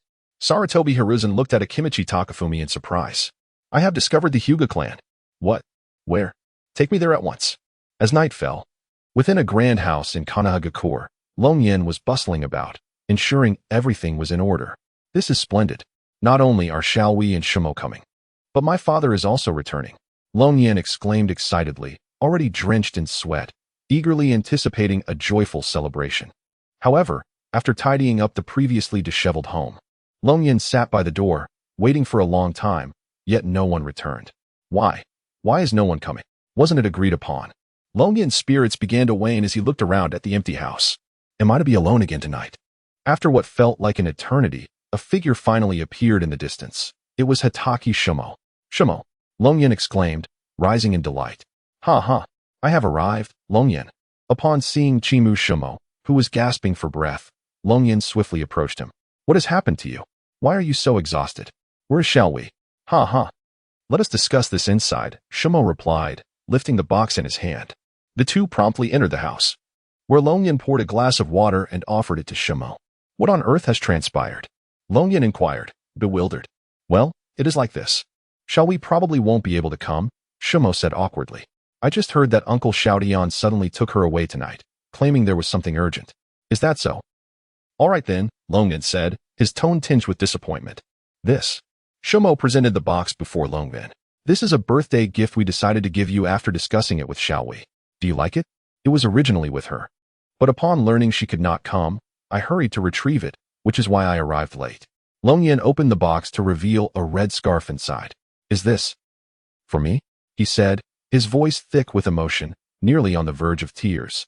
Yes, this design is mine, and I bought the yarn, which Xiaowei sewed together stitch by stitch. What do you think? Shimo smiled gently. Honestly, just the thought behind it is enough to satisfy me, truly. Long Yin began to choke up.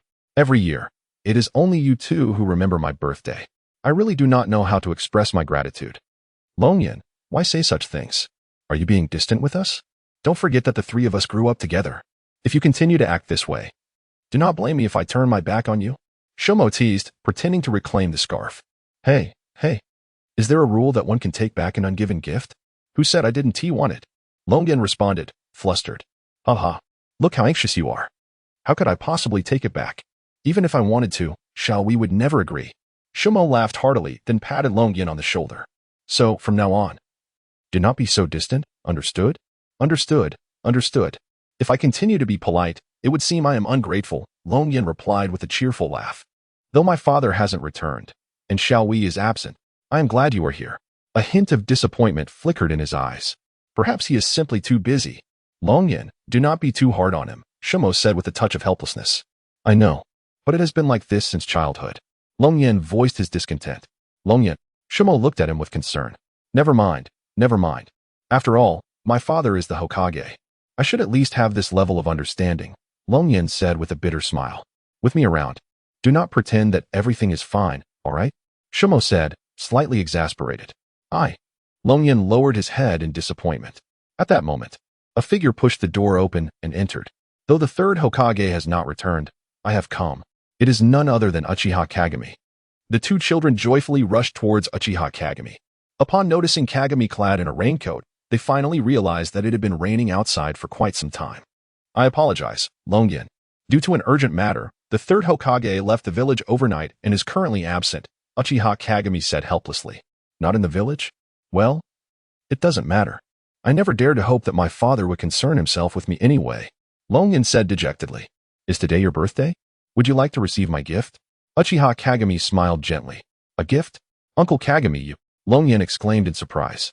I cannot promise to alleviate the disappointment caused by the third Hokage's absence, but I hope you will cherish this gift as much as I do.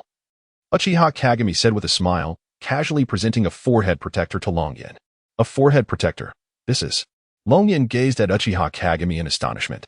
The teacher said we would receive our forehead protectors during class assignments tomorrow. Uncle Kagami, Xuanma responded with a hint of helplessness. I feel quite ashamed. Both the third Hokage and I are usually very busy, and thus have little time or energy to prepare exquisite gifts for you. However, I believe it is far more meaningful to present you with something of significance rather than mere trinkets, Uchiha Kagami said with concern in his eyes. Uncle Kagami, truly, you need not be so kind to me. Throughout my life, Long Yin's voice trembled. Long Yin, starting tomorrow, you will officially become a capable ninja. Therefore, I hope you can comprehend what it means to be a ninja and what responsibilities a ninja must uphold. Uchiha Kagami smiled slightly. In fact, you are already doing remarkably well, being kind to your companions, understanding your father. A true ninja is one who endures humiliation and hardship, persevering towards their dreams. Dreams, my dreams. Longyan stammered. Meanwhile, despite the torrential downpour, Xiaodian held an umbrella, guiding Xiao Hui to the back mountain. Father, with such heavy rain, where are we going? Xiao Hui inquired. We have arrived. Look, Xiaodian pointed towards a gravestone ahead, leading Xiao Hui closer. Father, is this gravestone? Xiao Hui gazed in astonishment at the inscription on the gravestone. Child, this gravestone belongs to your grandmother. Today also marks the anniversary of her passing. Xiaodian spoke with sorrow. Anniversary? Father, you have never told me about grandmother. Xiao Hui exclaimed. Indeed. I have never shared grandmother's stories with you. But today, the tale I tell you must be etched in your memory forever. Do you understand? Xiaodian said with profound significance. The Warring States period was an era steeped in bloodshed and darkness. Although the ninja world was home to numerous clans, many were embroiled in rivalry while others formed alliances, leading to a complex web of relationships. Notably, the Senju and Uchiha clans, both esteemed lineages within the ninja realm, had been adversaries for a century, with the daily loss of kin and comrades becoming a grim norm of that age. At the twilight of this tumultuous epoch, as the time approached for Hashirama and Madara to reconcile and forge the village of Konoha, both Hashirama and Tobarama were already married and had welcomed their sons. Kenta and Kaido. On a fateful day by the riverside, a young boy crouched at the water's edge, striving to catch a large fish swimming within. Just a little more, he thought, reaching desperately forward, but the fish eluded him by mere inches. Suddenly, his footing slipped, and he tumbled into the river with a splash. Help! Help me! He cried out in panic. At that moment, another boy emerged from the nearby bamboo grove, his head peeking out as he quickly spotted the boy struggling in the water. Oh no! Mother! Aunt! Kaido has fallen into the river! He shouted, turning back towards the bamboo thicket. Cough! Cough! Kaido? What has happened to him? A weary woman stumbled out from the bamboo. Ibuki, be careful of your health. At that instant, behind her, another rushed figure appeared, Kaido's mother, Mizuhara. Sister! Kaido! Quickly, save him! Ibuki pleaded, her eyes wide with alarm as she watched Kaido floundering in the water. I understand. Leave it to me. Kenta, keep an eye on your aunt, Mizuhara declared, leaping towards the riverbank with resolve. Kaido, Kaido, my child. Ibuki teetered precariously, nearly losing her balance, but was steadied by Kenta's supportive grip. Aunt, be careful. Kenta voiced his concern as he looked at her anxiously. Meanwhile, Kaido was desperately thrashing in the water. Aunt, save me, he gasped, his voice weak and strained. Do not fear. Mizuharu sprang into the river, swimming fiercely towards Kaido. After a fierce struggle, she finally grasped Kaido's hand. All right, don't let go. I'll pull you up, she encouraged, beginning to swim back toward the shore. Aunt, Kaido looked at Mizuharu with pleading eyes. On the bank, Ibuki and Kenta watched anxiously as Mizuharu managed to bring Kaido safely to land. They sighed in relief. Thank goodness. Kaido. Ibuki began to sob. It's all right, Aunt. They are safe now. Kenta reassured her gently. Soon after, Mizuharu and Kaido returned to Ibuki's side, where Kaido immediately clung to her, weeping uncontrollably. Mother, I was so scared. I thought I would never see you again. Foolish child. We would never allow you to be lost to the river, Ibuki said, her voice weary yet filled with determination. Kaido, why did you go to the river without telling anyone? Kenta asked, his expression a mix of exasperation and concern. I merely wished to catch a fish for my mother. To prepare a nourishing stew to aid her recovery, lamented Xiaodian with a heavy heart. In the future, should such incidents arise, inform Auntie. You are still too young. What if you were to fall into the river? What would your mother do then? Water, who spoke with a hint of sternness. I wanted to explain, but just now, Mother was resting, and I feared my words would disturb her slumber. Xiaodian lowered his gaze. Seeing this, Bing-Hu, with tears welling in her eyes, bent down and embraced Xiaodian. Silly child, your intentions alone bring your mother solace. Please, do not take such risks, understand? Mother, I only wish for your swift recovery. I cannot bear to see you unwell. I long to witness your vibrant health. Xiaodian sobbed uncontrollably. It will be so. Your mother will recover. Bing-Hu wept softly. Nearby, Water-Hu and Yuntian, witnessing this exchange, covered their faces in sorrow. Mother, When will the turmoil cease? I can no longer endure this life of constant hiding. Yution gazed helplessly at Waterhu. Your father and uncle have promised that once the fighting abates, they will come to retrieve us. For now, it is prudent for us to remain hidden here. This way, the Uchiha will find it difficult to locate us. Waterhu replied with resignation. Enough is enough. Last time, we were peacefully at home, only to be ambushed by Uchiha forces amidst the chaos of war. Now we must retreat into the depths of the mountains to evade our enemies. When will this suffering end? Do father and uncle Tobarama not know that Anne has fallen gravely ill? Yuntian cried out in despair. If we had not sought refuge here, the Uchiha may have employed their old tactics to launch a surprise attack against us, leaving your uncle and father unable to fight with peace of mind. Just endure this hardship for a while longer, Waterhu said with a bitter smile. Aunt, it was you who suggested we hide here. Did you not say this place might lead us to the Sarutobi clan? If we could find them, we would be safe, Xiaodian questioned helplessly. Sister, let us hasten to search for Sarutobi Sasuke. If we can locate him, given your connection, he would surely shelter us, sparing the children from further suffering. Binghu spoke wearily. This was once the dwelling place of the Sarutobi clan, though I cannot ascertain why they were located. I have already dispatched individuals to seek them out, Waterhu replied with a sense of futility. At that moment, a member of the Senju clan appeared behind them, reporting, Ladies, we have located the Sarutobi clan. Truly, how wonderful! Yuntian exclaimed joyously, leaping with delight. If we can unite with Sasuke and his kin, we need not hide in this bamboo grove any longer. Waterhu said, equally elated. Suddenly, another ninja arrived, announcing, Ladies, Lord Hashirama and Lord Tobarama have achieved a resounding victory in this battle. In fact, Lord Tobarama has slain Uchiha Azuna. We have truly won. Waterhu exclaimed with joy. Indeed, we have triumphed. Moreover, Lord Hashirama and Lord Tobarama are leading a large force towards us and will arrive shortly. A report comes in. Another ninja has spotted members of the Sarutobi clan approaching. At the forefront stands Sarutobi Sasuke. Sasuke has arrived. We are saved this time. Uzumaki Mito, overwhelmed with joy, weeps tears of relief. This time, my mother's illness will be cured. How wonderful! How splendid! H10, filled with elation, begins to cry. At that moment, a troop suddenly bursts forth, revealing the Uchiha forces. Indeed, they were hiding here. Brothers, charge! The leading ninja shouts, and the Uchiha forces surge forward. Protect the two ladies and the two young masters. The small contingent accompanying Uzumaki Mito rushes forward immediately. Sister, take the two children and flee. Do not mind me. My condition will only hinder your escape. If we linger, none of us will escape. A distressed Haibiyu cries out, pushing H10 to Mito's side. Mother, I want to leave. If we go together. H10 struggles fiercely. Haibiyu, we cannot abandon you.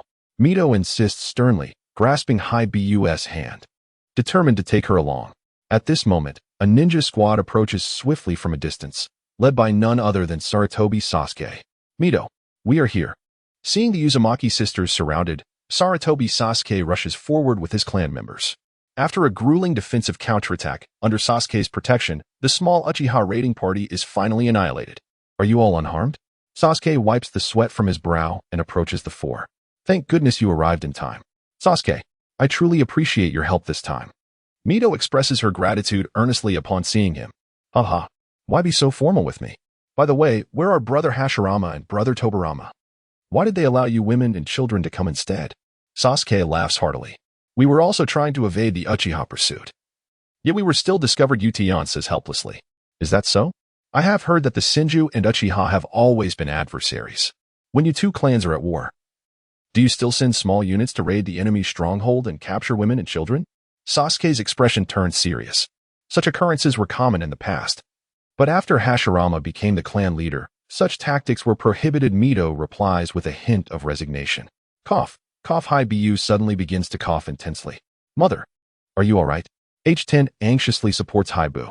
Is this your sister, Haibiyu? How has she fallen so ill? Sasuke inquires of Mito before stepping toward Haibu. If you don't mind, may I examine you? Haibiyu hesitates, glancing between Sasuke and Mito. Do not worry, Haibiyu. Sasuke possesses some medical knowledge. Let him take a look at you. Mito offers a gentle smile. Subsequently, Sarutobi Sasuke meticulously examined Haigie, and after a moment, he finally spoke. Fortunately, while the situation is grave, there is still hope for recovery. However, you must refrain from further exertion. It appears that the exhaustion from your arduous journey to seek refuge has taken its toll. Uncle, Kaiten gazed helplessly at Sarutobi Sasuke. Haha. Indeed, this is not a place for prolonged stay. Let me first escort you to my clan's encampment. It is imperative that we attend to your mother's ailment.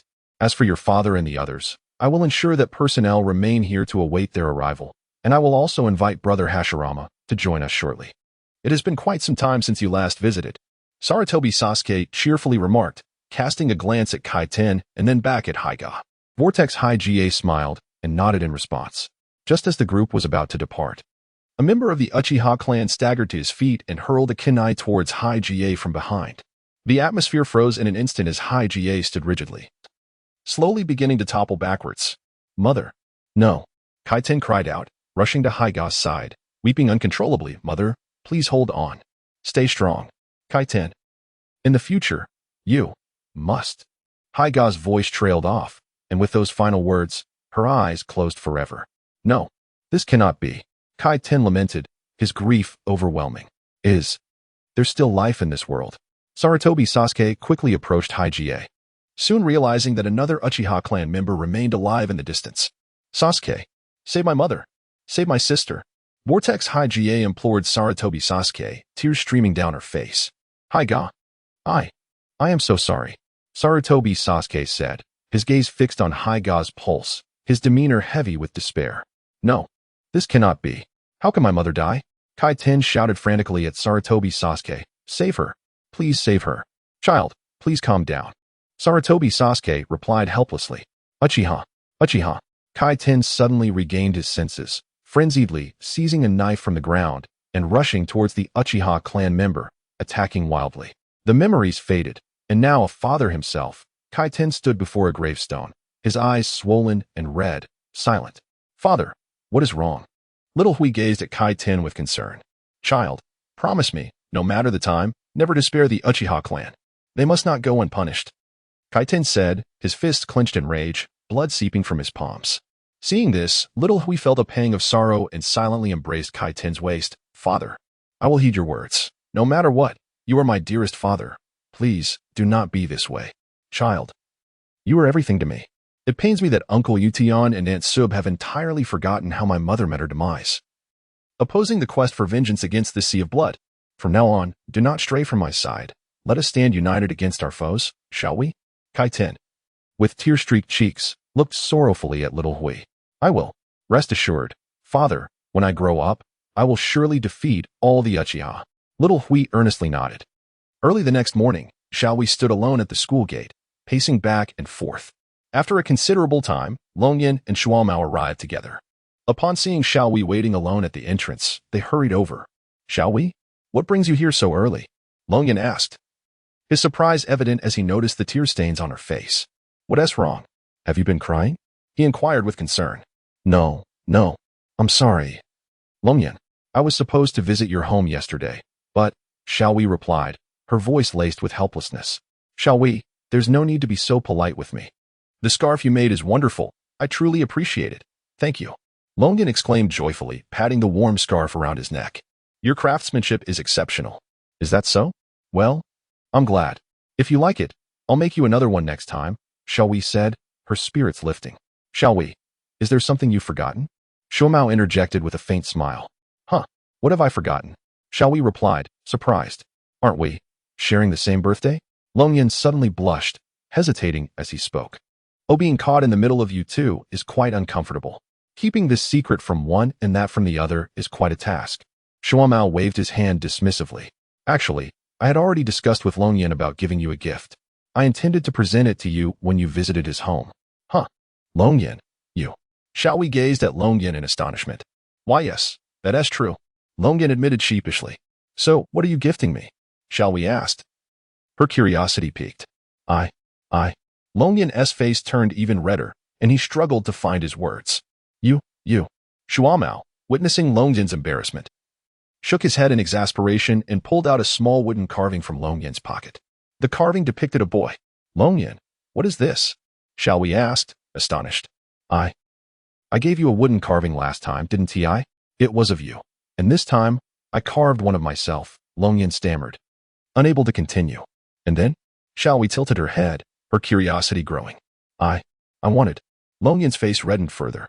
I'll speak for him, Shuomao interjected with a smile. He wishes to give you himself. Hey, Shuomao. Long Yin suddenly protested. What? Are you having second thoughts? What did you say when you designed this gift? Shuomao teased, looking at Long Yin. Come on, don't go back on your word. Who said I wanted to go back on it? Long Yin retorted defensively. Are you serious, Long Yin? Xiao Hui gazed earnestly at him. Long Yin looked at Xiao Hui in astonishment. Answer me. Of course I'm serious. Long Yin shouted, eyes closed, yet his face was flushed to the roots of his ears. Finally, Shuomao sighed in relief. Hee. At long last, I have heard those words from you, Long Yin. Xiao Hui smiled happily, reassuring you. Rest assured, I share the same sentiments. She took Long Yin's hand. Xiao Hui. Long Yin opened his eyes and gazed earnestly at Xiao Hui, tears welling at the corners of his eyes. Throughout my life, no partner has regarded me with such weight and sincerity as you do. In truth, I have long since considered you an indispensable part of my existence. Xiao Hui smiled gently. I. Long Yin suddenly burst into tears. You too, spending every day together and indulging in your love-struck antics. Is that not a form of enjoyment? Kimuki Tsukumo waved his hand dismissively. Tsukumo. Long Yin looked at Tsukumo. At that moment, a white-haired child suddenly dashed in from the side, wrapping his arms around Long Yin's head. Oh, Long Yin, how did you manage to win over Xiao Hui? Teach me. The newcomer was none other than Jiraiya. Hey, Jiraiya, let go. Long Yin struggled to free himself from Jiraiya's grasp, then teasingly remarked, with a little rascal like you. Don't even think about charming any girls in the future. You're too arrogant, Long Yin. Just wait. I will definitely find someone better than Xiao Hui. Jiraiya retorted defiantly. Come on. Who is afraid? I don't believe you can find anyone better than Xiao Hui. Long Yin rolled up his sleeves and declared. At that moment, in the distance, Tsunade was walking alongside a boy with long white hair, who was none other than Orochimaru. You all, can you please stop causing a ruckus? Tsunade said helplessly. These troublemakers are notorious for their antics. Do you really think you can manage them? Orochimaru replied, visibly exasperated. That day, the new generation of children graduated from the Ninja Academy, receiving their forehead protectors from their teachers, officially embarking on the journey of becoming ninjas. In the training grounds, Long Yin, Xiao Hui, and Tsukumo chatted and laughed together, awaiting the arrival of their teacher. So, that guiding Jonin will be our teacher from now on? Long Yin asked curiously. It should be. I've heard this is a new approach invented by your father. I wonder what our teacher will be like, Tsukumo said, gazing up at the sky. If they are a master, they might assist me in mastering my ultimate sword technique. They should be quite strong, I suppose, Xiao Hui smiled softly. At that moment, a figure suddenly appeared before the three of them. Sarutobi Long Yin, Senju Hui, and Hataki Tsukumo. Henceforth, I shall be your guiding Jonin. It was none other than Uchiha Kagami. Uncle Kagami, Long Yin and Tsukumo exclaimed in surprise, joyously calling out upon recognizing Uchiha. I can't believe it. It's Uncle Kagami. Hooray. Even that old man can do something worthwhile on occasion. Long Yin cried out, overwhelmed with emotion. What a delightful surprise. Tsukumo said joyfully. So, Xiao Hui, what about you? Uchiha Kagami asked, looking at Senju Hui with a gentle smile. Xiao Hui replied, her heart a tumult of emotions. At this moment in the training ground of Konoha village, three children exchanged glances with Uchiha Kagami. How splendid! How splendid! Our teacher is actually Uncle Kagami. Long Yin exclaimed joyfully. I never expected that you, as the leader of the Uchiha clan, would come to be our teacher. This is truly astonishing. Tsukumo said respectfully. Long Yin, Tsukumo. I am delighted to be assigned to the same team as you two. I look forward to collaborating on missions together, Uchiha Kagami said with a slight smile. However, Little Hui, why? Little Hui said sternly, stepping forward, why is our teacher you? Does the third Hokage not understand the relationship between our Senju clan and your Uchiha? To be honest, I was also quite surprised when I first learned of this arrangement from the third Hokage. However, since Lord Hokage has made this decision, there must be a reason behind it. Little Hui, it is acceptable if you cannot accept me, but you should consider Long Yin and Tsukumo as well. Uchiha Kagami replied with a gentle smile, glancing at Long Yin and Tsukumo beside Little Hui. Little Hui, what is the matter? What relationship is there between the Senju clan and the Uchiha clan? Long Yin asked curiously, looking at Little Hui. What is going on? It feels like there is a strong tension coming from Little Hui. Tsukumo thought to himself while observing her. My Senju clan and the Uchiha. Why must I be placed under the leadership of the Uchiha clan leader? Little Hui said, her voice growing softer with disappointment. Little Hui, what is wrong with you today? Do you not wish to be with Tsukumo and me? What about the Senju and Uchiha? What is the issue? Longyan queried, grasping Little Hui's hand. How could I not want to be with you? But, the teacher is actually. Little Hui said helplessly. What is wrong with Uncle Kagami? He is kind-hearted and possesses great strength. What could possibly be the matter? Longyan's words were cut short by Uchiha Kagami. All right, Longyan. There are complexities in this situation that are difficult to explain. Even if I were to tell you, you might not fully comprehend. Uchiha Kagami said with a hint of helplessness, then turned to Little Hui.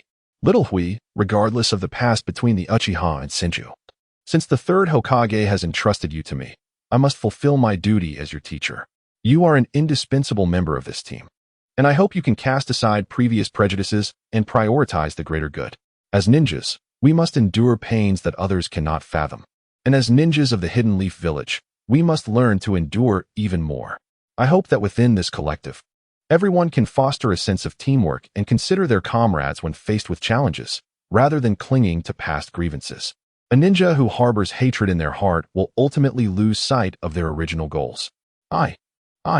Little Hui said helplessly, falling silent. I truly enjoy being in a group with Longyan and Tsukumo, but why must the teacher be from the Uchiha? What should I do? Little Hui pondered in a state of emotional despondency. Within this narrative, it seems there are numerous tales to unfold. Xiao Mao glanced at Uchiha Kagami and then at Xiao Hui, contemplating silently. Xiao Hui, Longyan, I implore you, do not abandon us, shall we? Did we not promise to remain together forever? Longyan gazed earnestly at Xiao Hui. Longyan, Xiao Hui looked at Longyan with resignation.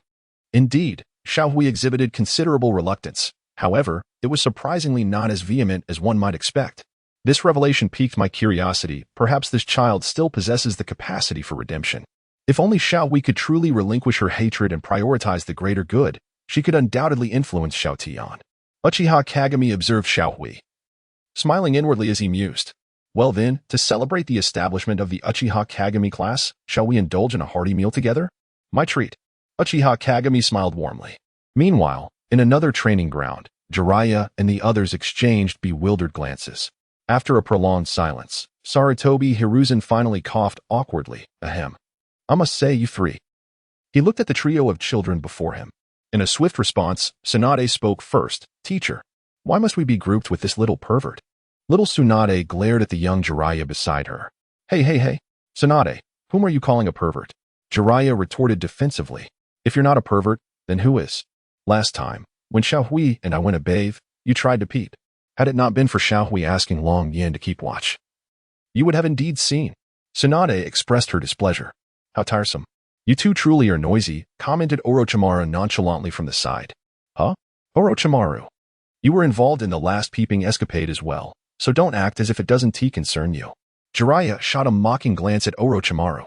Well, it wasn't my choice. You dragged me into it. Orochimaru suddenly flushed slightly. Stop making excuses. Who was it that remarked on Tsunade's ample bosom last time? Jiraiya grinned mischievously. That. Orochimaru was momentarily speechless. Ahem. All right. Are you three ignoring my presence? The third Hokage looked at the trio with a frown, observing how harmonious Xiao Hui, Xiao Mao, and Long Yin appeared compared to them. At that moment, a ninja rushed to the third Hokage's side and whispered urgently in his ear. Really? Is this true? This is significant news. The third Hokage exclaimed in surprise. Absolutely. Moreover, Lord Kaze has already returned. The ninja responded. Children, we shall pause for today. I have an urgent matter to attend to, and I will summon you later. With that, the third Hokage hurriedly departed. What on earth is happening? What could be so urgent? Jiraiya muttered to himself. At that moment, Kaze had arrived at the Hokage's office, pacing anxiously. Kaze, I have returned. The third Hokage burst through the door. Kaze, you are finally back. I have just received intelligence that the temporary settlement of the Hyuga clan has been located. However, we must act swiftly, as they may relocate in 3 to 5 days. Kaze informed him. Only 3 to 5 days? Where exactly are they situated? At the intersection of the land of wind and the land of earth lies a place known as Green Source. Green Source? The Hyuga clan must summon Uchiha Kagami without delay. Quickly, go fetch Kagami. The third Hokage instructed. Meanwhile, in a restaurant in Kanahagakure, Uchiha Kagami was dining with 3 children. Uchiha Kagami sat side by side with Shikumo, while Xiao Hui and Long Yin occupied the seats opposite them. The cuisine at this establishment was truly delightful. Having had little opportunity to visit before, they were relishing the chance to indulge. Shikumo savored the soup in his bowl with great enjoyment. Xiao Hui, why aren't you eating? Long Yin asked with concern as he placed a piece of meat into Xiao Hui's bowl. I have no appetite, Xiao Hui replied. Her spirits low. What is wrong with you today? You're not usually like this, Long Yin remarked helplessly. Observing the awkward atmosphere, Uchiha Kagami smiled gently. From now on, the 4 of us will be comrades on missions together. Shall we share our aspirations? I shall begin. Shikumo set down his bowl. I wish to hone my family's sword technique to greater heights. I aspire to become a formidable ninja. If I recall correctly, Shikumo, you are from the Hitaki clan? I have heard tales of its renowned swordsmanship for many years, though the clan is not particularly populous. Uchiha Kagami spoke slowly. Indeed, my family consists only of my parents and me. Though we call ourselves a clan, it's merely the 3 of us. Shikumo replied awkwardly. How about this? There is a sword technique I possess. When time permits, I shall impart it to you. Uchiha Kagami smiled faintly. What kind of technique? Shikumo inquired with curiosity. It is called the illusion blade, a technique that harmonizes the practitioner's illusionary prowess with sword energy. I believe it will suit you well. Excellent. It has been ages since I learned a new sword technique. I feel as though my skills are becoming rusty. Shikumo exclaimed with delight, just as the rumors suggested. Shikumo indeed proved to be the strongest among the 3 children, especially as I have heard whispers of his extraordinary technique that risks life for life. Uchiha Kagami pondered internally. So, what is your aspiration, sensei? Long Yin asked curiously, gazing at Uchiha Kagami. Me? My aspiration is quite simple, to dissolve all hatred and ease all grievances, to truly unify Kanahagakure, thus honoring the profound hopes of my mentor. Uchiha Kagami smiled, closing his eyes. My mentors are the first Hokage, Senju Hashirama, and the second Hokage, Senju Tobirama. I hope to one day fulfill their dreams entirely. Huh? Although I don't quite understand, it sounds rather grand. Long Yin said, bewildered. This. Shikumo gazed seriously at Uchiha Kagami, then glanced at Xiao Hui across the table, remaining silent. Long Yin noticed that Xiao Hui was equally reticent. So, Long Yin, I asked you last night. But you didn't respond. Can you share now? Uchiha Kagami inquired with a gentle smile. My dream. How should I put it? Long Yin struggled to articulate. At that moment, a ninja rushed in. Kagami-sama. What is the matter? Uchiha Kagami quickly rose to his feet. The 3rd Hokage summoned you, stating there was an urgent matter at hand. Within the confines of the Hokage's office, he laid bare the situation reported by Akimichi Choza. This was a once-in-a-lifetime opportunity. If it were to slip away, it might be an eternity before the Hyuga clan could be found again. 3rd Hokage. I wish to invite the Hyuga clan to join Konoha, Uchiha Kagami declared with gravity. Indeed, leveraging your relationship with the Hyuga clan could indeed persuade them to ally with us. However, I cannot allow you to venture forth alone. The 3rd Hokage expressed his concerns. Currently, the available personnel in Konoha are quite limited. I cannot take Uchiha members with me on such a mission. If the Uchiha Temple discovers that we aim to summon the Hyuga clan to Konoha, they might fear that the Hyuga would obstruct the Uchiha's vengeance against the Senju. I worry about what actions they might secretly undertake. Uchiha Kagami replied solemnly. Similarly, we cannot alert the Senju. This matter must be handled discreetly by just a few of us. However, the 3rd Hokage hesitated. If either I or Choza were to leave Konoha, the village's defenses would be compromised. I have a suggestion. What do you think, 3rd Hokage? Uchiha Kagami proposed. Let us take Moku, Rien, Keiki, Jiraiya, Tsunade, and Orochimaru with us. Are you suggesting we take the children? That is far too perilous. The 3rd Hokage exclaimed, astonished at Uchiha Kagami's proposition. Yet, we currently have no other reliable individuals to enlist. Although these children are young, their abilities are commendable. Uchiha Kagami replied with a hint of resignation. Alas, it seems we must turn a blind eye and send the children into battle. However, if Tsunade and Keiki accompany us, it is likely that Akatsuki will be alerted to your intentions, which is equally dangerous. The 3rd Hokage sighed heavily. Akatsuki will likely direct their ire at me. With Tsunade and Keiki present, they would never dare to harm them, Uchiha Kagami said. At this point, we are left with no choice but to take this risk. In truth, I hope this opportunity allows me to positively influence Keiki. Kagami, must you take this perilous path? The The third Hokage looked at Uchiha Kagami with resignation. Rest assured, my ambitions remain unfulfilled. I shall not encounter any misfortune. Moreover, our situation urgently necessitates the assistance of the Hyuga clan. That evening, Tsunade returned home and promptly approached the bedside of Rope Tree. How has Rope Tree fared today? Tsunade inquired with a gentle smile, glancing at her father. Are you not at ease with me here? Spoiling your younger brother is not done in such a manner, Tsunade, Yuntian replied with a subtle smile. By the way, father, our team is set to embark on a mission tomorrow. It may be some time before we return. I wanted to inform you in advance, Tsunade stated. You have only just become a genin, and you're already undertaking a mission outside the village? Yuntian asked, astonished. Let me share a secret with you. We are reportedly accompanying Teacher Kagami to seek out the Hyuga clan, Tsunade revealed. Sensei Sarutobi instructed me to only inform you and Grandma. No one else is to know. This is significant news. Who else is joining you? You mentioned Uchiha Kagami? Yuntian asked in disbelief. In our class, the 3 of us are going, along with Teacher Mirror and his students. At this moment, I am going out with Xiaowei, so you need not worry, Tsunade remarked. I understand. Just make sure to prepare quickly, alright? Subsequently, Yuntian immediately sought out Uzumaki Suehu to convey the situation. This time, it is indeed a risky move for Ryzen and Mirror. Xiaowei is accompanying them, and whatever the task may be, it surely cannot be concealed from Xiaodian. Suehu exclaimed in astonishment. Indeed, however, if we do not allow Xiaowei to go, it would raise even more suspicion. After all, Xiaowei has already been assigned to Uchiha Mirror's team, with everyone else gone. It would be illogical to leave only Xiaowei behind, Yuntian explained. If we successfully invite the Hyuga clan to join Konoha, it would indeed be immensely beneficial for us. But I fear Xiaodian may arrange for someone to sabotage our efforts. Not to mention, he will undoubtedly send someone to take action against Uchiha Mirror along the way. Suehu said, we must prepare ourselves further. Yuntian, go fetch Chiefing at once. I have something to discuss. On the other hand, upon learning that Xiaowei had been assigned to Uchiha Mirror's team, Xiaodian was immediately filled with fury. Sarutobi, what is this Sarutobi thinking? Why is Xiaowei in Uchiha Mirror's class? Xiaotian bellowed, shattering the cup in his hand with a punch. Longshan approached cautiously. My lord Xiaodian, this matter is intolerable. We must find a way to extricate Miss Hui from Uchiha Mirror's grasp. Uchiha Mirror. Uchiha Mirror. Uchiha Mirror. Why Uchiha Mirror? Is there no one else in Konoha? Why must Xiaowei be placed under Uchiha Mirror? Xiaodian seethed. No need to think of any methods. Then, what about you, my lord Xiaodian? Did Xiaowei not just say they were about to accompany Uchiha Mirror to invite the Hyuga clan? Let us seize this opportunity to eliminate Uchiha Mirror directly. Xiaodian spoke coldly. My lord Xiaodian, are you suggesting? Longshan's eyes started. You go. Take Heibai Wuchang with you. And find an opportunity along the way to eliminate Uchiha Mirror for me. Xiaodian commanded angrily. Must we even resort to Heibai Wuchang? Longshan expressed his surprise. Of course. To accomplish great deeds, one must employ trump cards.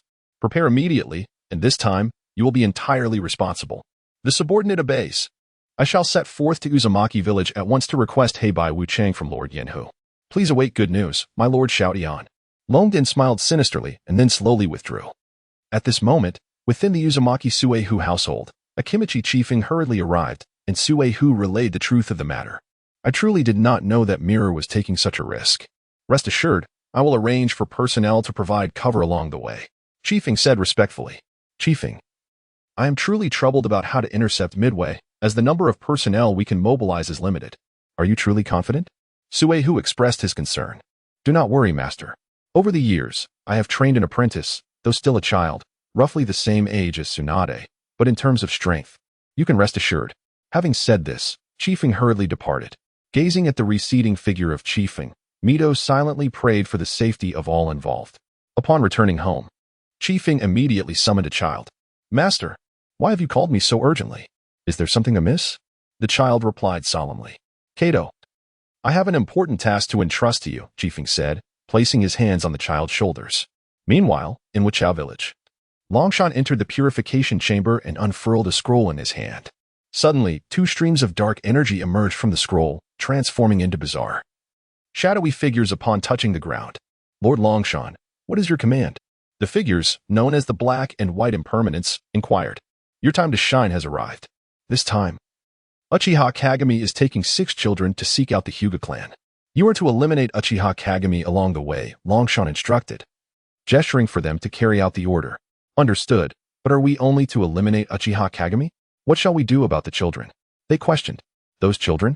Humph. Also eliminate Senju Tsunade and Senju Kaido. The rest may be disregarded. Longshan replied with a sinister smile.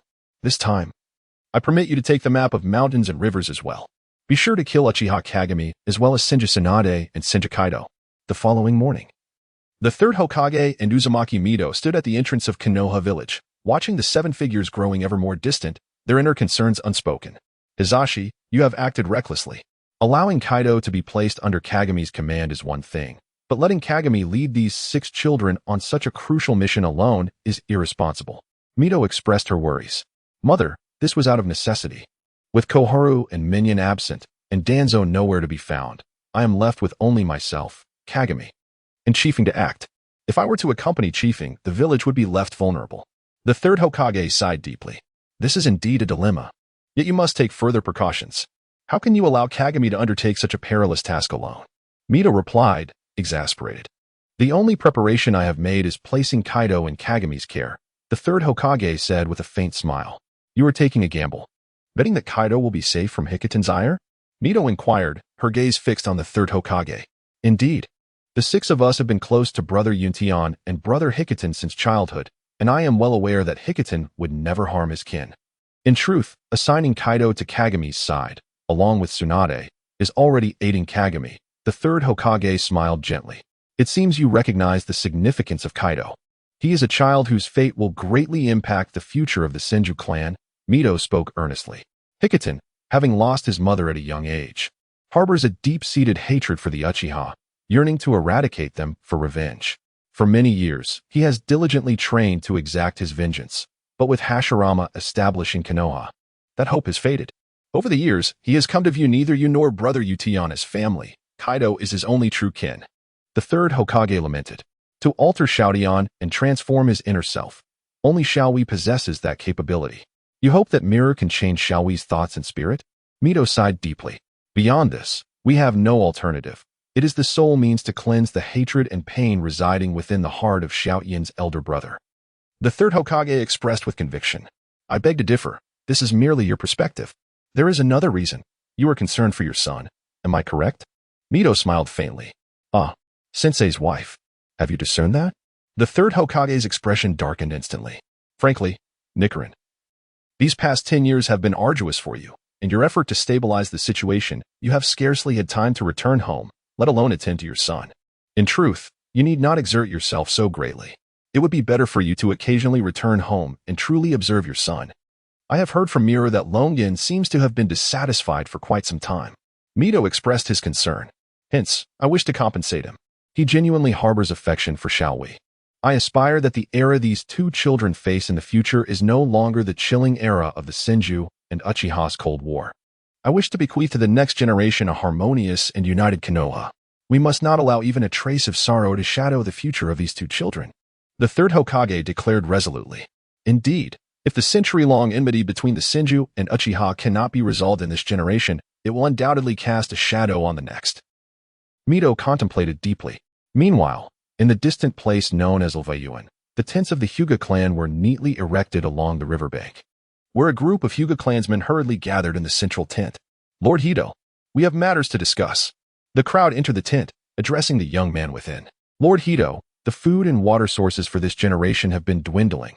I fear we may need to relocate again? Hito stroked his chin, expressing concern that such constant relocation is not a sustainable solution. In my view, akin to the 5 great shinobi villages, we, the Hyuga, should establish our own shinobi village. We need to take matters into our own hands to ensure our sustenance. To continue living this primitive nomadic lifestyle is ultimately untenable. But, Lord Hito, nomadism is our ancestral tradition. Do you intend to defy the teachings of our forebears? A clan elder expressed discontent. Traditions? Traditions, are they to be eternally applicable? Times have changed. The establishment of the 5 great shinobi villages heralds the dawn of a new era. In this new era, if we cling stubbornly to outdated customs, we shall be mired in stagnation. Hito responded with dissatisfaction. However, Lord Hito, as the elders began to voice their thoughts, they were promptly interrupted by Hito. Enough. I am well aware of what you wish to convey. Do not presume that my youth renders me incapable of making decisions. After all, the individual seated in this position of clan leader is I. Hito asserted solemnly. Then, Lord Hito, what are your intentions? After a prolonged silence, an elder finally spoke. The Hyuga clan is in need of transformation. The traditions of intermarriage, division of the main family, and a nomadic lifestyle cannot be held sacred without question. They must adapt to the tides of time. I have resolved to initiate change by first altering our nomadic existence. From this day forth, the Hyuga clan shall cease its endless wanderings. I will immediately gather everyone to discuss the establishment of a hidden village in the verdant lands of Green Source. A faint smile graced the lips of Hito.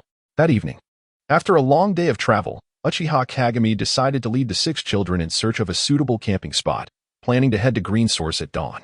The 7 of them scoured the surroundings for firewood and provisions, soon gathering around a campfire to indulge in a delightful picnic. Delicious, so delectable. These mushrooms are exquisite, Jiraiya exclaimed, savoring the roasted mushrooms in his hand. Hey, do you know if they're poisonous? Long Yin shouted in alarm. Huh? How could these mushrooms possibly be toxic? Jiraiya replied, his curiosity piqued. What if they are poisonous? Long Yin said anxiously. Huh? You're being overly cautious. How could they be toxic? Don't overthink everything, all right? Jiraiya laughed heartily. I think it's better to be cautious. Long Yin turned his face away, feeling defiant. You always worry too much, don't complicate everything. Please, this is something so wonderful. And yet you choose to think of it so intricately, Jiraiya said with a mischievous grin. I don't. Long Yin retorted, feeling disgruntled. Who thinks like you? Seeing everything as perfect and ideal. At that moment, Uchiha Kagami smiled slightly, stating that as long as the mushrooms were not exceptionally beautiful, they were harmless. Huh? Beautiful mushrooms are poisonous? Jiraiya responded in surprise. Fool. Tsunade sighed, exasperated. Rest assured, if that mushroom were toxic, would I allow you to eat it? Uchiha Kagami said with a reassuring smile. Actually, Long Yin and Jiraiya, both of you have valid points. Long Yin, your cautious perspective helps avoid many issues. But if you remain in such a state, you will grow weary, and the world around you will appear increasingly grim. And Jiraiya, while your optimistic outlook is not wrong, it can sometimes blind you to certain truths. Teacher, Long Yin gazed at Uchiha Kagami, bewildered. That is quite profound. Jiraiya replied helplessly. In the end, every matter in this world possesses both good and bad facets, and our attitudes toward life reflect this duality, often more than just 2 perspectives. You two represent contrasting approaches, making it difficult to determine who is right or wrong, Uchiha Kagami mused, gently tending to the campfire. Meanwhile, Senju paid no heed to Uchiha Kagami's words, focusing solely on the roasted fish in her hands. Xiao Hui, Shua Mo remarked, observing her indifference with a hint of resignation. It's nothing, Xiao Hui replied, her expression devoid of emotion. Observing the scene, Long Yin sensed an unusual tension within his heart, contemplating that there surely existed some underlying issue between Xiao Hui and the teacher. Meanwhile, Uchiha Kagami, witnessing this development, merely smiled without uttering a word, casually distributing the roasted sweet potatoes he had prepared among the children. Finish these and rest quickly. We must continue our journey at dawn. Once we cross the mountains ahead, we will be close to Liyuan, he remarked. At that moment, a rustling sound emerged from the nearby bushes, as if something were stirring within. Did you hear that? Orochimaru spoke softly to the group, gesturing subtly towards the foliage.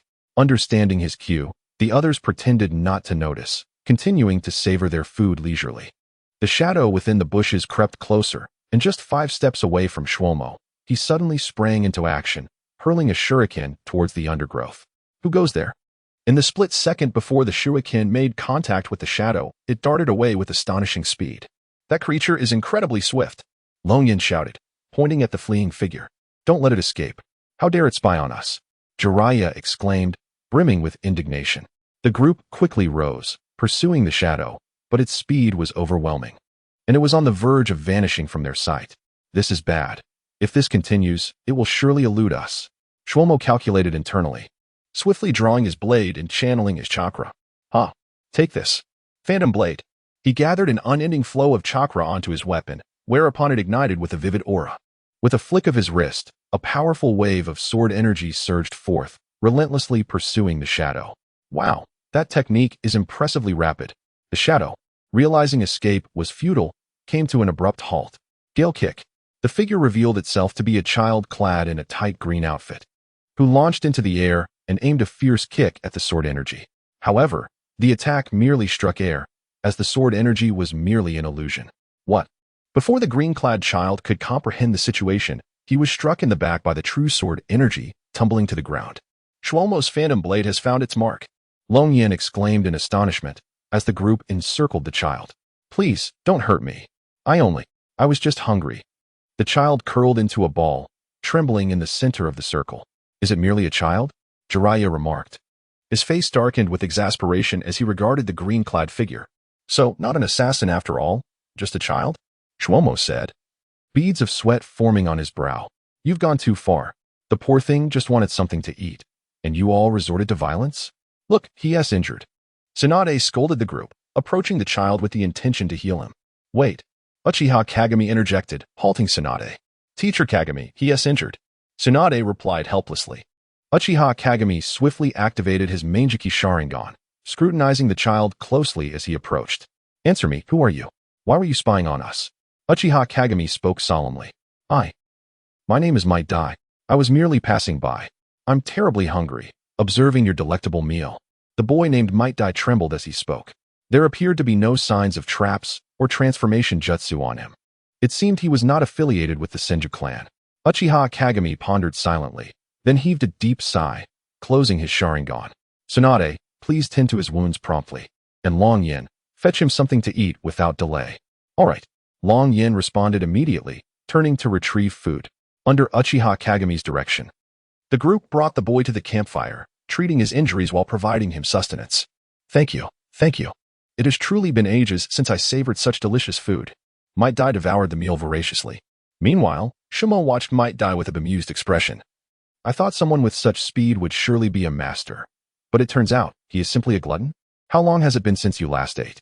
At that moment, Xiao Kuei and Long Yin approached Might Dai, each holding a roasted fish. About 3 days. Since I managed to scavenge some food from those wide-eyed people 3 days ago, I haven't eaten anything else. Might Dai replied, gasping between bites. Wide-eyed people? Are you referring to the Hyuga clan? Uchiha Kagami asked in astonishment. Hyuga? I don't understand this Hyuga business. In any case, all the people from that place have white eyes. Might Dai continued his meal, speaking between bites. Sharingan. Uchiha Kagami immediately activated his Sharingan, glaring at Might Dai. And the Genjutsu struck him instantaneously. Might Dai suddenly froze, becoming motionless. Teacher, what are you doing? Long Yin exclaimed in surprise. This is a Genjutsu. I believe the teacher is showing Might Dai what the Hyuga clan members look like. No need to worry. Shumo explained. After a moment, Uchiha Kagami released the Genjutsu, and Might Dai returned to normal. Yes, the wide-eyed people I encountered look just like that. They are indeed the Hyuga clan? Might Dai said, astonished. That's splendid. Do you remember where you saw them? Uchiha Kagami said excitedly, then offered a sweet potato to Might Dai. If possible, could you guide us to find these wide-eyed people? I have something very important to discuss. I can, but I am uncertain if they're still there. Might Dai replied. Then let us set out early tomorrow morning. We must find the Hyuga clan this time. Uchiha Kagami commanded. I must ask, judging by your appearance, are you a beggar? Whose child are you? Why are you wandering alone? Tsunade approached Might Dai. Might Dai's spirit sank. I live in the land of iron. My parents were samurai, from a very ordinary samurai family. However, due to our poverty and a flood in my hometown, my parents perished. Since then, I have been living on the streets, surviving by begging. How pitiful. If you don't mind, why not accompany us to our village from now on? Shall we said with a tinge of sorrow. Really, truly. Might Dai exclaimed joyfully, as long as I have a stable place to stay, I would be content. No problem, as long as you are willing. Come with us to the Hidden Leaf Village, but before that, I hope you can assist us in locating the Hyuga clan. Uchiha Kagami smiled faintly. Uncle, are you well acquainted with the Hyuga clan? Is there something urgent that necessitates finding them? Might Dai inquired, gazing at Uchiha Kagami with curiosity. It's a long story. I share a deep bond with the clan leader of the Hyuga clan, a man named Hyuga Hayashi. Our relationship is such that upon hearing each other's name, we would rush to assist one another without hesitation. Uchiha Kagami spoke softly. Such a profound relationship? Might Dai retorted. That night, Uchiha Kagami arranged for the children to rest, while he sat alone by the fire, keeping watch. It is impossible for Xiao Tian not to take action this time, Yet it is indeed peculiar that we have yet to see anyone from the Senju clan. I can only hope that this time we do not miss Hayashi once more. Uchiha Kagami gazed into the flickering flames, his brow furrowed in concern. Teacher. At that moment, Long Yin quietly approached Uchiha Kagami from behind. Long Yin? Why aren't you asleep? Uchiha Kagami gestured for Long Yin to sit beside him. Teacher, may I ask, what is the grievance between you and Xiao Hui? Seeing the two of you, it makes me feel uneasy. Long Yin said with a troubled expression, then silently sat next to Uchiha Kagami. Do you truly wish to know? Uchiha Kagami smiled gently. Is there something shameful about it? Long Yin queried, perplexed. In truth, there is nothing shameful, to be frank. There are no personal grievances between Xiao Hui and me. Uchiha Kagami lowered his gaze, picking up a twig. Then what is the matter? I notice Xiao Hui's demeanor towards you is particularly poor. Long Yin said helplessly. Well, I shall tell you, Long Yin, your position is special. Perhaps it would be beneficial for you to know these matters early on. However, I wonder how much you can comprehend at your current age and level of understanding. Uchiha Kagami replied, somewhat troubled. What exactly? Long Yin looked at Uchiha Kagami in confusion. At that moment, Kakashi Hitaki, lying in his sleeping bag, slowly opened his eyes, pretending to still be asleep, intently listening to their conversation. As you have learned in your history classes, prior to the establishment of the Hidden Leaf Village, the shinobi world was engulfed in the Warring States period. During this tumultuous era, ninjas were organized by clans, engaging in relentless conflicts and bloodshed, resulting in the deaths of individuals from various age groups, including children even younger than you. The Senju and Uchiha clans were bitter rivals for over a century, their enmity deeply entrenched, reaching a point of irreconcilable hostility. However, this animosity was eventually alleviated through the reconciliation efforts of Senju Hashirama and Uchiha Madara, the leaders of their respective clans, who shook hands for the first time and, under their guidance, established the Hidden Leaf Village. Uchiha Kagami spoke incessantly. Hashirama? Is he Sister Tsunade's grandfather? And it seems that Xiao Hui's grandfather is Hashirama's brother, Tobarama, the second Hokage. Indeed, Long Yin murmured. Yes. The establishment of the Hidden Leaf Village by the Senju brothers and Uchiha Madara became a model for other nations, leading to the creation of Sunagakure in the land of wind, Kirigakure in the land of water, Awagakure in the land of earth, and Kumogakure in the land of lightning. Hashirama's aspiration was to create a haven that would protect children from the horrors of the battlefield, hoping to foster peace in the shinobi world. However, following Madara's departure and the conflict at the Valley of the End, the age-old feud between the Uchiha and Senju clans resurfaced. My master, the second Hokage Tobarama Senju, dedicated his life to the development of the Hidden Leaf Village after Hashirama and Madara's demise, striving to mend the rift between the two clans. Regrettably, even he was unable to fulfill his dream of reconciliation before his passing, Kagami lamented. Thus, is it your true aspiration, Teacher Kagami, to resolve the animosity between the Senju and Uchiha? Long Yin inquired with an awkward smile. This is our sole option, otherwise. The Hidden Leaf Village faces annihilation, do you comprehend, Long Yin? Kagami replied with a gentle smile. Annihilation? What does that mean? If the Hidden Leaf Village were to fall, does that mean our home would? Long Yin's eyes widened in disbelief, gazing helplessly at Kagami. At that time, before my master's demise, he chose your father as the third Hokage, believing that, even without the ability to eradicate the hatred, he could at least mitigate the conflicts between the Senju and Uchiha. However, upon our return to the Hidden Leaf Village, we were met with resistance from both clans. Had it not been for the intervention of Lady Tsunade, our 6 lives would have been the least of our concerns. It is likely that the village would have been obliterated due to the clash between the Senju and Uchiha. The Hidden Leaf Village is no longer merely a settlement founded by 2 clans. It has evolved to encompass many other families that have come to rely on it. If conflict were to erupt between the Senju and Uchiha, not only would the village be destroyed in an instant, but the innocent citizens residing within would also become victims of war. Therefore, we must do everything in our power to prevent such a calamity from occurring. We cannot allow history to regress to the days of the Warring States. Uchiha Kagami spoke solemnly. I understand. The relationship between you and Xiao Hui is essentially a manifestation of the centuries-old enmity between the Senju and Uchiha clans, is it not? Long Yin said helplessly. Xiao Hui grew up in the Senju household, doted upon by brother Xiao Dian.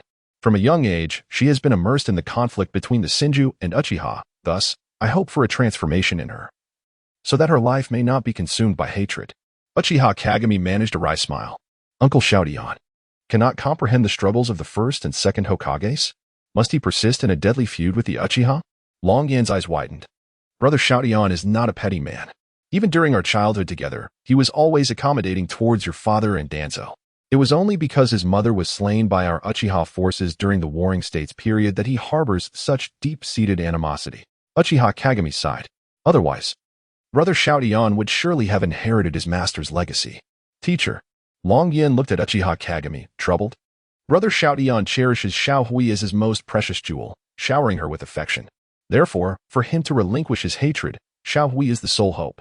Only she can liberate him from the vortex of vengeance and pave the way for reconciliation between the Senju and Uchiha. So, Long Yan, will you join me in finding ways to alter Xiao Hui's perspective? To instill in her a little less hatred and a little more of a girl's grace and generosity? Uchiha Kagami smiled faintly at Long Yan. I will do my utmost. Rest assured, teacher, Long Yan replied resolutely. At that moment, in the distant woods, Senju Ryozan and two enigmatic figures emerged. It appears they are all here, Ryozan said, turning to the figures of Hei and Bai Wuchang with a chilling smile. Rest easy, Lord Ryozan. The mission to eliminate Uchiha Kagami and Senju Hui will be entrusted to me. Hei Wuchang replied coldly. As for Senju Tsunade, leave her to me. Bai Wuchang nonchalantly produced a large scroll. Shall we commence? The map of mountains and rivers should be utilized in such a place. Let us begin. Ryozan sneered. That was the first and last mission of our small team, a struggle between life and death that remains vividly etched in my memory. The animosity between the Senju and Uchiha had turned what was once beautiful into a ticking time bomb, and only Teacher Kagami could defuse it. However, after that mission, everything came to an end. What warmth of humanity, what mutual understanding, ultimately, it was all in vain. Do you truly believe that the beautiful and ideal world envisioned by Jiraiya exists? It is merely a dream, forever out of reach. On the battlefield of Awagakure, Long Yan's voice was hoarse as he recounted childhood tales to Konohamaru, who listened in stunned silence. This, Konohamaru stuttered, bewildered. How could such a thing? Teacher Jing is the guiding light of my life, while Xiao Hui is my eternal beloved. What choice do you deem to be correct? Shall you continue to follow the dreams inherited from your faith in Jiraiya and Naruto Uzumaki? Or would you prefer to pursue my vision of universal harmony through a different approach? After you have heard my entire story, make your choice. This is your final opportunity. Long Yan gazed sorrowfully at Konohamaru. Konohamaru's heart began to waver as he trembled, looking at Long Yan. The scene shifted back to years past. Just as Long Yan was engaging in a delightful conversation with Uchiha Jing, the earth suddenly began to tremble violently. What is happening? Long Yan exclaimed in surprise, becoming flustered. The sleeping crowd was abruptly awakened. Everyone, remain calm. Uchiha Jing firmly grasped the swaying Long Yan to steady him. Let us defend ourselves back to back. Upon hearing this, everyone immediately rose, forming a protective circle. Xiao Hui lagged behind and fell to the ground. Xiao Hui. Long Yan was about to rush forward to help her when an immense force began to draw everyone into the forest. Ugh, this. The large rock that Uchiha Jing was holding suddenly shattered, and both Uchiha Jing and Long Yan were instantly pulled into the woods. Long Yan. Xiao Hui desperately ran towards Long Yan, only to be caught in the same force. Wait. Shuomo quickly grabbed Xiao Hui, cautioning her not to approach recklessly. What if you get pulled in too? But Long Yan has been taken away. How can we ignore him? Xiao Hui glared at Shuomo in frustration. Teacher Jing is with Long Yan. Trust them. They will be fine. Shuomo said helplessly. In the forest, a strange white-faced monster appeared, holding a large scroll. Uchiha Jing and Long Yan had already been drawn into the scroll, vanishing from sight as the monster ominously beckoned. Come in. Come in. Let me show you the taste of the map of mountains and rivers. This monster, who exactly is it? Tsunade had yet to finish her sentence when she was suddenly seized by the pulling force, losing her grip and being yanked toward the woods. Oh no. Shuomo was knocked aside by Tsunade, and in an instant, Shuomo, Xiao Hui, and Tsunade were all drawn towards the large scroll. Orochimaru. Hurry. Jiraiya, held tightly by Orochimaru, called out anxiously. Orochimaru remained silent, one hand clutching Jiraiya while the other wrapped around a large rock. His other hand grew exceptionally long to reach for the three.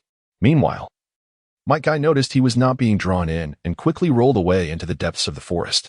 Shuomo and Xiao Hui were also pulled into the scroll, disappearing from sight. Orochimaru was a moment too late, only managing to grasp Tsunade, unable to save Shuomo and Xiao Hui. Roar. It seems I have captured Uchiha Jing and Senju Shaohui. Now this Senju Tsunade shall be mine to enjoy. The white-faced monster grinned, retracting the large scroll, causing the pull to cease, and then it seized Tsunade. How despicable. Monster, let me go? Tsunade struggled desperately. Release Tsunade. Jiraiya sprinted desperately, only to be immediately obstructed by Orochimaru. Who are you? What is that scroll? Where have Kakashi and the others gone? Orochimaru calmly regarded the pale-faced creature before him, a drop of sweat trickling down his cheek. Indeed, Orochimaru was as formidable as the rumors suggested, rivaled only by Tsukumo Hatake, the foremost of the lower ninjas. The pale-faced creature smirked, slowly advancing. I am known as Bai Wuchang. You need only know that when you see me, your demise is imminent. With that, Bai Wuchang extended his long tongue, licking the face of Tsunade. Such a delectable child, it would be a pity to kill you. You bastard. Let me go. How disgusting. Tsunade struggled desperately. You sick pervert. Release Tsunade. Jiraiya shouted anxiously. This individual was certainly no ordinary foe. One misstep could lead to his downfall, Orochimaru pondered cautiously. Meanwhile, concealed in the shadows, Might Guy observed the scene and was about to intervene when a dark figure appeared behind him, gripping his shoulder. You. Guy turned. Drenched in sweat, astonished to see the person before him. In a dimly lit area, Shaohui lay amidst a dense thicket, disoriented. And it took her a while to regain consciousness. What happened? She murmured weakly, clutching her throbbing forehead. At that moment, a shadow lurking in the darkness smirked. This little girl has become isolated after entering the map of mountains and rivers. What a splendid opportunity. As Shaohui scanned her surroundings, a colossal black creature, towering 5 meters high, suddenly loomed behind her. What is this? She gasped, her face drenched in sweat. With a thunderous roar, the creature unleashed a torrent of black lava from its maw, surging towards her.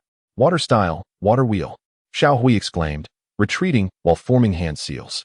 She then spread her arms wide, summoning 2 massive spinning water discs in each hand.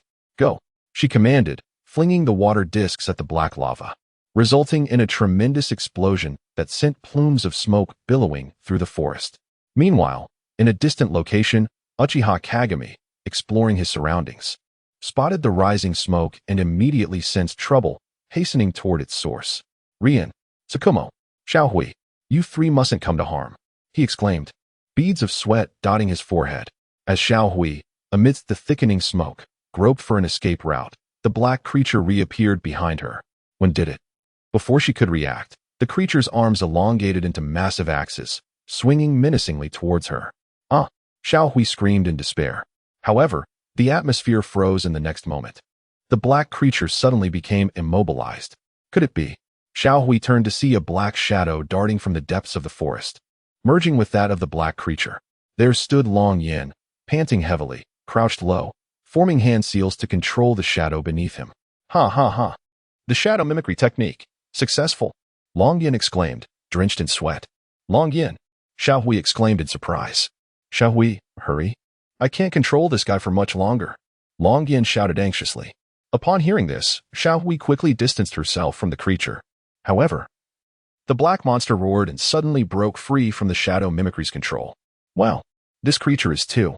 Long Yin, unable to restrain the monster, fell to the ground, just as the creature was about to charge at Shaohui once more.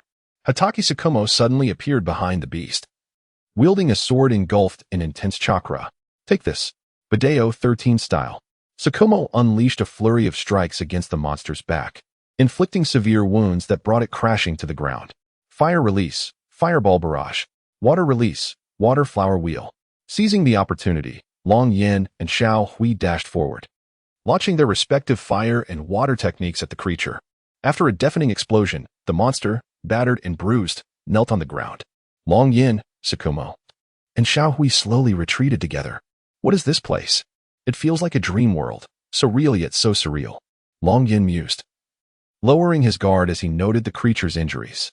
Regardless, we must first defeat this fiend, then seek out Teacher Jing. Tsukumo advised cautiously. Look, you guys. Shaohui gasped in terror, pointing at the creature.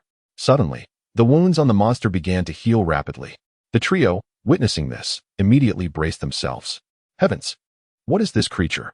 Why are our attacks ineffective? Shaohui exclaimed in disbelief. Tsukumo, Shaohui, perhaps we should utilize a combined ninjutsu. Otherwise, Long Yin said helplessly, glancing at the two. I share the same sentiment. Long Yin and I will continue with Water Flower Wheel and Fireball Barrage, Sakumo. You should incorporate Lightning Release, Lightning Fangs this time. Shall we suggested cautiously. Let us hope it works. Sakumo said resignedly, contemplating that if their combined ninjutsu failed, they might have no choice but to resort to the Abyssal Three Blades. But